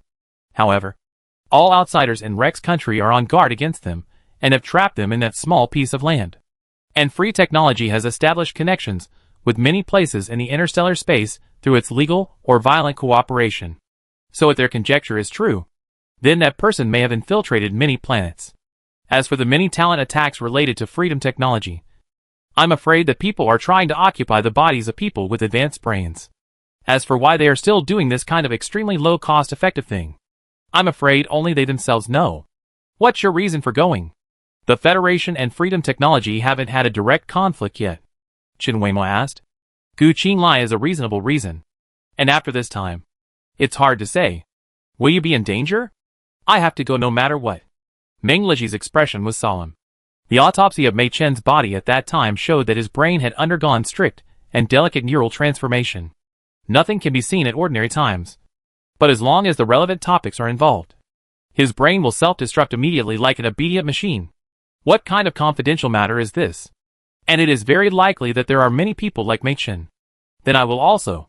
I am just telling you about Freedom Technology. I think you need to know. As for the mission, I don't plan to invite the Vanguard Cavalry as an auxiliary this time. Mengleji rejected her. He didn't want Chen Weimo to have another direct conflict with Freedom Technology. Freedom Technology has been increasingly boycotted in recent years, and has even suffered many large-scale attacks. In terms of group combat, they are still not as good as the Federation. Chen Weimo still felt uneasy. Your mental strength. She tried to word it.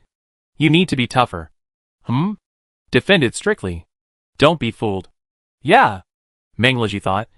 He probably understood a little. Let's go. Remember to eat. Don't let Zhuiyun eat it all up. After Mengleji left, Chen Weimo began to be absent-minded again. At the dinner table, she poured the cup before it even touched her lips, and the water spilled on her body. You're really screwed. I asked you to take a walk to relax, but you came back worse. Zhuiyun looked disappointed. What did he do to you? Farewell? Chen Weimo raised his eyes and glared at him. Okay. I was wrong. Colonel Meng is so powerful that he will definitely return victorious. Zhuiyun tried hard to show off her fans. She didn't care much about the lives of others except Chen Weimo. If you are worried, just go and take a look. How can we fail as a team? I am afraid that if I act on my own, they will be exposed.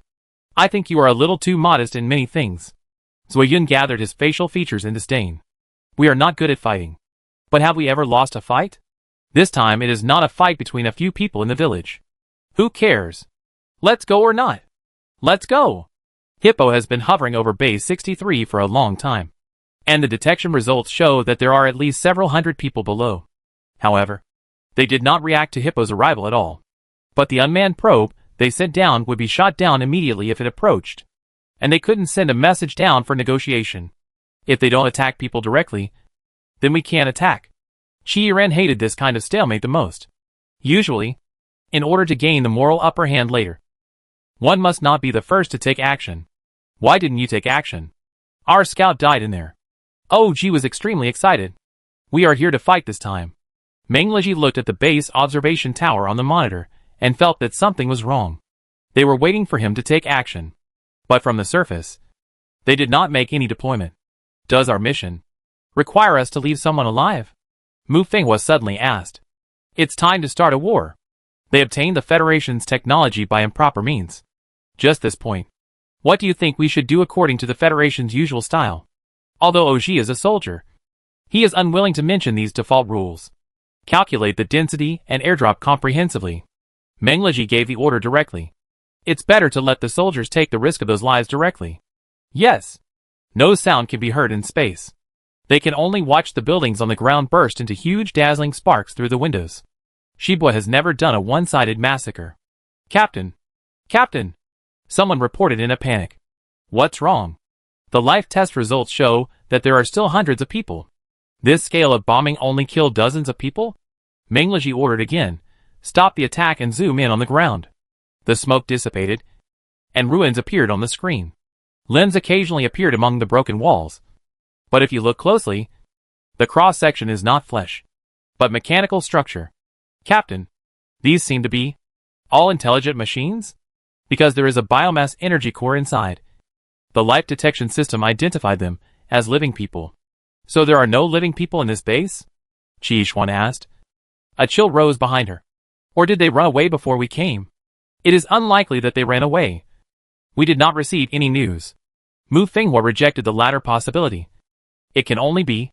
But if it is the Organization of Freedom Technology, it is possible. The unmanned reconnaissance aircraft sent again was not shot down again. And the soldiers drove the mecha down to carry out ground work. The military district's order to Shibo was to eliminate and investigate. As the beginning of the Federation's public declaration of dissatisfaction with free technology.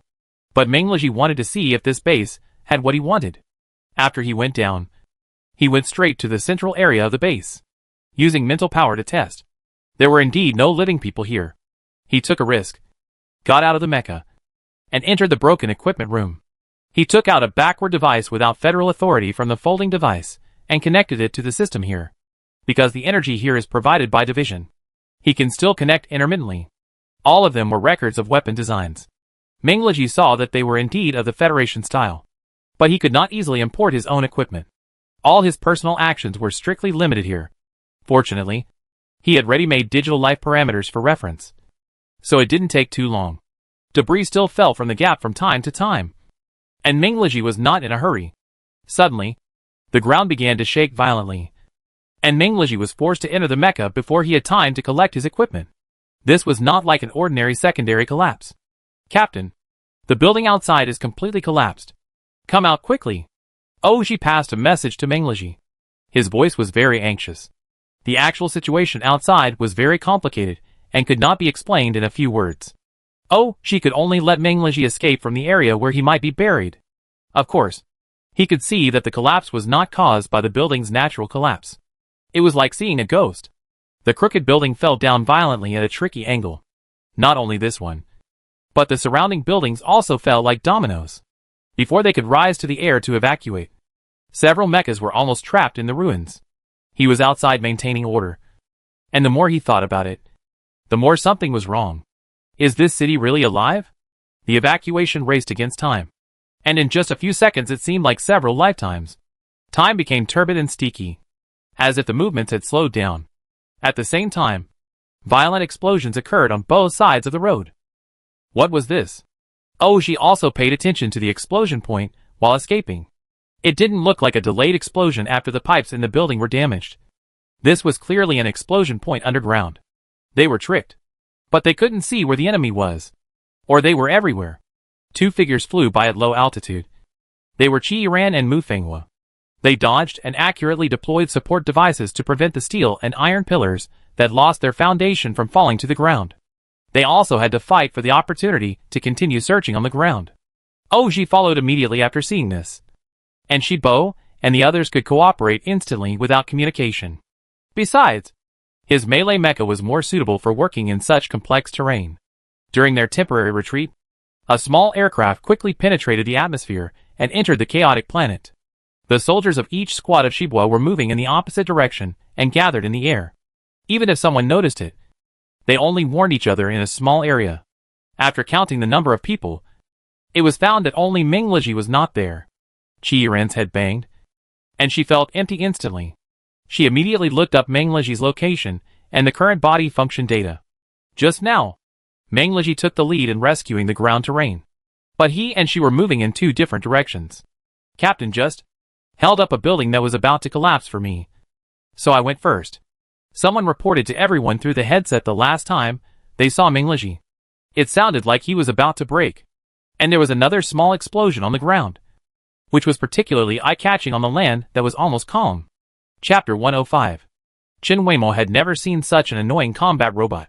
Dozens of mechanical tentacles emerged from the ground and tied her up. The material was very hard. But like a quagmire, the harder she struggled, the tighter she was bound. She contacted Meng Liji on the way here. She only knew that Meng Liji had time to reply to her message while escaping. He also said that he had made an unexpected discovery. He didn't respond after that. But when her spaceship approached Base 63, she saw the scene of personnel evacuating. When checking Meng Liji's coordinates, he stopped there, motionless. Seeing this, Zuyun flew at high speed and stopped at a low altitude, not caring whether it would cause other chain reactions. Only in this way could Chen Weimo approach there at the fastest speed. Meng Liji's mecha was pierced by several steel bars and nailed very close to the ground. Lifeless, Chen Weimo was anxious and fell into the trap of this mechanical octopus. After struggling for a few times, she was completely tied up. Zuyun, aim at the position behind me. It should be its engine core. Chen Weimo slightly turned sideways, revealing only a little. No, it's too close to you. If it explodes, you also lose a layer of skin. Your energy shield can't protect against this kind of shock wave. Zuyun tried it and felt that it was completely impractical. She scanned the mechanical tentacle, trying to find a more fragile connecting bearing, but the angle was too tricky, and the tentacle was twisting constantly. So the weapons on the spacecraft had basically no substantial damage to it. What the hell is that? So hard. Zuyun stood up and prepared his equipment. Wait for me. I go down and chop more accurately. Don't move. Chen Weimo suddenly stopped him with a sharp voice. She saw a very delicate mechanical arm extending from the broken wall and probing into the cracks of Meng Liji's mecha. Zuyun, aim at the cross-section of my hand. Not me. But the hand? What are you talking about? Zuyun didn't understand at all. But she watched Chen Weimo jump with all his strength when he was almost completely submerged, and actively stretched his left hand between several tentacles. Almost in the blink of an eye, her prosthetic hand was cut off. As soon as the bloody cross-section was revealed, Zuyun subconsciously launched an attack. The hand immediately burst into a dazzling light blue light, blowing the tentacles into several pieces.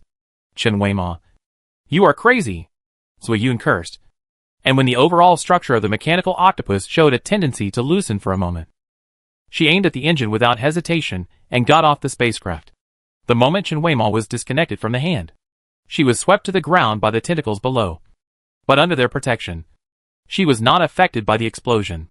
Although she was in great pain, she knew Zuyun had succeeded. She didn't waste a second, half rolling and half running towards Meng Liji's mecha. The mecha had cracks, making it easier for Chen Weimo to use it. Her legs were stuck in the mecha shell, and she pulled out the mechanical arm just now, and then used the force to tear a bigger hole with one hand. Meng Liji. She wanted to wake him up, but before she saw his whole appearance, she saw that his thigh was pierced by a steel bar, and he was bleeding profusely. And he still had no reaction. She knew that she couldn't wake him up now. There was a whistling sound in the sky behind her. Chen Weimo knew that Shiba's men had come, but she had no time to be distracted and focused on rescuing him. Meng Liji had temporarily lost consciousness, but he was still alive. If he continued to bleed, it would be hard to say. She touched the back of his head with her only remaining hand and found a little blood. The thing she was most worried about might have happened. She hurried to cut the steel bar, and just as she was holding Meng Liji's back and taking a step back, she was hugged. Zuyun dragged him out very rudely, and didn't care whether Meng Liji would be more powerful or not. She just wanted to get Chen Weimo out. Wei Mo. Captain! Many familiar voices rang out in a chaotic manner. Chen Weimo breathed a sigh of relief quietly.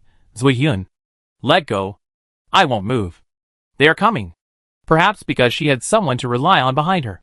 She relaxed and suddenly felt a little dizzy. Zuyun pulled Chen Weimo aside and helped her tie her upper arm. Your hand. It was originally a prosthetic hand made of a new type of material for ammunition that was fused with bone and blood. It has always been active. So even if it is broken, it can still be used as a backup weapon for a short time. Chen Weimo briefly explained. She had only imagined surviving with a broken arm in her mind. But she didn't expect it to be done today. You hit very accurately. Do you need to praise me? Meng Liji had been taken away for rescue, and the ground returned to peace. Chen Weimo saw Qi Yishuan and Oji running over, and she took the initiative to ask, How long will you stay here? Take care of yourself first. Chi-Xuan only carried 2 people away for a few minutes. And this happened on the ground. It's okay for now. I still want to. Carry it away. At Zui Yun's command. Chi-Xuan also took action and carried it away directly. Not wanting to hear a word from her. All the members returned to Shibo's main ship for temporary repairs. Meng Leji had previously ordered that no parts from the base could be brought into their own equipment. So most people could only wait for unknown reasons. What's more, the captain was in trouble now. Chen Weimo found an empty room at random and wanted to stick his head out from time to time. Behave yourself. Zui Yun pointed at her nose and warned. What about your hand? Go back and connect another one. Go out and see if Meng Leji has come out? Why don't I just pull out his tube and let you have one less thought? Zui Yun was stubborn. Chen Weimon knew that. Luckily Chi-Ran came in time. Iran? Is there a small pinhole behind his head? Chen Weimo asked hurriedly. Chi-Ran nodded. Still a step too late. Chen Weimo was half disappointed. It may not succeed. He was in a coma at the time. And it is best to connect the consciousness when the person is awake. Chi-Ran could only think this way now. Everything depended on the situation after Meng Leji woke up. She glanced at Chen Weimo's bloody arm and frowned slightly. You are not much better than me if I have a bad temper. You saw us coming. But you still cut off your hand. When she rushed over, she saw all of Chen Weimo's actions on the display screen. But they had no time to stop him. But it was still a step too late. Chen Weimo didn't take her hand too seriously. She was just thinking about that consciousness now. I want to wait here for him to wake up. Is that okay? Of course. Your hand needs to be treated as well. Don't tell me you just did it yourself. After being scolded so many times, Chen Weimo gave up struggling and let them do whatever they wanted without saying a word. She was now thinking, if she really had consciousness connected to Meng Leji's body, what would she do? But thinking of what Lin Qianqing said, she couldn't help but have a little hope. After waiting for several hours in agony, Meng Leji finally woke up. Shibo and others were beside his bed. Chen Weimo stood at the door. Not going in yet. No one spoke. Meng Leji opened his eyes, which were dull at first, and it took a few seconds for him to return to reality. He turned his head slightly, looked at the group of people around him with extremely nervous faces, and felt a little helpless. He closed his eyes again and spoke with difficulty. It's me. Still no one answered. The consciousness access was successful. But the one talking to you now is Meng Leji. That consciousness destroyed itself. Chi-Ran still didn't believe it completely. So she wanted to test it. Do you know that Weima is here too? She told me. Has she arrived yet? Not only has she arrived, but she even broke her arm to save you. Meng Leji straightened his neck suddenly and tried to roll over. But he almost fell down with a slight movement. Hey, Captain. Slow down.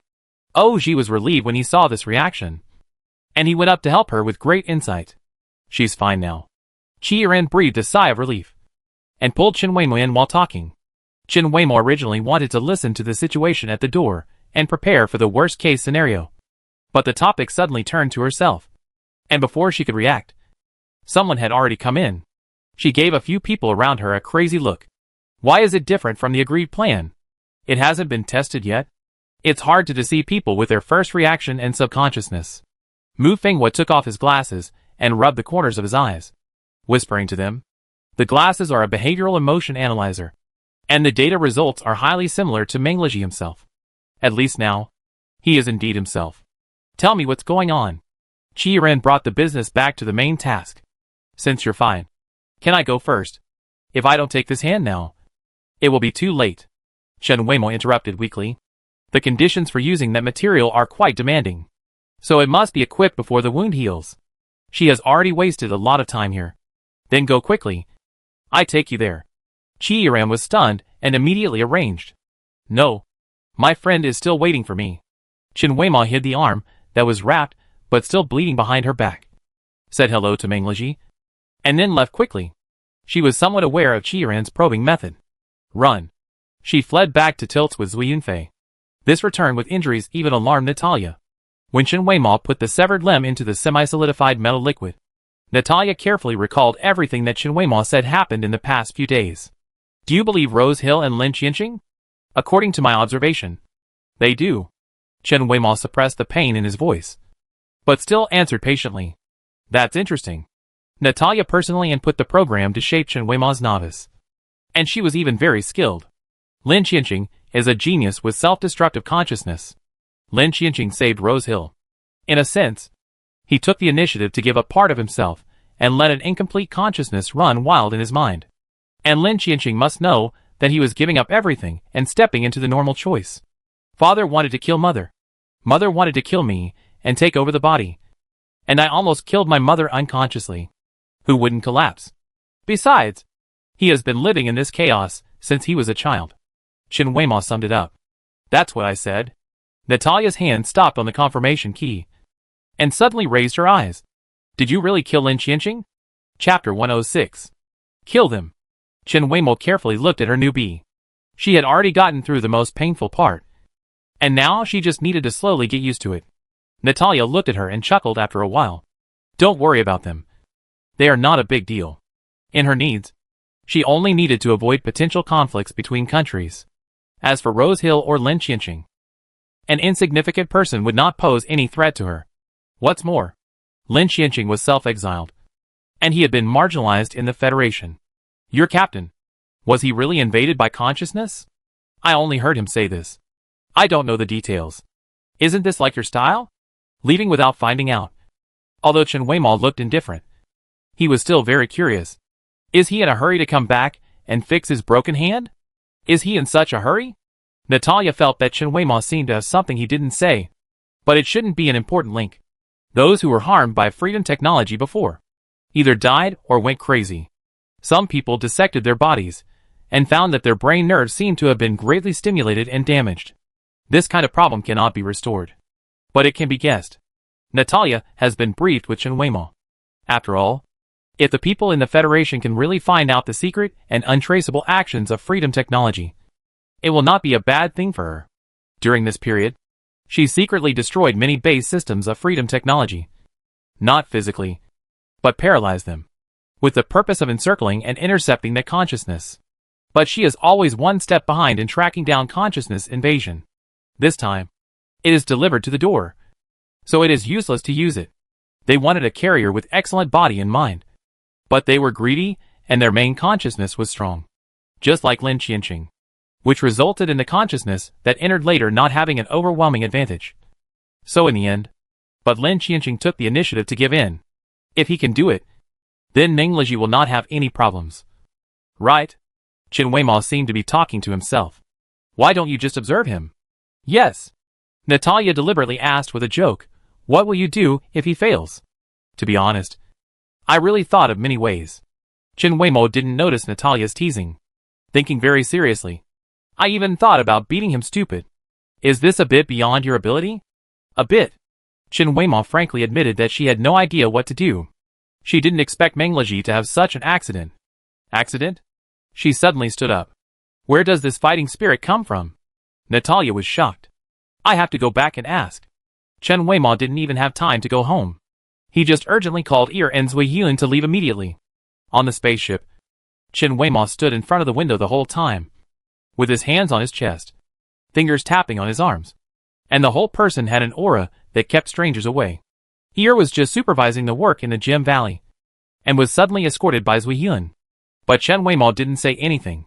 He didn't dare to ask. It is the most unwise choice to talk to someone when they are angry. Shibua didn't return to the base immediately. They were still near base 63, but they were temporarily stationed on a small satellite planet next to it. Chen Weima went straight to kill him. Qi Yiran and the others didn't expect her to come back so soon.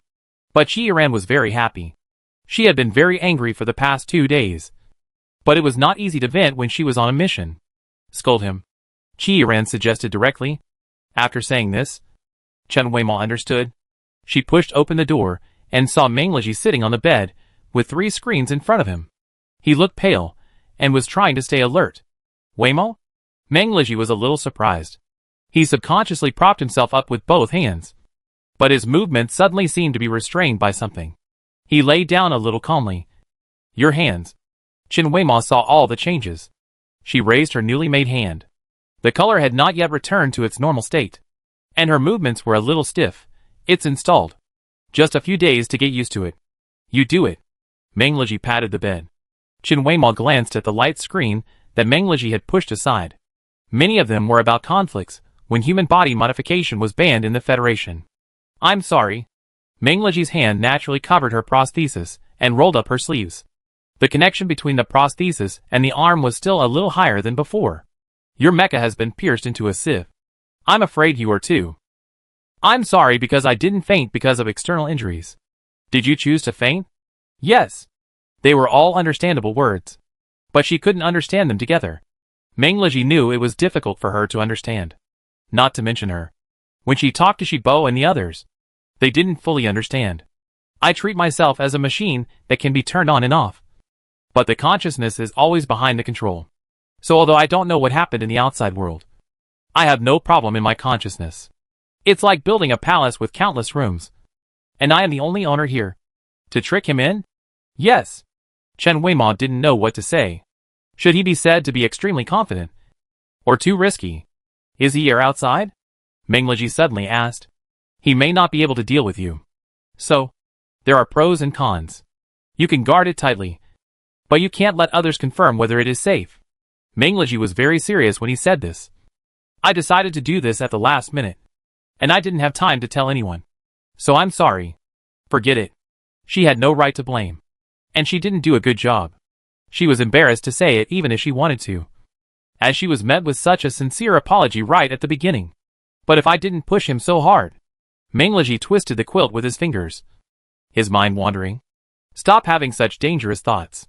Chen Weimo pinched his fingers and twisted them back with a little force. Meng Liji touched the coal prosthesis, which felt a little different from the last one. Does it hurt? It hurts. But I can bear it. Chen Weimo touched the tip of his nose and asked uncomfortably, How about you? It's all pierced.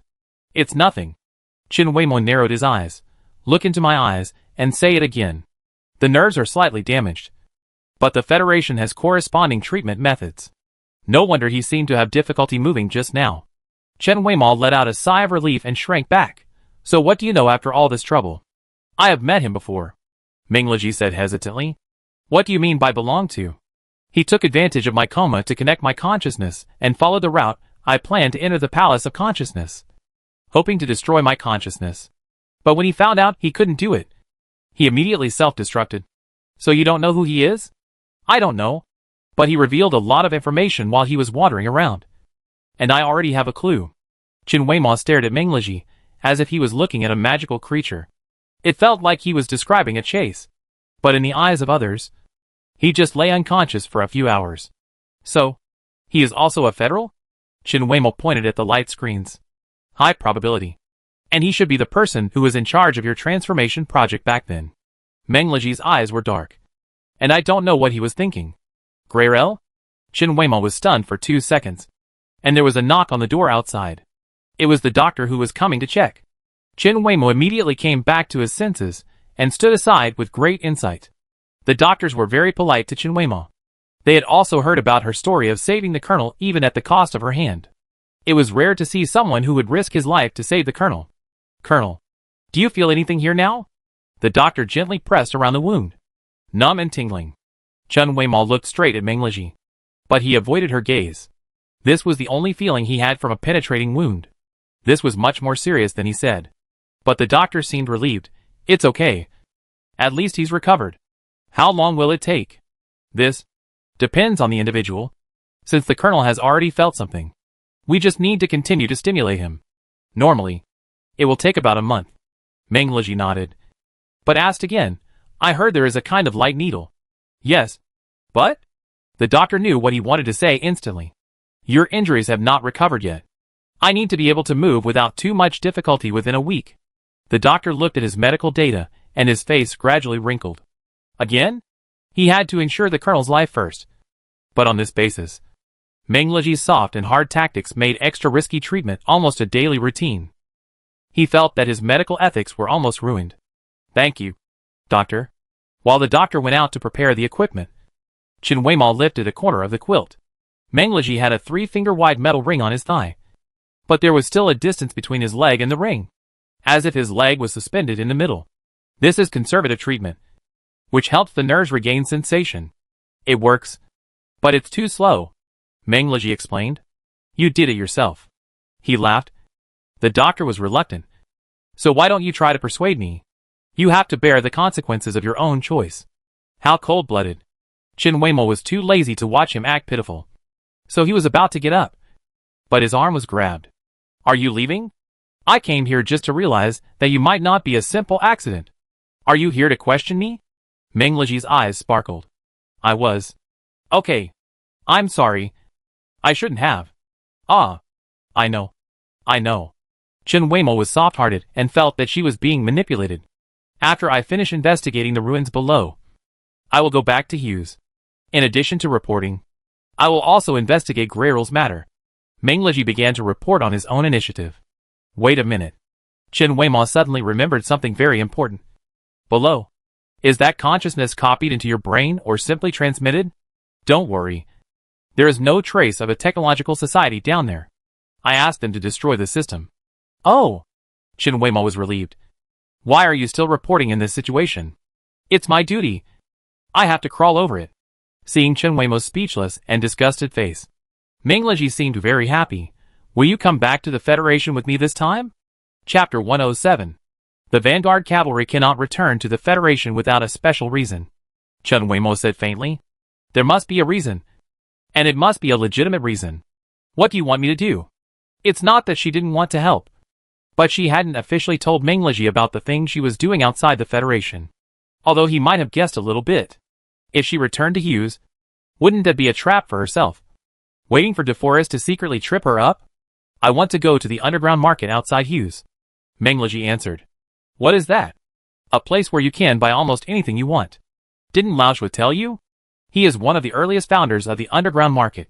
Chen Weimo, I really never asked. Not asking about other people's private affairs is her basic principle of socializing. Then why don't you just contact Lao Shui directly? I have contacted him. But he didn't respond. And some things are better handled by yourself. Well, sometimes he is busy, and seems to have disappeared. He may come back in 2 days. Chen Weimo pulled her arm out of his hand calmly, and sat back down. What do you want? Something that Grayrel left behind before his death. I go with you. Meng Leji deliberately asked. Why don't you ask for details? You must know it anyway. Thank you for your trust. Miss Chen Weimo. Chen Weimo withdrew, while Meng Leji was treating her. Ear waited for her furtively in the corridor. Has this guy evolved? I can't see through him. Yil rushed up. His tone was very unhappy. You didn't see through him? He and I are the same. Chen Weimo walked with his head down. And suddenly said, Today. I'm sorry. I pulled you up directly. Yil hugged himself flattered. Why are you so polite all of a sudden? Nothing. Just a little annoying. Yil rarely laughed at the joke, the things you said before. Although I don't know much about digital life. But I am familiar with life. Although consciousness can exist independently of the body. Such as me. Most organisms need a suitable physical carrier. Look at those who went crazy and died before. 2 tigers fighting. Neither cared about the shell. But Meng Leji. I think there is nothing wrong with him. You can't do anything about him. How do you know? We have had some academic exchanges. Chen Weimo looked sideways, with an unfathomable look on his face. Don't look at me like that. Although we don't like each other, we still have the same attitude towards satisfying curiosity. I'll resumed his usual arm-in-arm relationship. Are you going to discuss something? What? When you really encounter that consciousness. Let me join in the fun. If there's still time. I take that as your agreement. The High Hernan detachment returned to the main ship one after another, and almost emptied out all the valuable things below. Chen Weimo followed behind Qiran and the others, quietly listening to their discussion in the corner. She was not interested in most of the things, such as the leakage of federal knowledge weapons, the manufacturing progress, and who they were in contact with. She didn't care. Only when she talked about the intelligent machines and the main control system did she listen carefully. Although the system was destroyed, and there was no objective evidence to prove the existence of that consciousness, the instructions for the intelligent machines were somewhat interesting. It was forbidden to attack or resist anything outside the specified range that day. So they were fishing for each other. But the other party did not expect Meng Leji to have such control over his body. The people on the battleship had no objection to Chen Weimo following them back to the Federation. Or rather, they turned a blind eye. Everyone tacitly let Chen Weimo enter the Federation and then transferred to Hughes. After reporting to the upper level, Meng Lizhi went home to recuperate and took a month's injury leave. Chen Weimao had nothing to do all day, so he would go out for a stroll when he was free. The environment near Meng Lizhi's home is really good. According to him, it was artificially arranged on the basis of natural landscape, so the transition is very natural. Today she walked a little far, and the wind blew over in gusts, bringing some hearty flower fragrance. After a while, the wind was a little stronger, and the grass was flying. She lay down and became sleepy little by little. The breeze made her feel comfortable. There were some strange sounds in the wind. Chen Weimao opened her eyes, and suddenly felt something was wrong. She flew out and rolled over. There was a hole where she had just been lying, in the gaps between the waist-high grass swaying in the wind. Chen Weimao saw several dark shadows approaching. She didn't know who sent this group of people, but it was not difficult to guess. Are they squatting here all day to see when she will go out? Chen Weimao laughed in anger. She didn't plan to hide. This place is a little far from Meng Lizhi's home and far from Hughes City, so even if they take action, no one will see them. Besides, the other party doesn't care about this. She stood up completely. The other party was a strong man with guns and well equipped, almost 2 meters tall, and appeared very abruptly in this beautiful scenery. Unfortunately, it will be stained with blood. Chen Weimao was ready to go, but there was another movement in the air behind her. She had time to look back, and densely packed positioning missiles rushed over. But she didn't hide. Looking at the direction, it seemed that they were not coming for her. There was a whistling sound in her ears, and her brain was shaken. Go home.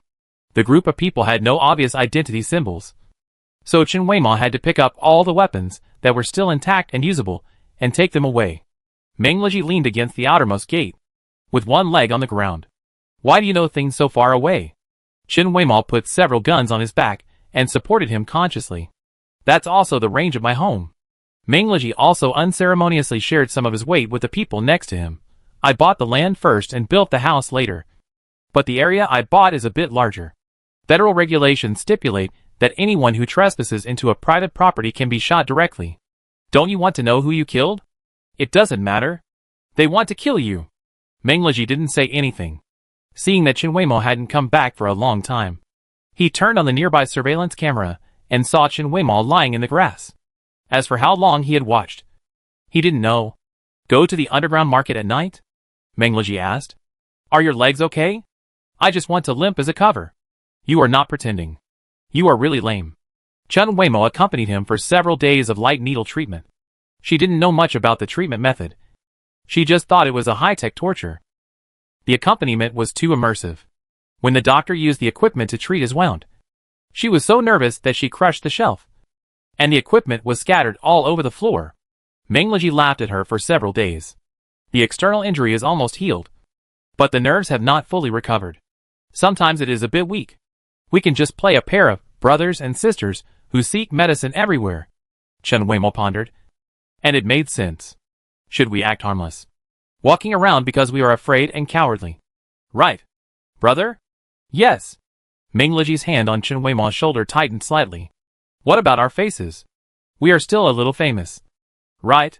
Chen Weimao focused on the details of acting. Have you forgotten what I do? Oh, yes. You can let others fool you. Even if the two of them stood in front of others, the other party would only see two ordinary faces with no memorable points. How are we going to go tonight? Brother? Don't get into the act so early. I'm not good at this. I'm afraid of being exposed. It's up to you. At night, Chen Weimao and Meng Lizhi went to Lao Zhuo's house to see if they could contact him first, which might make it easier to get into certain places. But Lao Zhuo was still not there. There was even a thin layer of dirt on the bar. It seemed that he had never been away for so long.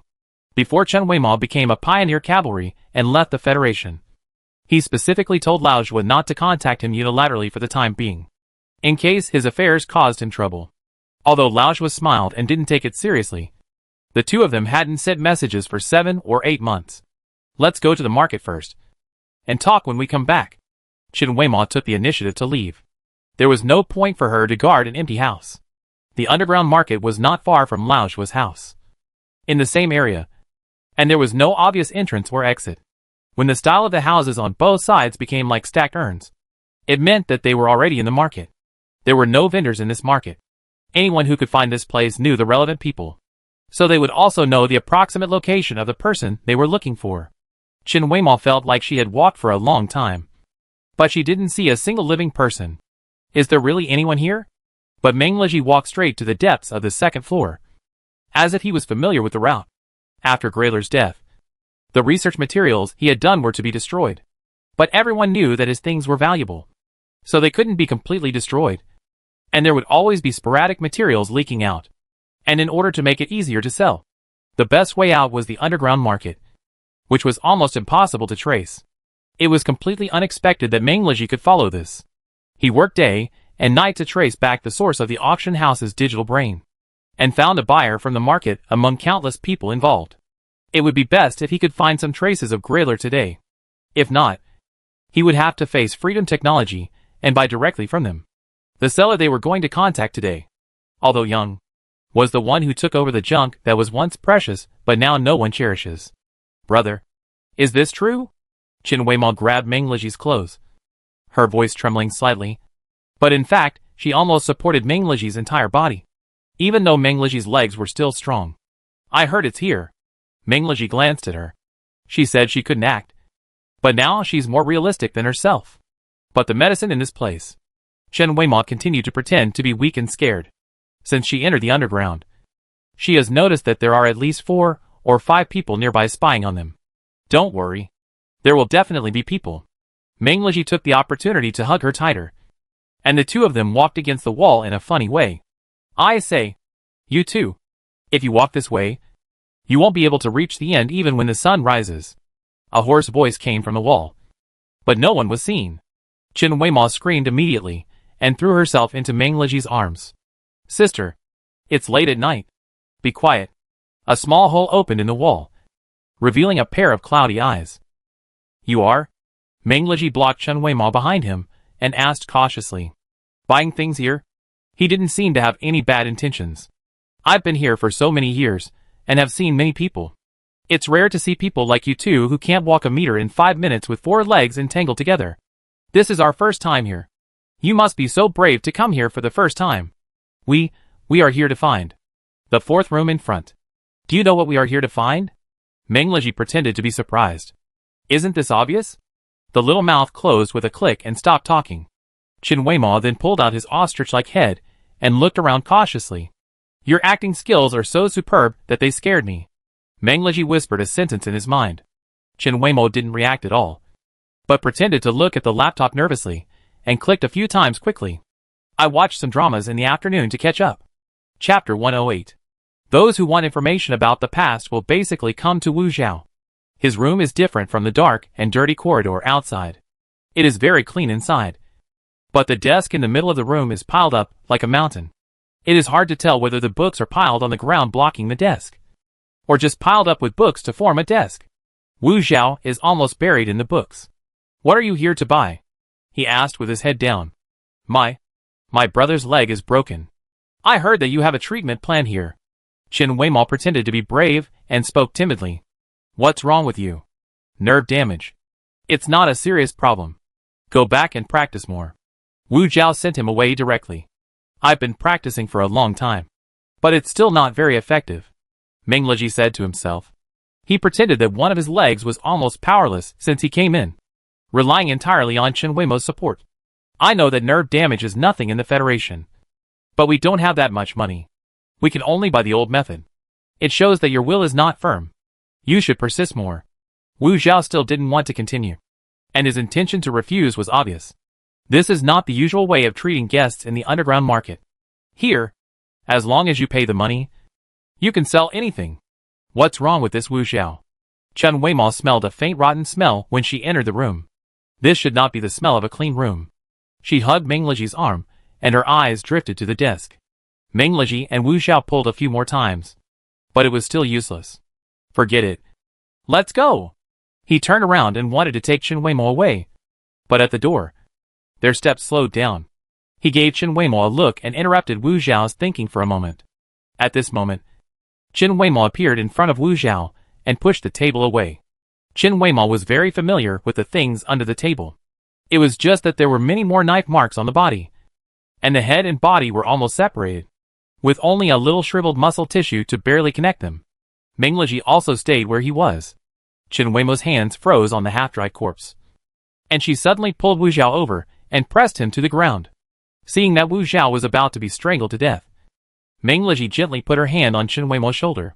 Chen Weimo's consciousness gradually became clear, and she seemed to realize what she was doing, and she relaxed a little. Wu Zhao took a deep breath. You are not here to buy things.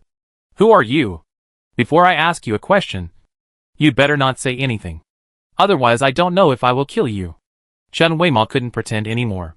The moment she saw Lao Shua's body, she knew she couldn't pretend anymore. She had to use the method she was best at. His body was not very decomposed, but it looked like a mummy. The environment of this underground market just provided a suitable environment, which meant that he had been dead for a long time. At least 2 or 3 months. And these knife marks were not messy. More like intentional. Meng Lizhi looked at Lao Shua's body and analyzed it slowly. Chen Weimo's grip increased unconsciously. Didn't you do it? Wu Zhao looked at their reactions, and it seemed that they were not here to settle accounts with him, but were more shocked than him. You don't know? Meng Lizhi asked back. Then why did he appear here? I don't know. Wu Zhao's eyes suddenly revealed a bit of despair and confusion. I couldn't find him anywhere. But one day, in this underground market, I found him in an empty house, covered in blood, and he was still breathing. Then what? Then, he told me to pretend I didn't see him and leave quickly. He said he couldn't leave. Wu Zhao's eyes were blank. He was already immersed in the memories of that time. He told me to leave. So I really left. At that time, there were more people coming and going in the market than usual. When I found him again, he was like this. Who were those people? Meng Lizhi asked. I don't know. Looking at his state, I'm afraid he can't say anything useful. Meng Lizhi gently said to Chen Weimo, let me try. Are you okay now? I won't try to be stubborn. Meng Lizhi adjusted his state, entered Wu Zhao's sea of consciousness, and retrieved the memory of that time. Everyone will record the past in their brain completely, but most of them will only remember the one point they want to focus on the most, and ignore all other details. Meng Lizhi's prying into other people's memories is just like opening a videotape, which can be repeatedly zoomed in and out. However, this method consumes a lot of energy. Not many people can do this. Even he will suffer a lot of backlash. Wu Zhao's memory is a bit confused. All his images are panic, sneaking, and the angles are strange. He doesn't seem to be good at this kind of voyeurism. He usually waits for the opportunity in the house, and when someone passes by in the corridor, he suddenly pushes the door and creates an encounter. Or in the public area of the market, he peeks and eavesdrops in the corner. Meng Lizhi only connected with him for 3 minutes before withdrawing. Fortunately, this person's mental strength was not high, so he could watch the whole process. He put his hand on Chen Weimo's back and used the force to stand steady. Wu Zhao was still in a state of interrupted consciousness, and it took him a few minutes to recover. Chen Weimo wanted to check on Meng Lizhi's condition, but she couldn't let Wu Zhao go easily. In a hurry, she slapped Wu Zhao a few times to help him wake up quickly. Meng Lizhi was afraid that she couldn't control herself at this moment, so he pulled her up and left Wu Zhao lying on the ground alone. Wu Zhao's vision gradually returned to normal, and he was suddenly terrified. What did you do to me? Did Lao Shua do you a favor? Meng Lizhi asked, and used the equipment he carried with him to export the portraits in his mind and conduct large-scale personnel matching. Only he is willing to work for me. Wu Zhao's face was instantly tired. Although I collect all the unwanted items, I can make a living. Why did you hide Lao Shua here? Today, I wanted to take Lao Shua out. I just moved to my room, and you two came here? Wu Zhao was shabby, but seeing these two cold and strong people who didn't seem to really want to hurt him, he couldn't stand it anymore. Who are you? I bought everything you have here. Meng Lizhi originally wanted to play dumb for a while, and then lure Wu Zhao away. But now, Wu Zhao is not their biggest obstacle, so they can talk. I can also find a safe place for you. Lao Shua is dead. It's not easy for you to stay here any longer. Right? Wu Zhao didn't want to admit that he came here because of Lao Shua. Others had connections to some extent. He was a rag collector. Without Lao Shua's protection, he might be kicked out one day. But you are like this. What sincerity do you have? Why should I believe you? Meng Lizhi glanced at Chen Weimo and saw that she was staring at Lao Shua's body. He removed Wu Zhao's illusion of him, I am Meng Leji, the captain of the Shibua mobile team. Wu Xiao was dumbfounded. Why did his face suddenly change? Are you here to check on Lao Shua? Do you believe I have the ability to place you? Meng Leji didn't want to answer the question. Seeing Wu Xiao didn't say anything, he continued to instigate. There shouldn't be any rules in the market that forbid you from trading with federal soldiers. I spend money, and you hand over things. Is it natural? Or do you have any reason why you can't do business with me?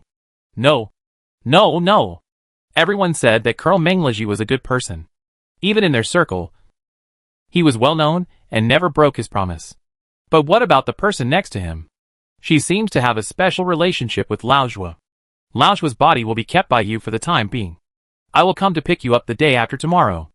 Meng Leji spoke at last. He knew that Chen Weimao must want to take Lao Shua away now. But if the two of them took everything away, Wu Xiao might no longer be reliable because of suspicion. The two of them put all the things in Wu Xiao's room that were classified as 15 to 10 years ago into the space folding device. Even though they had already got what they wanted, they still had to continue to fulfill their contract. When they came, Chen Weimao carried Meng Leji in. And when they left, Meng Leji led Chen Weimao out quickly. They returned to Lao Shua's house. Everything was normal outside. And Chen Weimao went to the innermost room of Lao Shua and found something wrong. Someone had been rummaging through the cabinets here. Lao Shua had repeatedly told her that she should not be too cautious about anything that was under the surface. At that time, she, a person who had sneaked into the Federation, made such a big fuss. And she was worried that Lao Shua, who took her in, would be affected by her. But it turned out that he was not. Later, Lao Shua was inexplicably very versatile in many things. According to his own words, he had been in the Federation for decades, and he had a complete reputation. So he was already in a comfortable retirement stage. Why was he tortured? Chen Weimao was not hysterical, but his eyes became colder. Weimao, don't take it on yourself before finding out the facts. Meng Leji suddenly spoke. You have also thought about this possibility, right? Chen Weimao became calmer, as if he was in a state of withdrawal from the battle, analyzing the current situation immediately. Let's go back first. You are not suitable for standing for a long time. Wei Mo. Meng Leji had never seen her like this before. He would rather see her like she was after Feng Tian died. After Chen Weimo returned, everything was normal. Zui Yun sent her a message asking her to come over to help. Chen Weimo just told Meng Leji to contact her immediately after analyzing that memory, and then left. The more Meng Leji thought about it, the more he felt something was wrong. Not long after, he followed. Chen Weimo only said one coordinate and nothing else. As soon as Meng Leji landed, a smell of alcohol rushed into his brain, and he immediately turned on the protective shield. This planet is extremely unsuitable for carbon-based organisms to survive. It is not desolate here, and there are even many houses. But there is no one. The most conspicuous thing is a huge circular building outside the biological gathering place. And Meng Leji went straight there. The air detection reminded that the alcohol concentration here is getting higher and higher. And he finally heard some creatures moving. Ah! A bunch of drunkards. Die! Chapter 109. Such an irritable person. It must be Zui Yun. Meng Leji hurried over.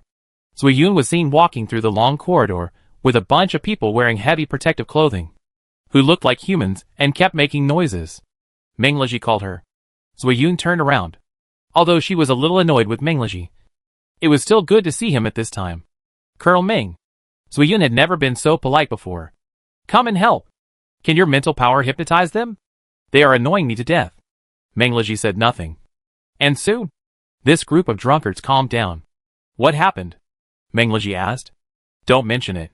Zui Yun looked gloomy. There was a small explosion in the energy storage here, although it was cut off and controlled in time. A large amount of alcohol generated evaporated. Now, everyone is slightly poisoned and unconscious. Where is Weimo? He is dragging people in warehouse number 3. Meng Leji helped to send people into the light oxygen cabin, and then hurried to area number 3. Chen Weimo was lying on the door switch of the light oxygen cabin over there, and no one knew what she was doing. She was still wet. Meng Leji slowed down his pace and walked over. Chen Weimo didn't respond, so he gently pushed her. Chen Weimo fell straight down like a deflated balloon. Meng Leji hurried to rescue her, but she suddenly stretched out a leg and supported herself. It's okay. It's okay.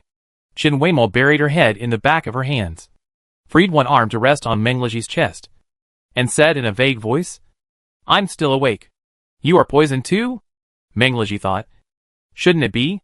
This concentration is not enough to affect Chen Weimo's nerves. I was squeezed into the alcohol absorption pool by them. Hey." She suddenly giggled, looked up. Her eyes were blank, and she didn't know where to focus. "You have to go for treatment too." Meng Leji held her up, but didn't drag her. When he looked back, she was clinging to the door frame and refused to let go. "I tell you, this is DeForest's 394th overseas collection site. Their warehouse exploded. Someone will be here soon," Chen Weimo muttered. But his logic was still there. No matter who comes, you have to sober up. Meng Leji was like pulling a carrot. But even if Chen Weimo was half drunk, she could easily overwhelm the other party's strength. "They are coming to call for punishment. And I happen to be here." Chen Weimo was silent for a second or two, and suddenly pointed to the sky with one hand, put his arm around Meng Leji's neck with the other, and shouted excitedly, "Come if you want. I've been eyeing this place for many days. I've wanted to rob it for a long time. They don't manage it well, and they're exploiting the locals. I'm going to bomb them." Meng Leji never knew that she was so arrogant in her drunk state. "Okay. Bomb him. Come on, Weima. I take you to find a cannon." Meng Leji couldn't twist this strong and unyielding female warrior, so he simply squatted down and wanted to carry her back. Chen Weimo stood there, swayed for a while, looked at the broad back in front of her, took a step back with one leg, and suddenly rushed forward, using the force of launching herself to kick Meng Leji out. And she herself lay on the other's back. Meng Leji lay on the ground, at a loss for a moment. Chen Weimo was not heavy, but he didn't know where she got so much strength from. After lying down like this, Chen Weimo was completely obedient and didn't move at all. Meng Leji found an empty infirmary and put her on the bed. Her breathing was steady, and she had fallen asleep. Meng Leji knew a little about what she did outside the Federation, and he even investigated it privately. Even if he didn't know Chen Weimo's motives, he knew the sergeant. The undercurrent under the mask of the close cooperation between the military region and DeForest Energy is becoming more and more turbulent. He knows that some things are the general trend, and the two sides will decouple sooner or later. It is just a matter of time. But Chen Weimo is a fuse that may be abandoned at any time. She is a good choice for either party. But it is the scene that Meng Leji least wants to see. But he can't ask Chen Weimo not to do this thing she voluntarily did. Watching her sleeping, Meng Leji quietly left the room. Many people have come outside. He walked downstairs while adjusting his sleeves. Those people were obviously surprised to see Meng Leji. The information they got was only about Chen Weimo and the other two, although the explosion happened first and they came later. This is really a good opportunity to reverse right and wrong. But Meng Leji's appearance makes it difficult to deal with. Colonel Meng, the leader, greeted first. After all, he was facing a celebrity from the Federation, so he had to maintain basic courtesy. "Who are you?" Meng Leji pretended to be dumb. "We are safety investigators from DeForest Energy Company. I am the captain of Team 178. Li Ren." When he introduced himself, he was paying attention to his surroundings. Chen Weimo did not appear. Meng Leji pretended to be polite. "Are you here to investigate the safety accident? Is this DeForest's territory?" No. It's not a territory. We just reached a cooperation with the residents here, and they are mining energy for us." Li Ren was quite sensitive. He had to be on guard against such statements that could easily be used as evidence. What a coincidence. When we came, an accident happened here. Many people were slightly poisoned by alcohol. We dealt with it urgently. If you are worried, you can check the surveillance. As expected, this Colonel Meng would speak for his former members. Although Li Ren came to ask for punishment, he could be fully responsible for the handling of the scene. At this stage, they could not do anything wrong. Then, let's start our work first. Li Ren did not ignore the process because of Meng Leji's guarantee. Nor did he deliberately provoke a dispute. He only needed to do his part, and the company would do the rest. Chen Weimo didn't know when she woke up. She put her hands on the railing. Her messy hair blocked her expression, and looked down at the group of people below from the upstairs. But no matter what they did, she didn't react. Meng Leji walked up and found that Chen Weimo was just standing there, her eyelids struggling. "If you hadn't come, I could have fought them," she said softly. It's easier to talk than to fight. You just postponed it. Not stopped it. I've already torn my face with them. Meng Leji chuckled. Who do you want to fight in your current state? Chen Weimao leaned over and touched his arm with his head. His voice revealing some fatigue. This base can't be handled today. You still want to rob it in front of others? Go back and rest for a while. Li Ren led his men to inspect twice, pretended to take notes, and said goodbye to Meng Leji politely, but did not say a word to Chen Weimao, as if she did not exist. The residents here did not remember anything after waking up, and Chen Weimao was too lazy to explain to them now. So she left directly with Zui Yun. Meng Leji forced to follow them. Chen Weimao's head was dizzy, and she found a pole on the aircraft to hang herself up and swayed with her eyes closed. Meng Leji leaned aside and accompanied her silently. Do you have anything else to do? Chen Weimao couldn't bear it anymore and asked. Do you think this accident was a coincidence? The accident happened before they came. Did they know their possible movements in advance? I got the news about this place from the Federation. She knew what Meng Leji meant, and she barely woke up and raised her head. What is your usual process? You specifically target DeForest's confidentiality and illegal business premises, leaving them with nothing to complain about? Meng Leji briefly summarized. Have they ever actively attacked you? You can't always get away with it. Right? That's too much. She had tried to hide all of this. So why would she take the initiative to tell it now? Looking at her reaction, Meng Leji knew that he didn't need to continue with this routine. Specifically, where did you get the information from the Federation? Independent military district? It is said that it was given by a military district. Meng Leji pondered. The scope was too wide, and there was no way to be sure. I don't know if I'm overthinking it, but recently, you should be careful outside. Go with Zui Yun. Don't always act alone. Got it, Chen Weimao said sullenly. She endured for a long time, but finally asked, what about Lao Zhua? Meng Leji paused. Some people from DeForest went to the underground market. But that's all. Yeah. Meng Leji waited for Chen Weimao to regain consciousness, and then returned to the Federation alone. Chen Weimao also wanted to leave as soon as possible, and on the way she asked Zui Yun to recall all the details since she arrived there. I've looked through it all. The explosion occurred because the equipment was old and the control was not strict. I didn't find any traces of human intervention. Zui Yun swore. I think DeForest has been wanting to get you for a long time. Even if they set a trap, at most they will charge you with malicious sabotage and competition. After all, you have an official identity in the Federation. We each serve our own masters, and nothing will happen in the end. I mean, is there a possibility that they can easily kill me without having to follow the rules at all? That's right. We are also breaking the law. Zui Yun said that he felt guilty. Sometimes, if you stay in a thinking framework for too long, it is easy to change your mind. What should we do? Will you still do the work behind? Of course.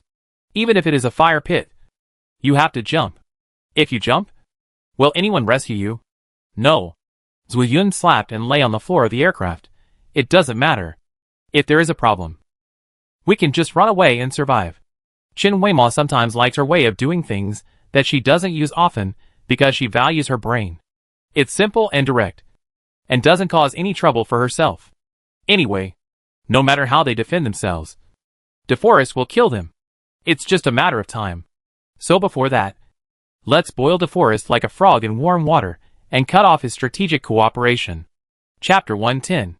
On the planet HOD 432, a huge building stands on the vast plain. The towering walls are made of solid alloy, and the dome is a huge transparent dome that can be seen from a distance in the air. The room is full of super large mutant plants. Whenever the plants inside secrete substances and fall into the reaction room, the reflective plates on the energy tower outside will rotate in a uniform manner, bringing a constant supply of energy here. Chen Weimao dragged the last corpse in the production factory to the incinerator, and then went to meet Zui Yun. And the guards on her side were also dealt with. Zui Yun stood at the top, looking at those ugly and hideous plants, and said, what a creative idea. Good flowers and plants turned into this. Are you feeling empathy? What a hell joke. Zui Yun shook his head artificially. What's next? Blow this place up? It's a good thing. It's a pity to blow it up. Chen Weimao transferred all the data here to his optical computer, and said with some emotion, in the past, people thought that they could survive by making a fire. But now some people are not satisfied with finding something that can provide energy for 100 years. These plants are considered excellent among the energy sources we handle. But? Zui-yun hesitated. Aren't those we killed all members of the Federation? You robbed the Federation's territory and gave it to the Federation? Yes. Are you a middleman? A little arrogant? Are you worried? Chen Weimao carefully checked the information on the computer and chuckled. Nonsense. You and them are in a life-and-death relationship. Are you trying to trick them? Then let them come. Zui-yun grabbed Chen Weimao. You are not right. Are you hiding something from me? Don't worry. I won't implicate you if something happens. Hearing her say this, Zui-yun became even more worried. Before she and Chen Weimao came here, when she heard that it was a federal industry, she thought that Chen Weimao would finally stop being stuck in the middle and be the master. But she turned against him in a suicidal way. Okay. Update the system and permissions. And we can leave. Chen Weimao simply assigned the task and pushed Zui-yun inside. She went to the periphery of the building. This planet is extremely vast. But it is not suitable for living things. It is very suitable for building bases and factories. There is no night here. Strong light shines on every corner of the earth all day long. Even she has to wear goggles. The deformed plants cultivated in the factory are currently dormant. According to the information she obtained, once they fully enter the growth period, they will devour and destroy all living things around them. And their territorial awareness is very strong. Although dangerous, the substances secreted by these plants during dormancy and reproduction are quite precious. Those things themselves are useless. But the energy released after reacting with specific compounds is considerable. The risk is great, but the reward is also great. She leisurely walked around outside for a few times and manually changed some defense placements. She looked up at the sky, and a black dot appeared in the strong light, followed by mushrooms after rain, covering half of the sky in an instant. She stood quietly without moving, and the black dot in her sight gradually enlarged and spread into a whole fleet. Zui-yun saw something strange outside the factory and ran out in a hurry. What is it? Who is it? Judging from the shape, it's from the 1st Military District. Chen Weimao adjusted the viewing magnification on his goggles and focused on the leading ship, which was still an old acquaintance. It was the detachment led by Gu Wenzhou. But judging from the number, there were more than just him. It seemed that many people from the 1st Military District came. From the Federation? How did they come so quickly? Zui-yun panicked and tried to run with Chen Weimao, but was clamped instead. You go back to our spaceship first. Quietly. I will negotiate with them. You choose the right time to rush over to pick me up. Can it be done? They are overwhelming. They are just building momentum. It's a waste of military resources to have so many people fight against me. Chen Weimao comforted her. Don't worry. It's not a big problem. Zui-yun was skeptical. But in this situation, he had to do what she said. But she was careful and sent messages frantically on the light brain while running. The fleet set up a defensive formation in the air and only released a few spaceships. Gu Wenzhou led his team and slowly walked to Chen Weimao. We received an alarm communication from the citizens of the Federation, saying that someone broke into the energy base and killed the staff. So we came to confirm. Gu Wenzhou didn't say a word. All normal work procedures. Yes. Check it out. Chen Weimao turned sideways and motioned them to enter at will. A group of people went in, and some people stayed outside and stared at Chen Weimao. Although they didn't show their weapons, their hands were on the mecha starter. Chen Weimao looked at Gu Wenzhou, feeling a little emotional. Gu Qinglia's accident caused the entire Gu family's power to collapse in an instant. In order to break away from Gu Qinglai, many people who had been in contact with him took the initiative to confess and confirmed Gu Qinglia's crime of betraying the interests of the Federation. Gu Wenzhou, because of his military merits, was not implicated by his father. There was an impact, but it was limited. Although he was fine, he must have had a hard time. The two of them didn't speak, but stared at each other. The people who went inside to investigate came out after a long time. No trace of personnel.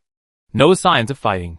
The surveillance has been eliminated, but the operating system data is normal. Chen Weimao and Zui-yun are already experienced, and they are very good at this kind of thing. Since you are also a federal soldier, we will conduct basic inquiries on you. Gu Wenzhou showed the investigation order. Investigate what? Chen Weimao asked knowingly. Why are you here? There is information about the appearance of artificial creatures. I came to confirm the safety factor. Gu Qinglai was brought down because of this kind of thing. Chen Weima deliberately mentioned it.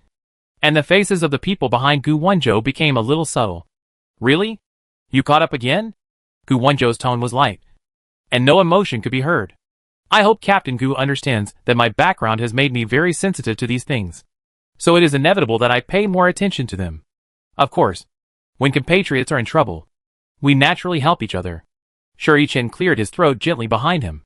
The smell of gunpowder between them was too strong. He knew about the things between Chen Weima and Gu Wenzhou. And he also knew that Gu Wenzhou hated Chen Weima. But what Gu Wenzhou said was just saying that Chen Weima was not a human being. This was too offensive. And it was totally unlike Gu Wenzhou's usual style. Chen Weima naturally understood. But she didn't care. She took a step forward, leaned close to Gu Wenzhou's ear, and whispered in a voice that only they could hear, "Those transformation photos of mine. You asked someone to collect them, and then encouraged Hashi to send them out. Right?"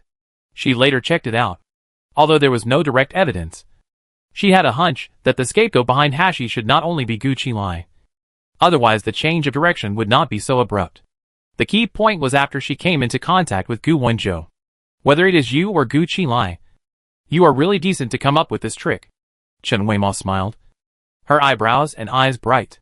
Few people mentioned her appearance, because she always treated people coldly, had a strong sense of distance, and coupled with her abnormal martial arts value, these always gave people a feeling of insignificance. But she was always the most eye-catching one among the crowd. She suddenly smiled, and the soldiers behind her, who didn't know the truth, felt a little scared. In this situation, how could she talk to the captain so happily? Only Gu Wenzhou knew what she was talking about. Karen was forced to that point, and he couldn't think of any righteousness. He was pushed into the abyss, and his heart was filled with only resentment and grievance. "I think instead of using the past to anger me, you should think about how to deal with today." "What did I do?" Chen Weima asked. "As a federal soldier, I massacred federal citizens working outside the country, and tried to cover up the truth, deceive the military district investigation, and gain personal benefits." Chen Weima chuckled and said, "Your investigation results just now did not say so. But before you destroyed the evidence, the video was already in my hands." Gu Wenzhou showed her a few seconds, which was a picture of her killing people. The angle was very good, and the face was very clear. "Captain Gu, you came to wait for me on purpose. It is our duty, as citizens, to seek help from the military." "Oh!" Chen Weima listened to his serious nonsense. "This planet HOD-432 is the closest to the 5th garrison of the independent military district. Even if they go through 3 wormholes, they will have to fly for another 3 hours. Then why did the people here contact your first military district?" "Contact? You? And you came so quickly?" "The news did not reach me. But my colleagues thought this matter was more serious and involved members of other military districts. So they took it seriously. So they asked us to come together. As for now, I stand in front of you." Gu Wenzhou tilted his head slightly and lowered his voice. "I just want to see from a close distance how embarrassed you are when you are arrested again." Shi Chen felt something was wrong again in the back. He took a step forward and asked Chen Weima, "Do you admit that you massacred the federal citizens here?" "I killed the people here." "Admit it? So happy?" Shi Chen was stunned for a moment. Then said, "Then please go back with us for further investigation." "But I don't want to go with you now." "Then it's not up to you." Gu Wenzhou entered the mecha almost instantly, and Shi Chen didn't even react. The mecha's light blade smashed down on Chen Weima's head, but she dodged it lightly. "I didn't say I wouldn't leave, but I can't do it now. I don't want to fight with you either. The cost of destroying the mecha is too high. I'm embarrassed." She rolled back a few times and said to them calmly, "Chen Weima." Shi Chen shouted at her, "It's not a direct conviction. If you have any objections, you can raise it with the military district. Don't make any unnecessary resistance now." Gu Wenzhou glanced at him. Today, he seemed to be particularly afraid of a conflict between him and Chen Weima. Chen Weima rested and resisted. According to the military district regulations, he can be shot directly. Gu Wenzhou responded to the Air Force. "Wenzhou, you don't need to say it anymore. How come I don't know when you have been more merciful to her?" The two of them communicated through a separate channel. But Gu Wenzhou obviously didn't listen to the advice. As soon as Gu Wenzhou spoke, the fleets above fired their guns and aimed at Chen Weima. The shells whizzed in densely. Chen Weima had encountered the same scene countless times. But for the first time, she was facing the federal soldiers. The energy shield she carried with her could not completely offset the physical damage. In the vast land, she dodged everywhere. But there was nowhere to hide. This Gu Wonjo really didn't care that the personal hatred between them was exposed. He wanted to kill her in public. Chen Weima had several deep cuts on her body, but it was not serious for her. During the interval between attacks, she stood on the bombed high ground and reached into the space folder. Is she trying to get something? Someone on the fleet noticed. Will she resist? What can she resist alone? Let's see first. The target continues to resist. Continue to attack. Gu Wonjo ordered his team. Gu Wonjo, are you crazy? You are attacking without reason. Shuri Chen wanted to stop them, but it was too late. Watching the others raise their weapons again, he set off immediately, but a huge object suddenly fell at the highest speed in the sky above Chen Weimo's direction. What's going on? Is the weapon out of order? Chapter 111. The new round of attacks did not work. All soldiers immediately checked their equipment and suddenly found that it was not just them, but everyone. Chen Weimo was startled by something that suddenly fell in front of her. There was no explosion, but only a deep pit. When the dust settled a little, she could see that it seemed to be a flying machine. Where did it come from? And why didn't they fight? She was wondering when several more mechas fell from the sky and blocked her and the soldiers of the 1st Military District. Her eyes were fixed on the figure that came out of the mecha, walking towards her with his back to everyone. Slowly, clearly, and firmly. You become so capable. Why don't you run? Mengliji came over and tapped her head, but seeing that the skin and flesh on her neck were still turned outward, he was reluctant to use force. Does it hurt? He receives Wei Yun's message and immediately finished the work at hand, squeezing the aircraft engine to the extreme and rushing over. But from a distance, he could see that a person who seemed insignificant on the earth was unprotected and had almost no power to resist. He instantly abandoned the ship and entered the mecha, letting the spaceship rush straight to the ground at its original speed. Only through such extreme means can a sufficient barrier be created. It's almost healed. Why are you here? So Yun told you? Mengliji was facing the light, so Chen Weima couldn't see his face clearly. The blood rushing from the activity just now was almost calm, and the joints of the body were a little loose. The light made people warm, as if they were about to melt into the tranquility after the extreme noise. She happened to be on a mission outside, not far from here. If she hadn't told me, would you want to carry all of this by yourself? Nothing will happen, Chen Weima said with certainty. She seemed to have no fear at all. But facing Mengliji, she was more helpless than happy. You interfered with their weapons? Isn't that a bit disrespectful? Actually, you shouldn't have come. Not only Mengliji, but the other 4 people from Shibwa also came. Their mechas blocked Chen Weima tightly. Gu Wonjo couldn't do anything for a while, so he had to get out of the mecha to negotiate again. Colonel Ming. He felt complicated when he saw Mengliji now. After all, Shibo was the one who openly raised doubts and had the right to speak. This is the first time I've seen the captain's style of doing things. Mengliji was not in a good mood when he came up. Chen Weima slaughtered federal citizens. The evidence is solid. She herself admitted it, and hoped that the colonel would not stop it. So you want to kill the suspect directly in public? Mengliji's face was expressionless. His eyes were indifferent, and the pressure was palpitating. Colonel! Shuri Chen also got off the mecha and ran over. Colonel! You came just in time. Chen Weima needs to go back to the Federation with us. But there may be some communication problems between us. As the colonel's former subordinate, the colonel should avoid suspicion and not interfere with our official duties. Gu Wonjo ignored Shuri Chen's attempt to smooth things over and said to Mengliji stiffly, Shuri Chen, of course we have to handle official matters impartially. But before the investigation is complete, shouldn't the captain guarantee the safety of the people involved? If the person is taken away, where will he be taken? To the military district or the civil court? Mengliji stood in front of Chen Weima and did not give in at all. I will pay attention to the methods and approaches the colonel has mentioned. But colonel, what identity do you have here? Gu Wonjo looked directly at the other party, not losing out at all. Guardian? Chen Weimo popped his head out from behind Mengliji. My registered address in the Federation is his home. That's not called a guardian. Mengliji closed his eyes and sighed silently. Almost. So the colonel knew what Chen Weima did? Gu Wonjo's expression was subtle, and he suddenly felt an indescribable joy in his heart. I made an appointment with him. But I was entangled by you guys and didn't arrive on time. Chen Weimo took over the conversation again. Meng Leji rolled his eyes slightly. Shuri-chan pulled Gu Wenzhou aside. You're almost done. You shouldn't have started a fight in the first place.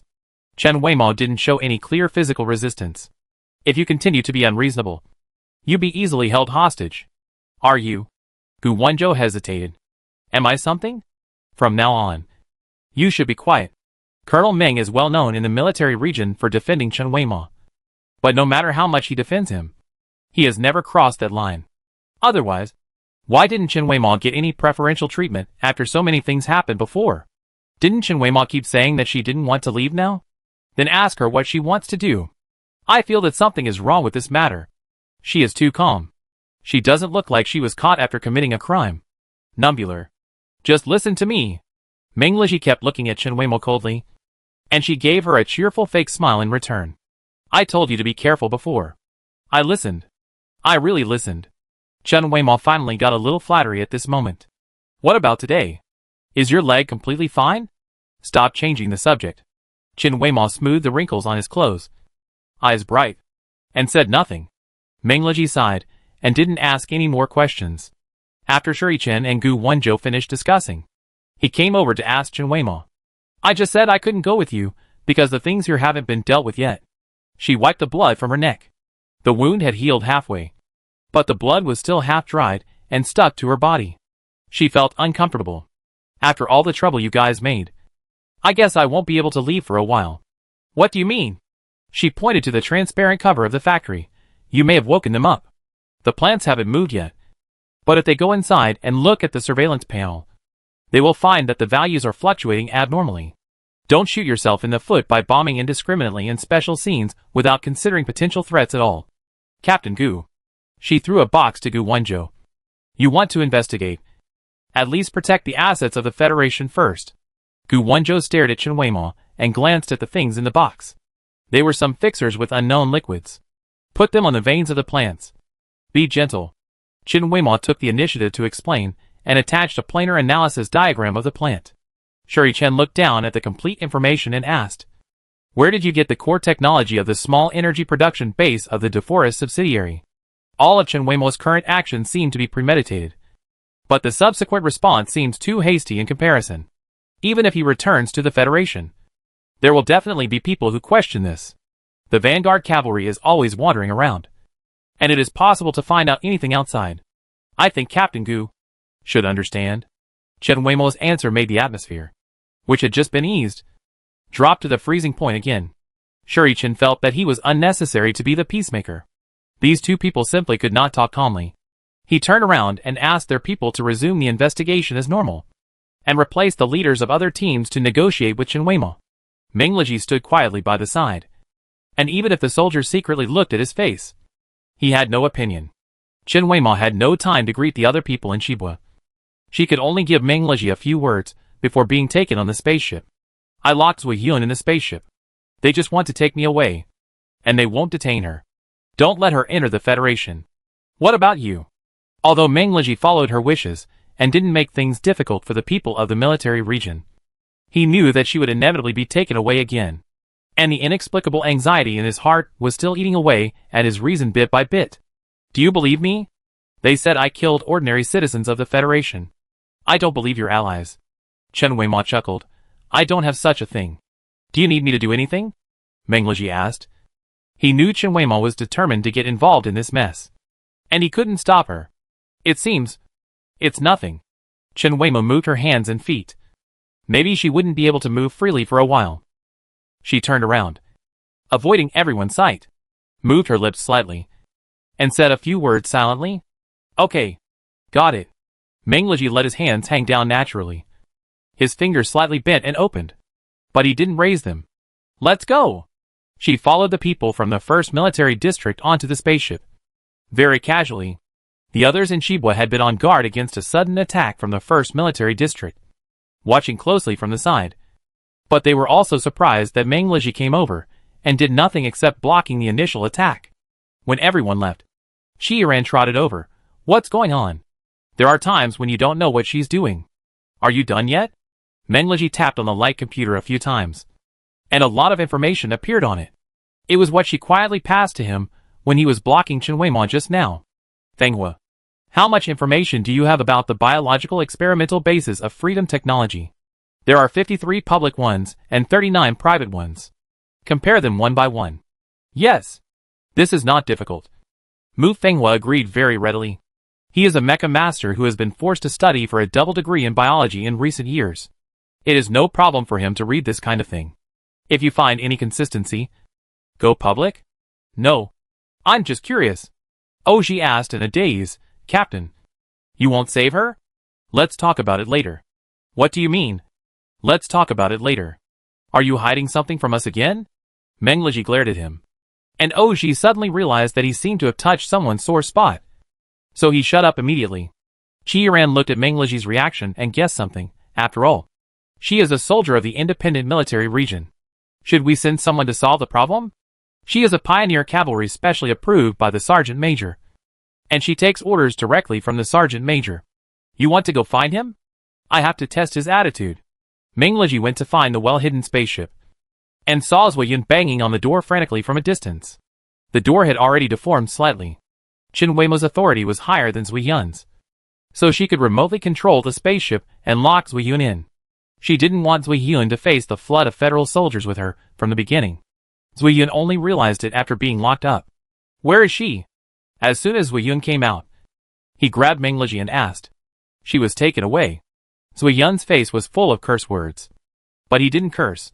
Meng Liji straightened his clothes and said slowly, Now, tell me everything you know. What Chen Weimao said. The suspicious behavior. The people he looked for. Remember every single one. Chapter 112. Chen Weimao's detention this time was not as strict as before. She felt that she was not being treated like a criminal. The people around her were very polite. If she had any questions, they would be patiently answered. When she asked, the soldier who was escorting her quietly told her that the person who was really in charge of this case was not Captain Gu, but Colonel Xiao Duan. Who is this? She asked again. The soldier almost fell down in one breath. You haven't heard of him? He is a hero who crushed many external invasion conspiracies. But he was retaliated when he was on a mission a year ago. He was in a coma for a long time and woke up a while ago. I've never heard of it. Are you a soldier of the Federation? Sorry. I don't watch Starnet much. And I rarely hang out in the Federation. Chen Weimao apologized sincerely, which made the soldier a little embarrassed. But it's true that the things she had experienced would probably make anyone collapse. And it would be a good thing to have fewer connections with the Federation. Chen Weimao still didn't understand the logic here, and continued to ask, so the person in charge is Xiao Duan. What does it have to do with my lenient treatment? I don't know either. Anyway, that's what the higher-up said. We should behave normally to the outside world. But we shouldn't be too harsh on our own people. After all, things are still unclear. Chen Weimao looked a little strange. Should I go see this Colonel Xiao Duan? How should I know? The soldiers stood back to their positions and stopped gossiping. Someone came in. Chen Weimao stood up. She was only handcuffed, and there were no other restrictions. The light wall restrictions temporarily disappeared, and she was released. Please come with us. The man ordered coldly. Where to? The colonel wants to see you. The soldier on guard looked at Chen Weimao and said a lot in silence. She was a little curious about this colonel. Xiao Duan said she was one of his people, but they had never met. What's more, she was a modified person who was difficult to be judged as a federal citizen. And now she was in such a situation. Chen Weimao was taken to the ward. There were only her and Xiao Duan in the room. Xiao Duan's hair was shoulder length and a little messy, and his face was thin. Although he tried to keep sitting, he looked like he could fall down at any time.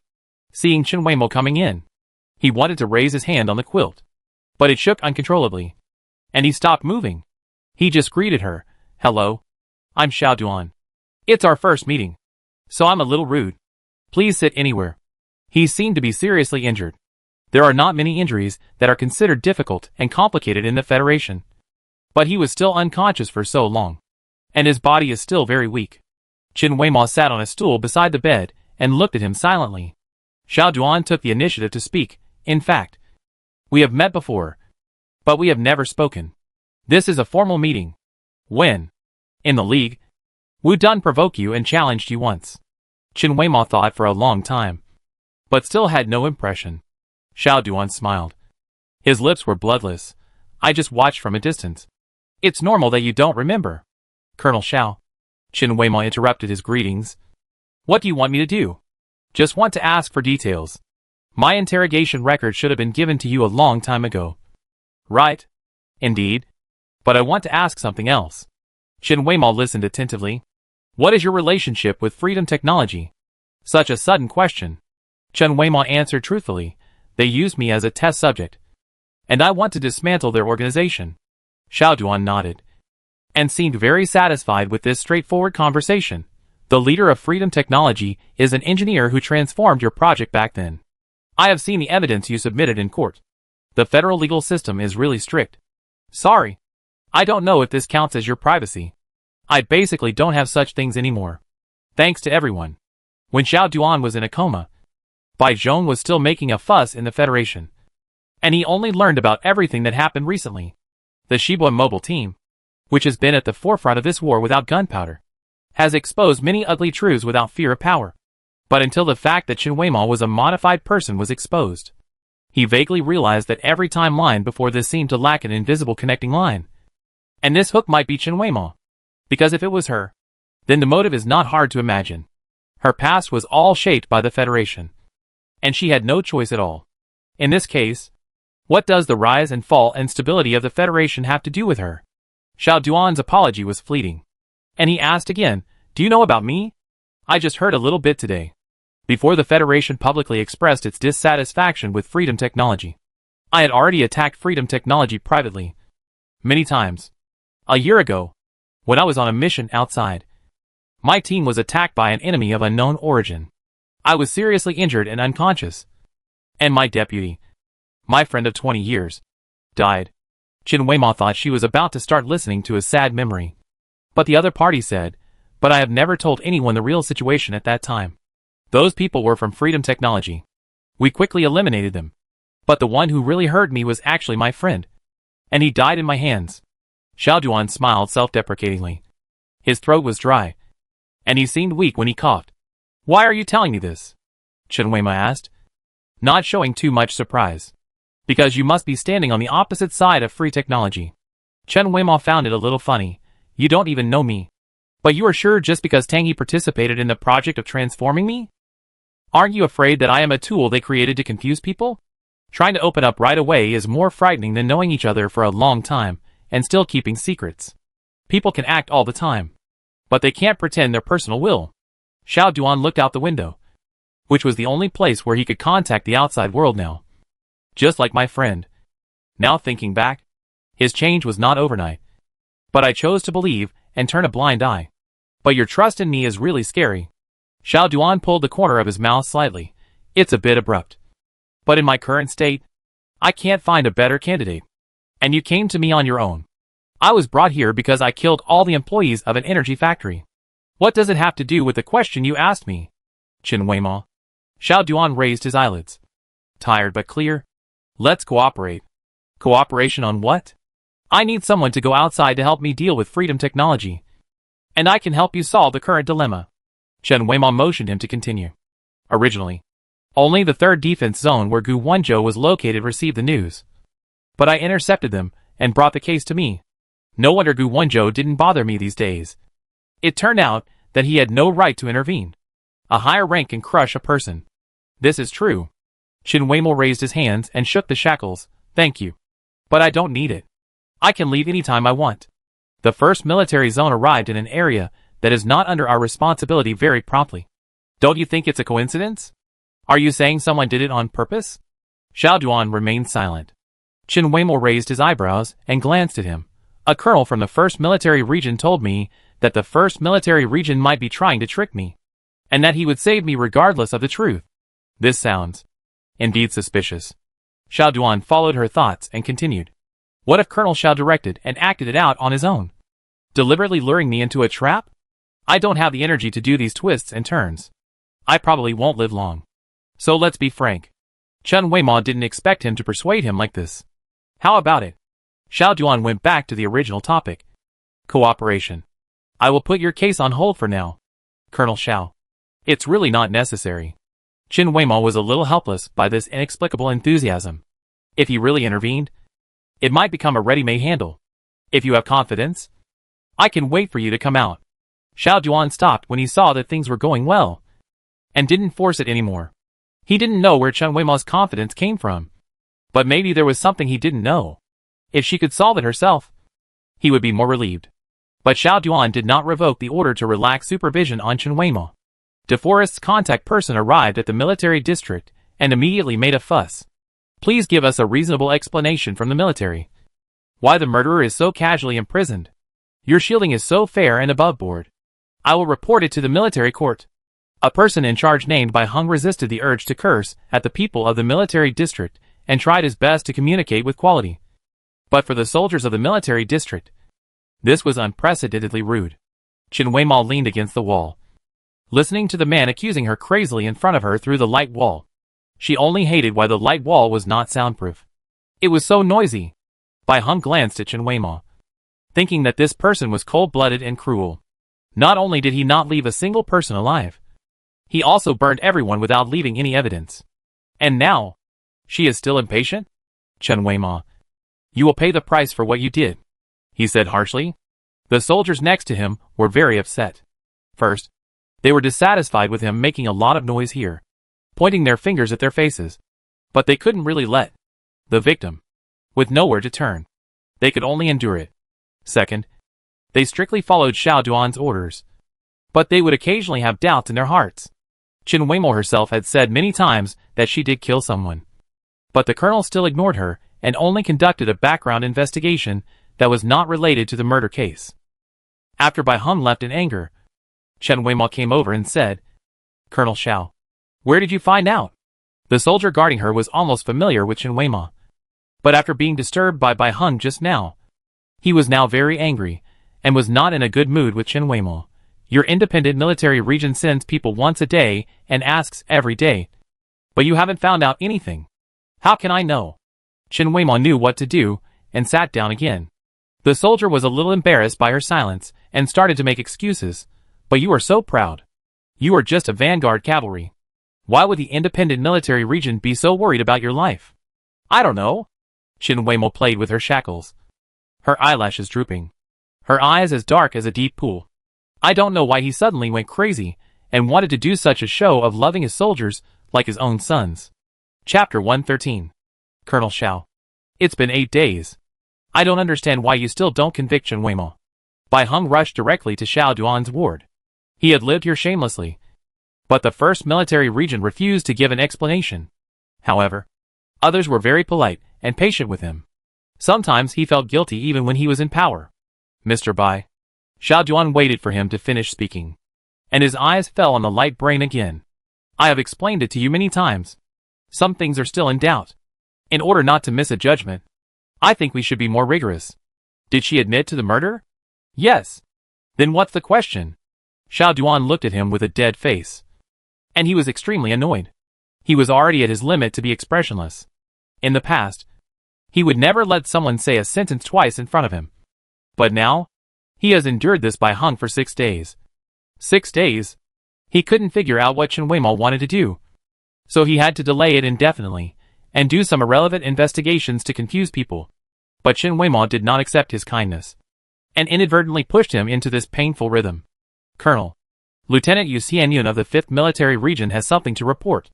When Xiao Duan was on the edge of patience, someone interrupted his emotional accumulation at the right time. 5th Military Region?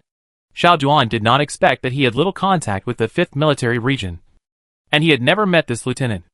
Mr. Bai, I have official business. Please wait in the next room for a while. Xiao Duan just sent him out. Yu Xianyun came in dusty and exhausted. The smell of sand and gunpowder on her body had not yet dissipated after running all the way, and the ward was also filled with these smells. Colonel, I am. Yu Xianyun was interrupted by Xiao Duan before she finished introducing herself.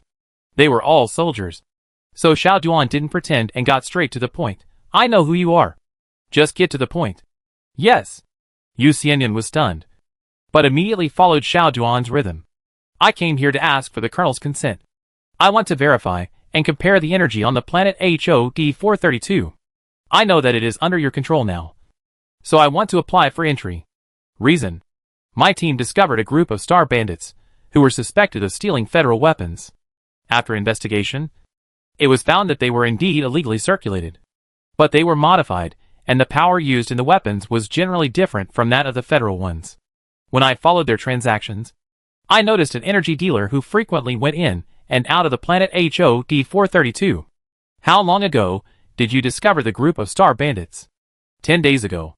How did you find them? Where are the star bandits? Yu Xianyan thought this question was a bit strange. Although the star bandits also form gangs. To them, star bandits are star bandits. And they just need to fight them. These complex networks of relationships are usually not weapons that can be used to provoke. It's the whole palace. They failed to compete for resources with Leonard and ran into us when they were fleeing. After listening, Xiaoduan silently turned off all the light screens.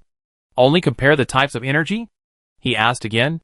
I also want to apply to communicate with the people in the factory. Yu Xianyan looked at Xiaoduan's face and continued. Colonel, there is something wrong? When we went there, the guards were very strict. You can go in, but the personnel problem, I can't help. Xiaoduan's eyes twitched slightly, and his smile was a little unnatural. Chen Weima killed everyone inside. The two of them tacitly stopped talking. Don't worry about my side. You check yours. Xiaoduan couldn't tell her that there was actually nothing wrong on his side. He had never done anything so egregious before. Although Yu Xianyan was authorized, he was still in the confusion of the news he had just received. Chen Weima is really not easy to show up. Once he shows up, he does this kind of thing that hurts the enemy by 1,000 and hurts himself by 800. The hatred between Chen Weima and the Federation cannot be resolved. But she doesn't think that Chen Weima will be the kind of person who retaliates in such a brainless and superficial way. Besides, with her ability, she spent a lot of time and effort to destroy a remote area and a low-level energy plant. It's not worth it. But she didn't use Chen Weima as an influencing factor to interfere with her mission. She just checked the matter quickly. And it happened that DeForest's people were here, which saved her a lot of trouble. Bai Hengmian was caught off guard by Xianyan's questioning. How could his position change so drastically after just a nap? Wasn't he a victim? How did he suddenly become a smuggler? He read over and over the pages of evidence brought by Yu Xianyan, looking at the words that he clearly knew but didn't quite understand when put together. And Yu Xianyan also gave him enough time to give a good explanation. But judging from his reaction, if it wasn't his acting skills, then he really didn't know. Bai Heng took out a pair of glasses at some point, as if these two lenses could help him solve this problem. You are? From the 5th Military Region. Yu Xianyan. Yu Xianyan answered his question for the third time. This energy plant is not directly managed by our DeForest, but actually belongs to a subsidiary. And I am from the Emergency Disaster Management Office of the company headquarters. So I came here to deal with this matter. As for what you said, trading energy with the Star Bandits, we still need to verify it. Bai Heng's years of work experience told him that the changes brought by Yu Xianyan were not something he could bear and execute alone. But he would not have an easy life in the future. Verification. How else could he verify? The military regions had the idea of investigating the company's transaction channels in the matter he was responsible for. He was doomed. He could only postpone the verification as much as possible. The case of Chen Weima killing our employees has not been resolved yet. And she has also caused great obstacles to your mission. I think we should first find out why Chen Weima wanted to kill people. This matter involves border guards and outflow of combat power. I think Mr. Bai should know the seriousness of this matter. Yu Xianyan directly rejected Bai Heng's invitation to form a united front for anyone or anything that hinders the military district's actions. The military district's attitude has always been to severely punish, leaving almost no room for mercy. The reason why Guqing Lai and Serafio Biotechnology Company colluded to create enhanced star beasts last time was so fast and so big because the military district would never tolerate it. Now that the storm has not passed, DeForest has exploded the same thunder again. Although she was not very interested in the twists and turns of the upper echelons, she had to understand.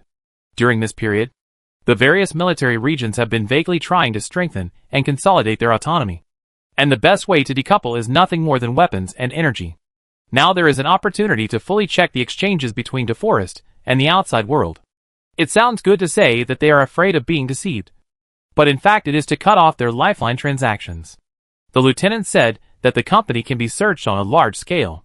Mr. Bai, if you are worried that my level is not enough and I accidentally get into trouble, Yu Xianyan showed a permit. The military district has given special approval. I can search directly. Lieutenant, be well prepared. Qin Weimao didn't know what was happening outside. This was the most comfortable prison she had ever been in, with only one shackle and one room. And the light from the wall was so dim that she could still see people coming and going outside and hear the sounds outside. There was the sound of footsteps of a group of people outside.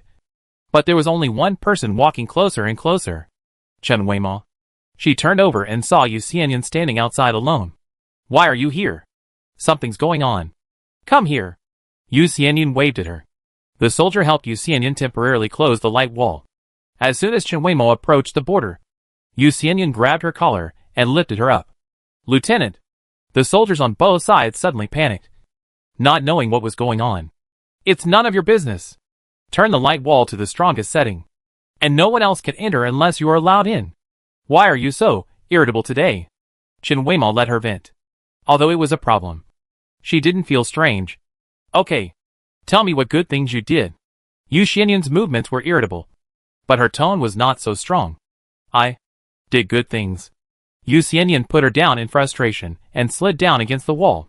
I reported to Colonel Xiao seriously for a long time, and he realized it. I just figured it out. So he is the colonel, and you are the lieutenant. Believe it or not, I will beat you up now. Qin Weimao stopped joking with her. She had been interrogated for several days, and everyone was pretending, which was also very tiring. Sorry, but I don't know many people, and even fewer people who can do it regardless of the consequences. You set a trap for me, but I jumped into it willingly. Yu Xianyan sneered. Just think you are praising me.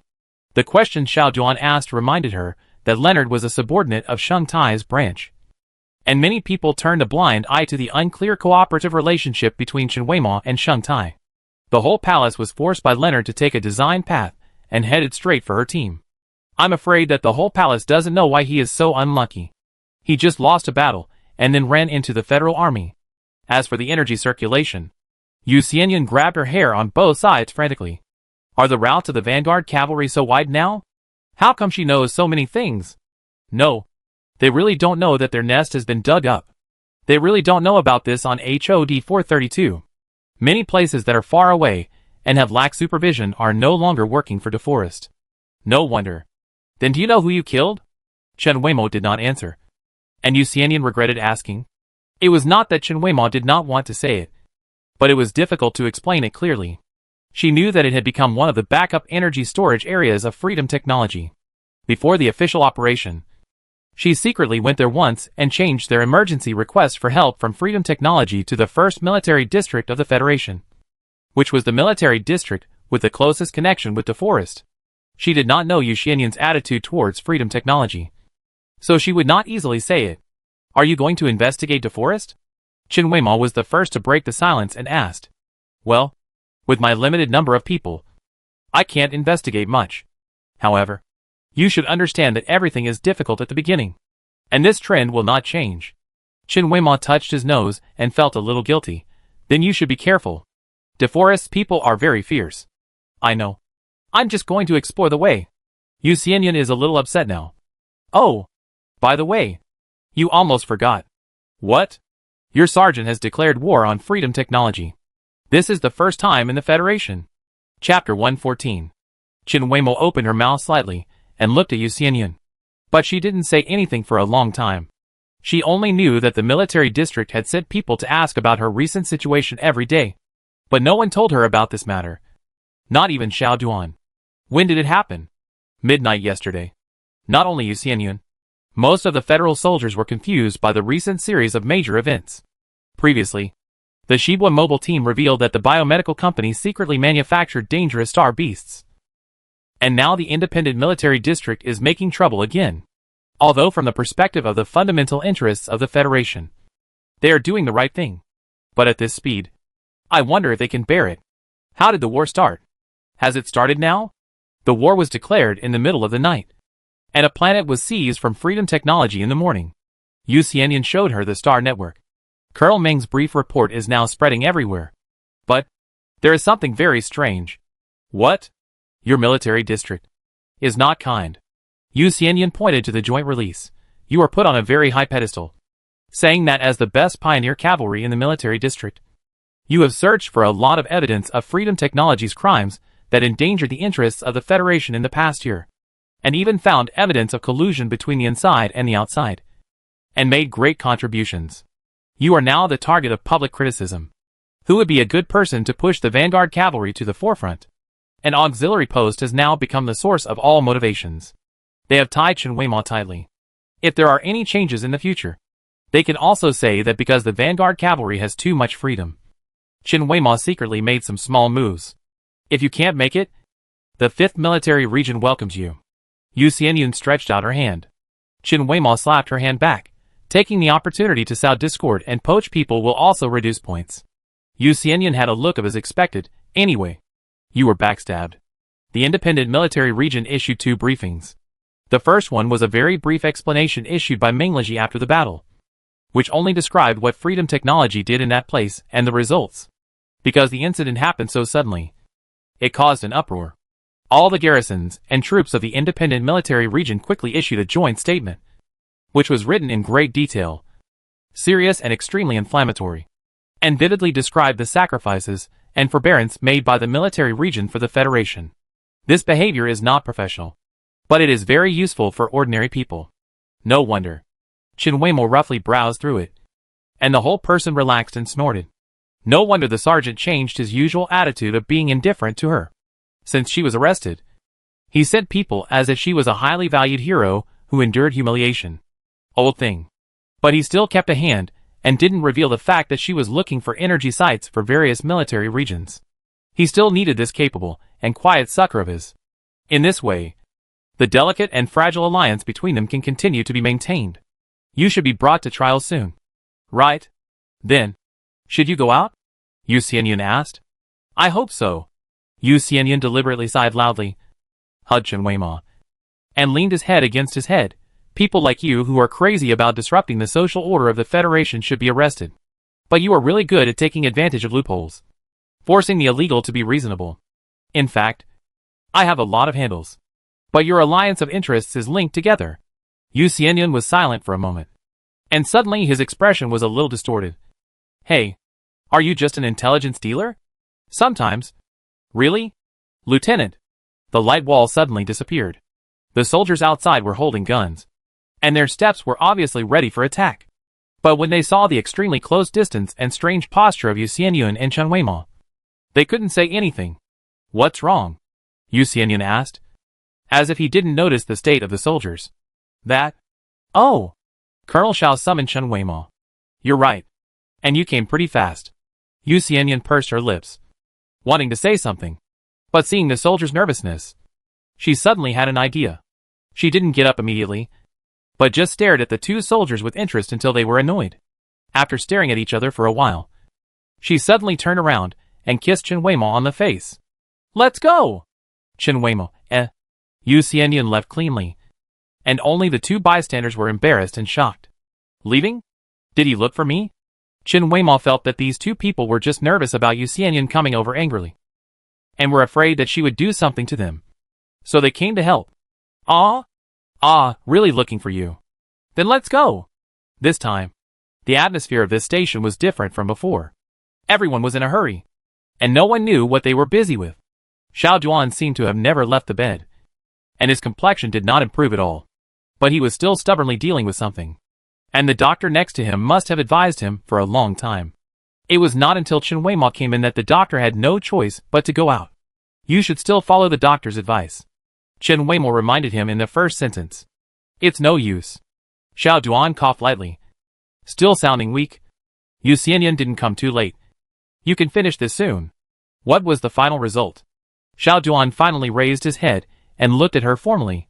All the personnel of the HOD 432 Star Factory have long betrayed the Federation and sold energy to Freedom Technology and Star Bandits for personal gain. And you just acted on your own before reporting. So it's not a big problem. Chen Weimao looked at him. Is there anything about Freedom Technology here? I know more about Freedom Technology than most people in the Federation. Xiao Duan didn't like Chen Weimo's question and tone that treated him like a fool. But he had to admit that Chen Weimo's behavior was overbearing and domineering. But it was in the interests of most people. So naturally someone rushed to clean up the mess for her. Thank you, Colonel Xiao, for helping me gain these few more days. Chen Weimo still appreciated it. Otherwise it would be too disrespectful to him.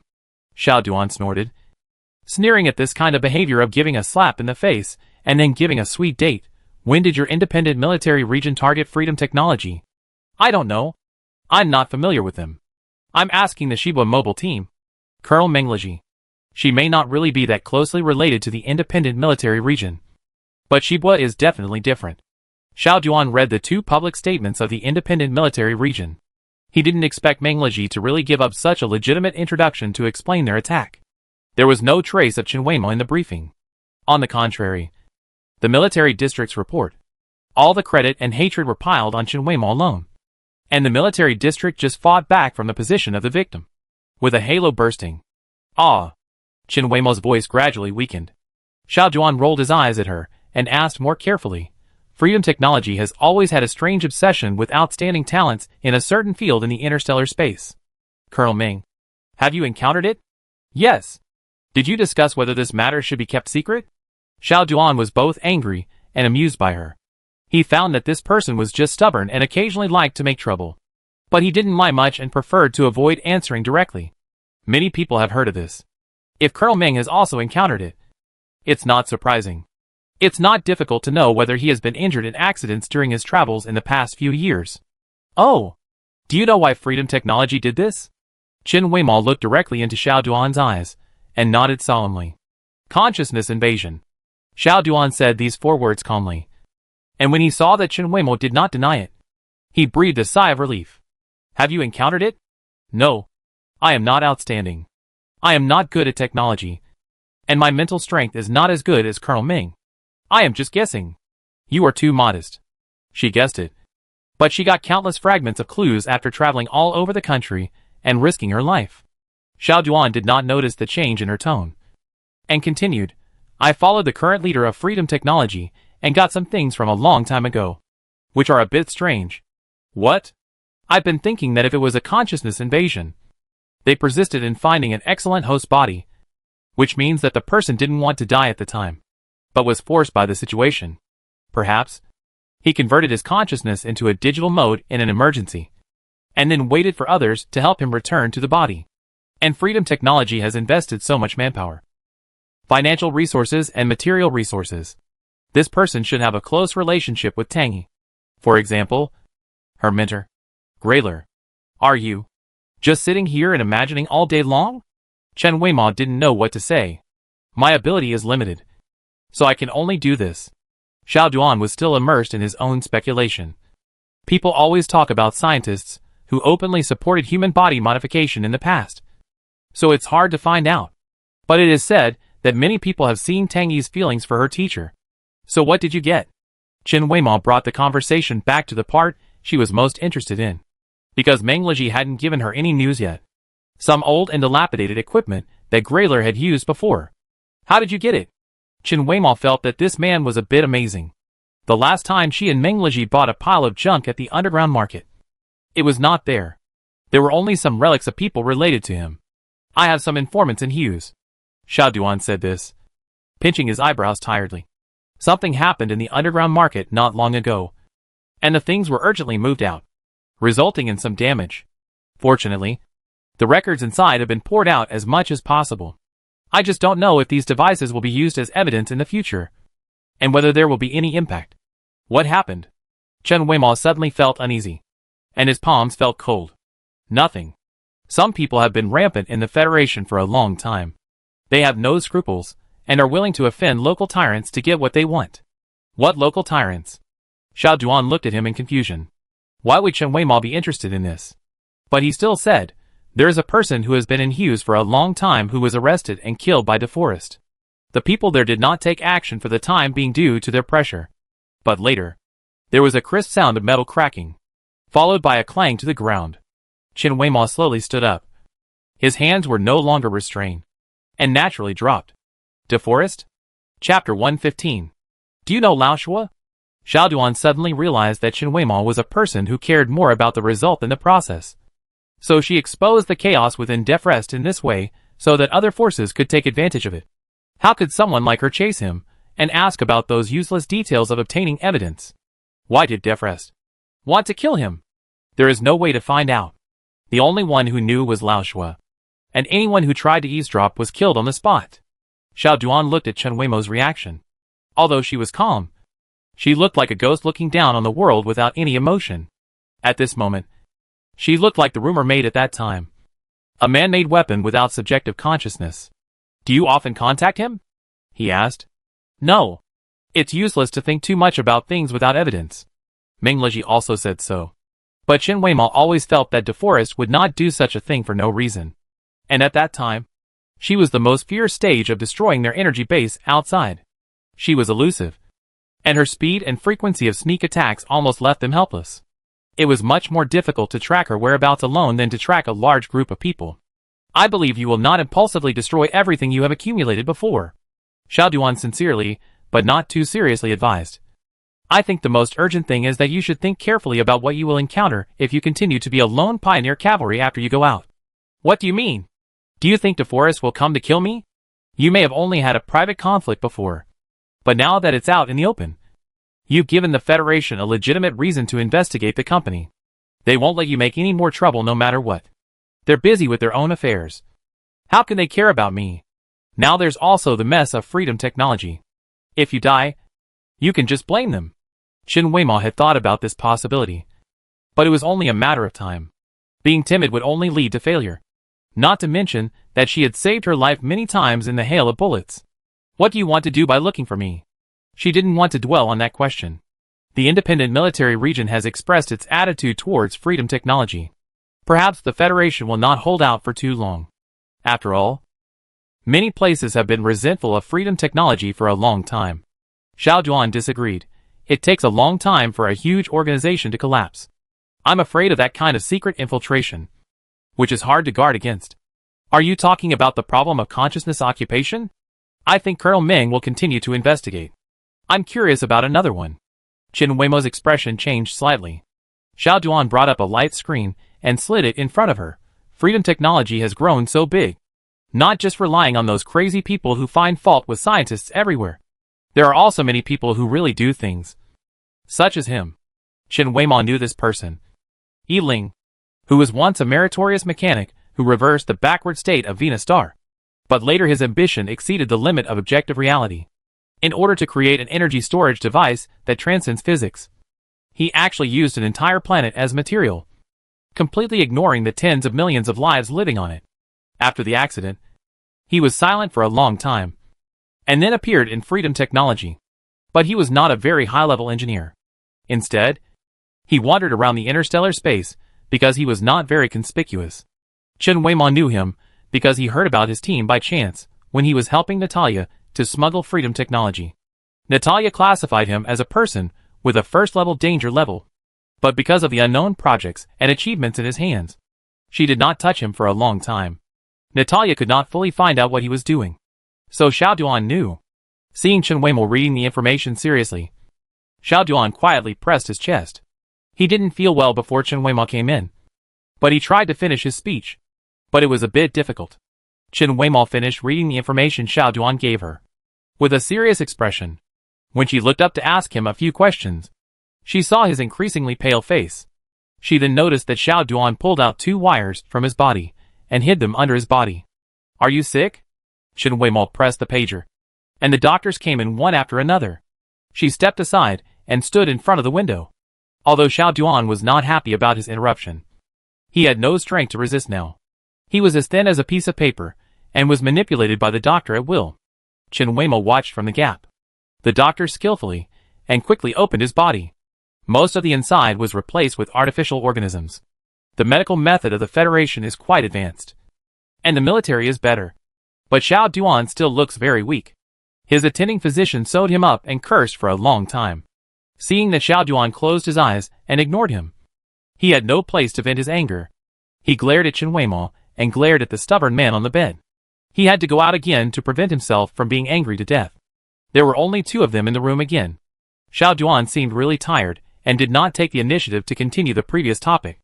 I say, what kind of injury is this? It can't be cured? Chen Weimo couldn't help asking. Brain damage. Can't the brain be cured? I can't recover as before. My mental power is a burden to my body.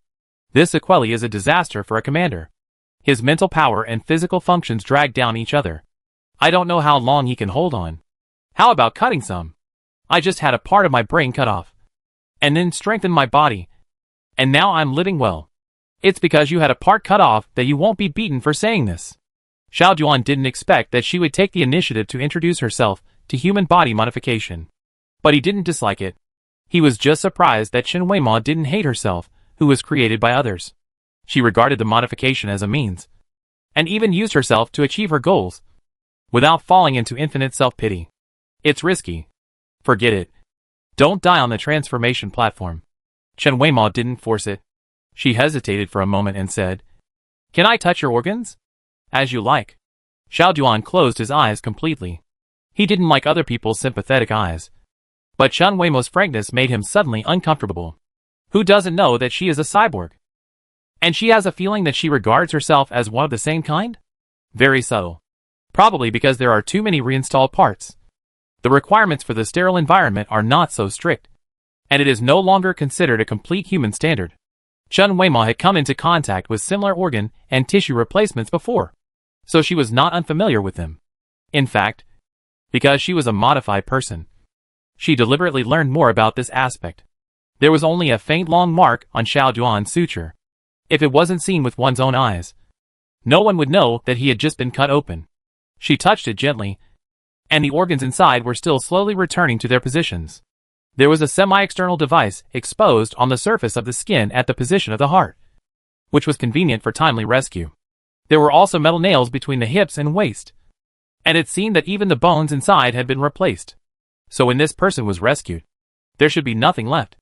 If someone put something in there, it would be hard to check. Chen Weimo sighed. Xiao Duan felt that she must be crazy, and she actually expected her to say something comforting. Can you still walk? It's difficult. Do you want me to work for you outside? Or work with me? Xiao Duan looked at Chen Weimo strangely. I haven't said what to do yet. I believe you. Some of the information Xiao Duan gave overlapped with Natalia's, so it was credible. You are so straightforward. Xiao Duan raised his hand and slowly closed his clothes, and found a more comfortable lying angle. I will leave in 10 days. By then, you should have been acquitted. Where to go? Fight. You lead the team. Do you still need me? We are fighting in the front. I need you to get something in the back. Can't others do this? Because I want you to be discovered by them. In the deep tunnel, Chen Weimo was nestled in a suitable small pit, and the faint flicker on the optical computer was the only light source here. Xiao Duan asked her to expose herself, so she chose this stupid and primitive way to dig a tunnel.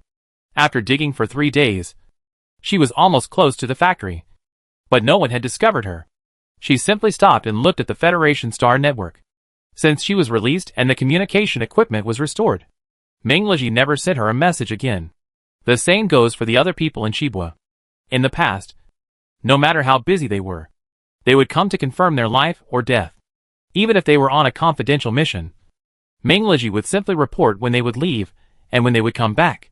On the Star Network, after Shibua fired the first shot, the independent military district broke through 2 more laboratories that betrayed the interests and success of the Federation. Everyone was talking about it. Some said that the independent military district responded quickly, and some scolded Freedom Technology for being shameless and only playing dirty tricks. But the Shibua mobile team seemed to have disappeared. She couldn't take the initiative to send them a message now. Meng Leji's statement was obviously a severance from him in public. He didn't want to be pushed so high and so conspicuous, but he couldn't stop the military district's actions.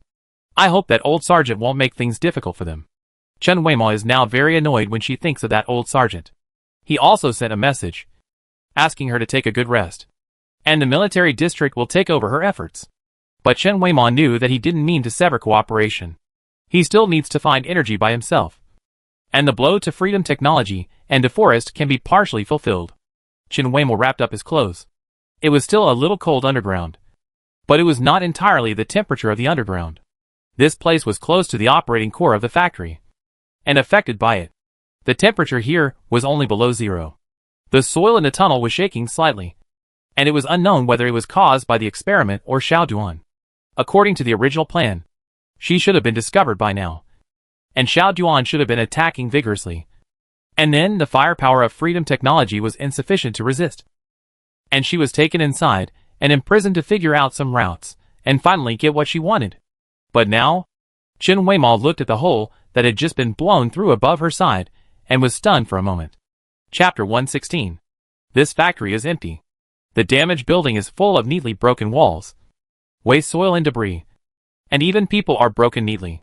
Chen Weimao looked at all the broken limbs on the ground, and the blood and soil under her feet. She called Xiao Duan's computer. "Where are you?" Chen Weimao's tone sounded a little strange, and Xiao Duan also noticed it. "Half an hour. What happened? Shouldn't you be hiding in there?" Chen Weimao opened the video and showed him the surroundings. "For a moment, I thought you were going to kill me." She stood in front of the half-head and pushed it with her foot. Yiling's death was no different from that of other ordinary people. Everyone here was cut into pieces equally, without any bias or mercy. Seeing that Xiao Duan didn't say anything, Chen Weimao said again, "Don't look at me. I can't do this alone. I don't suspect you. It's just too coincidental. They were about to attack Yiling, and the clues were cut off. You come here to clean up the mess. I don't think there's anything left here." Chen Weimao wandered around the ruins until Xiao Duan's team arrived. For nothing, Chen Weimao boarded the spaceship that had landed on the ground and poured cold water on them without hesitation. "When did you find out?" Xiao Duan asked her. "I didn't find out on my own initiative. When I was waiting underground, it seemed like it was already like this above. I even thought that the noise was caused by you." Chen Weimao threw what she had picked up to Xiao Duan. "It was a part that had been broken off by someone. I found it near the 10 photon splitters. Someone must have destroyed these devices. After losing control, they destroyed the entire factory and killed everyone indiscriminately. Hard work." Others went down to investigate the scene. Xiao Duan stayed on the spaceship, although he was surprised by the change here. To be honest, he was used to disappointment. The arrival of Chen Weimao gave him a brief illusion, as if the bottomless secrets of freedom technology had been revealed layer by layer. But he almost forgot that it was normal to always be one step away. Chen Weimao leaned on the window and looked out. People outside were busy, although she did not move. Her eyes were very active. The situation here did not require too much energy. The soldiers just counted the bodies and dragged out the equipment that had been almost destroyed for certification. Although there were many people, everything was in good order. In the spare cabin of the accompanying aircraft, a figure quietly slipped in. He connected the authority decoding device and waited anxiously for success.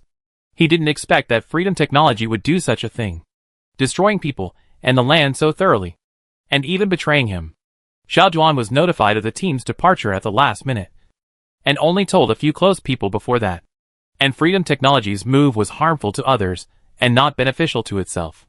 In order to prevent the things from falling into Xiao Duan's hands, they even gave up Yiling. What's more, it was him. He had to run. According to Xiao Duan's character, although he was not moving now, he must have had a plan in mind. It was only a matter of time before he was found.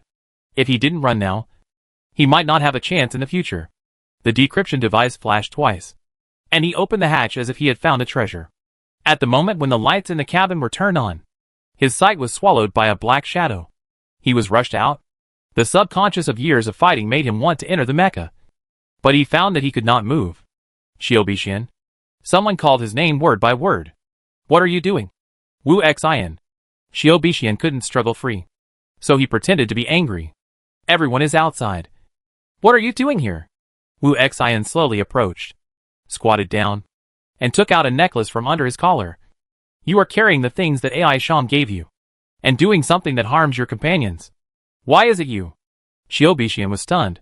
"What are you talking about?" "Let me go quickly. I'm here to check the spare equipment, in case there are any fish that slip through the net. You informed them that the colonel was coming here, right? Were you involved in the attack a year ago?" Xiaobixin calmly questioned Wu Xin, his eyes full of turmoil and desolation. Xiao Duan stood at the door of the spare cabin without knowing when, leaning against the door frame and listening to their conversation quietly. "Colonel." Wu Xin stood up, his whole body exuding decadence. Qiu Bixian saw Xiao Duan coming and knelt down on the floor. We have been classmates since we were in the military academy. Now my main team is dead. And only you are left. Xiao Duan walked over slowly. His steps were weak. He looked down at Qiu Bixian, recalling the past, but without any emotion. I just didn't expect that there were so many people who changed. Colonel. Wu Xian stepped back a few steps to make room for Xiao Duan. What are you doing? Fame and fortune? Being threatened? Xiao Duan asked. After I woke up, I didn't have the energy to review the past. Most of the causes in the world don't need to be investigated in depth. Just look at a result. But you? I want to hear the reason. Colonel. I haven't changed. I always hope that everyone can understand the world equally regardless of their background. Qiu Bixian's guilt disappeared, and his eyes were firm. An organization that constantly uses illegal means to cause chaos in other countries. The definition of illegal should not be determined by one party. Qiu Bixian interrupted Xiao Duan, his eyes bright. Xiao Duan was silent. No need to ask again. Turned his back and left. Colonel. Qiu Bixian stopped him. How do you want to deal with me? The Federation has its own procedures for dealing with traitors. You don't even want to deal with it yourself. No need. Qiu Bixian lost his mind and laughed. He changed his posture slightly, and his eyes suddenly showed a fierce light when he looked at Xiao Duan's back. The ropes on his body were suddenly pulled apart, and he rushed toward Xiao Duan in 2 steps. But when he was only an arm's length away and within reach, he was also carried away by a strong force, and his head hit a hard protrusion and fainted. Xiao Duan turned his back to the farce behind him and didn't even look back. Chen Weimo held Xiao Duan and said, You won't be angry to death in your current state. Thanks to you. You're shaking. You touched my wound. I'm sorry. Chen Weimo tied up the unconscious Qiu Bixian and Wu Xian, holding them with one hand and Xiao Duan with the other. So why don't you trust your companions and subordinates? And choose to trust me? I was unconscious for nearly a year, and it was a mess at the time. I couldn't control what happened during this year. So you just don't want them, and find someone else? Nothing worth remembering. Don't cry. Xiao Duan's eyes twitched. I heard that you really have a kind of indifference of a humanoid weapon. But seeing it with my own eyes, it seems quite annoying. I also learned little by little. Learned something good. When the soldiers came back from their work one after another, they suddenly found that their superiors had some subtle changes. The 2 high-ranking generals no longer showed up, but the middle-level ones were in charge. But they didn't dare to ask, especially when someone saw Wu Xian being escorted to the interrogation room while being tied up. When Wu Xian woke up, it was probably the first time in his life that he was confused and couldn't handle it quickly. Why was he detained? He seemed to be kicked and flew out. After that, he didn't know what happened. But when he entered the interrogation room and saw Xiao Duan and Chen Weimo leaning against the wall behind him, he had some guesses. Colonel. He was still very calm. No different from when he arrested Qiu Bixian. Don't you ask me why I arrested you? Now that things have come to this, you should no longer trust me. So why should I quibble anymore? Wu Xian secretly tried to break free, but it was completely useless. I just want to know, when did you doubt me? Since I regained consciousness, I don't trust anyone who survived at that time. Xiao Duan held Qiu Bixian's necklace in his hand and gently threw it in front of Wu Xian. You took out this to leave room for Qiu Bixian to tie him up. He thought you wanted to let him go because of your old feelings. But he didn't expect that you were just using him as a cover. You told me that you suspected Qiu Bixian and asked me to prevent him from escaping. If I hadn't done anything unnecessary, would you still trust me? Xiao Duan didn't respond. Wu Xian smiled and was not disappointed. This was Colonel Xiao Duan, the man he had always admired. Who do you work for? Xiao Duan asked. Freedom Technology. When did it start? I have always been. Chen Weimo finally looked at him straight in the back. Identity. Position. Belief. Alliance. Betrayal. These subjective settings trap social creatures, and they could never escape from self-restraint. But the disappointment and pain that followed were extremely real. This Wu Xian has been here since the beginning. Isn't he mentally ill? Instead, Xiao Duan twisted his neck in self-mockery. I thought you were a traitor, but I didn't expect you to be more loyal than anyone else. Colonel, Wu Xian said seriously, let me go. It will be good for both of us. If you understand me, you won't ask this question. Colonel, you can only continue to fight us if you stay alive. Chen Weima silently moved forward 2 steps. But she didn't think Wu Xian was still able to resist. Xiao Duan looked at him, raised his eyebrows helplessly, and took out 3 small parts that were only half the size of a screw from his pocket. You mean this? Wu Xian's expression changed obviously. What is this? Chen Weima asked in a low voice. Didn't you say before that if anyone put something in my body, it would be difficult to check? Really? The doctor? It's been solved. Xiao Duan touched the wound on his body that had not healed yet. And he was somewhat emotional. I avoided everyone and opened my body again and again. Although I was not professionally qualified, I was forced to do it for a while. No wonder he looks weak every day. He turned out to be a ruthless man.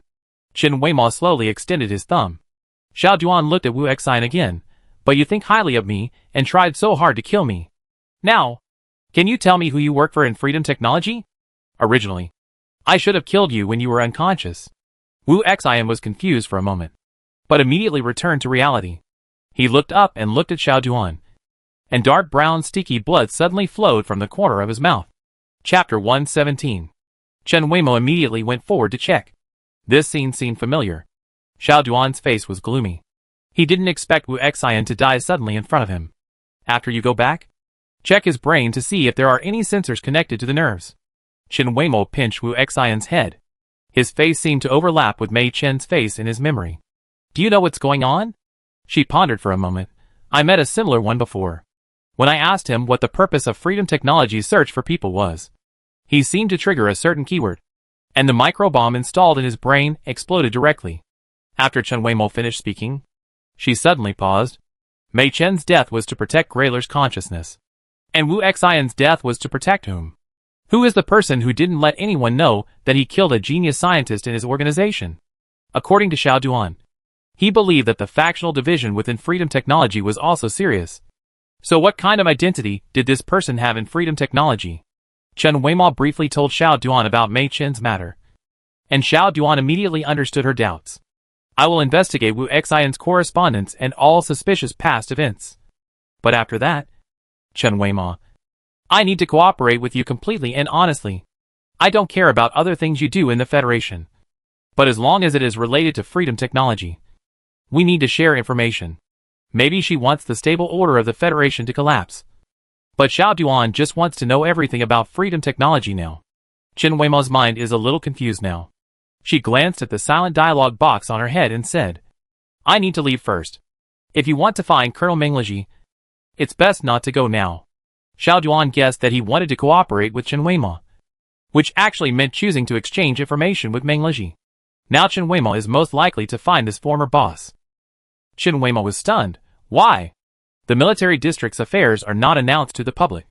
But the military districts keep a close eye on each other. Xiao Duan did not hide it at all. Since the independent military district declared war on Freedom Technology, Colonel Meng Shibua's mobile team was assigned as the vanguard force and went straight to the most easily defended and difficult to attack territories of Freedom Technology. Then, what happened? Did he lose? Colonel Meng doesn't want to involve you. But the independent military district's approach is obviously not the same. The more Shibua attacks Freedom Technology, the stronger your presence as a former member of Shibua will be. And the more they hate you. Colonel Meng can't disobey orders. When there is trouble, they are their own people. And when there is no trouble, they transform things. The calculations are quite loud. But Freedom Technology's attitude towards me. I was originally transformed by those few people. How could they look down on me?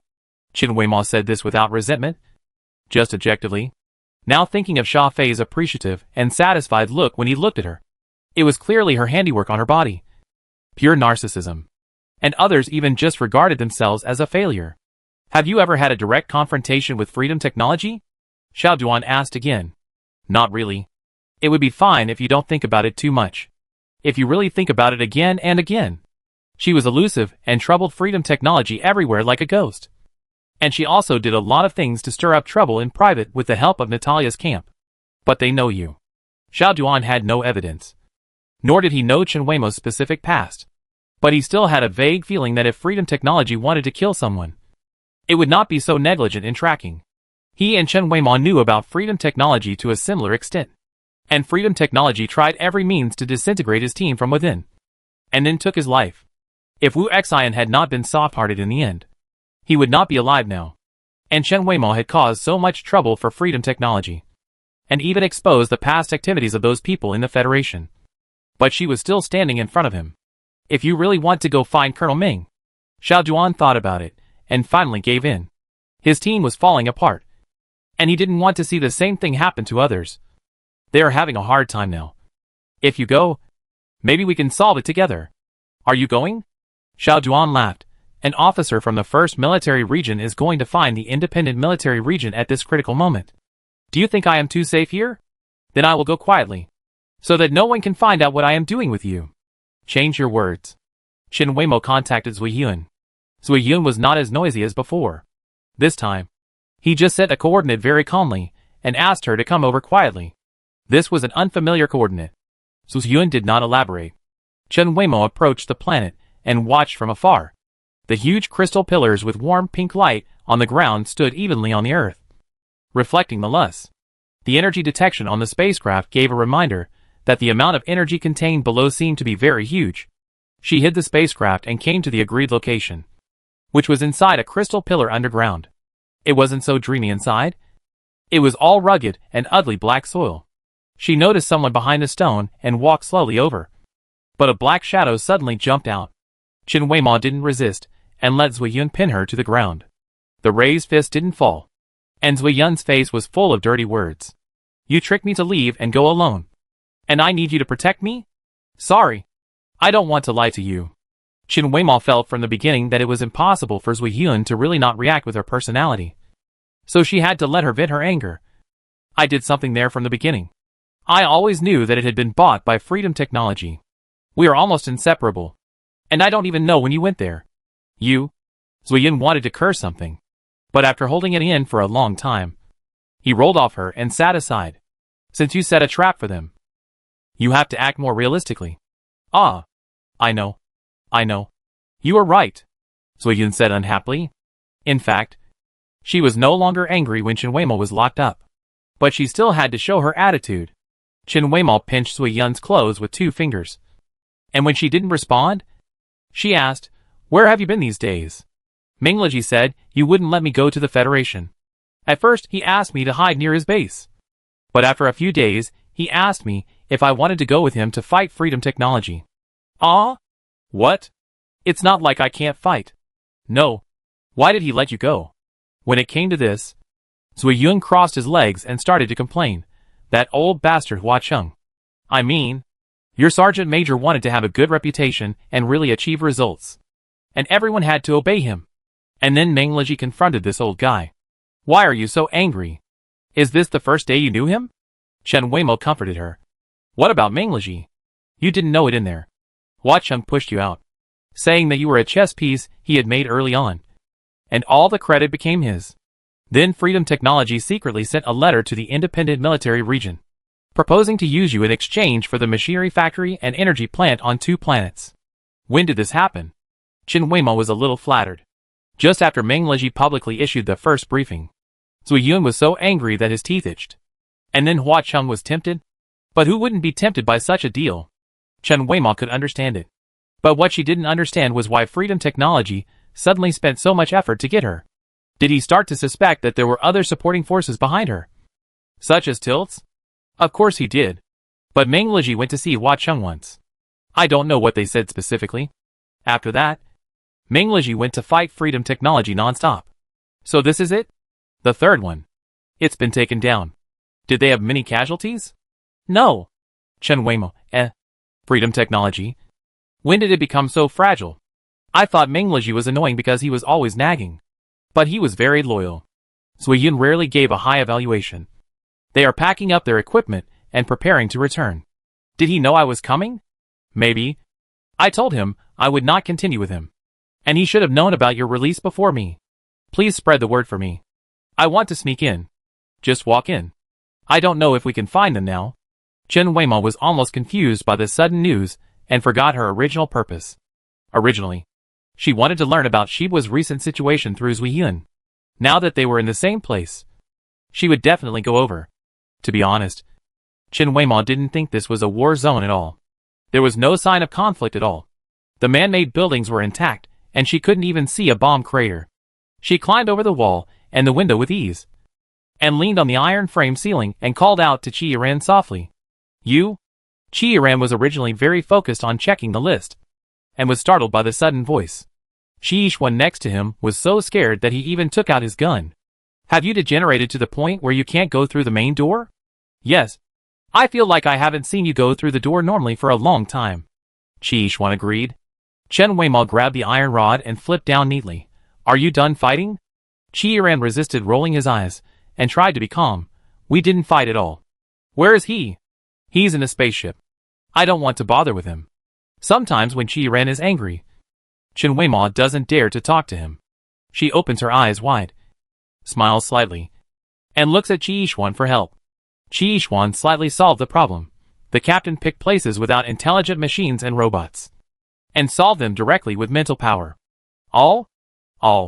So now he drinks nutrient solution as water. Chen Weimao blinked in confusion. His eyes suddenly evaded, and changed the subject. That DeForest will be fully examined. You guys choose the right time. Of course. Am I so kind not to add insult to injury at this time? Chi-Ran raised his hand, and Chen Weimao patted him tacitly. Thank you. Chapter 118. Chen Weimao slipped into the spaceship and found Meng Liji without any obstacles. Everyone was probably sent out to work. When she entered the room, she saw Meng Liji staring at the screens in front of him. But he didn't notice her coming in. If you can't see it, don't look at it. She turned off Meng Liji's light brain and waved her hand in front of him. This man was pale and dull, and his eyes slowly retracted from out of focus. Here you are? Meng Liji came back to his senses and smiled at her. You just came out 2 days ago. I thought you would come to Fines Weiyun immediately. I don't know. Can I come over? Meng Liji's hands trembled slightly.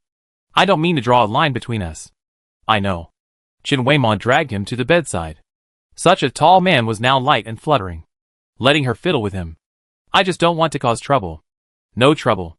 But you still went to negotiate with Hua Cheng, wanting to take me down by force instead of handing me over. But after Hua Cheng compromised, you didn't want other soldiers to bear your willful behavior. So you would rather use mental power to attack directly on a large scale than let them get involved. Hey, you're really not going to get dementia if you overuse your brain like this? Chen Weimao stuffed him into the quilt. And seeing that he didn't say anything, she became a little more aggressive and said, Actually, I still want to be handed over by Hua Cheng. Aren't you curious?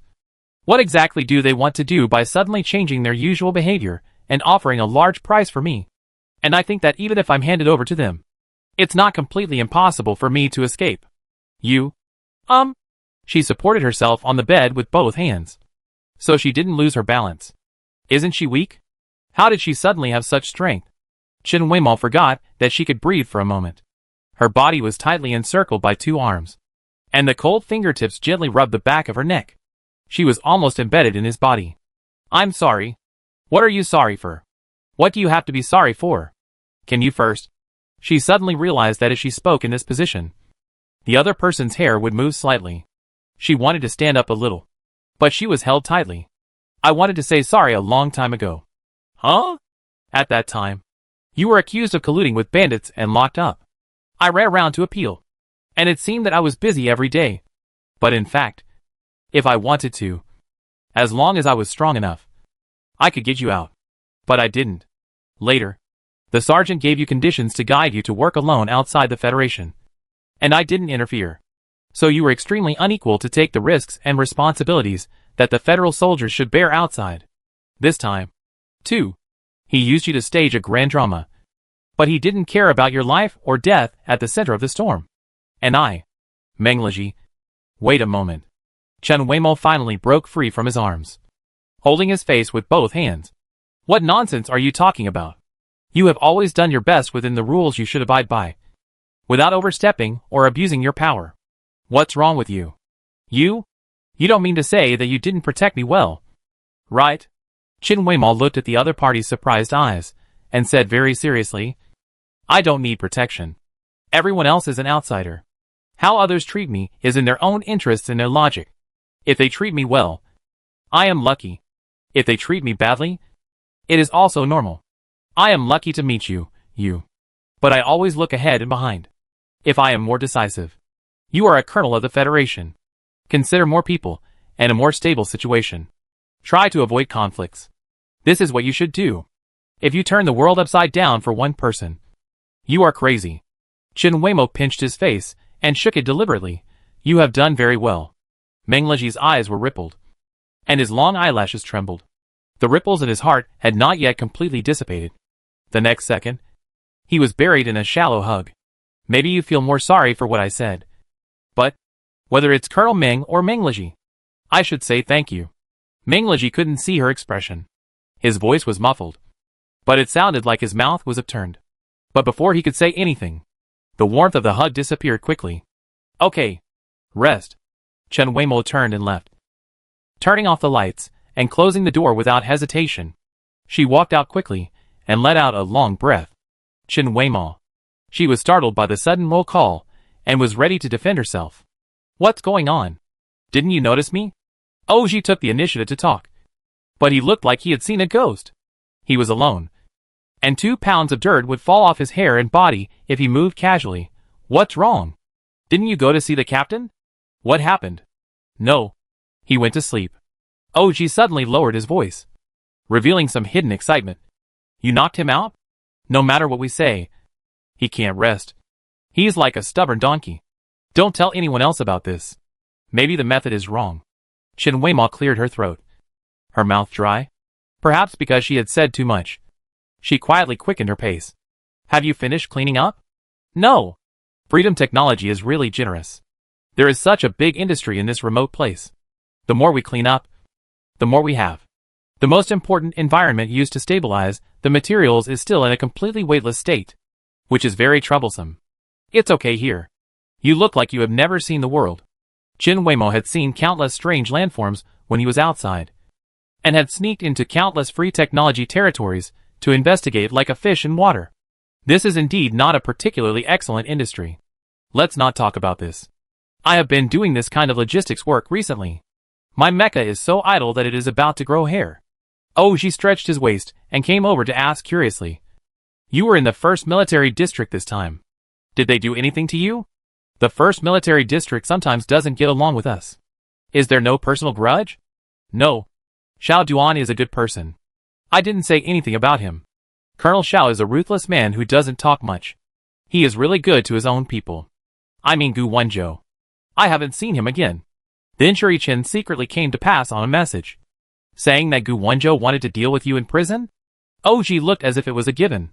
What are these two doing? One is playing the good cop, and the other is playing the bad cop.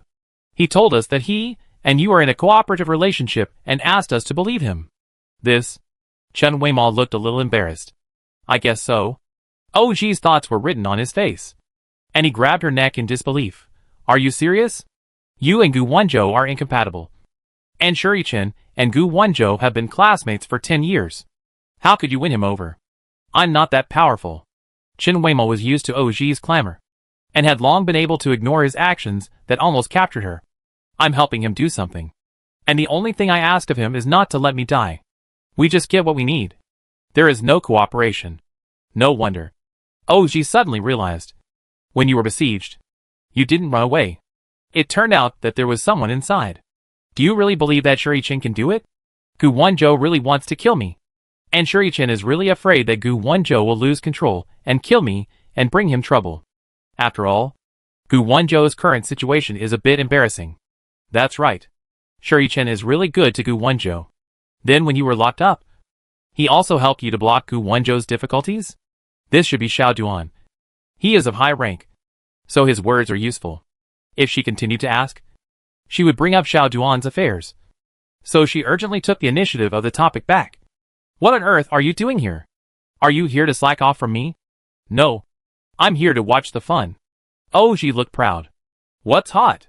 Chen Weimo was halfway through her words when she suddenly felt speechless. I'm giving you some free time. Oji couldn't help but smile a little wider. And he stopped when he saw that things were going well. Just kidding. I was asking you to come over and help me. The weightless area is a bit difficult to handle. Have you seen those devices? Chen Weimo quickly adjusted to work mode. She had indeed seen the weightless stabilizer, which was generally used on highly unstable active substances or to trap dangerous organisms. The scale here is not large, but the quality of the stored things should be good. She saw a familiar figure in the huge weightless room from a distance, floating around casually. If it touched the wall, it would gently push it and then continue to float. He's having a lot of fun. Chen Weimao looked at Mu Fenghua, who didn't notice her, with her mouth slightly open, and was indeed a little surprised. She didn't expect that this person had such leisure time. Oji waved at him, and Mu Fenghua started the propeller and floated over. As soon as he left that area, his body suddenly seemed to be pressed by an invisible boulder. He squatted slightly, and then slowly stood up. The energy storage we brought can't take these away, so we can only find a way to move this factory area as a whole. He called up the stereogram. This building, about 300 meters deep and half built underground, had already separated them by half. So, what's the problem? Chen Weimao asked. Look here. Mu Fenghua zoomed in on the bottom of the building that was connected to the outside world. There's an area here that the scanner can't penetrate. I don't think this is part of the weightless equipment, so it's still unknown for now. Have you seen this? Chen Weimao's heart was alarmed. She suddenly thought of something, turned the stereogram in a different direction, and looked for something in the hundreds of rooms in the Sentry building outside the main building. Although Oji and Mu Fenghua didn't know what she was looking at, they also knew that Chen Weimao's attitude would not change for no reason, no matter how many people are working underground. Stop first. Don't make too much noise. And all withdraw? Chen Weimao's fingers unconsciously tapped the map twice, and she made a decision immediately. Mu Fenghua didn't ask in detail, just did it. After everyone evacuated safely, he asked the reason. This should not be an energy production site, but a biological experiment base. Chapter 119. Here, Mu Fenghua also understood Chen Weimao's meaning instantly. You mean the energy above is just feed, and there are other creatures in the unscanned area? I can't be completely sure before I see it, but I have encountered similar things. I thought it was an ordinary energy plant, but it woke up the creatures inside and almost destroyed the base. She found a layout in the Sentry building complex that did not conform to normal defense regulations, and the external scan map showed that the inside did not look like it was prepared for ordinary security guards. This was almost exactly the same as what she had encountered before. Only highly confidential resources would use this kind of disguise. Chen Weimao clicked the button under her collar, and the combat suit immediately covered her whole body. I go take a look. She called Zui Yun to join her, as the two of them had the best tacit understanding when doing such small-scale activities. And this time, with Shibua behind her, it was more convenient. Someone would help her back up, so even if the worst happened, she wouldn't have to passively save her life. Cut off the nutrients and separate the energy cabin. She only said these few words to Zui Yun, and Zui Yun already understood what to do. Although she was not facing the unknown danger directly, her part of the activity was the most important. Chen Weimao had put half of his life in her hands. Weimao! Qi Xuan and Oji followed. Are you going to fight? Then let's do it. Did you notice a problem? What? Meng Liji used his mental power to attack everyone here, but he didn't realize there was another person below. Just like the last time we transformed the Star Beast? Qi Xuan's heart sank. Last time, there was no such complicated disguise. I hope so. The last time Chen Weimao accidentally messed up the secret investigation. She woke up the strange creature, and the people of Freedom Technology were not completely sure that they could control it again. It took a huge investment to prevent the base from being destroyed. And this time, it depends on fate. She prepared herself and slid in along the gas pipeline, through the safety layer. Chen Weimao didn't even count how many legs this thing had at a glance. The huge body was crowded in the dark underground, and every breath made the slightly reflective white hair on the body tremble. She sent the image to them and asked them to prepare to pack. Don't fight if you can. Humans will definitely suffer in a head-on confrontation. She checked everywhere, because Meng Liji's attack was too sudden. The staff here had no time to take protective measures, and the data and equipment were still running normally. She also connected a self-contained independent device and copied all the information and data into it. After a quick glance, the level of this modified star beast was S+, which should be the highest level creature with free technology that she had ever encountered. She looked up with some admiration, and suddenly her whole body trembled and was stunned. The 2 rows of eyes of that thing were looking at her. Very quiet. No movement. Chen Weimao's throat seemed to be strangled. and she did not dare to move rashly. They stared at each other for a long time. So long that Zui Yun asked her in the communicator when she would come out. Chen Weimo turned on the camera on her body with extremely slow movements and transmitted it to Zui Yun and Qi Yishuan above in real time. Fuck. Run. Are you staring at me and waiting to die? Zui Yun almost broke his voice. The impact of this perspective was really great. The dozen or so scarlet pupils seemed to have broken through the boundaries of space, and the swallowing feeling went straight to the bottom of his heart. Chen Weimo didn't dare to speak, although her heart skipped a beat at that moment. She felt very strange now. This thing gave her the feeling that it was also watching. Unlike ordinary star beasts that mindlessly swallowed everything around it. She took a small step back. The thing actually stretched its head forward. She tried to step back a few steps towards the thing, and the other's big face was almost stuck to the safety compartment. Wei Mo. Come out quickly. We will take over the rest. Qi Yishuan had already organized the formation, and was waiting for Chen Weimo to stay away from the central area. But on her screen, the face of the creature was enlarged again. Chen Weimo actually took the initiative to walk over. Zui Yun didn't waste any more words with her, and she also slid down. She pulled Chen Weimo and wanted to walk out. But Chen Weimo stood very still, motionless. And that thing actually didn't care about Zui Yun's sudden arrival at all. It was still looking at Chen Weimo intently. Do you remember what I told you? We were transformed. Although a lot of material stimulation was used. But to some extent, the essence is to amplify the fighting and survival instincts of animals in our biological evolution period. Chen Weimo suddenly talked about this without any reason. It has nothing to do with now. You hurry up and follow me. But it is precisely because of animal instincts that I feel both dangerous and familiar in front of my own kind. What do you mean? Zui Yun seemed to understand her thoughts. But it was vague. You mean it was also modified? Why don't I have this feeling? I didn't feel familiar when I looked at you? I don't know how to tell you. Then don't tell me. Let's go quickly, and let Shibo and the others handle it. Zui Yun forcibly dragged Chen Weimo away. But at the moment when the star beast could not see Chen Weimo's eyes, an uncomfortable roar that seemed to break the lungs penetrated the barrier and even reached the ground. It broke through all the restraints on its body and smashed the cage that was too small for it. Zui Yun instantly took out the physical shield, which prevented her and Chen Weimo from being crushed to death. I told you not to leave. Where are you? Zui Yun turned around and found Chen Weimo had disappeared. She tried hard to find her in the dust and finally found her at the feet of the crazy star beast. Chen Weimo had already rushed out when Zui Yun tried to defend herself on the spot. She jumped lightly among the falling rubble and placed bombs at the base of the star beast's countless legs. When she landed, she saw the 2 rows of eyes again, still calm and emotionless, which was very different from the crazy behavior. The mecha team led by Qi Yiren and Qi Yishuan surrounded the star beast and instantly launched a fierce attack, causing the ones prepared by Chen Weimo to explode at the same time. The star beast made another extremely uncomfortable sound, long and strange, and out of tune. Get out of the way. Chen Weimo. Zui Yun saw something was wrong. Chen Weimo didn't hide. She pounced on it, but was still a step too late. The star beast's rock-hard long legs swept towards Chen Weimo, and she could only try her best to catch them. Are you crazy? How dare you be distracted at this time? Zui Yun held her and rolled on the ground several times before hitting a rock and stopping. Sorry. Zui Yun was stunned. It was the first time she heard Chen Weimo say such an apology on the battlefield. Or it was the first time she saw Chen Weimo suffer such a loss. She also noticed that Chen Weimo's voice seemed to be enduring pain. She saw that Chen Weimo's calf bones were exposed, and his knees were twisted and drooped, bleeding. She didn't care about the fierce fight behind her and directly took out the medical equipment from the space folder.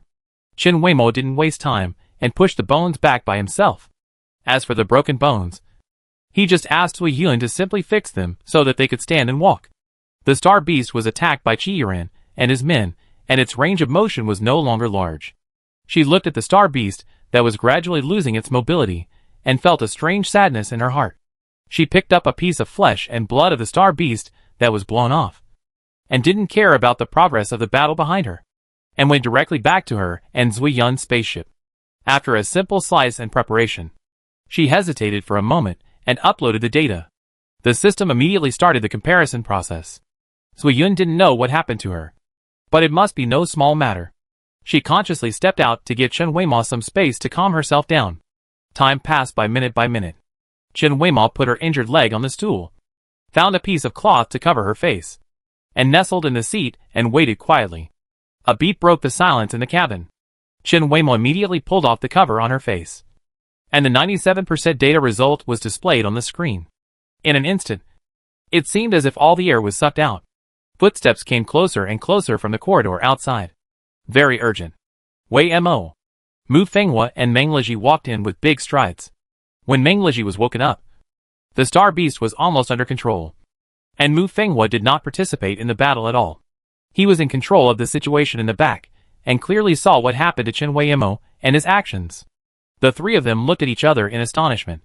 Meng Liji was the first to react, but he suddenly breathed a sigh of relief. As his tense nerves relaxed, he swayed and lost his balance, and was about to fall towards Chen Weimo. Mu Fenghua quickly hugged his waist from behind, and Chen Weimo also wanted to help, but her leg was limited. When she stood up, she was squeezed by Meng Liji, who had lost his strength, and she was directly pushed to the ground.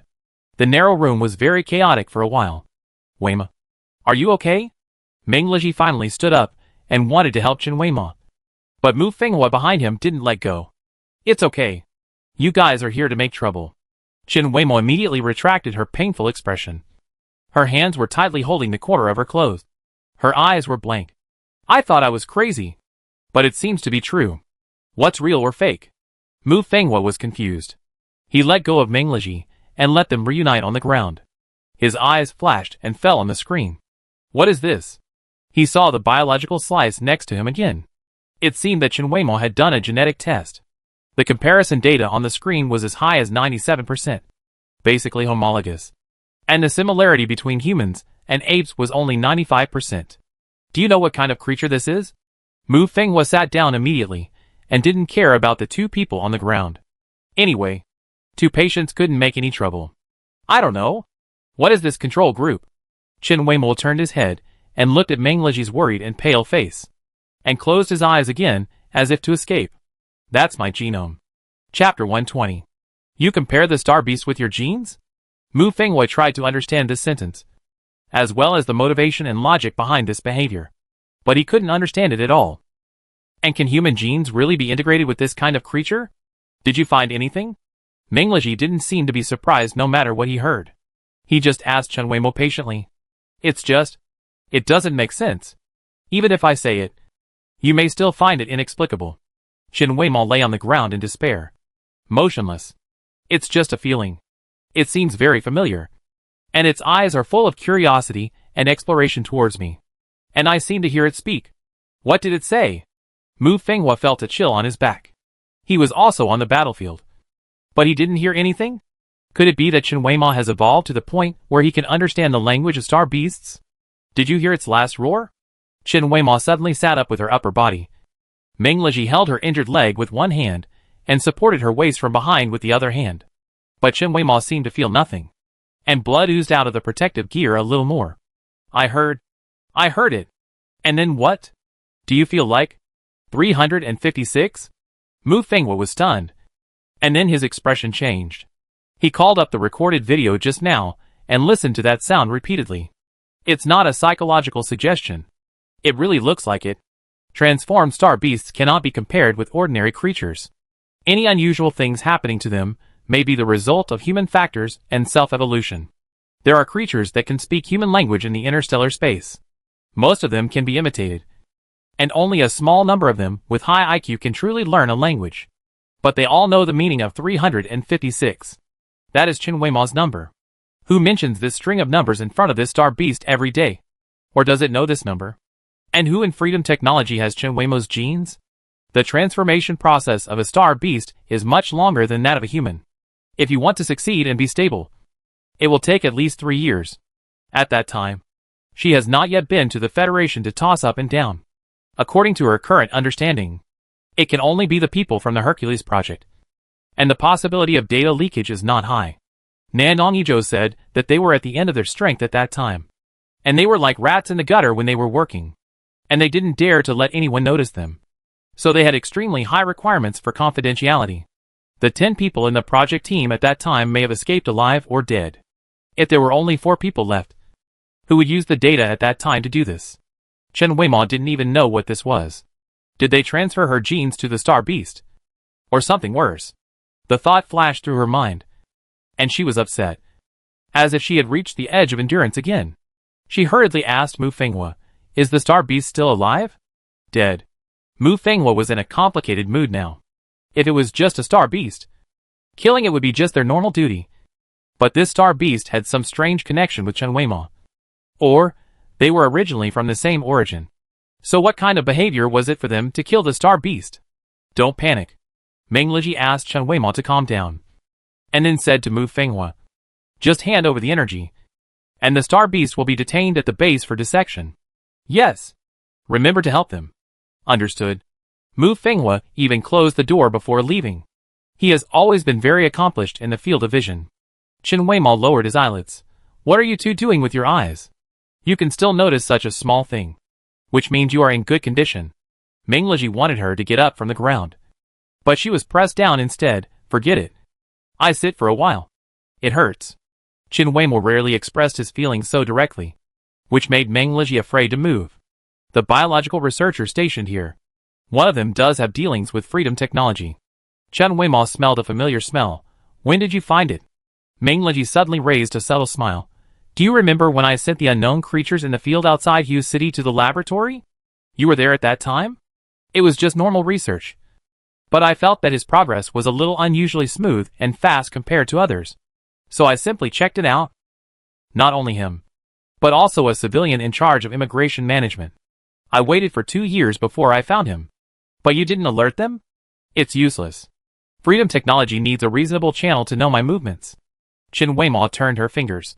The severe pain in her legs calmed her mind. She didn't know what to do or say. The problem can be solved bit by bit. But the unexpected actions she made now reappeared in her mind over and over again, like a movie. The temperature, touch, and all the details were very clear. Can someone come and bury her and put an end to it all? Shibo will be very idle for a while. Wait for the test results of this Star Beast to come out. I will wait for you in Souls. Meng Liji gently stroked the protective gear on her leg, not daring to use force. The smell of blood could not dissipate in the room for a long time. Souls is the name of the planet where the land she gave was located. But reality is always not what one wants. They almost never met there. The two of them either took time to meet during the mission, or Meng Liji rushed directly to her spaceship unilaterally. Did Hua Chung tell you something? Declaring war with freedom technology. He had free time. Chen Weimao knew Hua Chung well. He wanted obedient soldiers rather than excellent officers. No big deal. Meng Liji smiled. But the smile was light, and soon disappeared. If you contradict your superior, there will always be some mild punishment. But no matter what he says in the future, you should not be coerced by him again. What coercion? In fact, I still can't figure out why you agreed to help him find independent energy outside. Although he understood Chen Weimao's intention to disturb the forest, he instinctively felt that this was not the main reason. Hearing this question, Chen Weimao subconsciously withdrew his hand. It's not coercion. Every time I help him collect energy, he tells me the location of a prison. It's just an equal exchange. Prison? Meng Liji's expression became serious. Prison planets outside the Federation. But this system has been abandoned for a long time. So few people know about it. But DeForest's right to use or know about these planets continues to this day. In addition to allowing the descendants of those former federal criminals to continue to mine ores or energy manually, they can also extract and absorb the energy in the core of the planet. Chen Weimao watched the other person's face become more and more gloomy. But her inner fluctuations became calmer and calmer. I was sent to a place like this 10 years ago. I just don't want anyone else to be like us. Chen Weimao originally thought that she would never confess everything to Meng Liji in her life. But the feeling of trust is addictive, and the instinct to detect danger is gradually weakened. In a safe area, it seems that everything she does will be accepted. Have you arranged the follow-up? If you still need an open space to place people, I still have a few idle planets. Why aren't you surprised or trying to stop it? After all, for the Federation, this is a dangerous factor. It's done, as long as we solve it together.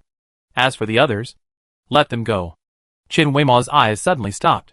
It was the first time she heard Meng Liji speak like this. Even though his condition was still very bad, his eyes were firm. Grayler's whereabouts are difficult to track. But as long as all the free technology is destroyed, he will naturally have nowhere to escape. I will find out what those who reformed you did afterwards. The two of them moved closer. Chen Weimao did not reject the touch on her waist. Her ears seemed to vibrate like drums. But the next second, she was carrying the full weight of a person. She was stunned and pushed gently. But the other person did not move. She finally stopped pretending to be calm and showed pain on her face. Zuiyun received the message and entered the room. But seeing them on the ground, she typed 2 question marks on the screen of her glasses to visualize her doubts. Send him back. And tell Yiren that we have something to do. So we're leaving first. Chen Weimao handed the fainted man to Zuiyun and climbed up by himself, holding on to the bed. Where are we going? Zuiyun unceremoniously carried Meng Lizhi upside down, back to Tilt's. Okay. I haven't been back for a long time. Zuiyun left happily, and Chen Weimao was alone in the room, taking off all the protective gear on his legs. There was no sign of blood coagulation or recovery, and between the cracks of flesh and bones, there was a light gray fungus growing all over. A thin layer, but growing very evenly, not leaving any corner. She almost couldn't help it just now. I don't know how to describe this pain. It almost reminded her of the despair of being transformed twice. She lay on the bed, shielding her face with her arms, and slowly regained her spirit. After a while, she sent a message to Xiao Duan. An emergency situation. A suspicious transformed star beast was found in Freedom Technology, and the gene overlap with mine is as high as 97%. The specific data is attached. I need the whereabouts of Grey Riel and Tangy that you know. After thinking about it, she added another message. And Sha Fei. Xiao Duan replied quickly. He gave a coordinate and a few screenshots. There were also genetic comparison data on the graph, with the same high overlap. But the difference was that the final state of the star beasts was failure and death. You pick the time. I wait for you here. Chen Weimao couldn't reply immediately. She felt very bad now. She held on until Zuiyun came back. The fungus on her legs grew faster after being exposed to enough oxygen, and the color gradually changed from light gray to dark gray and even black. Zuiyun was so shocked when he saw this thing that he dared not act rashly. Don't let them know. Don't let me faint for too long. We have other things to do later.